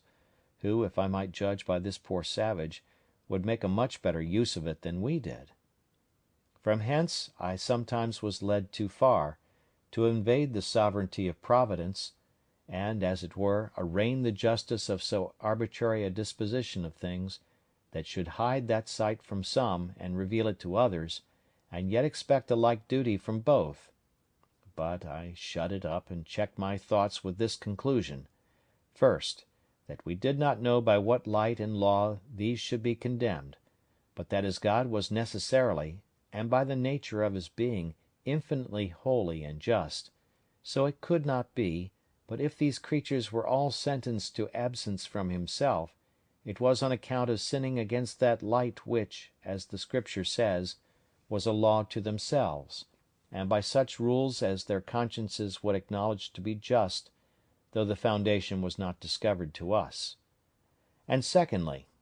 that still as we are all the clay in the hand of the potter, no vessel could say to him, "Why hast thou formed me thus?" But to return to my new companion. I was greatly delighted with him, and made it my business to teach him everything that was proper to make him useful, handy, and helpful, but especially to make him speak, and understand me when I spoke, and he was the aptest scholar that ever was, and particularly was so merry, so constantly diligent, and so pleased when he could but understand me, or make me understand him, that it was very pleasant for me to talk to him. Now my life began to be so easy that I began to say to myself, that could I but have been safe from more savages, I cared not if I was never to remove from the place where I lived. Chapter 15. Friday's Education. After I had been 2 or 3 days returned to my castle, I thought that, in order to bring Friday off from his horrid way of feeding, and from the relish of a cannibal's stomach, I ought to let him taste other flesh. So I took him out with me one morning to the woods. I went, indeed, intending to kill a kid out of my own flock, and bring it home and dress it. But as I was going, I saw a she-goat lying down in the shade, and 2 young kids sitting by her. I catched hold of Friday. "Hold," said I, "stand still," and made signs to him not to stir. Immediately I presented my piece, shot, and killed one of the kids. The poor creature, who at a distance indeed seen me kill the savage, his enemy, but did not know, nor could imagine how it was done, was sensibly surprised, trembled and shook, and looked so amazed that I thought he would have sunk down. He did not see the kid I shot at, or perceive I had killed it, but ripped up his waistcoat to feel whether he was not wounded, and as I found presently, thought I was resolved to kill him, for he came and kneeled down to me, and embracing my knees, said a great many things I did not understand, but I could easily see the meaning was to pray me not to kill him. I soon found a way to convince him that I would do him no harm, and taking him up by the hand, laughed at him, and pointing to the kid which I had killed, beckoned to him to run and fetch it, which he did, and while he was wondering, and looking to see how the creature was killed, I loaded my gun again. By and by I saw a great fowl like a hawk sitting upon a tree within shot, so, to let Friday understand a little what I would do, I called him to me again, pointed at the fowl, which was indeed a parrot, though I thought it had been a hawk. I say, Pointing to the parrot and to my gun, and to the ground under the parrot, to let him see I would make it fall, I made him understand that I would shoot and kill that bird. Accordingly I fired, and bade him look, and immediately he saw the parrot fall. He stood like one frightened again, notwithstanding all I had said to him, and I found he was the more amazed, because he did not see me put anything into the gun, but thought that there must be some wonderful fund of death and destruction in that thing, able to kill man, beast, bird, or anything near or far off. And the astonishment this created in him was such as could not wear off for a long time, and I believe, if I would have let him, he would have worshipped me and my gun. As for the gun itself, he would not so much as touch it for several days after, but he would speak to it and talk to it, as if it had answered him when he was by himself, which, as I afterwards learned of him, was to desire it not to kill him. Well, after his astonishment was a little over at this, I pointed to him to run and fetch the bird I had shot, which he did, but stayed some time, for the parrot, not being quite dead, had fluttered away a good distance from the place where she fell. However, he found her, took her up, and brought her to me, and as I had perceived his ignorance about the gun before, I took this advantage to charge the gun again, and not to let him see me do it, that I might be ready for any other mark that might present, but nothing more offered at that time. So I brought home the kid, and the same evening I took the skin off, and cut it out as well as I could, and having a pot fit for that purpose, I boiled or stewed some of the flesh, and made some very good broth. After I had begun to eat some, I gave some to my man, who seemed very glad of it, and liked it very well, but that which was strangest to him was to see me eat salt with it.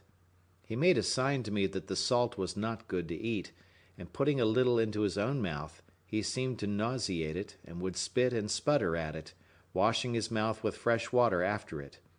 On the other hand, I took some meat into my mouth without salt, and I pretended to spit and sputter for want of salt, as much as he had done at the salt.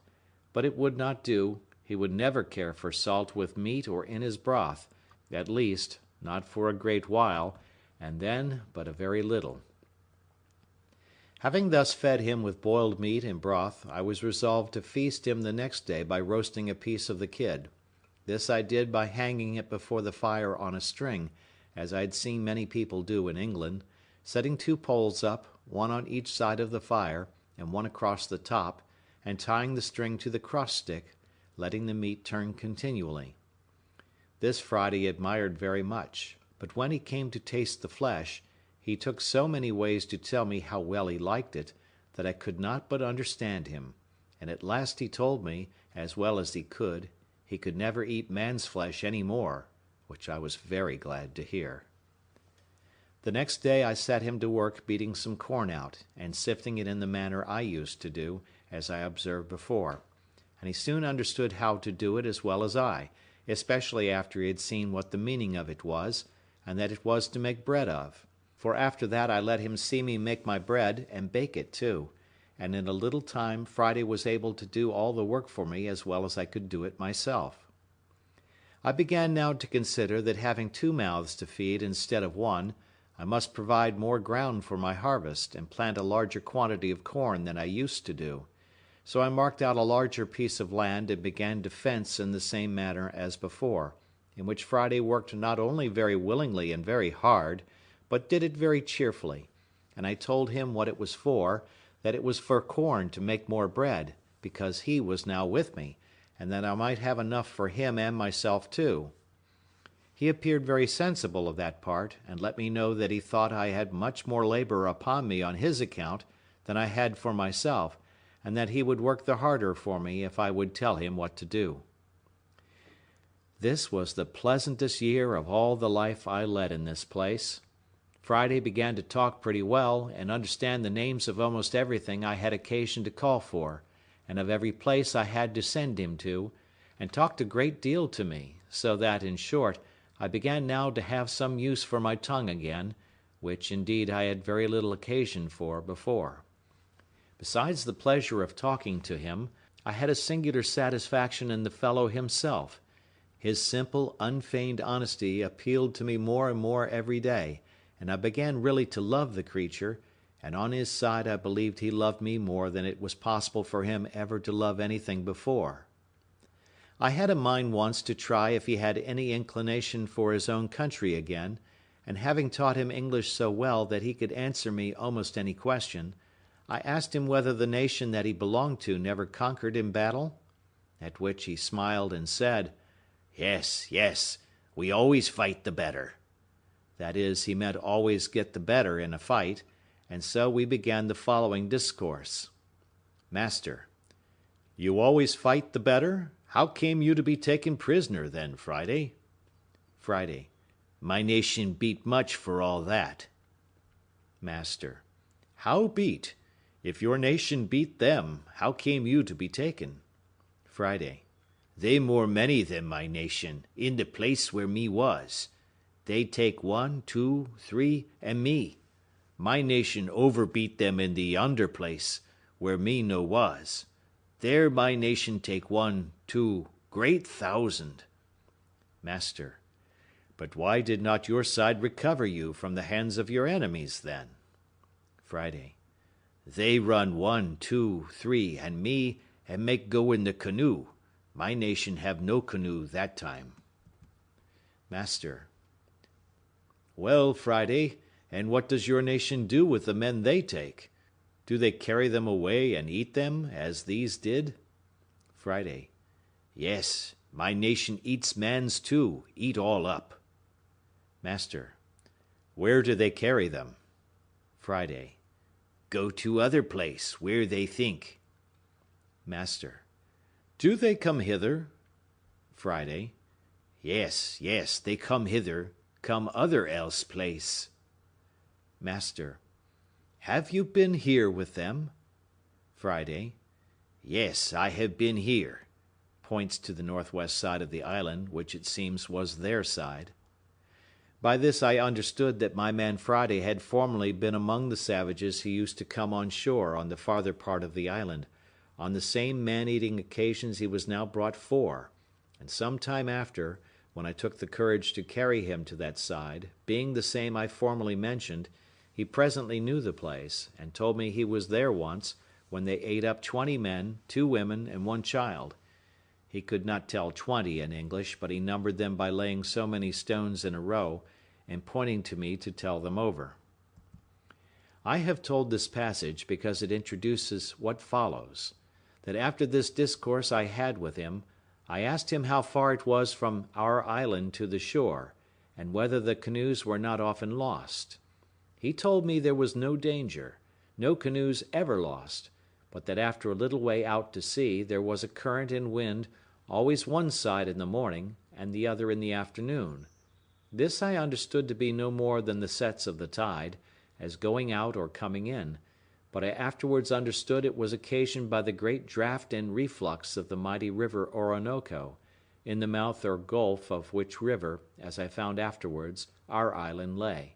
and that this land, which I perceived to be west and northwest, was the great island Trinidad, on the north point of the mouth of the river. I asked Friday 1,000 questions about the country, the inhabitants, the sea, the coast, and what nations were near. He told me all he knew with the greatest openness imaginable. I asked him the names of the several nations of his sort of people, but could get no other name than Caribs, from whence I easily understood that these were the Caribbees, which our maps place on the part of America which reaches from the mouth of the river Orinoco to Guiana, and onwards to St. Martha. He told me that up a great way beyond the moon, that was beyond the setting of the moon, which must be west from their country, there dwelt white bearded men like me, and pointed to my great whiskers, which I mentioned before, and that they had killed much mans, that was his word, by all which I understood he meant the Spaniards, whose cruelties in America had been spread over the whole country, and were remembered by all the nations from father to son. I inquired if he could tell me how I might go from this island, and get among those white men. He told me, "Yes, yes, you may go in 2 canoe." I could not understand what he meant, or make him describe to me what he meant by 2 canoe, till at last, with great difficulty, I found he meant it must be in a large boat, as big as 2 canoes. This part of Friday's intercourse I began to relish very well, and from this time I entertained some hopes that, one time or other, I might find an opportunity to make my escape from this place, and that this poor savage might be a means to help me. During the long time that Friday had now been with me, and that he began to speak to me and understand me, I was not wanting to lay a foundation of religious knowledge in his mind. Particularly, I asked him one time, who made him? The creature did not understand me at all, but thought I had asked who was his father. But I took it up by another handle, and asked him who made the sea, the ground we walked on, and the hills and woods. He told me, "It was one Benamuckee, that lived beyond all." He could describe nothing of this great person but that he was very old. "Much older," he said, "than the sea or land, than the moon or the stars." I asked him then, if this old person had made all things, why did not all things worship him? He looked very grave, and with a perfect look of innocence said, "All things say, oh, to him." I asked him if the people who die in his country went away anywhere? He said, "Yes, they all went to Benamuckee." Then I asked him whether those they eat up went thither too. He said, "Yes." From these things I began to instruct him in the knowledge of the true God. I told him that the great Maker of all things lived up there, pointing up towards heaven, that he governed the world by the same power and providence by which he made it, that he was omnipotent, and could do everything for us, give everything to us, take everything from us, and thus by degrees I opened his eyes.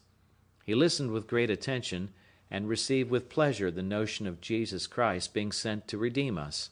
and of the manner of making our prayers to God, and his being able to hear us, even in heaven.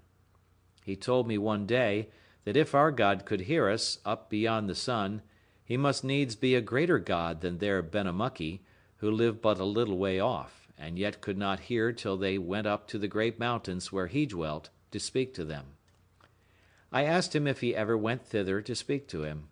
He said,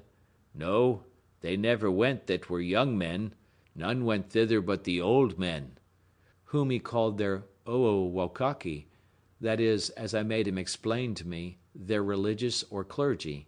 and what they went to say, so he called saying prayers, and then came back and told them what Benamuckee said.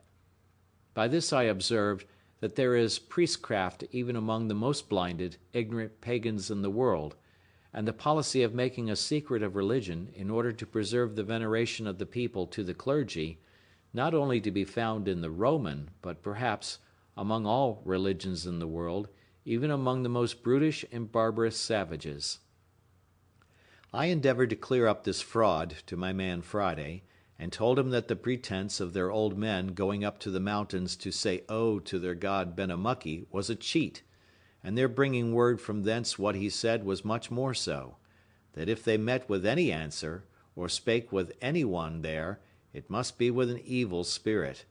And then I entered into a long discourse with him about the devil, the origin of him, his rebellion against God, his enmity to man, the reason of it, his setting himself up in the dark parts of the world to be worshipped instead of God and as God, and the many stratagems he made use of to delude mankind to their ruin,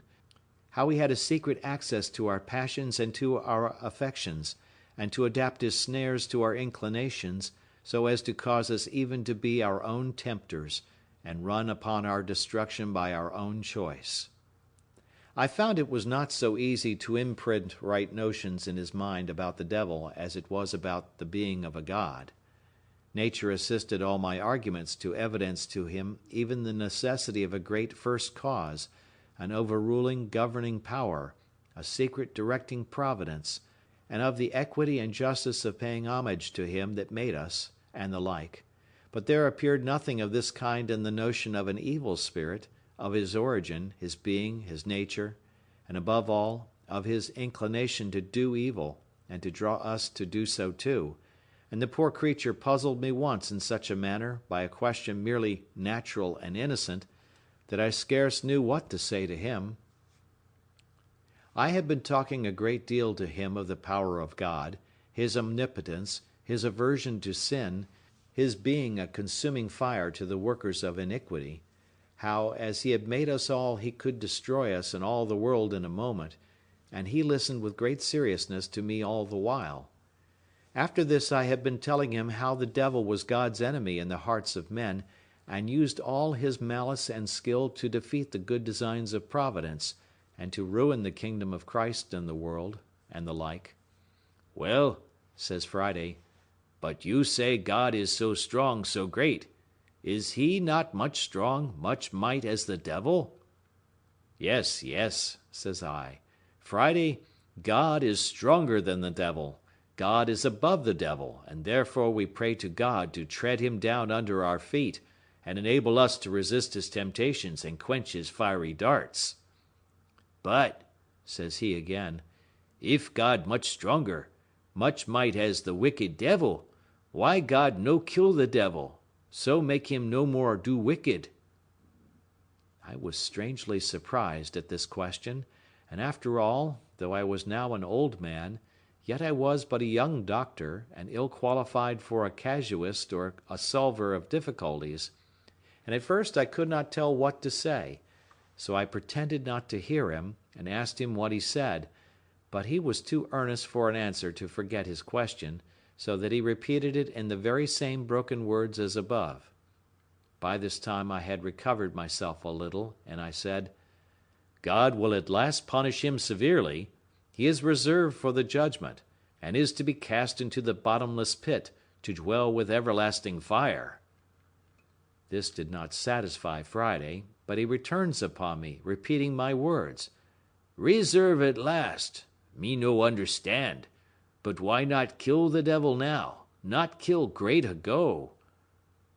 "You may as well ask me," said I, "why God does not kill you or me, when we do wicked things here that offend him. We are preserved to repent and be pardoned." He mused some time on this. "Well, well," says he, mighty affectionately, "that well. So you, I, devil, all wicked, all preserve, repent, God pardon all." Here I was run down again by him to the last degree, and it was a testimony to me how the mere notions of nature, though they will guide reasonable creatures to the knowledge of a God, and of a worship or homage due to the supreme being of God, as the consequence of our nature, yet nothing but divine revelation can form the knowledge of Jesus Christ, and of redemption purchased for us, of a mediator of the new covenant, and of an intercessor at the footstool of God's throne. I say, nothing but a revelation from heaven can form these in the soul, and that therefore the gospel of our Lord and Savior Jesus Christ, I mean the Word of God, and the Spirit of God, promised for the guide and sanctifier of his people,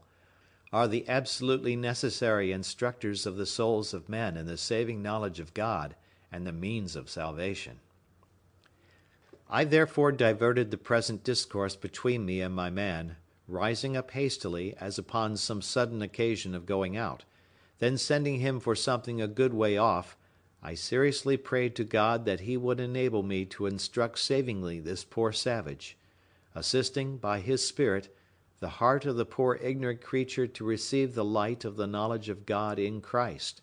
reconciling him to himself, and would guide me so to speak to him from the Word of God, that his conscience might be convinced, his eyes opened, and his soul saved. When he came again to me, I entered into a long discourse with him upon the subject of the redemption of man by the Saviour of the world, and of the doctrine of the gospel preached from heaven, that is, of repentance towards God, and faith in our blessed Lord Jesus. I then explained to him as well as I could why our blessed Redeemer took not on him the nature of angels, but the seed of Abraham, and how, for that reason, the fallen angels had no share in the redemption, that he came only to the lost sheep of the house of Israel, and the like. I had, God knows, more sincerity than knowledge in all the methods I took for this poor creature's instruction, and must acknowledge, what I believe all that act upon the same principle will find, that in laying things open to him, I really informed and instructed myself in many things that either I did not know or had not fully considered before, but which occurred naturally to my mind upon searching into them, for the information of this poor savage, and I had more affection in my inquiry after things after this occasion than ever I felt before, so that, whether this poor wild wretch was better for me or no, I had great reason to be thankful that ever he came to me. My grief sat lighter upon me, my habitation grew comfortable to me beyond measure, and when I reflected that in this solitary life which I have been confined to, I had not only been moved to look up to heaven myself, and to seek the hand that had brought me here, but was now to be made an instrument under Providence to save the life, and for aught I knew, the soul of a poor savage, and bring him to the true knowledge of religion and of the Christian doctrine, that he might know Christ Jesus, in whom is life eternal, I say, when I reflected upon all these things, a secret joy ran through every part of my soul, and I frequently rejoiced that ever I was brought to this place, which I had so often thought the most dreadful of all afflictions that could possibly have befallen me. I continued in this thankful frame all the remainder of my time, and the conversation which employed the hours between Friday and me was such as made the 3 years which we lived there together perfectly and completely happy, if any such thing as complete happiness can be formed in a sublunary state. This savage was now a good Christian, a much better than I, though I have reason to hope, and bless God for it, that we were equally penitent, and comforted, restored penitents. We had here the word of God to read, and no farther off from his Spirit to instruct than if we had been in England. I always applied myself in reading the Scripture to let him know, as well as I could, the meaning of what I read, and he again, by his serious inquiries and questionings, made me, as I said before, a much better scholar in the Scripture knowledge than I ever should have been by my own mere private reading. Another thing I cannot refrain from observing here also, from experience in this retired part of my life, that is, how infinite and inexpressible a blessing it is that the knowledge of God,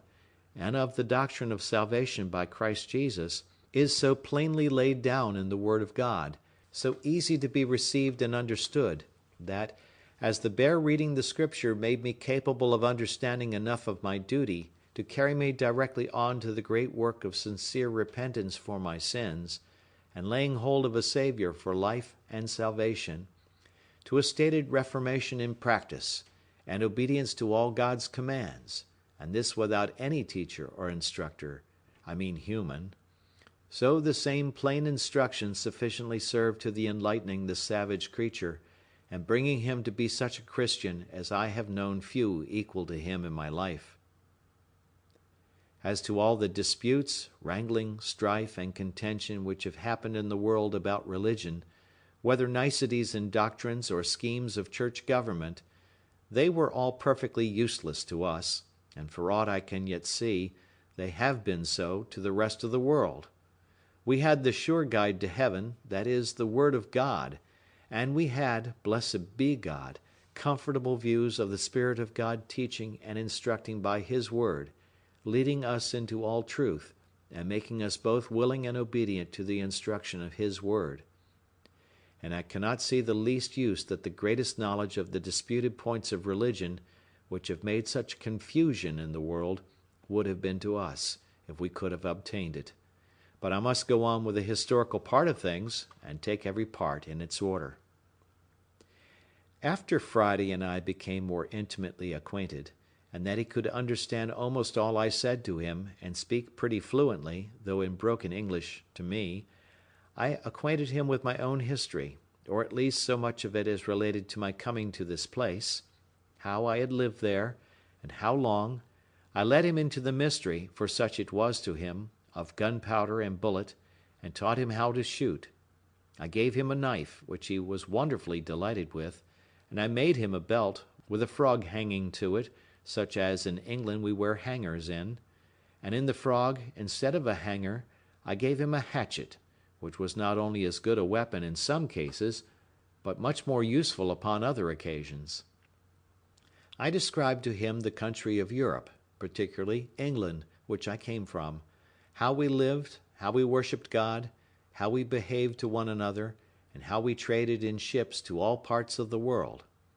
I gave him an account of the wreck which I had been on board of, and showed him, as near as I could, the place where she lay, but she was all beaten in pieces before, and gone. I showed him the ruins of our boat, which we lost when we escaped, and which I could not stir with my whole strength then, but was now fallen almost all to pieces. Upon seeing this boat, Friday stood, musing a great while, and said nothing. I asked him what it was he studied upon. At last says he, "Me see such boat like come to place at my nation." I did not understand him a good while, but at last, when I had examined further into it, I understood by him that a boat, such as that had been, came on shore upon the country where he lived; that is, as he explained it, was driven thither by stress of weather. I presently imagined that some European ship must have been cast away upon their coast, and the boat might get loose and drive ashore, but was so dull that I never once thought of men making their escape from a wreck thither, much less whence they might come, so I only inquired after a description of the boat. Friday described the boat to me well enough, but brought me better to understand him when he added with some warmth, "We saved the white mans from drown." Then I presently asked if there were any white mans, as he called them, in the boat.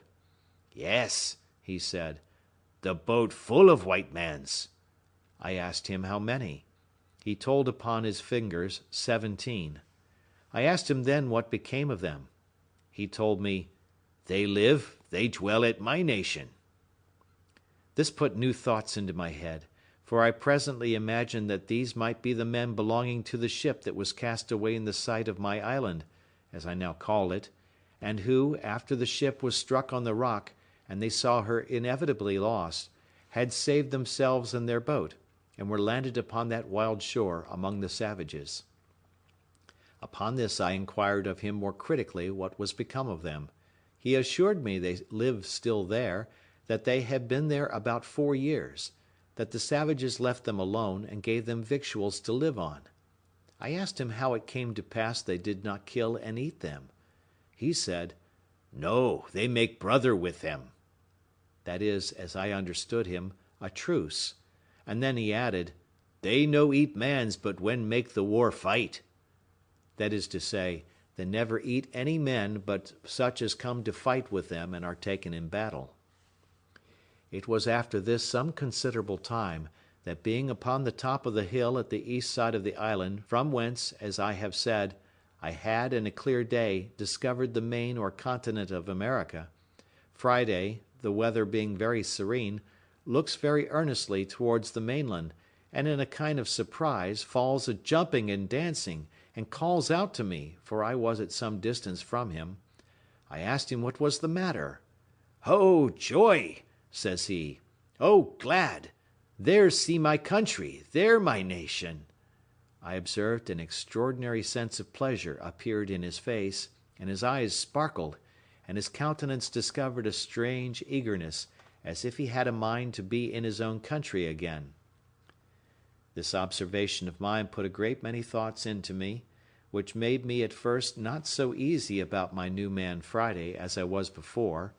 and I made no doubt but that, if Friday could get back to his own nation again, he would not only forget all his religion but all his obligation to me, and would be forward enough to give his countrymen an account of me, and come back, perhaps with 100 or 2 of them, and make a feast upon me, at which he might be as merry as he used to be with those of his enemies when they were taken in war.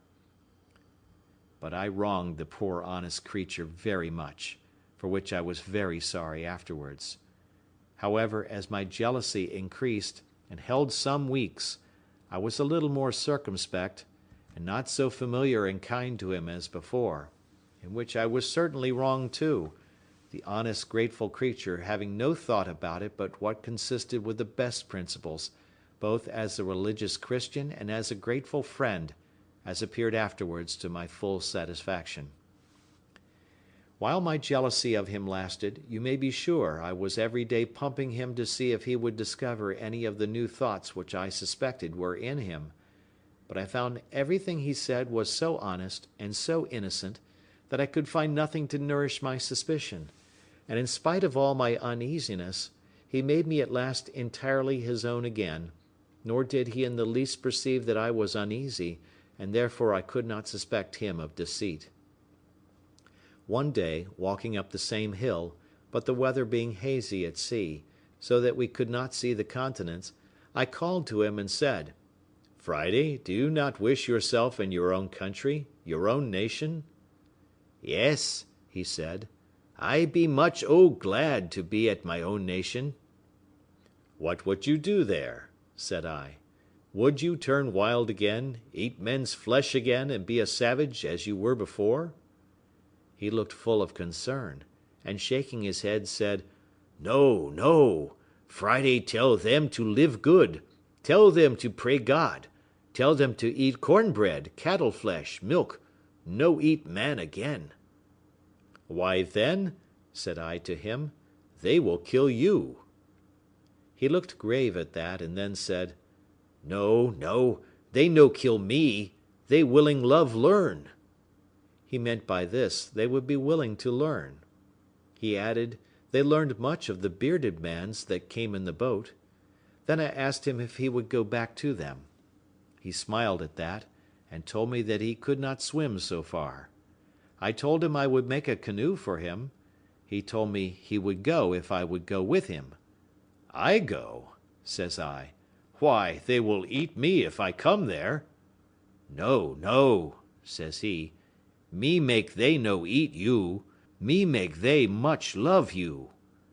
He meant he would tell them how I had killed his enemies and saved his life, and so he would make them love me. Then he told me, as well as he could, how kind they were to 17 white men, or bearded men, as they called them, who came on shore there in distress.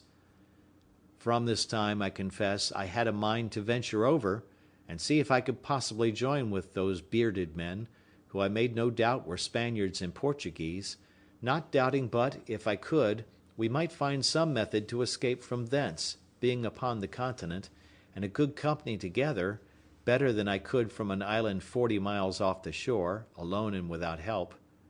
So, after some days, I took Friday to work again by way of discourse, and told him I would give him a boat to go back to his own nation, and accordingly I carried him to my frigate, which lay on the other side of the island, and having cleared it of water, for I always kept it sunk in water, I brought it out, showed it him, and we both went into it.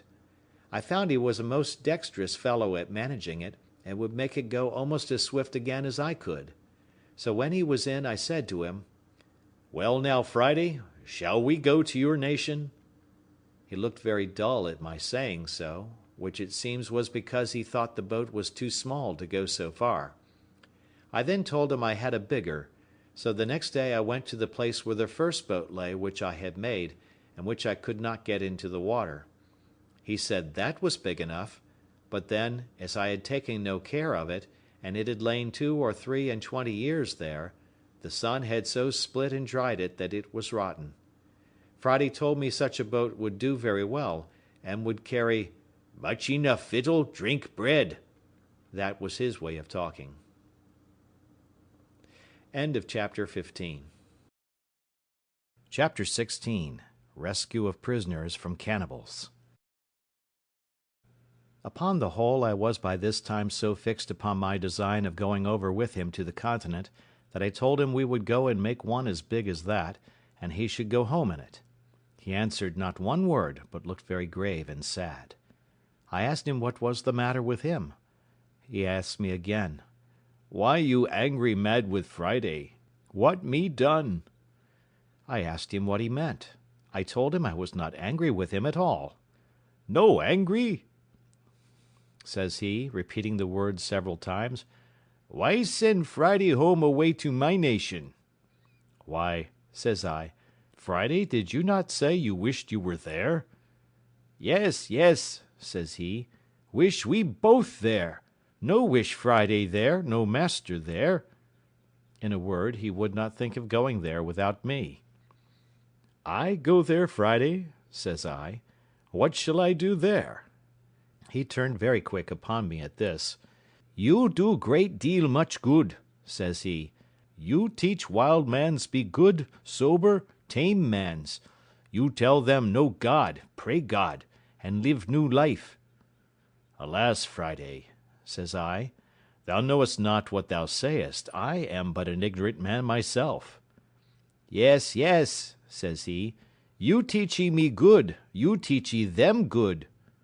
"No, no, Friday," says I, "you shall go without me. Leave me here to live by myself as I did before." He looked confused again at that word, and running to one of the hatchets which he used to wear, he takes it up hastily and gives it to me. "What must I do with this?" says I to him.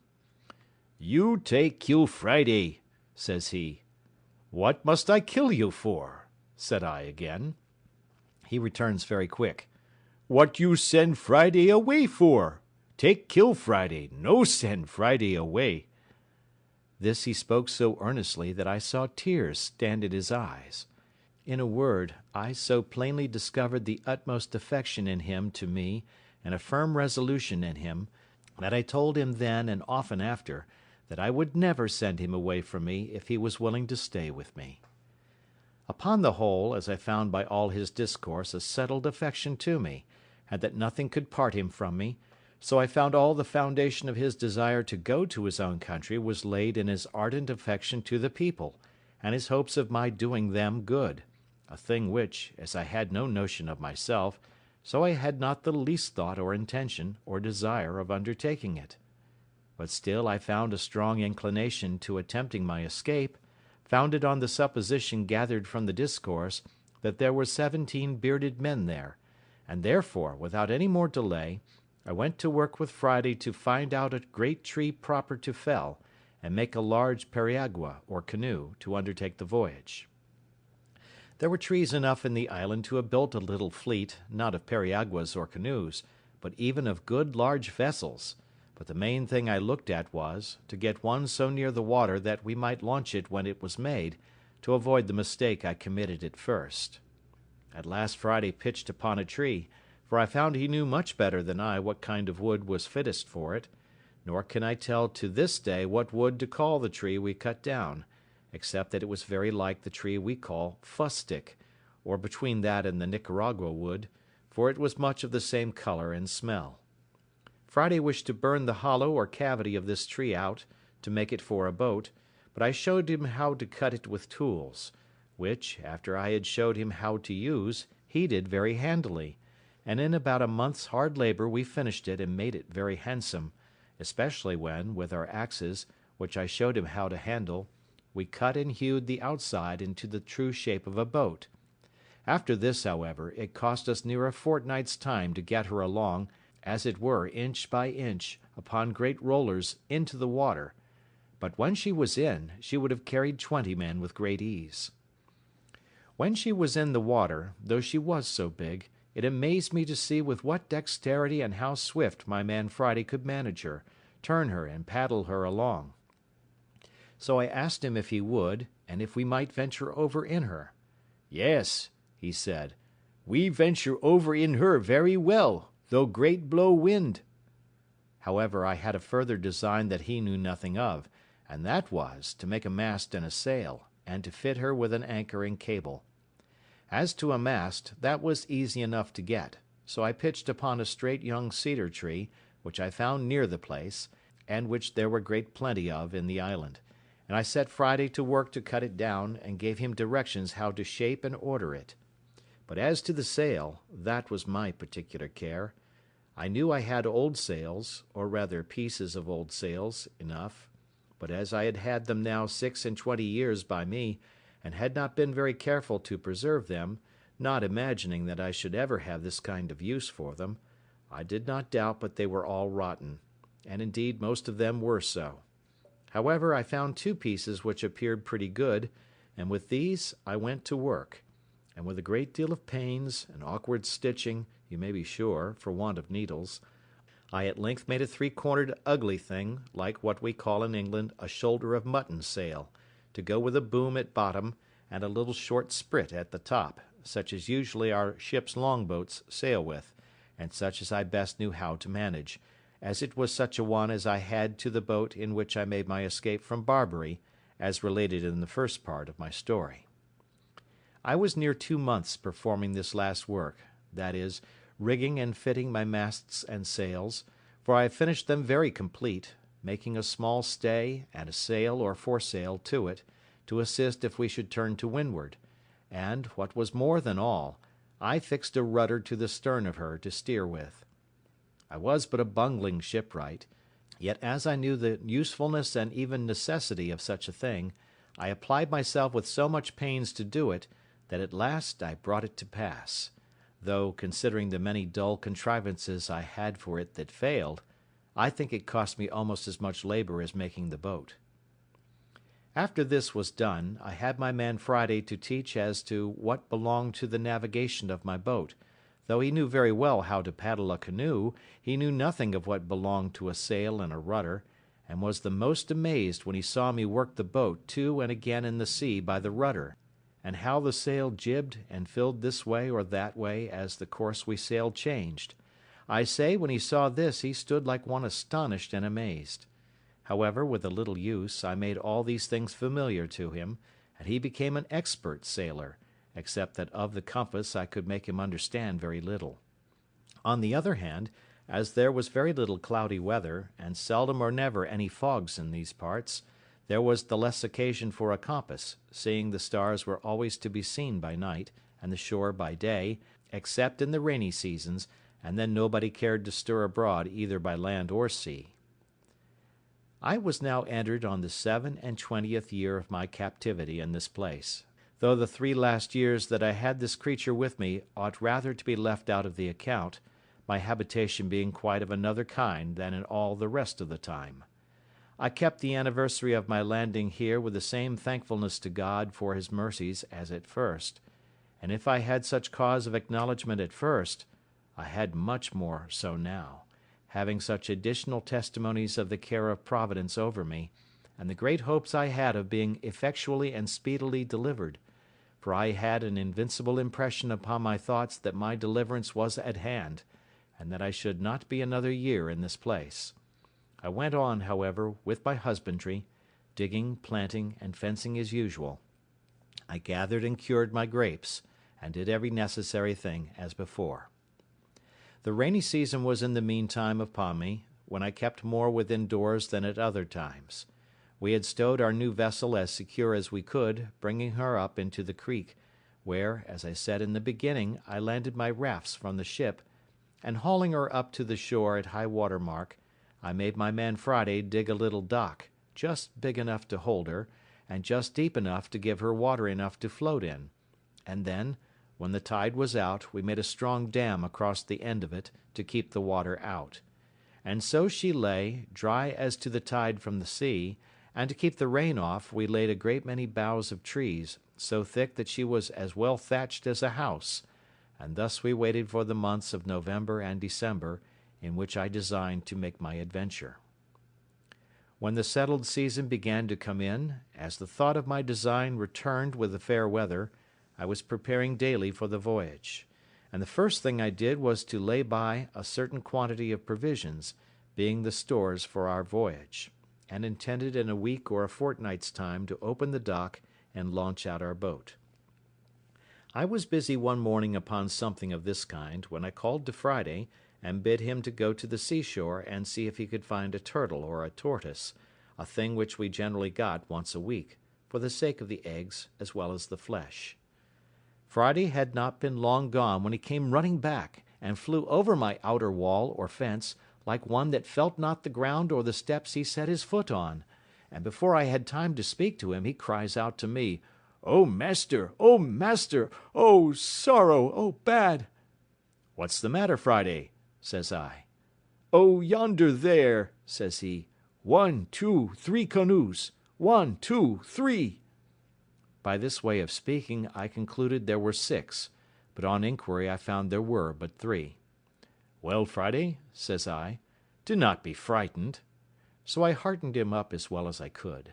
However, I saw the poor fellow was most terribly scared, for nothing ran in his head but that they were come to look for him, and would cut him in pieces and eat him, and the poor fellow trembled so that I scarcely knew what to do with him. I comforted him as well as I could, and told him I was in as much danger as he, and that they would eat me as well as him. "But," says I, "Friday, we must resolve to fight them. Can you fight, Friday?" "Me shoot," says he, "but there come many great number." "No matter for that," said I again. "Our guns will fright them that we do not kill." So I asked him whether, if I resolved to defend him, he would defend me, and stand by me, and do just as I bid him. He said, "Me die when you bid die, master." So I went and fetched a good dram of rum and gave him, for I had been so good a husband of my rum that I had a great deal left. When we had drunk it, I made him take the 2 fowling pieces, which we always carried, and loaded them with large swan shot, as big as small pistol bullets. Then I took 4 muskets, and loaded them with 2 slugs and 5 small bullets each, and my 2 pistols I loaded with a brace of bullets each. I hung my great sword, as usual, naked by my side, and gave Friday his hatchet. When I had thus prepared myself, I took my perspective glass, and went up to the side of the hill, to see what I could discover, and I found quickly by my glass that there were 21 savages, 3 prisoners, and 3 canoes, and that their whole business seemed to be the triumphant banquet upon these 3 human bodies, a barbarous feast indeed. But nothing more than, as I had observed, was usual with them. I observed also that they had landed, not where they had done when Friday made his escape, but nearer to my creek, where the shore was low, and where a thick wood came almost close down to the sea. This, with the abhorrence of the inhuman errand these wretches came about, filled me with such indignation that I came down again to Friday, and told him I was resolved to go down to them and kill them all, and asked him if he would stand by me. He had now got over his fright, and his spirits being a little raised with the dram I had given him, he was very cheerful, and told me, as before, he would die when I bid die. In this fit of fury I divided the arms which I had charged, as before, between us. I gave Friday 1 pistol to stick in his girdle, and 3 guns upon his shoulder, and I took 1 pistol and the other 3 guns myself, and in this posture we marched out. I took a small bottle of rum in my pocket, and gave Friday a large bag with more powder and bullets, and as to orders, I charged him to keep close behind me, and not to stir, or shoot, or do anything till I bid him,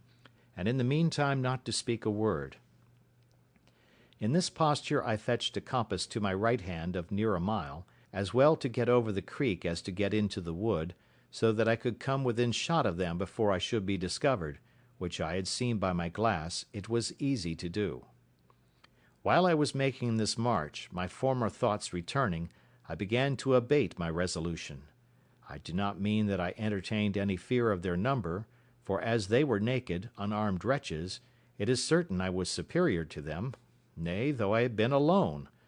But it occurred to my thoughts what call, what occasion, much less what necessity I was in to go and dip my hands in blood, to attack people who had neither done or intended me any wrong; who, as to me, were innocent, and whose barbarous customs were their own disaster,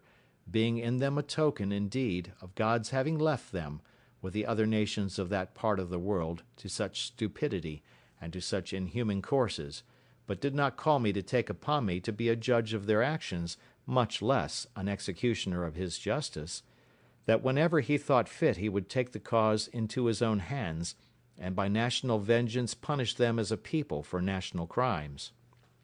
but that, in the meantime, it was none of my business; that it was true Friday might justify it, because he was a declared enemy and in a state of war with those very particular people, and it was lawful for him to attack them, but I could not say the same with regard to myself. These things were so warmly pressed upon my thoughts all the way as I went, that I resolved I would only go and place myself near them that I might observe their barbarous feast, and that I would act then as God should direct, but that unless something offered that was more a call to me than yet I knew of, I would not meddle with them. With this resolution I entered the wood, and with all possible wariness and silence, Friday following close at my heels, I marched till I came to the skirts of the wood on the side which was next to them, only that one corner of the wood lay between me and them. Here I called softly to Friday, and showing him a great tree which was just at the corner of the wood, I bade him go to the tree, and bring me word if he could see there plainly what they were doing.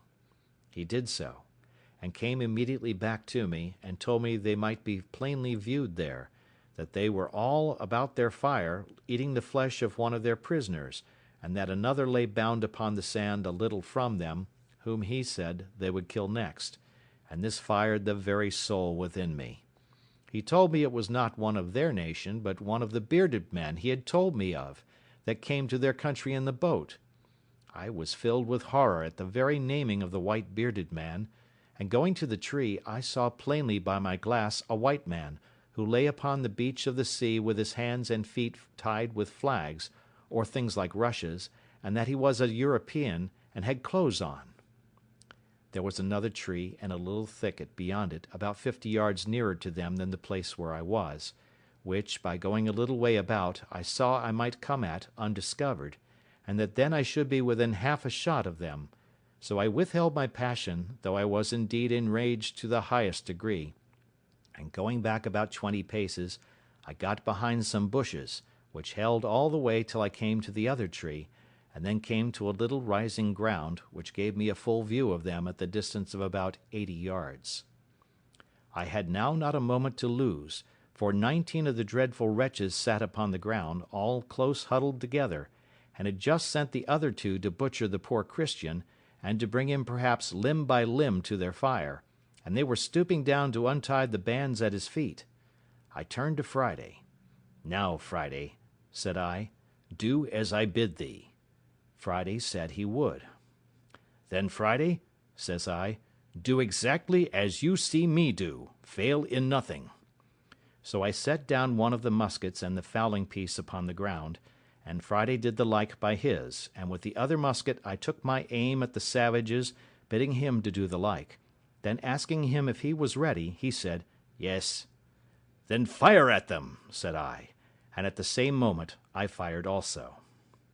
Friday took his aim so much better than I, that on the side that he shot he killed 2 of them, and wounded 3 more, and on my side I killed 1 and wounded 2. They were, you may be sure, in a dreadful consternation, and all of them that were not hurt jumped upon their feet, but did not immediately know which way to run, or which way to look, for they knew not from whence their destruction came. Friday kept his eyes close upon me, that, as I had bid him, he might observe what I did. So, as soon as the first shot was made, I threw down the piece, and took up the fowling piece, and Friday did the like. He saw me cock and present. He did the same again. "Are you ready, Friday?" said I. "Yes," says he. "Let fly, then," says I, "in the name of God." And with that I fired again among the amazed wretches, and so did Friday, and as our pieces were now loaded with what I call swan shot, or small pistol bullets, we found only 2 drop, but so many were wounded that they ran about yelling and screaming like mad creatures, all bloody, and most of them miserably wounded, whereof 3 more fell quickly after, though not quite dead.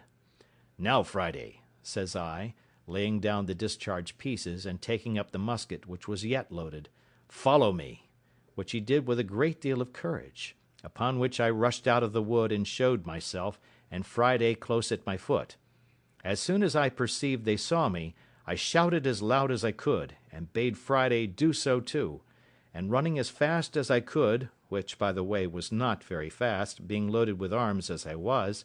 I made directly towards the poor victim, who was, as I said, lying upon the beach or shore, between the place where they sat and the sea. The 2 butchers who were just going to work with him had left him at the surprise of our first fire, and fled in a terrible fright to the seaside, and had jumped into a canoe, and 3 more of the rest made the same way. I turned to Friday, and bade him step forwards and fire at them. He understood me immediately, and running about 40 yards, to be nearer them, He shot at them, and I thought he had killed them all, for I saw them all fall of a heap into the boat, though I saw two of them up again quickly. However, he killed two of them, and wounded the third, so that he lay in the bottom of the boat as if he had been dead. While my man Friday fired at them, I pulled out my knife and cut the flags that bound the poor victim, and loosing his hands and feet I lifted him up and asked him in the Portuguese tongue what he was. He answered in Latin, Christianus, but was so weak and faint that he could scarce stand or speak. I took my bottle out of my pocket and gave it him, making signs that he should drink, which he did, and I gave him a piece of bread, which he ate. Then I asked him what countryman he was, and he said Espagnol, and being a little recovered, let me know, by all the signs he could possibly make, how much he was in my debt for his deliverance. "Señor," said I, with as much Spanish as I could make up, "we will talk afterwards, but we must fight now. If you have any strength left, take this pistol and sword and lay about you." He took them very thankfully, and no sooner had he the arms in his hands, but, as if they had put new vigour into him, he flew upon his murderers like a fury, and had cut two of them in pieces in an instant, for the truth is, as the whole was a surprise to them, so the poor creatures were so much frightened with the noise of our pieces that they fell down for mere amazement and fear, and had no more power to attempt their own escape than their flesh had to resist our shot, and that was the case of those 5 that Friday shot at in the boat, for as 3 of them fell with the hurt they received, so the other 2 fell with the fright. I kept my piece in my hand, still without firing, being willing to keep my charge ready, because I had given the Spaniard my pistol and sword. So I called to Friday, and bade him run up to the tree from whence we first fired, and fetch the arms which lay there that had been discharged, which he did with great swiftness, and then giving him my musket, I sat down myself to load all the rest again, and bade them come to me when they wanted. While I was loading these pieces, there happened a fierce engagement between the Spaniard and one of the savages, who made at him with one of their great wooden swords, the weapon that was to have killed him before, if I had not prevented it. The Spaniard, who was as bold and brave as could be imagined, though weak, had fought the Indian a good while, and had cut 2 great wounds on his head, but the savage being a stout lusty fellow, closing in with him, had thrown him down, being faint, and was wringing my sword out of his hand, when the Spaniard, though undermost, wisely quitting the sword, drew the pistol from his girdle, shot the savage through the body, and killed him upon the spot, before I, who was running to help him, could come near him. Friday, being now left to his liberty, pursued the flying wretches, with no weapon in his hand but his hatchet, and with that he dispatched those 3, who, as I said before, were wounded at first, and fallen, and all the rest he could come up with. And the Spaniard coming to me for a gun, I gave him one of the fowling pieces, with which he pursued 2 of the savages, and wounded them both, but as he was not able to run, they both got from him into the wood, where Friday pursued them, and killed one of them, but the other was too nimble for him, and though he was wounded, yet had plunged himself into the sea, and swam with all his might off to those 2 who were left in the canoe, which 3 in the canoe, with one wounded, that we knew not whether he died or no, were all that escaped our hands of 1 in 20. The account of the whole is as follows: 3 killed at our first shot from the tree, 2 killed at the next shot, 2 killed by Friday in the boat, 2 killed by Friday of those at first wounded, 1 killed by Friday in the wood, 3 killed by the Spaniard, 4 killed, being found dropped here and there, of the wounds, or killed by Friday in his chase of them, 4 escaped in the boat, whereof 1 wounded, if not dead, 21 in all. Those that were in the canoe worked hard to get out of gunshot, and though Friday made 2 or 3 shots at them, I did not find that he hit any of them. Friday would fain have had me take one of their canoes and pursue them, and indeed I was very anxious about their escape, lest, carrying the news home to their people, they should come back perhaps with 200 or 300 of the canoes, and devour us by mere multitude. So I consented to pursue them by sea, and running to one of their canoes, I jumped in and bade Friday follow me.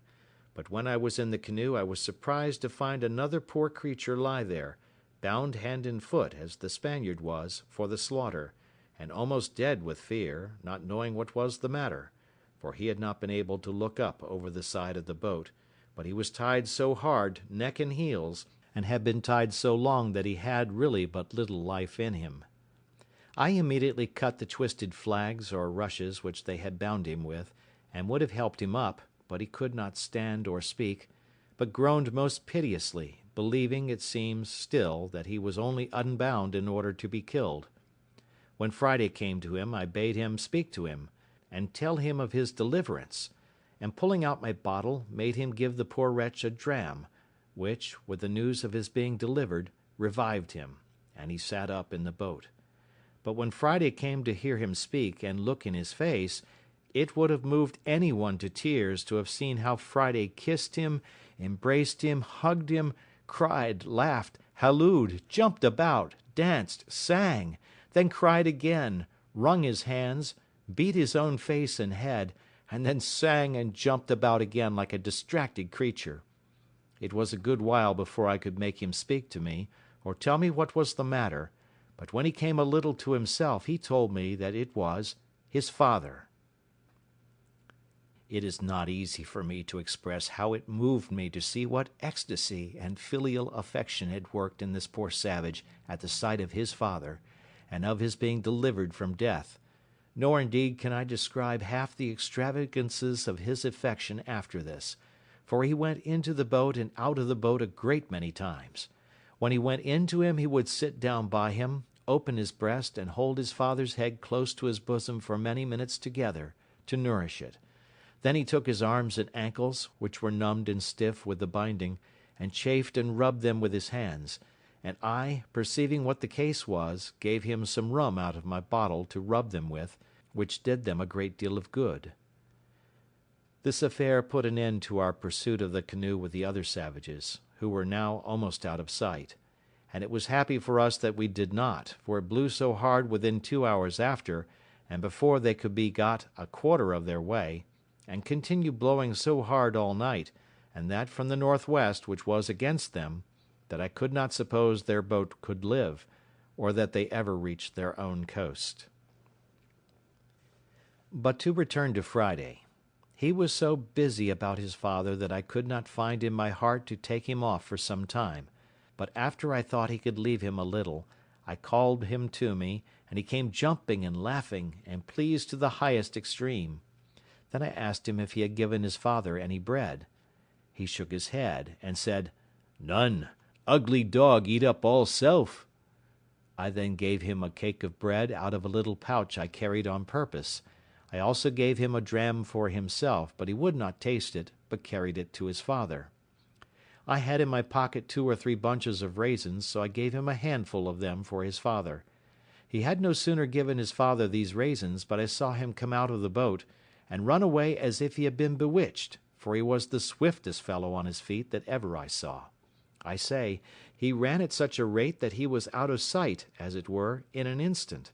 and though I called, and hallooed out too after him, it was all one, away he went, and in a quarter of an hour I saw him come back again, though not so fast as he went, and as he came nearer I found his pace slacker, because he had something in his hand. When he came up to me I found he had been quite home for an earthen jug or pot, to bring his father some fresh water, and that he had got 2 more cakes or loaves of bread. The bread he gave me, but the water he carried to his father. However, as I was very thirsty too, I took a little of it. The water revived his father more than all the rums or spirits I had given him, for he was fainting with thirst. When his father had drunk, I called to him to know if there was any water left. He said, "Yes," and I bade him give it to the poor Spaniard, who was in as much want of it as his father, and I sent one of the cakes that Friday brought to the Spaniard too, who was indeed very weak, and was reposing himself upon a green place under the shade of a tree, and whose limbs were also very stiff, and very much swelled with the rude bandage he had been tied with. When I saw that upon Friday's coming to him with the water he sat up and drank, and took the bread and began to eat, I went to him, and gave him a handful of raisins. He looked up in my face with all the tokens of gratitude and thankfulness that could appear in any countenance, but was so weak, notwithstanding he had so exerted himself in the fight, that he could not stand up upon his feet. He tried to do it 2 or 3 times, but was really not able, his ankles were so swelled and so painful to him. So I bade him sit still, and caused Friday to rub his ankles, and bathe them with rum, as he had done his father's. I observed the poor affectionate creature every 2 minutes, or perhaps less, all the while he was here, turn his head about to see if his father was in the same place and posture as he left him sitting, and at last he found he was not to be seen, at which he started up, and without speaking a word, flew with that swiftness to him that one could scarce perceive his feet to touch the ground as he went. But when he came, he only found he had laid himself down to ease his limbs, so Friday came back to me presently, and then I spoke to the Spaniard to let Friday help him up if he could, and lead him to the boat, and then he should carry him to our dwelling, where I would take care of him. But Friday, a lusty, strong fellow, took the Spaniard upon his back, and carried him away to the boat, and set him down softly upon the side or gunwale of the canoe, with his feet in the inside of it, and then lifting him quite in, he set him close to his father, and presently stepping out again, launched the boat off, and paddled it along the shore faster than I could walk, though the wind blew pretty hard too. So he brought them both safe into our creek, and leaving them in the boat, ran away to fetch the other canoe. As he passed me I spoke to him, and asked him whither he went. He told me, "Go fetch more boat." So away he went like the wind, for sure never man or horse ran like him,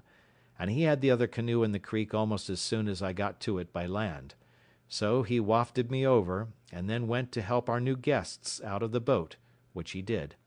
But they were neither of them able to walk, so that poor Friday knew not what to do. To remedy this, I went to work in my thought, and calling to Friday to bid them sit down on the bank when he came to me, I soon made a kind of hand-barrow to lay them on, and Friday and I carried them both up together upon it between us. But when we got them to the outside of our wall, or fortification, we were at a worse loss than before, for it was impossible to get them over, and I was resolved not to break it down. So I set to work again, and Friday and I, in about 2 hours' time, made a very handsome tent, covered with old sails, and above that with boughs of trees, being in the space without our outward fence, and between that and the grove of young wood which I had planted. And here we made them 2 beds of such things as I had, that is, of good rice straw, with blankets laid upon it to lie on, and another to cover them on each bed. My island was now peopled, and I thought myself very rich in subjects, and it was a merry reflection, which I frequently made, how like a king I looked. First of all, the whole country was my own property, so that I had an undoubted right of dominion. Secondly, my people were perfectly subjected. I was absolutely lord and lawgiver. They all owed their lives to me, and were ready to lay down their lives, if there had been occasion for it, for me. It was remarkable, too, I had but 3 subjects, and they were of 3 different religions. My man Friday was a Protestant, his father was a pagan and a cannibal, and the Spaniard was a papist. However, I allowed liberty of conscience throughout my dominions, but this is by the way. As soon as I had secured my 2 weak rescued prisoners, and given them shelter, and a place to rest them upon, I began to think of making some provision for them, and the first thing I did, I ordered Friday to take a yearling goat, betwixt a kid and a goat, out of my particular flock, to be killed, when I cut off the hinder quarter, and chopping it into small pieces, I set Friday to work boiling and stewing, and made them a very good dish, I assure you, of flesh and broth; and as I cooked it without doors, for I made no fire within my inner wall, so I carried it all into the new tent, and having set a table there for them, I sat down, and ate my own dinner also with them, and, as well as I could, cheered them and encouraged them. Friday was my interpreter, especially to his father, and indeed to the Spaniard too, for the Spaniard spoke the language of the savages pretty well. After we had dined, or rather supped,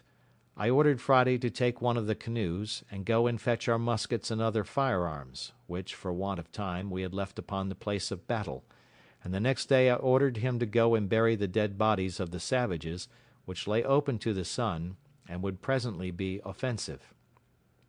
I also ordered him to bury the horrid remains of their barbarous feast, which I could not think of doing myself. Nay, I could not bear to see them if I went that way, all which he punctually performed, and effaced the very appearance of the savages being there, so that when I went again, I could scarce know where it was, otherwise than by the corner of the wood pointing to the place. I then began to enter into a little conversation with my two new subjects, and first I set Friday to inquire of his father what he thought of the escape of the savages in that canoe, and whether we might expect a return of them, with a power too great for us to resist. His first opinion was, that the savages in the boat never could live out the storm which blew that night they went off, but must of necessity be drowned, or driven south to those other shores, where they were as sure to be devoured as they were to be drowned if they were cast away. But as to what they would do if they came safe on shore, he said he knew not. But it was his opinion that they were so dreadfully frightened with the manner of their being attacked, the noise and the fire, that he believed they would tell the people they were all killed by thunder and lightning, not by the hand of man, and that the two which appeared, that is, Friday and I, were two heavenly spirits or furies come down to destroy them, and not men with weapons. This, he said, he knew, because he heard them all cry out so, in their language, one to another, for it was impossible for them to conceive that a man could dart fire, and speak thunder, and kill at a distance, without lifting up the hand, as was done now. And this old savage was in the right, for as I understood since, by other hands, the savages never attempted to go over to the island afterwards, they were so terrified with the accounts given by those 4 men, for it seems they did escape the sea, that they believed whoever went to that enchanted island would be destroyed with fire from the gods. This, however, I knew not, and therefore was under continual apprehensions for a good while, and kept always upon my guard with all my army, for as there were now 4 of us, I would have ventured upon 100 of them, fairly in the open field, at any time.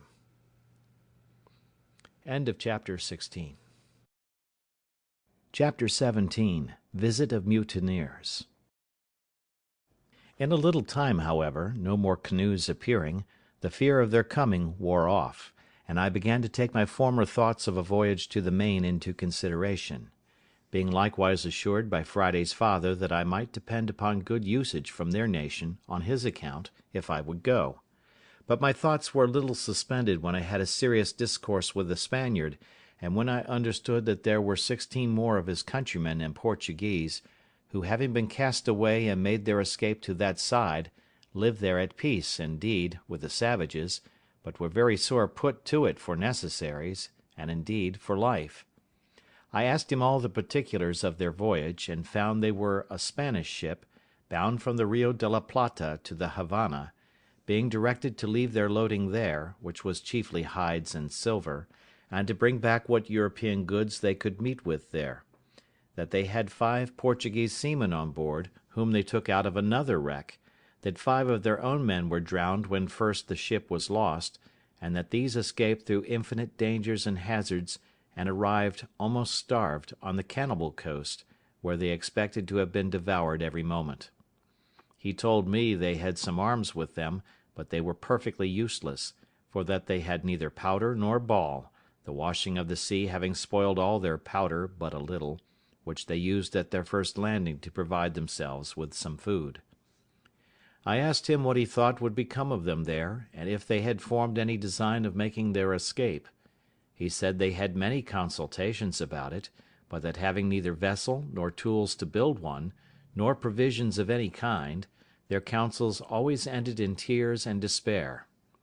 I asked him how he thought they would receive a proposal from me, which might tend towards an escape, and whether, if they were all here, it might not be done. I told him with freedom I feared mostly their treachery and ill usage of me, if I put my life in their hands, for that gratitude was no inherent virtue in the nature of man, nor did men always square their dealings by the obligations they had received so much as they did by the advantages they expected. I told him it would be very hard that I should be made the instrument of their deliverance, and that they should afterwards make me their prisoner in New Spain, where an Englishman was certain to be made a sacrifice, what necessity or what accident soever brought him thither; and that I had rather be delivered up to the savages, and be devoured alive, than to fall into the merciless claws of the priests, and be carried into the Inquisition. I added that, otherwise, I was persuaded, if they were all here, we might, with so many hands, build a bark large enough to carry us all away, either to the Brazils southward, or to the islands or Spanish coast northward; but that if, in requital, they should, when I had put weapons into their hands, carry me by force among their own people, I might be ill used for my kindness to them, and make my case worse than it was before. He answered, with a great deal of candour and ingenuousness, that their condition was so miserable, and that they were so sensible of it, that he believed they would abhor the thought of using any man unkindly that should contribute to their deliverance; and that, if I pleased, he would go to them with the old man, and discourse with them about it, and return again and bring me their answer; that he would make conditions with them upon their solemn oath, that they should be absolutely under my direction as their commander and captain, and they should swear upon the holy sacraments and gospel to be true to me, and go to such Christian country as I should agree to, and no other; and to be directed wholly and absolutely by my orders till they were landed safely in such country as I intended, and that he would bring a contract from them, under their hands, for that purpose. Then he told me he would first swear to me himself that he would never stir from me as long as he lived till I gave him orders, and that he would take my side to the last drop of his blood, if there should happen the least breach of faith among his countrymen. He told me they were all of them very civil, honest men, and they were under the greatest distress imaginable, having neither weapons nor clothes, nor any food, but at the mercy and discretion of the savages, out of all hopes of ever returning to their own country, and that he was sure, if I would undertake their relief, they would live and die by me. Upon these assurances, I resolved to venture to relieve them, if possible, and to send the old savage and this Spaniard over to them to treat. But when we had got all things in readiness to go, the Spaniard himself started an objection, which had so much prudence in it on one hand, and so much sincerity on the other hand, that I could not but be very well satisfied in it, and, by his advice, put off the deliverance of his comrades for at least half a year. The case was thus. He had been with us now about a month, during which time I had let him see in what manner I had provided, with the assistance of Providence, for my support, and he saw evidently what stock of corn and rice I had laid up, which, though it was more than sufficient for myself, yet it was not sufficient, without good husbandry, for my family, now it was increased to 4, but much less would it be sufficient if his countrymen, who were, as he said, 16, still alive, should come over, and least of all would it be sufficient to victual our vessel, if we should build one, for a voyage to any of the Christian colonies of America. So he told me he thought it would be more advisable to let him and the other two dig and cultivate some more land, as much as I could spare seed to sow, and that we should wait another harvest, that we might have a supply of corn for his countrymen when they should come; for want might be a temptation to them to disagree, or not to think themselves delivered, otherwise than out of one difficulty into another. "You know," says he, "the children of Israel, though they rejoiced at first for their being delivered out of Egypt, yet rebelled even against God himself, that delivered them, when they came to want bread in the wilderness." His caution was so seasonable and his advice so good, that I could not but be very well pleased with his proposal, as well as I was satisfied with his fidelity. So we fell to digging, all 4 of us, as well as the wooden tools we were furnished with permitted; and in about a month's time, by the end of which it was seed time, we had got as much land cured and trimmed up as we sowed 22 bushels of barley on, and 16 jars of rice, which was, in short, all the seed we had to spare. Indeed, we left ourselves barely sufficient for our own food for the 6 months that we had to expect our crop; that is to say, reckoning from the time we set our seed aside for sowing, for it is not to be supposed it is 6 months in the ground in that country. Having now society enough, and our numbers being sufficient to put us out of fear of the savages, if they had come, unless their number had been very great,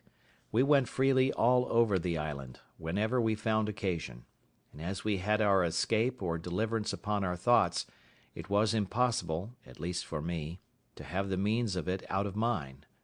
For this purpose I marked out several trees, which I thought fit for our work, and I set Friday and his father to cut them down; and then I caused the Spaniard, to whom I imparted my thoughts on that affair, to oversee and direct their work.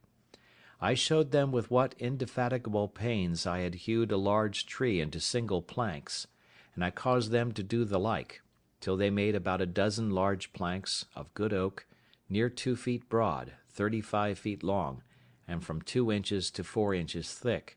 What prodigious labour it took up, any one may imagine. At the same time I contrived to increase my little flock of tame goats as much as I could, and for this purpose I made Friday and the Spaniard go out one day, and myself with Friday the next day, for we took our turns, and by this means we got about 20 young kids to breed up with the rest, for whenever we shot the dam we saved the kids, and added them to our flock. But above all, the season for curing the grapes coming on, I caused such a prodigious quantity to be hung up in the sun, that, I believe, had we been at Alicante, where the raisins of the sun are cured, we could have filled 60 or 80 barrels; and these, with our bread, formed a great part of our food; very good living too, I assure you, for they are exceedingly nourishing. It was now harvest, and our crop in good order. It was not the most plentiful increase I had seen in the island, but, however, it was enough to answer our end; for from 22 bushels of barley we brought in and thrashed out above 220 bushels, and the like in proportion of the rice, which was store enough for our food to the next harvest, though all 16 Spaniards had been on shore with me; or, if we had been ready for a voyage, it would very plentifully have victualled our ship to have carried us to any part of the world, that is to say, any part of America. When we had thus housed and secured our magazine of corn, we fell to work to make more wicker ware, that is, great baskets, in which we kept it; and the Spaniard was very handy and dexterous at this part, and often blamed me that I did not make some things for defence of this kind of work, but I saw no need of it. And now, having a full supply of food for all the guests I expected, I gave the Spaniard leave to go over to the main, to see what he could do with those he had left behind him there. I gave him a strict charge not to bring any man who would not first swear in the presence of himself and the old savage that he would in no way injure, fight with, or attack the person he should find in the island, who was so kind as to send for them in order to their deliverance; but that they would stand by him and defend him against all such attempts, and wherever they went would be entirely under and subjected to his command, and that this should be put in writing and signed in their hands. How they were to have done this, when I knew they had neither pen nor ink, was a question which we never asked. Under these instructions, the Spaniard and the old savage, the father of Friday, went away in one of the canoes which they might be said to have come in, or rather were brought in, when they came as prisoners to be devoured by the savages. I gave each of them a musket with a firelock on it, and about 8 charges of powder and ball, charging them to be very good husbands of both, and not to use either of them but upon urgent occasions. This was a cheerful work, being the first measures used by me in view of my deliverance for now 27 years and some days. I gave them provisions of bread and of dried grapes, sufficient for themselves for many days, and sufficient for all the Spaniards, for about 8 days' time; and wishing them a good voyage, I saw them go, agreeing with them about a signal they should hang out at their return, by which I should know them again when they came back, at a distance, before they came on shore. They went away with a fair gale on the day that the moon was at full, by my account, in the month of October; but as for an exact reckoning of days, after I had once lost it I could never recover it again, nor had I kept even the number of years so punctually as to be sure I was right, though, as it proved when I afterwards examined my account, I found I had kept a true reckoning of years. It was no less than 8 days I had waited for them, when a strange and unforeseen accident intervened, of which the like has not, perhaps, been heard of in history. I was fast asleep in my hutch one morning, when my man Friday came running into me, and called aloud, "Master, master, they are come, they are come!" I jumped up, and regardless of danger I went, as soon as I could get my clothes on, through my little grove, which, by the way, was by this time grown to be a very thick wood. I say, regardless of danger I went without my arms, which was not my custom to do, but I was surprised when, turning my eyes to the sea, I presently saw a boat at about 1.5 leagues distance, standing in for the shore, with a shoulder of mutton sail, as they call it, and the wind blowing pretty fair to bring them in. Also I observed presently that they did not come from that side which the shore lay on, but from the southernmost end of the island. Upon this I called Friday in, and bade him lie close, for these were not the people we looked for, and that we might not know yet whether they were friends or enemies. In the next place I went in to fetch my perspective glass to see what I could make of them, and having taken the ladder out, I climbed to the top of the hill, as I used to do when I was apprehensive of anything, and to take my view the plainer without being discovered. I had scarce set my foot upon the hill when my eye plainly discovered a ship lying at anchor, at about 2.5 leagues distance from me, south-southeast, but not above 1.5 leagues from the shore. By my observation it appeared plainly to be an English ship, and the boat appeared to be an English longboat. I cannot express the confusion I was in, though the joy of seeing a ship, and one that I had reason to believe was manned by my own countrymen, and consequently friends, was such as I cannot describe; but yet I had some secret doubts hung about me, I cannot tell from whence they came, bidding me keep upon my guard. In the first place, it occurred to me to consider what business an English ship could have in that part of the world, since it was not the way to or from any part of the world where the English had any traffic; and I knew there had been no storms to drive them in there in distress, and that if they were really English, it was most probable that they were here upon no good design, and that I had better continue as I was than fall into the hands of thieves and murderers. Let no man despise the secret hints and notices of danger which sometimes are given him when he may think there is no possibility of its being real. That such hints and notices are given us I believe few that have made any observation of things can deny; that they are certain discoveries of an invisible world, and a converse of spirits, we cannot doubt; and if the tendency of them seems to be to warn us of danger, why should we not suppose they are from some friendly agent, whether supreme or inferior and subordinate is not the question, and that they are given for our good? The present question abundantly confirms me in the justice of this reasoning; for had I not been made cautious by this secret admonition, come it from whence it will, I had been done inevitably and in a far worse condition than before, as you will see presently. I had not kept myself long in this posture till I saw the boat draw near the shore, as if they looked for a creek to thrust in at, for the convenience of landing. However, as they did not come quite far enough, they did not see the little inlet where I formerly landed my rafts, but ran their boat on shore upon the beach, at about 1/2 mile from me, which was very happy for me, for otherwise they would have landed just at my door, as I may say, and would soon have beaten me out of my castle, and perhaps have plundered me of all I had. When they were on shore I was fully satisfied they were Englishmen, at least most of them; one or two I thought were Dutch, but it did not prove so. There were in all 11 men, whereof 3 of them I found were unarmed, and, as I thought, bound; and when the first 4 or 5 of them were jumped on shore, they took those 3 out of the boat as prisoners; one of the 3 I could perceive using the most passionate gestures of entreaty, affliction, and despair, even to a kind of extravagance; the other 2, I could perceive, lifted up their hands sometimes, and appeared concerned indeed, but not to such a degree as the first. I was perfectly confounded at the sight, and knew not what the meaning of it should be. Friday called out to me in English, as well as he could, "Oh, master, you see Englishmans eat prisoner as well as savage mans." "Why, Friday," says I, "do you think they are going to eat them, then?" "Yes," says Friday, "they will eat them."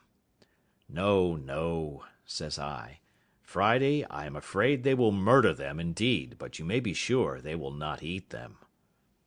All this while I had no thought of what the matter really was, but stood trembling with the horror of the sight, expecting every moment when the three prisoners should be killed. Nay, once I saw one of the villains lift up his arm with a great cutlass, as the seamen call it, or sword, to strike one of the poor men, and I expected to see him fall every moment, at which all the blood in my body seemed to run chill in my veins. I wished heartily now for the Spaniard, and the savage that had gone with him, or that I had any way to have come undiscovered within shot of them, that I might have secured the three men,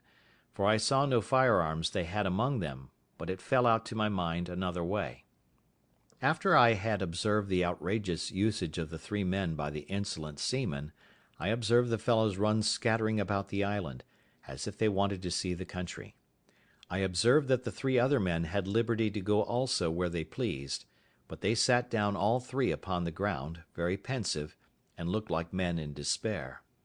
This put me in mind of the first time when I came on shore, and began to look about me, how I gave myself over for lost, how wildly I looked around me, what dreadful apprehensions I had, and how I lodged in the tree all night for fear of being devoured by wild beasts. As I knew nothing that night of the supply I was to receive by the providential driving of the ship nearer the land by the storms and tide, by which I have since been so long nourished and supported, so these three poor desolate men knew nothing how certain of deliverance and supply they were, how near it was to them, and how effectually and really they were in a condition of safety, at the same time that they thought themselves lost and their case desperate. So little do we see before us in the world, and so much reason have we to depend cheerfully upon the great Maker of the world, that he does not leave his creatures so absolutely destitute, but that in the worst circumstances they have always something to be thankful for, and sometimes are nearer deliverance than they imagine; nay, are even brought to their deliverance by the means by which they seem to be brought to their destruction. It was just at high water when these people came on shore, and while they rambled about to see what kind of a place they were in, they had carelessly stayed till the tide was spent, and the water was ebbed considerably away, leaving their boat aground. They had left two men in the boat, who, as I found afterwards, having drunk a little too much brandy, fell asleep. However, one of them waking a little sooner than the other, and finding the boat too fast aground for him to stir it, hallooed out for the rest, who were straggling about; upon which they all soon came to the boat, but it was past all their strength to launch her, the boat being very heavy, and the shore on that side being a soft oozy sand, almost like a quicksand. In this condition, like true seamen, who are, perhaps, the least of all mankind given to forethought, they gave it over, and away they strolled about the country again; and I heard one of them say aloud to another, calling them off from the boat, "Why, let her alone, Jack, can't you? She'll float next tide," by which I was fully confirmed in the main inquiry of what countrymen they were. All this while I kept myself very close, not once daring to stir out of my castle any farther than to my place of observation near the top of the hill; and very glad I was to think how well it was fortified. I knew it was no less than 10 hours before the boat could float again, and by that time it would be dark, and I might be at more liberty to see their motions, and to hear their discourse, if they had any. In the meantime I fitted myself up for a battle as before, though with more caution, knowing I had to do with another kind of enemy than I had at first. I ordered Friday also, whom I had made an excellent marksman with his gun, to load himself with arms. I took myself 2 fowling pieces, and I gave him 3 muskets. My figure, indeed, was very fierce. I had my formidable goatskin coat on, with the great cap I have mentioned, 2 pistols in my belt, and a gun upon each shoulder. It was my design, as I said above, not to have made any attempt till it was dark; but about 2 o'clock, being the heat of the day, I found that they were all gone straggling into the woods, and, as I thought, laid down to sleep.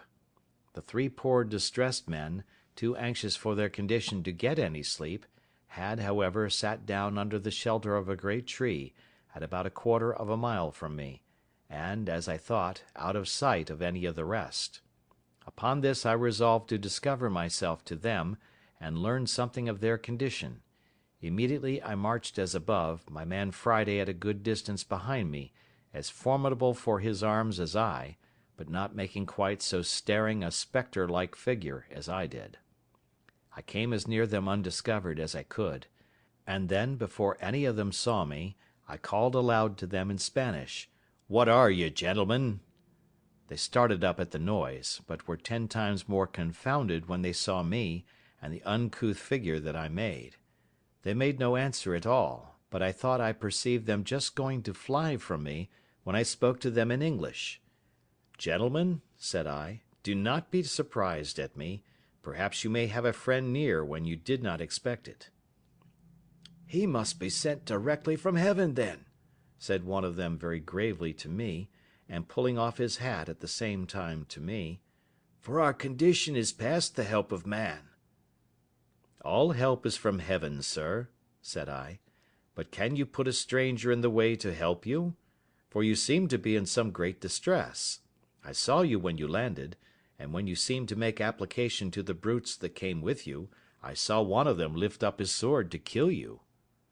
The poor man, with tears running down his face, and trembling, looked like one astonished, returned,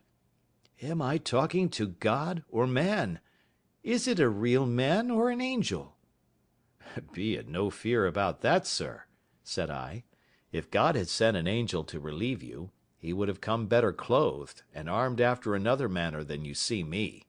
Pray lay aside your fears. I am a man, an Englishman, and disposed to assist you. You see I have one servant only. We have arms and ammunition. Tell us freely, can we serve you? What is your case?" "Our case, sir," said he, "is too long to tell you while our murderers are so near us. But in short, sir, I was commander of that ship. My men have mutinied against me. They have been hardly prevailed on not to murder me, and at last have set me on shore in this desolate place, with these 2 men with me, one my mate, the other a passenger, where we expected to perish, believing the place to be uninhabited, and know not yet what to think of it." "Where are these brutes, your enemies?" said I. "Do you know where they are gone?" "There they lie, sir," said he, pointing to a thicket of trees. "My heart trembles for fear they have seen us and heard you speak. If they have, they will certainly murder us all." "Have they any firearms?" said I. He answered, "They had only 2 pieces, one of which they left in the boat." "Well, then," said I, "leave the rest to me. I see they are all asleep. It is an easy thing to kill them all. But shall we rather take them prisoners?" He told me there were 2 desperate villains among them that it was scarce safe to show any mercy to, but if they were secured, he believed all the rest would return to their duty. I asked him which they were. He told me he could not at that distance distinguish them, but he would obey my orders in anything I would direct. "Well," says I, "let us retreat out of their view or hearing, lest they awake, and we will resolve further." So they willingly went back with me, till the woods covered us from them. "Look you, sir," said I, "if I venture upon your deliverance, are you willing to make 2 conditions with me?" He anticipated my proposals by telling me that both he and the ship, if recovered, should be wholly directed and commanded by me in everything, and if the ship was not recovered, he would live and die with me in what part of the world soever I would send him, and the 2 other men said the same. "Well," says I, "my conditions are but 2. First, that while you stay in this island with me, you will not pretend to any authority here, and if I put arms in your hands, you will, upon all occasions, give them up to me, and do no prejudice to me or mine upon this island, and in the meantime be governed by my orders. Secondly, that if the ship is or may be recovered, you will carry me and my man to England passage free." He gave me all the assurances that the invention or faith of man could devise that he would comply with these most reasonable demands, and besides would owe his life to me, and acknowledge it upon all occasions as long as he lived. "Well then," said I, "here are 3 muskets for you, with powder and ball. Tell me next what you think is proper to be done." He showed all the testimonies of his gratitude that he was able, but offered to be wholly guided by me. I told him I thought it was very hard venturing anything, but the best method I could think of was to fire on them at once as they lay, and if any were not killed at the first volley and offered to submit, we might save them, and so put it wholly upon God's providence to direct the shot. He said, very modestly, that he was loath to kill them if he could help it, but that those 2 were incorrigible villains, and had been the authors of all the mutiny in the ship, and if they escaped, we should be undone still, for they would go on board and bring the whole ship's company, and destroy us all. "Well then," says I, "necessity legitimates my advice, for it is the only way to save our lives." However, seeing him still cautious of shedding blood, I told him they should go themselves, and manage as they found convenient. In the middle of this discourse we heard some of them awake, and soon after we saw 2 of them on their feet. I asked him if either of them were the heads of the mutiny. He said, "No." "Well then," said I, "you may let them escape, and Providence seems to have awakened them on purpose to save themselves. Now," says I, "if the rest escape you, it is your fault." Animated with this, he took the musket I had given him in his hand, and a pistol in his belt, and his 2 comrades with him, with each a piece in his hand. The 2 men who were with him going first made some noise, at which one of the seamen who was awake turned about, and seeing them coming, cried out to the rest, but was too late then, for the moment he cried out they fired. I mean the 2 men, the captain wisely reserving his own piece. They had so well aimed their shot at the men they knew, that one of them was killed on the spot, and the other very much wounded, but not being dead he started up on his feet, and called eagerly for help to the other, but the captain stepping to him, told him it was too late to cry for help, he should call upon God to forgive his villainy, and with that word knocked him down with the stock of his musket, so that he never spoke more. There were 3 more in the company, and one of them was slightly wounded. By this time I was come, and when they saw their danger, and that it was in vain to resist, they begged for mercy. The captain told them he would spare their lives if they would give him an assurance of their abhorrence of the treachery they had been guilty of, and would swear to be faithful to him in recovering the ship, and afterwards in carrying her back to Jamaica, from whence they came. They gave him all the protestations of their sincerity that could be desired, and he was willing to believe them and spare their lives, which I was not against, only that I obliged him to keep them bound hand and foot while they were on the island. While this was doing, I sent Friday with the captain's mate to the boat with orders to secure her, and bring away the oars and sails, which they did, and by 3 straggling men, that were, happily for them, parted from the rest, came back upon hearing the guns fired, and seeing the captain, who was before their prisoner, now their conqueror, they submitted to be bound also, and so our victory was complete.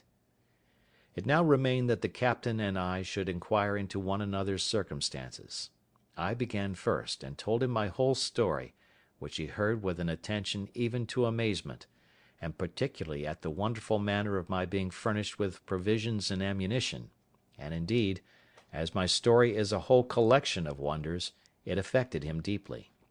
But when he reflected from thence upon himself, and how I seemed to have been preserved there on purpose to save his life, the tears ran down his face, and he could not speak a word more. After this communication was at an end, I carried him and his 2 men into my apartment, leading them in just where I came out, that is, at the top of the house, where I refreshed them with such provisions as I had, and showed them all the contrivances I had made during my long inhabiting that place. All I showed them, all I said to them, was perfectly amazing; but above all the captain admired my fortification, and how perfectly I had concealed my retreat with a grove of trees, which having been now planted nearly 20 years, and the trees growing much faster than in England, was become a little wood, so thick that it was impassable in any part of it but at that one side where I had reserved my little winding passage into it. I told him this was my castle and my residence, but that I had a seat in the country, as most princes have, whither I could retreat upon occasion, and I would show him that too another time; but at present our business was to consider how to recover the ship. He agreed with me as to that, but told me he was perfectly at a loss what measures to take, for that there were still 26 hands on board, who, having entered into a cursed conspiracy, by which they had all forfeited their lives to the law, would be hardened in it now by desperation, and would carry it on, knowing that if they were subdued they would be brought to the gallows as soon as they came to England, or to any of the English colonies, and that therefore there would be no attacking them with so small a number as we were. I mused for some time on what he had said, and found it was a very rational conclusion, and that therefore something was to be resolved on speedily, as well to draw the men on board into some snare for their surprise, as to prevent their landing upon us and destroying us. Upon this it presently occurred to me that in a little while the ship's crew, wondering what was become of their comrades and of the boat, would certainly come on shore in their other boat to look for them, and that then, perhaps, they might come armed, and be too strong for us. This he allowed to be rational. Upon this I told him the first thing we had to do was to stave the boat which lay upon the beach, so that they might not carry her off, and taking everything out of her, leave her so far useless as not to be fit to swim. Accordingly we went on board, took the arms which were left on board out of her, and whatever else we found there, which was a bottle of brandy, and another of rum, a few biscuit cakes, a horn of powder, and a great lump of sugar in a piece of canvas, the sugar was 5 or 6 pounds, all of which was very welcome to me, especially the brandy and sugar, of which I had had none left for many years. When we had carried all these things on shore, the oars, mast, sail, and rudder of the boat were carried away before, we knocked a great hole in her bottom, that if they had come strong enough to master us, yet they could not carry off the boat. Indeed, it was not so much in my thoughts that we could be able to recover the ship, but my view was, that if they went away without the boat, I did not much question to make her again fit to carry as to the Leeward Islands, and call upon our friends the Spaniards in my way, for I had them still in my thoughts.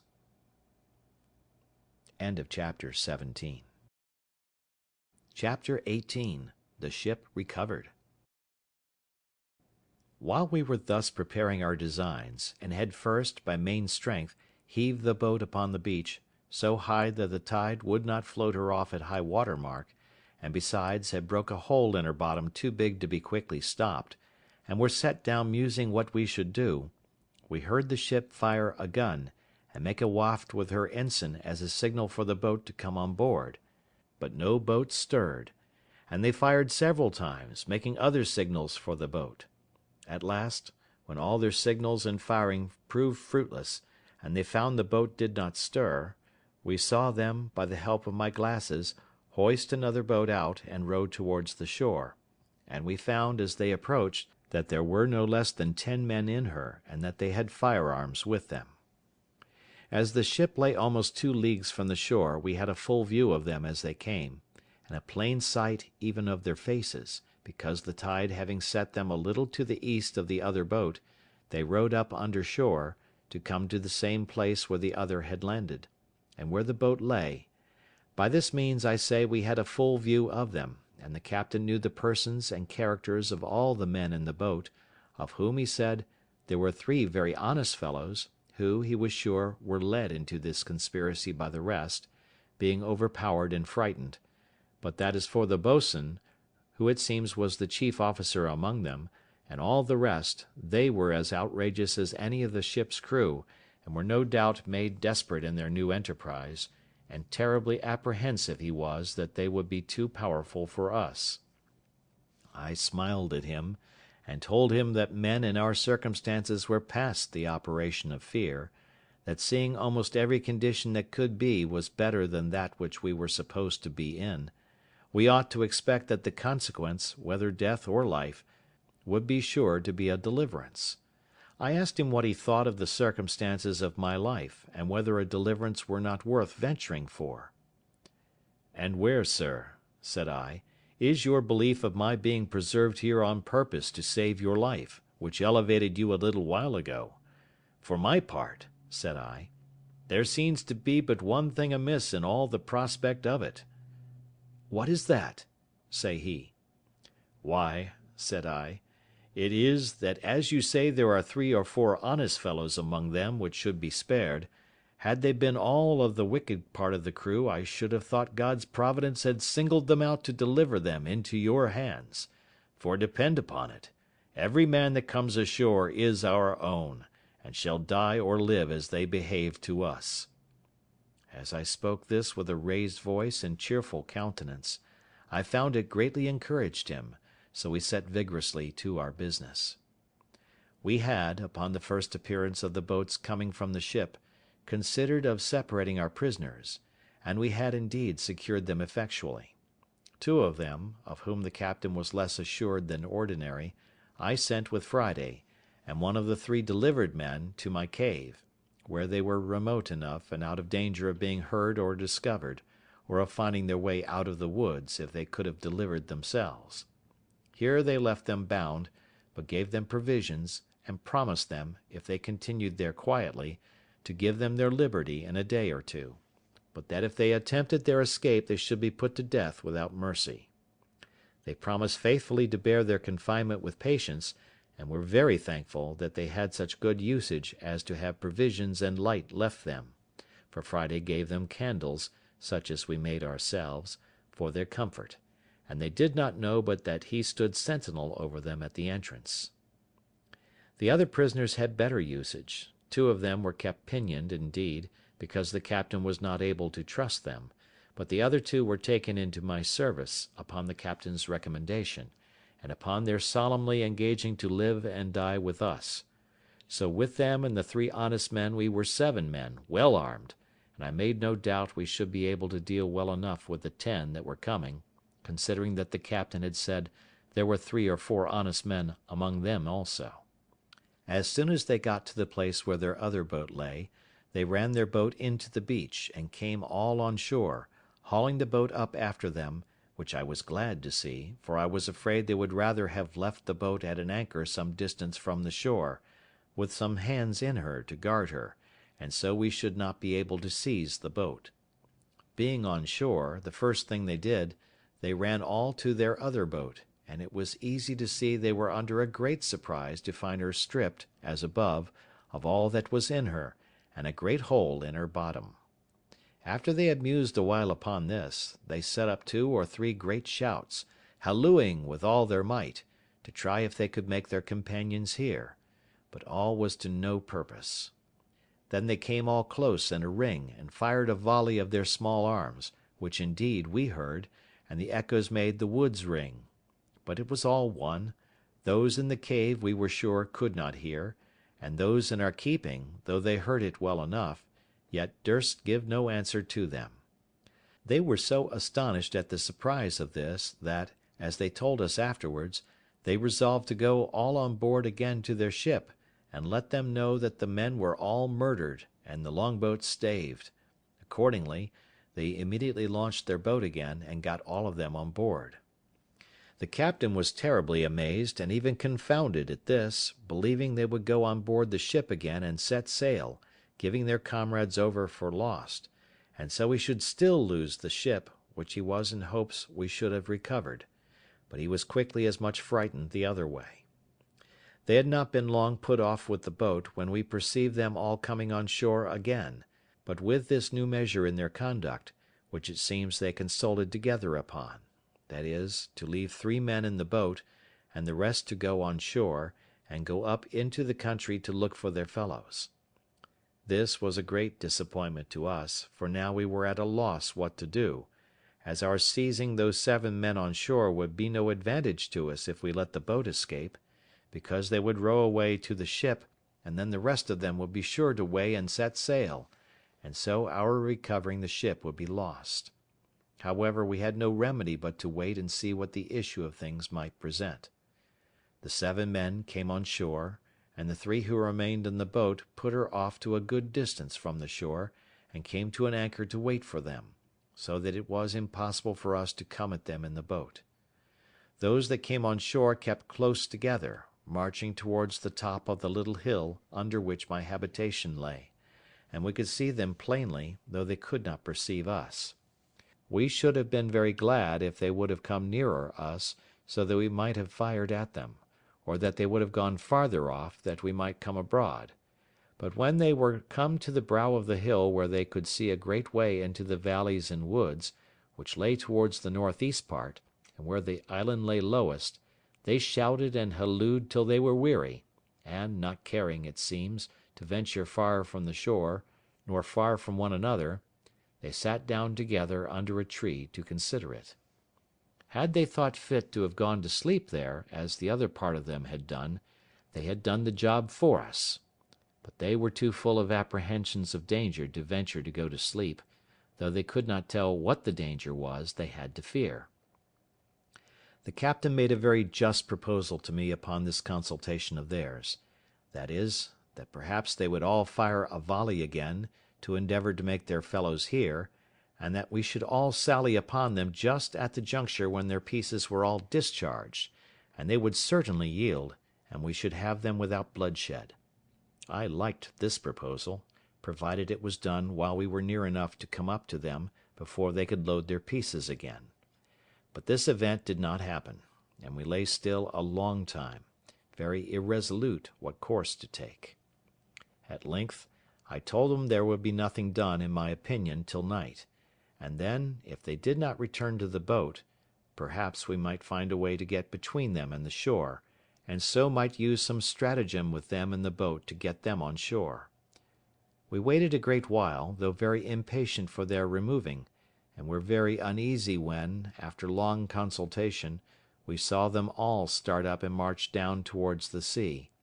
It seems they had such dreadful apprehensions of the danger of the place, that they resolved to go on board the ship again, give their companions over for lost, and so go on with their intended voyage with the ship. As soon as I had perceived them go towards the shore, I imagined it to be as it really was, that they had given over their search, and were going back again; and the captain, as soon as I told him my thoughts, was ready to sink at the apprehensions of it; but I presently thought of a stratagem to fetch them back again, and which answered my end to a tittle. I ordered Friday and the captain's mate to go over the little creek westward, towards the place where the savages came on shore, when Friday was rescued, and so soon as they came to a little rising ground, at about half a mile distant, I bid them halloo out, as loud as they could, and wait till they found the seamen heard them, that as soon as ever they heard the seamen answer them, they should return it again, and then, keeping out of sight, take a round, always answering when the others hallooed, to draw them as far into the island and among the woods as possible, and then wheel about again to me by such ways as I directed them. They were just going into the boat when Friday and the mate hallooed, and they presently heard them, and answering, ran along the shore westward, towards the voice they heard, when they were stopped by the creek, where, the water being up, they could not get over, and called for the boat to come up and set them over, as indeed I expected. When they had set themselves over, I observed that the boat being gone a good way into the creek, and as it were in a harbour within the land, they took one of the 3 men out of her to go along with them, and left only 2 in the boat, having fastened her to the stump of a little tree on the shore. This was what I wished for, and immediately leaving Friday and the captain's mate to their business, I took the rest with me, and crossing the creek out of their sight, we surprised the 2 men before they were aware, one of them lying on the shore, and the other being in the boat. The fellow on shore was between sleeping and waking, and going to start up. The captain, who was foremost, ran in upon him and knocked him down, and then called out to him in the boat to yield or he was a dead man. They needed very few arguments to persuade a single man to yield, when he saw 5 men upon him and his comrade knocked down. Besides, this was, it seems, one of the 3 who were not so hearty in the mutiny as the rest of the crew, and therefore was easily persuaded not only to yield, but afterwards to join very sincerely with us. In the meantime, Friday and the captain's mate so well managed their business with the rest that they drew them, by hallooing and answering, from one hill to another, and from one wood to another, till they not only heartily tired them, but left them where they were, very sure they could not reach back to the boat before it was dark, and indeed, they were heartily tired themselves also, by the time they came back to us. We had nothing now to do but to watch for them in the dark, and to fall upon them, so as to make sure work with them. It was several hours after Friday came back to me before they came back to their boat, and we could hear the foremost of them, long before they came quite up, calling to those behind to come along, and could also hear them answer, and complain how lame and tired they were, and not able to come any faster, which was very welcome news to us. At length they came up to the boat, but it is impossible to express their confusion when they found the boat fast aground in the creek, the tide ebbed out, and their 2 men gone. We could hear them call one to another in a most lamentable manner, telling one another they were got into an enchanted island, that either there were inhabitants in it, and they should all be murdered, or else there were devils and spirits in it, and they should all be carried away and devoured. They hallooed again, and called their 2 comrades by their names a great many times, but no answer. After some time we could see them, by the little light there was, run about, wringing their hands like men in despair, and sometimes they would go and sit down in the boat to rest themselves, then come ashore again, and walk about again, and so the same thing over again. My men would fain have had me give them leave to fall upon them at once in the dark, but I was willing to take them at some advantage, so as to spare them, and kill as few of them as I could, and especially I was unwilling to hazard the killing of any of our men, knowing the others were very well armed. I resolved to wait, to see if they did not separate, and therefore, to make sure of them, I drew my ambuscade nearer, and ordered Friday and the captain to creep upon their hands and feet, as close to the ground as they could, that they might not be discovered, and get as near them as they possibly could before they offered to fire. They had not been long in that posture when the boatswain, who was the principal ringleader of the mutiny, had now shown himself the most dejected and dispirited of all the rest, came walking towards them with 2 more of the crew. The captain was so eager at having this principal rogue so much in his power, that he could hardly have patience to let him come so near as to be sure of him, for they only heard his tongue before. But when they came nearer, the captain and Friday, starting up on their feet, let fly at them. The boatswain was killed upon the spot. The next man was shot in the body, and fell just by him, though he did not die till an hour or 2 after, and the 3rd ran for it. At the noise of the fire I immediately advanced with my whole army, which was now 8 men, with myself, Generalissimo, Friday, my lieutenant general, the captain and his 2 men, and the 3 prisoners of war whom we had trusted with arms. We came upon them indeed in the dark, so that they could not see our number, and I made the man they had left in the boat, who was now one of us, to call them by name, to try if I could bring them to a parley, and so perhaps might reduce them to terms, which fell out just as we desired; for indeed it was easy to think, as their condition then was, they would be very willing to capitulate. So he calls out as loud as he could to one of them, "Tom Smith! Tom Smith!" Tom Smith answered immediately, "Is that Robinson?" for it seems he knew the voice. The other answered, "Aye, aye, for God's sake, Tom Smith, throw down your arms and yield, or you are all dead men this moment." "Who must we yield to? Where are they?" said Smith again. "Here they are," says he. "Here's our captain and 50 men with him, "had been hunting you these 2 hours. The boatswain is killed, Will Fry is wounded, and I am a prisoner, and if you do not yield, you are all lost." "Will they give us quarter then?" says Tom Smith, "and we will yield." "I'll go and ask if you promise to yield," says Robinson. So he asked the captain, and the captain himself then calls out, "You, Smith, you know my voice. If you lay down your arms immediately and submit, you shall have your lives, all but Will Atkins." Upon this Will Atkins cried out, "For God's sake, captain, give me quarter. What have I done? They have all been as bad as I." Which, by the way, was not true, for it seems this Will Atkins was the first man that laid hold of the captain when they first mutinied, and used him barbarously in tying his hands and giving him injurious language. However, the captain told him he must lay down his arms at discretion, and trust to the governor's mercy, by which he meant me, for they all call me governor. In a word, they all laid down their arms and begged their lives, and I sent the man that had parleyed with them, and 2 more, who bound them all, and then my great army of 50 men, which, with those 3, were in all but 8, came up and seized upon them, and upon their boat, only that I kept myself and 1 more out of sight for reasons of state. Our next work was to repair the boat, and think of seizing the ship, and as for the captain, now he had leisure to parley with them, he expostulated with them upon the villainy of their practices with him, and upon the further wickedness of their design, and how certainly it must bring to them misery and distress in the end, and perhaps to the gallows. They all appeared very penitent, and begged hard for their lives. As for that, he told them that they were not his prisoners, but the commander's of the island; that they thought they had set him on shore in a barren uninhabited island, but it had pleased God so to direct them that it was inhabited, and that the governor was an Englishman, that he might hang them all there if he pleased, but as he had given them all quarter, he supposed he would send them to England, to be dealt with there as justice required, except Atkins, whom he was commanded by the governor to advise to prepare for death, for that he would be hanged in the morning. Though this was all but a fiction of his own, yet it had its desired effect. Atkins fell upon his knees to beg the captain to intercede with the governor for his life,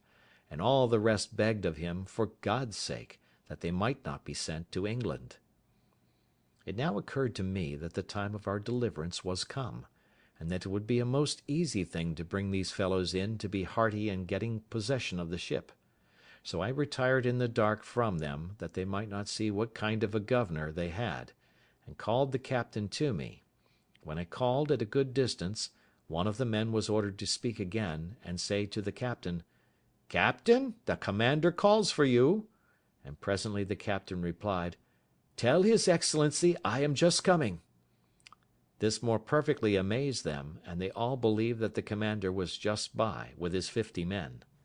Upon the captain coming to me, I told him my project for seizing the ship, which he liked wonderfully well, and resolved to put it in execution the next morning.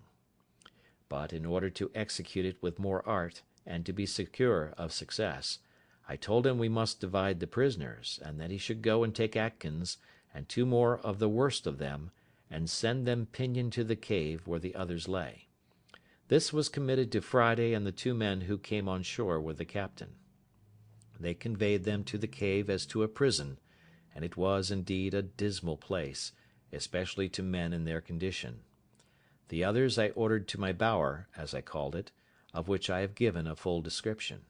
and as it was fenced in, and they pinioned, the place was secure enough, considering they were upon their behaviour. To these in the morning I sent the captain, who was to enter into a parley with them; in a word, to try them, and tell me whether they thought they might be trusted or not to go on board and surprise the ship. He talked to them of the injury done him, of the condition they were brought to, and that though the governor had given them quarter for their lives as to the present action, yet that if they were sent to England they would all be hanged in chains, but that if they would join in so just an attempt as to recover the ship, he would have the governor's engagement for their pardon. Any one may guess how readily such a proposal would be accepted by men in their condition. They fell down on their knees to the captain, and promised, with the deepest imprecations, that they would be faithful to him to the last drop,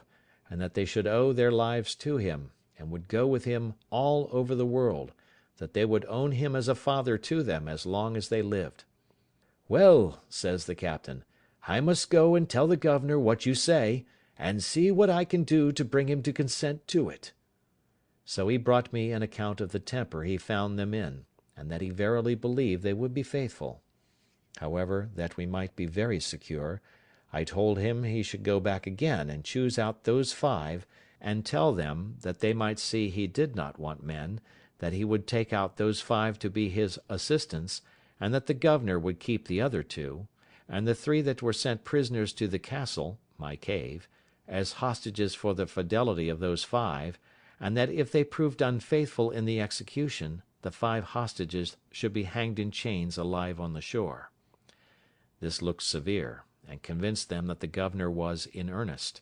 However, they had no way left but to accept it, and it was now the business of the prisoners, as much as of the captain, to persuade the other 5 to do their duty. Our strength was now thus ordered for the expedition. First, the captain, his mate, and passenger. Second, the 2 prisoners of the first gang, to whom, having their character from the captain, I had given their liberty, and trusted them with arms. Third, the other 2 that I had kept till now in my bower, pinioned, but on the captain's motion had now released. Fourth, these 5 released at last, so that there were 12 in all, besides 5 we kept prisoners in the cave for hostages. I asked the captain if he was willing to venture with these hands on board the ship, but as for me and my man Friday, I did not think it was proper for us to stir, having 7 men left behind, and it was employment enough for us to keep them asunder, and supply them with victuals. As to the 5 in the cave, I resolved to keep them fast, but Friday went in twice a day to them, to supply them with necessaries, and I made the other 2 carry provisions to a certain distance, where Friday was to take them. When I showed myself to the 2 hostages, it was with the captain, who told them I was the person the governor had ordered to look after them, and that it was the governor's pleasure they should not stir anywhere but by my direction; that if they did, they would be fetched into the castle, and be laid in irons; so that as we never suffered them to see me as governor, I now appeared as another person, and spoke of the governor, the garrison, the castle, and the like, upon all occasions. The captain now had no difficulty before him, but to furnish his 2 boats, stop the breach of one, and man them. He made his passenger captain of one, with 4 of the men, and himself, his mate, and 5 more went in the other, and they contrived their business very well, for they came up to the ship about midnight. As soon as they came within call of the ship, he made Robinson hail them, and tell them they had brought off the men in the boat, but that it was a long time before they had found them, and the like, holding them in a chat till they came to the ship's side, when the captain and the mate entering first with their arms, immediately knocked down the second mate and carpenter with the butt end of their muskets, being very faithfully seconded by their men. They secured all the rest that were upon the main and quarter decks, and began to fasten the hatches, to keep them down that were below, when the other boat and their men, entering at the forechains, secured the forecastle of the ship, and the scuttle which went down into the cook-room, making 3 men they found there prisoners. When this was done, and all safe upon deck, the captain ordered the mate, with 3 men, to break into the round-house, where the new rebel captain lay, who, having taken the alarm, had got up, and with 2 men and a boy had got firearms in their hands, and when the mate, with a crow, split open the door, the new captain and his men fired boldly among them, and wounded the mate with a musket ball, which broke his arm, and wounded 2 more of the men, but killed nobody. The mate, calling for help, rushed, however, into the round-house, wounded as he was, and with his pistol shot the new captain through the head, the bullet entering at his mouth, and came out again behind one of his ears, so that he never spoke a word more, upon which the rest yielded, and the ship was taken effectually, without any more lives lost. As soon as the ship was thus secured, the captain ordered 7 guns to be fired, which was the signal agreed upon with me to give me notice of his success, which, you may be sure, I was very glad to hear, having sat watching upon the shore for it till near 2 o'clock in the morning. Having thus heard the signal plainly, I laid me down, and it having been a day of great fatigue to me, I slept very sound, till I was surprised with the noise of a gun, and presently starting up, I heard a man call me by the name of "Governor, governor," and presently I knew the captain's voice, when, climbing up to the top of the hill, there he stood, and pointing to the ship, he embraced me in his arms. "My dear friend and deliverer," says he, "there's your ship, for she is all yours, and so are we, and all that belong to her." I cast my eyes to the ship, and there she rode, within little more than half a mile of the shore, for they had weighed her anchor as soon as they were masters of her, and the weather being fair had brought her to an anchor just against the mouth of the little creek, and the tide being up, the captain had brought the pinnace in near the place where I had first landed my rafts, and so landed just at my door. I was at first ready to sink down with the surprise, for I saw my deliverance, indeed, visibly put into my hands, all things easy, and a large ship just ready to carry me away whither I pleased to go. At first, for some time, I was not able to answer him one word, but as he had taken me in his arms I held fast by him, or I should have fallen to the ground. He perceived the surprise, and immediately pulled a bottle out of his pocket, and gave me a dram of cordial, which he had brought on purpose for me. After I had drunk it, I sat down upon the ground, and though it brought me to myself, yet it was a good while before I could speak a word to him. All this time the poor man was in as great an ecstasy as I, only not under any surprise as I was, and he said 1,000 kind and tender things to me, to compose and bring me to myself; but such was the flood of joy in my breast, that it put all my spirits into confusion. At last it broke out into tears, and in a little while after I recovered my speech. I then took my turn, and embraced him as my deliverer, and we rejoiced together. I told him I looked upon him as a man sent by heaven to deliver me, and that the whole transaction seemed to be a chain of wonders, that such things as these were the testimonies we had of a secret hand of Providence governing the world, and an evidence that the eye of an infinite power could search into the remotest corner of the world, and send help to the miserable whenever he pleased. I forgot not to lift up my heart in thankfulness to heaven, and what heart could forbear to bless him, who had not only in a miraculous manner provided for me in such a wilderness, and in such a desolate condition, but from whom every deliverance must always be acknowledged to proceed. When we had talked a while, the captain told me he had brought me some little refreshment, such as the ship afforded, and such as the wretches that had been so long his masters had not plundered him of. Upon this he called aloud to the boat, and bade his men bring the things ashore that were for the governor; and indeed it was a present as if I had been one that was not to be carried away with them, but as if I had been to dwell upon the island still. First, he had brought me a case of bottles full of excellent cordial waters, 6 large bottles of Madeira wine, the bottles held 2 quarts each, 2 pounds of excellent good tobacco, 12 good pieces of the ship's beef, and 6 pieces of pork, with a bag of peas, and about 100 weight of biscuit. He also brought me a box of sugar, a box of flour, a bag full of lemons, and 2 bottles of lime juice, and abundance of other things. But besides these, and what was 1,000 times more useful to me, he brought me 6 new clean shirts, 6 very good neckcloths, 2 pair of gloves, 1 pair of shoes, a hat, and 1 pair of stockings, with a very good suit of clothes of his own, which had not been worn but very little. In a word, he clothed me from head to foot. It was a very kind and agreeable present, as any one may imagine, to one in my circumstances, but never was anything in the world of that kind so unpleasant, awkward, and uneasy, as it was to me to wear such clothes at first. After these ceremonies were past, and after all his good things were brought into my little apartment, we began to consult what was to be done with the prisoners we had, for it was worth considering whether we might venture to take them with us or no, especially two of them, whom he knew to be incorrigible and refractory to the last degree; and the captain said he knew they were such rogues that there was no obliging them, and if he did carry them away, it must be in irons, as malefactors, to be delivered over to justice at the first English colony he could come to. And I found that the captain himself was very anxious about it.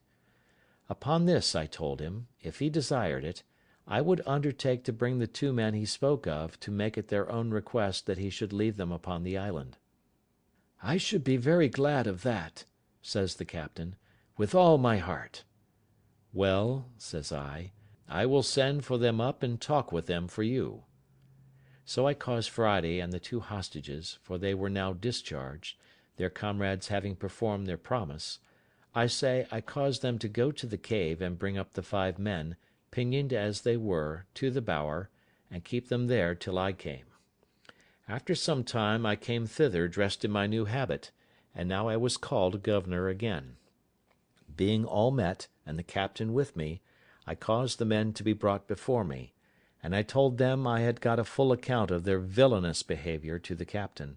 and how they had run away with the ship, and were preparing to commit further robberies, but that Providence had ensnared them in their own ways, and that they were fallen into the pit which they had dug for others. I let them know that by my direction the ship had been seized, that she lay now in the road, and they might see by and by that their new captain had received the reward of his villainy, and that they would see him hanging at the yardarm; that, as to them, I wanted to know what they had to say why I should not execute them as pirates taken in the fact, as by my commission they could not doubt but I had authority so to do. One of them answered in the name of the rest that they had nothing to say but this, that when they were taken the captain promised them their lives, and they humbly implored my mercy. But I told them I knew not what mercy to show them, for as for myself, I had resolved to quit the island with all my men, and had taken passage with the captain to go to England; and as for the captain, he could not carry them to England other than as prisoners in irons, to be tried for mutiny and running away with the ship, the consequence of which, they must needs know, would be the gallows; so that I could not tell what was best for them, unless they had a mind to take their fate in the island. If they desired that, as I had liberty to leave the island, I had some inclination to give them their lives, if they thought they could shift on shore. They seemed very thankful for it, and said they would much rather venture to stay there than to be carried to England to be hanged. So I left it on that issue. However, the captain seemed to make some difficulty of it, as if he durst not leave them there. Upon this I seemed a little angry with the captain, and told him that they were my prisoners, not his, and that seeing I had offered them so much favour, I would be as good as my word, and that if he did not think fit to consent to it I would set them at liberty, as I found them, and if he did not like it he might take them again if he could catch them. Upon this they appeared very thankful, and I accordingly set them at liberty, and bade them retire into the woods, to the place whence they came, and I would leave them some firearms, some ammunition, and some directions how they should live very well if they thought fit. Upon this I prepared to go on board the ship, but told the captain I would stay that night to prepare my things, and desired him to go on board in the meantime, and keep all right in the ship, and send the boat on shore next day for me, ordering him at all events to cause the new captain, who was killed, to be hanged at the yardarm, that these men might see him. When the captain was gone I sent for the men up to me to my apartment, and entered seriously into discourse with them on their circumstances. I told them I thought they had made a right choice, that if the captain had carried them away they would certainly be hanged. I showed them the new captain hanging at the yardarm of the ship, and told them they had nothing less to expect. When they had all declared their willingness to stay, I then told them I would let them into the story of my living there, and put them into the way of making it easy to them. Accordingly I gave them the whole history of the place, and my coming to it, showed them my fortifications, the way I made my bread, planted my corn, cured my grapes, and, in a word, all that was necessary to make them easy. I told them the story also of the 17 Spaniards that were to be expected, for whom I left a letter, and made them promise to treat them in common with themselves. Here it may be noted that the captain, who had ink on board, was greatly surprised that I never hit upon a way of making ink of charcoal and water, or of something else, as I had done things much more difficult. I left them my firearms, viz., 5 muskets, 3 fowling pieces, and 3 swords. I had above a barrel and a half of powder left, for after the first year or two I used but little and wasted none. I gave them a description of the way I managed the goats, and directions to milk and fatten them, and to make both butter and cheese. In a word, I gave them every part of my own story, and told them I should prevail with the captain to leave them 2 barrels of gunpowder more, and some garden seeds, which I told them I would have been very glad of. Also, I gave them the bag of peas which the captain had brought me to eat, and bade them be sure to sow and increase them.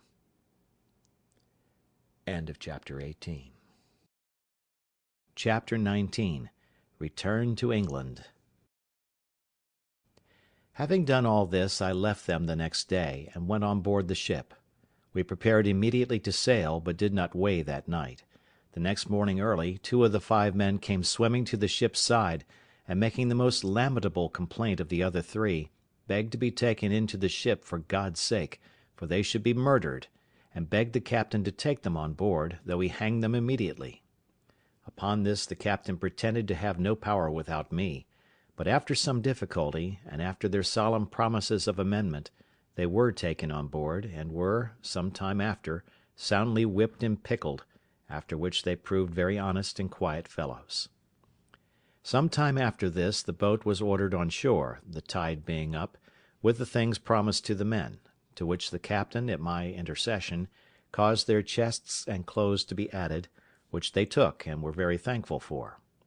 I also encouraged them, by telling them that if it lay in my power to send any vessel to take them in, I would not forget them.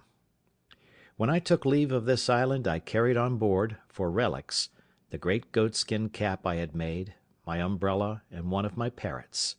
Also I forgot not to take the money I formerly mentioned, which had lain by me so long useless that it was grown rusty or tarnished, and could hardly pass for silver till it had been a little rubbed and handled, as also the money I found in the wreck of the Spanish ship.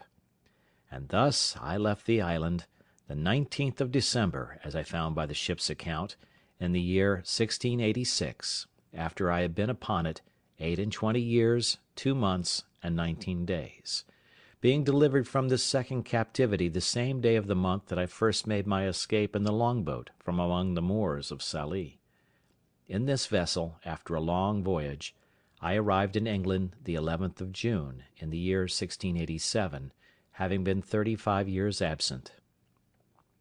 When I came to England I was as perfect a stranger to all the world as if I had never been known there. My benefactor and faithful steward, whom I had left my money in trust with, was alive, but had had great misfortunes in the world, was become a widow the second time, and very low in the world. I made her very easy as to what she owed me, assuring her I would give her no trouble; but, on the contrary, in gratitude for her former care and faithfulness to me, I relieved her as my little stock would afford, which at that time would, indeed, allow me to do but little for her; but I assured her I would never forget her former kindness to me, nor did I forget her when I had sufficient to help her, as shall be observed in its proper place. I went down afterwards into Yorkshire, but my father was dead, and my mother and all the family extinct, except that I found 2 sisters, and 2 of the children of one of my brothers; and as I had been long ago given over for dead, there had been no provision made for me; so that, in a word, I found nothing to relieve or assist me, and that the little money I had would not do much for me as to settling in the world. I met with one piece of gratitude indeed, which I did not expect, and this was, that the master of the ship, whom I had so happily delivered, and by the same means saved the ship and cargo, having given a very handsome account to the owners of the manner how I had saved the lives of the men and the ship, they invited me to meet them and some other merchants concerned, and altogether made me a very handsome compliment upon the subject, and a present of almost £200 sterling. But after making several reflections upon the circumstances of my life, and how little way this would go towards settling me in the world, I resolved to go to Lisbon, and see if I might not come at some information of the state of my plantation in the Brazils, and of what was become of my partner, who, I had reason to suppose, had some years past given me over for dead. With this view I took shipping for Lisbon, where I arrived in April following, my man Friday accompanying me very honestly in all these ramblings, and proving a most faithful servant upon all occasions. When I came to Lisbon, I found out, by inquiry, and to my particular satisfaction, my old friend, the captain of the ship who first took me up at sea off the shore of Africa. He was now grown old, and had left off going to sea, having put his son, who was far from a young man, into his ship, and who still used the Brazil trade. The old man did not know me, and indeed I hardly knew him; but I soon brought him to my remembrance, and as soon brought myself to his remembrance when I told him who I was. After some passionate expressions of the old acquaintance between us, I inquired, you may be sure, after my plantation and my partner. The old man told me he had not been in the Brazils for about 9 years, but that he could assure me that when he came away my partner was living, but the trustees whom I had joined with him to take cognizance of my part were both dead;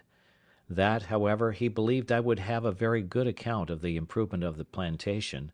for that, upon the general belief of my being cast away and drowned, my trustees had given in the account of the produce of my part of the plantation to the procurator fiscal, who had appropriated it, in case I never came to claim it, 1/3 to the king and 2/3 to the monastery of St. Augustine, to be expended for the benefit of the poor, and for the conversion of the Indians to the Catholic faith; but that if I appeared, or any one for me, to claim the inheritance, it would be restored, only that the improvement or annual production, being distributed to charitable uses, could not be restored; but he assured me that the steward of the king's revenue from lands, and the providore, or steward of the monastery, had taken great care all along that the incumbent, that is to say, my partner, gave every year a faithful account of the produce, of which they had duly received my moiety. I asked him if he knew to what height of improvement he had brought the plantation, and whether he thought it might be worth looking after, or whether, on my going thither, I should meet with any obstruction to my possessing my just right in the moiety. He told me he could not tell exactly to what degree the plantation was improved, but this he knew, that my partner was grown exceeding rich upon the enjoying of his part of it, and that, to the best of his remembrance, he had heard that the king's third of my part, which was, it seems, granted away to some other monastery or religious house, amounted to above 200 moidores a year; that as to my being restored to a quiet possession of it, there was no question to be made of that, my partner being alive to witness my title, and my name being also enrolled in the register of the country. Also, he told me that the survivors of my 2 trustees were very fair, honest people, and very wealthy, and he believed I would not only have their assistance for putting me in possession, but would find a very considerable sum of money in their hands for my account, being the produce of the farm, while their fathers held the trust, and before it was given up as above, which, as he remembered, was for about 12 years. I showed myself a little concerned and uneasy at this account, and inquired of the old captain how it came to pass that the trustees should thus dispose of my effects, when he knew that I had made my will, and had made him, the Portuguese captain, my universal heir, etc. He told me that was true, but that as there was no proof of my being dead, he could not act as executor until some certain account should come of my death; and besides, he was not willing to intermeddle with a thing so remote; that it was true he had registered my will, and put in his claim, and could he have given any account of my being dead or alive, he would have acted by procuration, and taken possession of the ingenio, so they call the sugar house, and have given his son, who was now at the Brazils, orders to do it. "But," says the old man, "I have one piece of news to tell you, which perhaps may not be so acceptable to you as the rest; and that is, believing you were lost, and all the world believing so also, your partner and trustees did offer to account with me in your name for the first 6 or 8 years' profits, which I received. There being at that time great disbursements for increasing the works, building an ingenio, and buying slaves, it did not amount to near so much as afterwards it produced. However, says the old man, I shall give you a true account of what I have received in all, and how I have disposed of it. After a few days' further conference with this ancient friend, he brought me an account of the first 6 years' income of my plantation, signed by my partner and the merchant trustees, being always delivered in goods, that is, tobacco in roll and sugar in chests, besides rum, molasses, etc., which is the consequence of a sugar work, and I found by this account that every year the income considerably increased, but, as above, the disbursements being large, the sum at first was small. However, the old man let me see that he was debtor to me 470 moidores of gold, besides 60 chests of sugar and 15 double rolls of tobacco, which were lost in his ship, he having been shipwrecked coming home to Lisbon about 11 years after my having the place. The good man then began to complain about his misfortunes, and how he had been obliged to make use of my money to recover his losses, and buy him a share in a new ship. However, my old friend, says he, you shall not want a supply in your necessity, and as soon as my son returns, you shall be fully satisfied. Upon this he pulls out an old pouch, and gives me 160 Portugal moidores in gold, and giving the writings of his title to the ship, which his son was gone to the Brazils in, of which he was quarter part owner, and his son another, he puts them both into my hands for security of the rest. I was too much moved with the honesty and kindness of the poor man to be able to bear this, and remembering what he had done for me, how he had taken me up at sea, and how generously he had used me on all occasions, and particularly how sincere a friend he was now to me, I could hardly refrain weeping at what he had said to me. Therefore I asked him if his circumstances admitted him to spare so much money at that time, and if it would not straiten him. He told me he could not say but it might straiten him a little, but, however, it was my money, and I might want it more than he.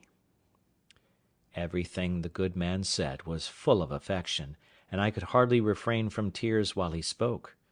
In short, I took 100 of the moidores, and called for a pen and ink to give him a receipt for them. Then I returned him the rest, and told him if ever I had possession of the plantation, I would return the other to him also, as indeed I afterwards did; and that as to the bill of sale of his part in his son's ship, I would not take it by any means, but that if I wanted the money, I found he was honest enough to pay me, and if I did not, but came to receive what he gave me reason to expect, I would never have a penny more from him. When this was passed, the old man asked me if he should put me into a method to make my claim to my plantation. I told him I thought to go over to it myself. He said I might do so if I pleased, but that if I did not, there were ways enough to secure my right, and immediately to appropriate the profits to my use; and as there were ships in the river of Lisbon just ready to go away to Brazil, he made me enter my name in a public register, with his affidavit, affirming upon oath that I was alive, and that I was the same person who took up the land for the planting the said plantation at first. This being regularly attested by a notary, and a procuration affixed, he directed me to send it, with a letter of his writing, to a merchant of his acquaintance at the place, and then proposed my staying with him till an account came of the return. Never was anything more honourable than the proceedings upon this procuration, for in less than 7 months I received a large packet from the survivors of my trustees, the merchants, for whose account I went to sea, in which were the following particular letters and papers enclosed. First, there was the account current of the produce of my farm or plantation, from the year when their fathers had balanced with my old Portugal captain, being for 6 years. The balance appeared to be 1,174 moidores in my favour. Secondly, there was the account of 4 years more, while they kept the effects in their hands, before the government claimed the administration, as being the effects of a person not to be found, which they called civil death, and the balance of this, the value of the plantation increasing, amounted to 19,446 cruzados, being about 3,240 moidores. Thirdly, there was the prior of St. Augustine's account, who had received the profits for above 14 years, but not being able to account for what was disposed of by the hospital, very honestly declared he had 872 moidores not distributed, which he acknowledged to my account. As to the king's part, that refunded nothing. There was a letter of my partner's, congratulating me very affectionately upon my being alive, giving me an account how the estate was improved, and what it produced a year, with the particulars of the number of squares, or acres, that it contained, how planted, how many slaves there were upon it, and making 22 crosses for blessings, told me he had said so many Ave Marias to thank the Blessed Virgin that I was alive, inviting me very passionately to come over and take possession of my own, and in the meantime to give him orders to whom he should deliver my effects if I did not come myself, concluding with a hearty tender of his friendship and that of his family, and sent me as a present 7 fine leopard skins, which he had, it seems, received from Africa, by some other ship than he had sent thither, and which, it seems, had made a better voyage than I. He sent me also 5 chests of excellent sweetmeats, and 100 pieces of gold uncoined, not quite so large as moidores. By the same fleet my 2 merchant trustees shipped me 1,200 chests of sugar, 800 rolls of tobacco, and the rest of the whole account in gold. I might well say now, indeed, that the latter end of Job was better than the beginning. It is impossible to express the flutterings of my very heart when I found all my wealth about me, for as the Brazil ships come all in fleets, the same ships which brought my letters brought my goods, and the effects were safe in the river before the letters came to my hand. In a word, I turned pale and grew sick, and, had not the old man run and fetched me a cordial, I believe the sudden surprise of joy had overset nature, and I had died upon the spot. Nay, after that, I continued very ill, and was so some hours, till a physician being sent for, and something of the real cause of my illness being known, he ordered me to be let blood, after which I had relief, and grew well. But I verily believe, if I had not been eased by a vent given in that manner to the spirits, I should have died. I was now master, all on a sudden, of about £5,000 sterling in money, and had an estate, as I might well call it, in the Brazils, of above £1,000 a year, as sure as an estate of lands in England; and, in a word, I was in a condition which I scarce knew how to understand, or how to compose myself for the enjoyment of it.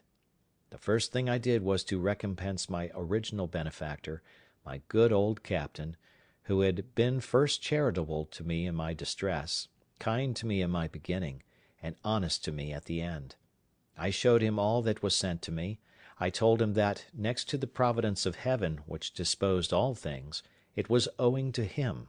and that it now lay on me to reward him, which I would do 100-fold.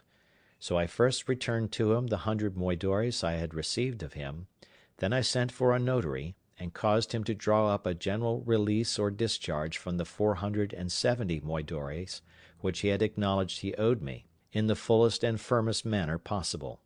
After which I caused a procuration to be drawn, empowering him to be the receiver of the annual profits of my plantation,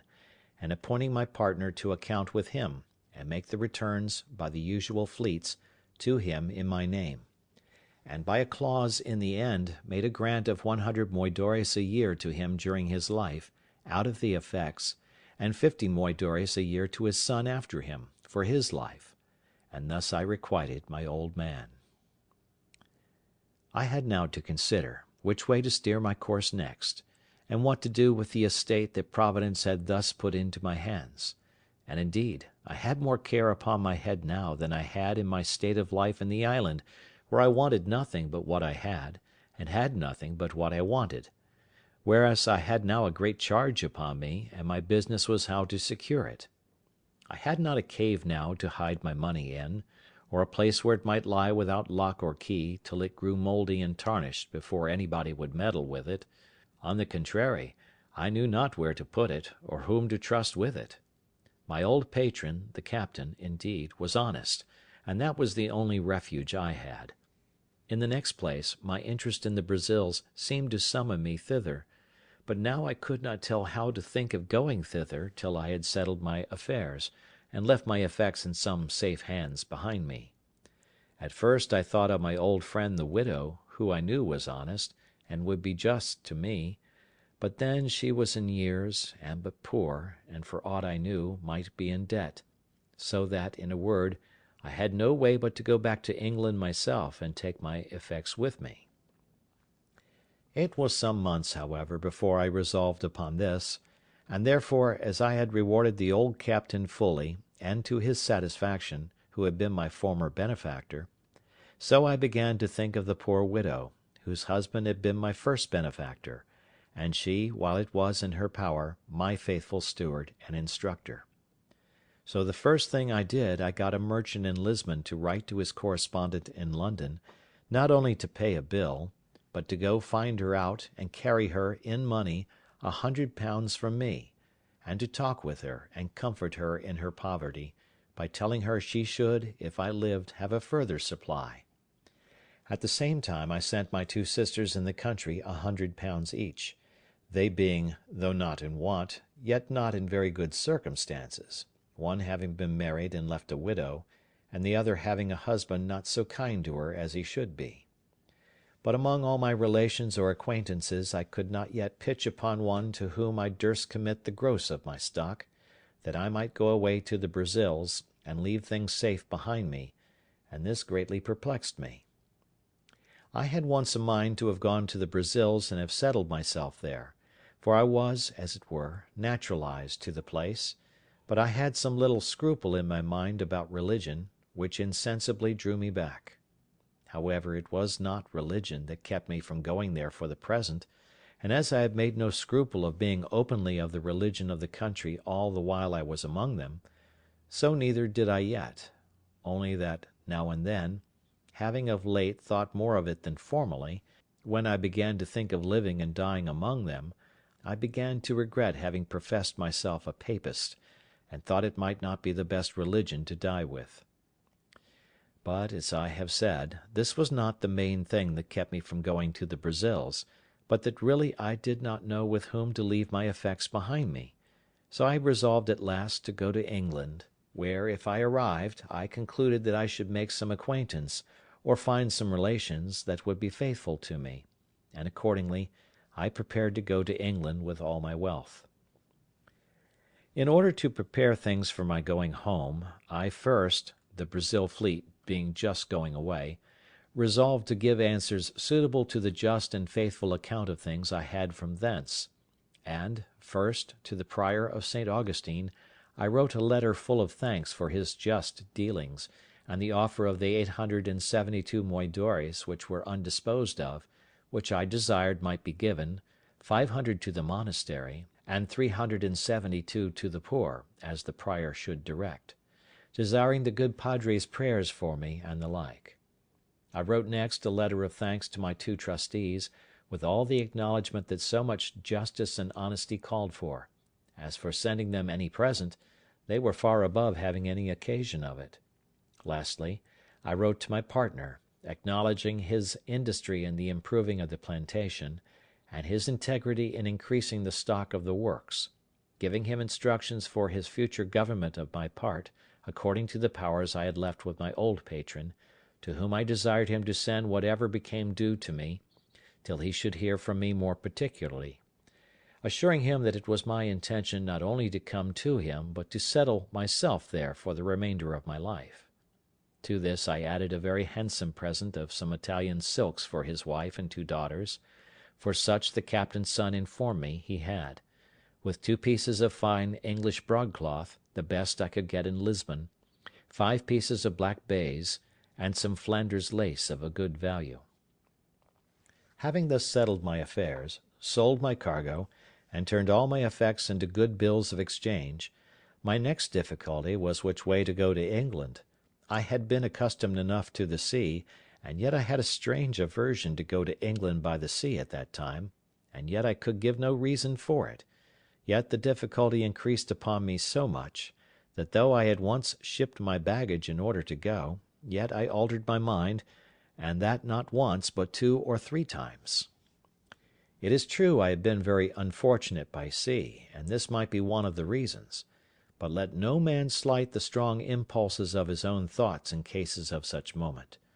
2 of the ships which I had singled out to go in, I mean more particularly singled out than any other, having put my things on board one of them, and in the other having agreed with the captain, I say 2 of these ships miscarried. One was taken by the Algerines, and the other was lost on the Start, near Torbay, and all the people drowned except 3, so that in either of those vessels I had been made miserable.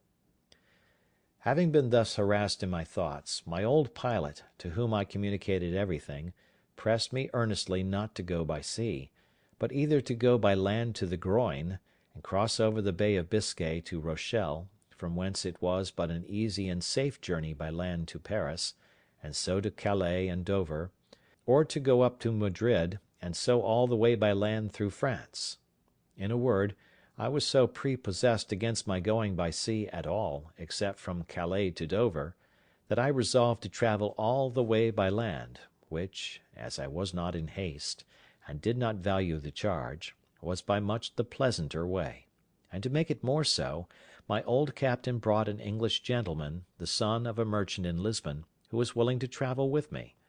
after which we picked up 2 more English merchants also, and 2 young Portuguese gentlemen, the last going to Paris only, so that in all there were 6 of us and 5 servants, the 2 merchants and the 2 Portuguese contenting themselves with 1 servant between 2, to save the charge;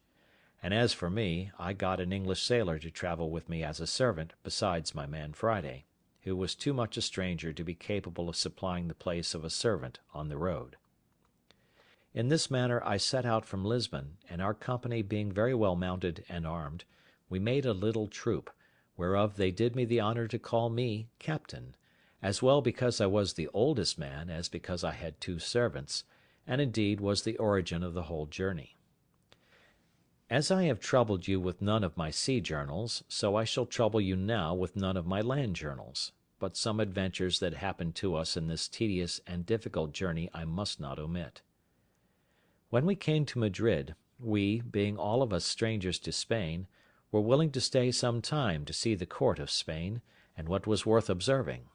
but it being the latter part of the summer, we hastened away, and set out from Madrid about the middle of October, but when we came to the edge of Navarre, we were alarmed, at several towns on the way, with an account that so much snow was falling on the French side of the mountains, that several travellers were obliged to come back to Pamplona, after having attempted at an extreme hazard to pass on. When we came to Pamplona itself, we found it so indeed; and to me, that had been always used to a hot climate, and to countries where I could scarce bear any clothes on, the cold was insufferable; nor, indeed, was it more painful than surprising to come but 10 days before out of Old Castile, where the weather was not only warm but very hot, and immediately to feel a wind from the Pyrenean mountains so very keen, so severely cold, as to be intolerable and to endanger benumbing and perishing of our fingers and toes. Poor Friday was really frightened when he saw the mountains all covered with snow, and felt cold weather, which he had never seen or felt before in his life. To mend the matter, when we came to Pampeluna it continued snowing with so much violence and so long, that the people said winter was come before its time, and the roads, which were difficult before, were now quite impassable. For, in a word, the snow lay in some places too thick for us to travel, and being not hard frozen, as is the case in the northern countries, there was no going without being in danger of being buried alive every step. We stayed no less than 20 days at Pampeluna, when, seeing the winter coming on, and no likelihood of its being better, for it was the severest winter all over Europe that had been known in the memory of man, I proposed that we should go away to Fontarabia, and there take shipping for Bordeaux, which was a very little voyage. But, while I was considering this, there came in 4 French gentlemen, who, having been stopped on the French side of the passes, as we were on the Spanish, had found out a guide, who, traversing the country near the head of Languedoc, had brought them over the mountains by such ways that they were not much incommoded with the snow; for where they met with snow in any quantity, they said it was frozen hard enough to bear them and their horses. We sent for this guide, who told us he would undertake to carry us the same way, with no hazard from the snow, provided we were armed sufficiently to protect ourselves from wild beasts; for, he said, in these great snows it was frequent for some wolves to show themselves at the foot of the mountains, being made ravenous for want of food, the ground being covered with snow. We told him we were well enough prepared for such creatures as they were, if he would insure us from a kind of 2-legged wolves, which we were told we were in most danger from, especially on the French side of the mountains. He satisfied us that there was no danger of that kind in the way that we were to go, so we readily agreed to follow him, as did also 12 other gentlemen with their servants, some French, some Spanish, who, as I said, had attempted to go, and were obliged to come back again. Accordingly, we set out from Pampeluna with our guide on the 15th of November, and indeed I was surprised when, instead of going forward, he came directly back with us on the same road that we came from Madrid, about 20 miles, when, having passed 2 rivers, and come into the plain country, we found ourselves in a warm climate again, where the country was pleasant, and no snow to be seen; but on a sudden, turning to his left, he approached the mountains another way, and though it is true the hills and precipices looked dreadful, yet he made so many tours, such meanders, and led us by such winding ways, that we insensibly passed the height of the mountains without being much encumbered with the snow; and all on a sudden he showed us the pleasant and fruitful provinces of Languedoc and Gascony, all green and flourishing, though at a great distance, and we had some rough way to pass still. We were a little uneasy, however, when we found it snowed 1 whole day and a night so fast that we could not travel; but he bid us be easy, we should soon be past it all. We found, indeed, that we began to descend every day, and to come more north than before, and so, depending upon our guide, we went on. It was about 2 hours before night when, our guide being something before us, and not just in sight, out rushed 3 monstrous wolves, and after them a bear, from a hollow way adjoining to a thick wood. 2 of the wolves made at the guide, and had he been far before us, he would have been devoured before we could have helped him. One of them fastened upon his horse, and the other attacked the man with such violence that he had not time or presence of mind enough to draw his pistol, but hallooed and cried out to us most lustily. My man Friday being next me, I bade him ride up and see what was the matter. As soon as Friday came in sight of the man, he hallooed out as loud as the other, "Oh, master! Oh, master!" but like a bold fellow, rode directly up to the poor man, and with his pistol shot the wolf in the head that attacked him. It was happy for the poor man that it was my man Friday, for having been used to such creatures in his country, he had no fear upon him, but went close up to him and shot him, whereas any other of us would have fired at a farther distance, and have perhaps either missed the wolf or endangered shooting the man. But it was enough to have terrified a bolder man than I, and indeed it alarmed all our company when, with the noise of Friday's pistol, we heard on both sides the most dismal howling of wolves, and the noise, redoubled by the echo of the mountains, appeared to us as if there had been a prodigious number of them; and perhaps there was not such a few as that we had no cause of apprehension. However, as Friday had killed this wolf, the other that had fastened upon the horse left him immediately and fled, without doing him any damage, having happily fastened upon his head, where the bosses of the bridle had stuck in his teeth. But the man was most hurt, for the raging creature had bit him twice, once in the arm, and the other time a little above his knee, and though he had made some defence, he was just tumbling down by the disorder of his horse, when Friday came up and shot the wolf. It is easy to suppose that at the noise of Friday's pistol we all mended our pace and rode up as fast as the way, which was very difficult, would give us leave to see what was the matter. As soon as we came clear of the trees, which blinded us before, we saw clearly what had been the case, and how Friday had disengaged the poor guide, though we did not presently discern what kind of creature it was he had killed. End of chapter 19. Chapter 20. Fight between Friday and a bear. But never was a fight managed so heartily and in such a surprising manner as that which followed between Friday and the bear, which gave us all, though at first we were surprised and afraid for him, the greatest diversion imaginable. As the bear is a heavy, clumsy creature, and does not gallop as the wolf does, who is swift and light, so he has two particular qualities, which generally are the rule of his actions. First, as to men, who are not his proper prey, he does not usually attempt them, except they first attack him, unless he be excessively hungry, which it is probable might now be the case, the ground being covered with snow. If you do not meddle with him, he will not meddle with you. But then you must take care to be very civil to him, and give him the road, for he is a very nice gentleman. He will not go a step out of his way for a prince. Nay, if you are really afraid, your best way is to look another way and keep going on. For sometimes if you stop and stand still, and look steadfastly at him, he takes it for an affront. But if you throw or toss anything at him, though it were but a bit of stick as big as your finger, he thinks himself abused, and sets all other business aside to pursue his revenge, and will have satisfaction in point of honour. That is his first quality. The next is, if he be once affronted, he will never leave you, night or day, till he has his revenge, but follows at a good round rate till he overtakes you.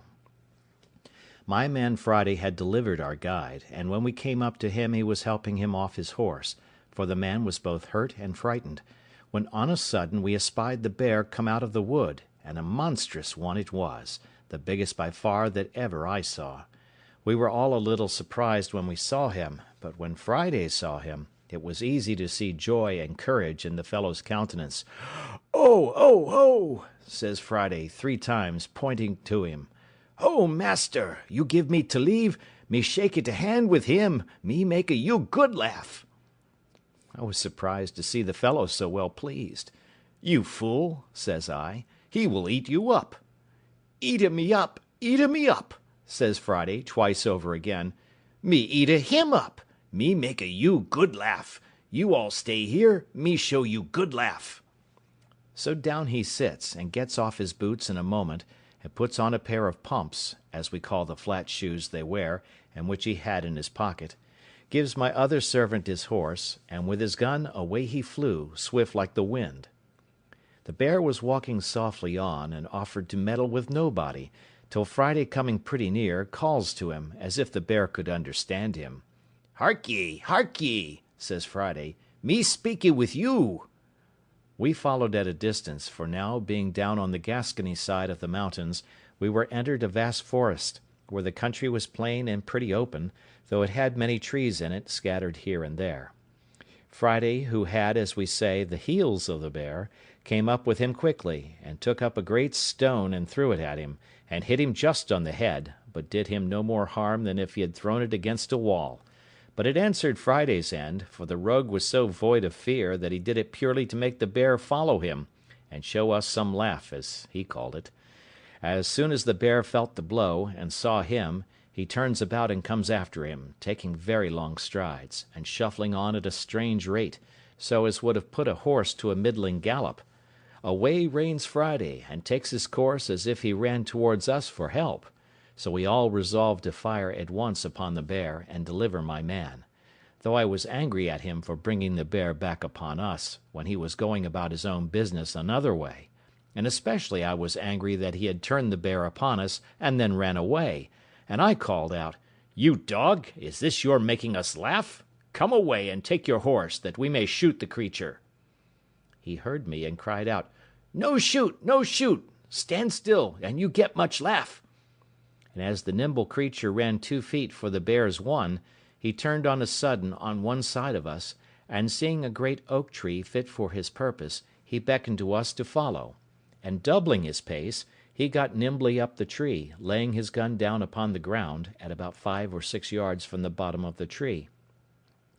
The bear soon came to the tree, and we followed at a distance. The first thing he did, he stopped at the gun, smelt at it, but let it lie, and up he scrambles into the tree, climbing like a cat, though so monstrous heavy.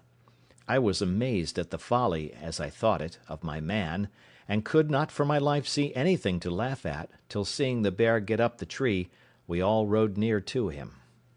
When we came to the tree, there was Friday got out to the small end of a large branch, and the bear got about halfway to him. As soon as the bear got out to that part where the limb of the tree was weaker, "Ha!" says he to us, "now you see me teach you the bear dance." So he began jumping and shaking the bough, at which the bear began to totter, but stood still, and began to look behind him to see how he should get back. Then, indeed, we did laugh heartily. But Friday had not done with him by a great deal. When seeing him stand still, he called out to him again, as if he had supposed the bear could speak English. "What, you come no farther? Pray you come farther." So he left jumping and shaking the tree, and the bear, just as if he understood what he said, did come a little farther. Then he began jumping again, and the bear stopped again. We thought now was a good time to knock him in the head, and called to Friday to stand still and we should shoot the bear. But he cried out earnestly, oh, pray, no shoot! Me shoot by and then." He would have said by and by. However, to shorten the story, Friday danced so much, and the bear stood so ticklish, that we had laughing enough, but still could not imagine what the fellow would do. For first we thought he depended upon shaking the bear off, and we found the bear was too cunning for that too. For he would not go out far enough to be thrown down, but clung fast with his great broad claws and feet, so that we could not imagine what would be the end of it, and what the jest would be at last. But Friday put us out of doubt quickly, for seeing the bear cling fast to the bough, and that he would not be persuaded to come any farther, "Well, well," says Friday, "you come no farther, me go. You no come to me come to you." And upon this he went out to the smaller end, where it would bend with his weight, and gently let himself down by it, sliding down the bough till he came near enough to jump down on his feet, and away he ran to his gun, took it up, and stood still. "Well," said I to him, "Friday, what will you do now? Why don't you shoot him?" "No shoot," says Friday. "No yet. Me shoot now, me no kill. Me stay, give you one more laugh." And indeed, so he did, for when the bear saw his enemy gone, he came back from the bough, where he stood, but did it very cautiously, looking behind him every step, and coming backward till he got into the body of the tree. Then, with the same hinder end foremost, he came down the tree, grasping it with his claws, and moving one foot at a time very leisurely. At this juncture, and just before he could set his hind foot on the ground, Friday stepped up close to him, clapped the muzzle of his piece into his ear, and shot him dead. Then the rogue turned about to see if we did not laugh, and when he saw we were pleased by our looks, he began to laugh very loud. "So we kill bear in my country," says Friday. "So you kill them?" says I. "Why, you have no guns." "No," says he, "no gun, but shoot great much long arrow." This was a good diversion to us, but we were still in a wild place, and our guide very much hurt, and what to do we hardly knew. The howling of wolves ran much in my head, and indeed, except the noise I once heard on the shore of Africa, of which I have said something already, I never heard anything that filled me with so much horror.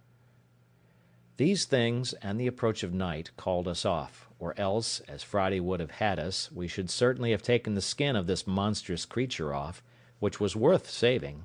but we had near 3 leagues to go, and our guide hastened us, so we left him, and went forward on our journey. The ground was still covered with snow, though not so deep and dangerous as on the mountains, and the ravenous creatures, as we heard afterwards, were come down into the forest and plain country, pressed by hunger to seek for food, and had done a great deal of mischief in the villages, where they surprised the country people, killed a great many of their sheep and horses, and some people too.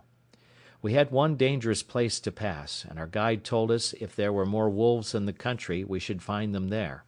And this was a small plain, surrounded with woods on every side, and a long narrow defile or lane which we were to pass to get through the wood, and then we should come to the village where we were to lodge. It was within half an hour of sunset when we entered the wood, and a little after sunset when we came into the plain. We met with nothing in the first wood, except that in a little plain within the wood, which was not above 2 furlongs over, we saw 5 great wolves cross the road full speed, one after another, as if they had been in chase of some prey, and had it in view. They took no notice of us, and were gone out of sight in a few moments. Upon this our guide, who, by the way, was but a faint-hearted fellow, bid us keep in a ready posture, for he believed there were more wolves a-coming. We kept our arms ready, and our eyes about us, but we saw no more wolves till we came through that wood, which was near half a league, and entered the plain. As soon as we came into the plain we had occasion enough to look about us. The first object we met with was a dead horse, that is to say, a poor horse which the wolves had killed, and at least a dozen of them at work, we could not say eating him, but picking his bones rather, for they had eaten up all the flesh before. We did not think fit to disturb them at their feast, neither did they take much notice of us. Friday would have let fly at them, but I would not suffer him by any means, for I found we were like to have more business upon our hands than we were aware of.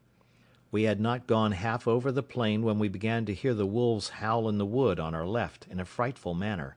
and presently after we saw about 100 coming on directly towards us, all in a body, and most of them in a line, as regularly as an army drawn up by experienced officers.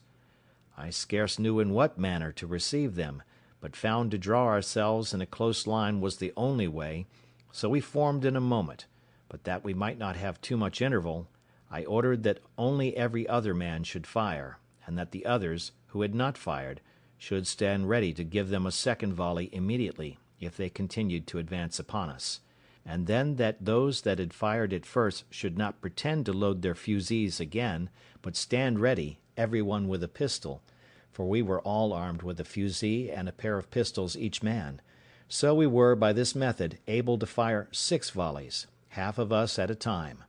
However, at present we had no necessity, for upon firing the first volley, the enemy made a full stop, being terrified as well with the noise as with the fire. 4 of them being shot in the head, dropped, several others were wounded, and went bleeding off, as we could see by the snow. I found they stopped, but did not immediately retreat, whereupon, remembering that I had been told that the fiercest creatures were terrified at the voice of a man, I caused all the company to halloo as loud as they could,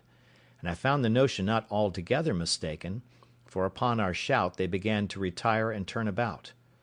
I then ordered a second volley to be fired in their rear, which put them to the gallop, and away they went to the woods. This gave us leisure to charge our pieces again, and that we might lose no time, we kept going, but we had but little more than loaded our fusees, and put ourselves in readiness, when we heard a terrible noise in the same wood on our left, only that it was farther onward, the same way we were to go. The night was coming on, and the light began to be dusky, which made it worse on our side, but the noise increasing, we could easily perceive that it was the howling and yelling of those hellish creatures, and on a sudden we perceived 3 troops of wolves, one on our left, one behind us, and one in our front, so that we seemed to be surrounded with them. However, as they did not fall upon us, we kept our way forward, as fast as we could make our horses go, which, the way being very rough, was only a good hard trot. In this manner we came in view of the entrance of a wood, through which we were to pass, at the farther side of the plain. But we were greatly surprised, when coming nearer the lane or pass, we saw a confused number of wolves standing just at the entrance. On a sudden, at another opening of the wood, we heard the noise of a gun, and looking that way, out rushed a horse, with a saddle and a bridle on him, flying like the wind, and 16 or 17 wolves after him, full speed. The horse had the advantage of them, but as we supposed that he could not hold it at that rate, we doubted not but they would get up with him at last, no question but they did. But here we had a most horrible sight, for riding up to the entrance where the horse came out, we found the carcasses of another horse and of 2 men, devoured by the ravenous creatures. And one of the men was no doubt the same whom we had heard fire the gun, for there lay a gun just by him fired off. But as to the man, his head and the upper part of his body was eaten up. This filled us with horror, and we knew not what course to take.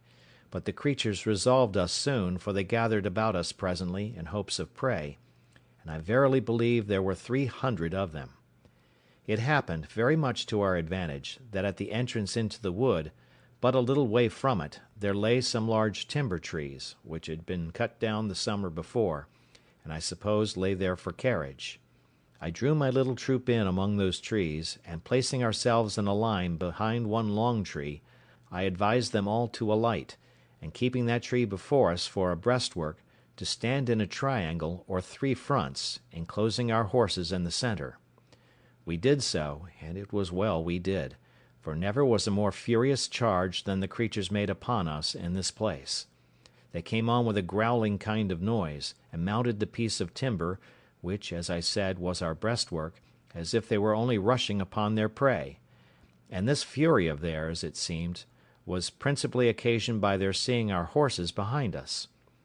I ordered our men to fire as before, every other man, and they took their aim so sure that they killed several of the wolves at the first volley. But there was a necessity to keep a continual firing, for they came on like devils, those behind pushing on those before. When we had fired a second volley of our fusées, we thought they stopped a little, and I hoped they would have gone off, but it was but a moment, for others came forward again. So we fired 2 volleys of our pistols, and I believe in these 4 firings we had killed 17 or 18 of them, and lamed twice as many. Yet they came on again. I was loath to spend our shot too hastily, so I called my servant, not my man Friday, for he was better employed, for with the greatest dexterity imaginable he had charged my fusee and his own while we were engaged. But, as I said, I called my other man, and giving him a horn of powder, I had him lay a train all along the piece of timber, and let it be a large train. He did so, and had but just time to get away, when the wolves came up to it, and some got upon it, when I, snapping an uncharged pistol close to the powder, set it on fire. Those that were upon the timber were scorched with it, and 6 or 7 of them fell, or rather jumped in among us with the force and fright of the fire. We dispatched these in an instant, and the rest were so frightened with the light, which the night, for it was now very near dark, made more terrible, that they drew back a little, upon which I ordered our last pistols to be fired off in one volley, and after that we gave a shout.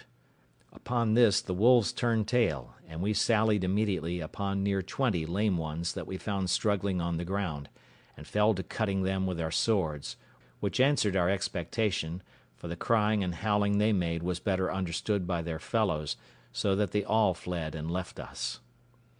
We had, first and last, killed about 60 of them, and had it been daylight, we had killed many more. The field of battle being thus cleared, we made forward again, for we still had near a league to go. We heard the ravenous creatures howl and yell in the woods as we went several times, and sometimes we fancied we saw some of them, but the snow dazzling our eyes, we were not certain. In about an hour more we came to the town where we were to lodge, which we found in a terrible fright and all in arms, for, it seems, the night before the wolves and some bears had broken into the village, and put them in such terror that they were obliged to keep guard night and day, but especially in the night, to preserve their cattle, and indeed their people. The next morning our guide was so ill, and his limbs swelled so much with the rankling of his 2 wounds, that he could go no farther. So we were obliged to take a new guide here, and go to Toulouse, where we found a warm climate, a fruitful, pleasant country, and no snow, no wolves, nor anything like them. But when we told our story at Toulouse, they told us it was nothing but what was ordinary in the great forest at the foot of the mountains, especially when the snow lay on the ground. But they inquired much what kind of guide we had got who would venture to bring us that way in such a severe season, and told us it was surprising we were not all devoured. When we told them how we placed ourselves and the horses in the middle, they blamed us exceedingly, and told us it was 50 to 1, but we had been all destroyed; for it was the sight of the horses which made the wolves so furious, seeing their prey, and that at other times they were really afraid of a gun; but being excessively hungry, and raging on that account, the eagerness to come at the horses had made them senseless of danger, and that if we had not by the continual fire, and at last by the stratagem of the train of powder, mastered them, it had been great odds but that we had been torn to pieces; whereas, had we been content to have sat still on horseback, and fired as horsemen, they would not have taken the horses so much for their own, when men were on their backs, as otherwise; and withal, they told us that at last, if we had stood all together, and left our horses, they would have been so eager to have devoured them, that we might have come off safe, especially having our firearms in our hands, being so many in number. For my part, I was never so sensible of danger in my life; for, seeing above 300 devils come roaring and open-mouthed to devour us, and having nothing to shelter us or retreat to, I gave myself over for lost; and, as it was, I believe I shall never care to cross those mountains again. I think I would much rather go 1,000 leagues by sea, though I was sure to meet with a storm once a week. I have nothing uncommon to take notice of in my passage through France; nothing but what other travellers have given an account of with much more advantage than I can. I travelled from Toulouse to Paris, and without any considerable stay came to Calais, and landed safe at Dover the 14th of January, after having had a severe cold season to travel in.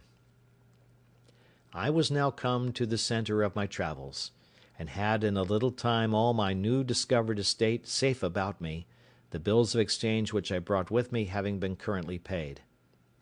My principal guide and privy councillor was my good ancient widow, who, in gratitude for the money I had sent her, thought no pains too much nor care too great to employ for me, and I trusted her so entirely that I was perfectly easy as to the security of my effects; and indeed, I was very happy from the beginning, and now to the end, in the unspotted integrity of this good gentlewoman. And now, having resolved to dispose of my plantation in the Brazils, I wrote to my old friend at Lisbon, who, having offered it to the 2 merchants, the survivors of my trustees, who lived in the Brazils, they accepted the offer, and remitted 33,000 pieces of 8 to a correspondent of theirs at Lisbon to pay for it. In return, I signed the instrument of sale in the form which they sent from Lisbon, and sent it to my old man, who sent me the bills of exchange for 32,800 pieces of 8 for the estate, reserving the payment of 100 moidores a year to him, the old man, during his life, and 50 moidores afterwards to his son for his life, which I had promised them, and which the plantation was to make good as a rent charge. And thus I have given the first part of a life of fortune and adventure, a life of Providence's checker work, and of a variety which the world will seldom be able to show the like of, beginning foolishly, but closing much more happily than any part of it ever gave me leave so much as to hope for. Any one would think that in this state of complicated good fortune I was past running any more hazards, and so indeed I had been, if other circumstances had concurred; but I was inured to a wandering life, had no family, nor many relations, nor, however rich, had I contracted fresh acquaintance; and though I had sold my estate in the Brazils, yet I could not keep that country out of my head, and had a great mind to be upon the wing again, especially I could not resist the strong inclination I had to see my island, and to know if the poor Spaniards were in being there. My true friend, the widow, earnestly dissuaded me from it, and so far prevailed with me, that for almost 7 years she prevented my running abroad, during which time I took my 2 nephews, the children of one of my brothers, into my care. The eldest, having something of his own, I bred up as a gentleman, and gave him a settlement of some addition to his estate after my decease. The other I placed with the captain of a ship, and after 5 years, finding him a sensible, bold, enterprising young fellow, I put him into a good ship, and sent him to sea, and this young fellow afterwards drew me in, as old as I was, to further adventures myself. In the meantime, I in part settled myself here, for first of all, I married, and that not either to my disadvantage or dissatisfaction, and had 3 children, 2 sons and 1 daughter, but my wife dying, and my nephew coming home with good success from a voyage to Spain, my inclination to go abroad and his importunity prevailed, and engaged me to go in his ship as a private trader to the East Indies. This was in the year 1694. In this voyage I visited my new colony in the island, saw my successors the Spaniards, had the old story of their lives and of the villains I left there, how at first they insulted the poor Spaniards, how they afterwards agreed, disagreed, united, separated, and how at last the Spaniards were obliged to use violence with them, how they were subjected to the Spaniards, how honestly the Spaniards used them, a history, if it were entered into, as full of variety and wonderful accidents as my own part, particularly, also, as to their battles with the Caribbeans, who landed several times upon the island, and as to the improvement they made upon the island itself, and how 5 of them made an attempt upon the mainland, and brought away 11 men and 5 women prisoners, by which, at my coming, I found about 20 young children on the island. Here I stayed about 20 days, left them supplies of all necessary things, and particularly of arms, powder, shot, clothes, tools, and 2 workmen, which I had brought from England with me, viz., a carpenter and a smith. Besides this, I shared the lands into parts with them, reserved to myself the property of the whole, but gave them such parts respectively as they agreed on, and having settled all things with them, and engaged them not to leave the place, I left them there. From thence I touched at the Brazils, from whence I sent a bark, which I bought there, with more people to the island; and in it, besides other supplies, I sent 7 women, being such as I found proper for service, or for wives to such as would take them. As to the Englishmen, I promised to send them some women from England, with a good cargo of necessaries, if they would apply themselves to planting, which I afterwards could not perform. The fellows proved very honest and diligent after they were mastered, and had their properties set apart for them. I sent them also, from the Brazils, 5 cows, 3 of them being big with calf, some sheep, and some hogs, which when I came again were considerably increased. But all these things, with an account how 300 Caribbees came and invaded them, and ruined their plantations, and how they fought with that whole number twice, and were at first defeated, and 1 of them killed, but at last, a storm destroying their enemies' canoes, they famished or destroyed almost all the rest, and renewed and recovered the possession of their plantation, and still lived upon the island.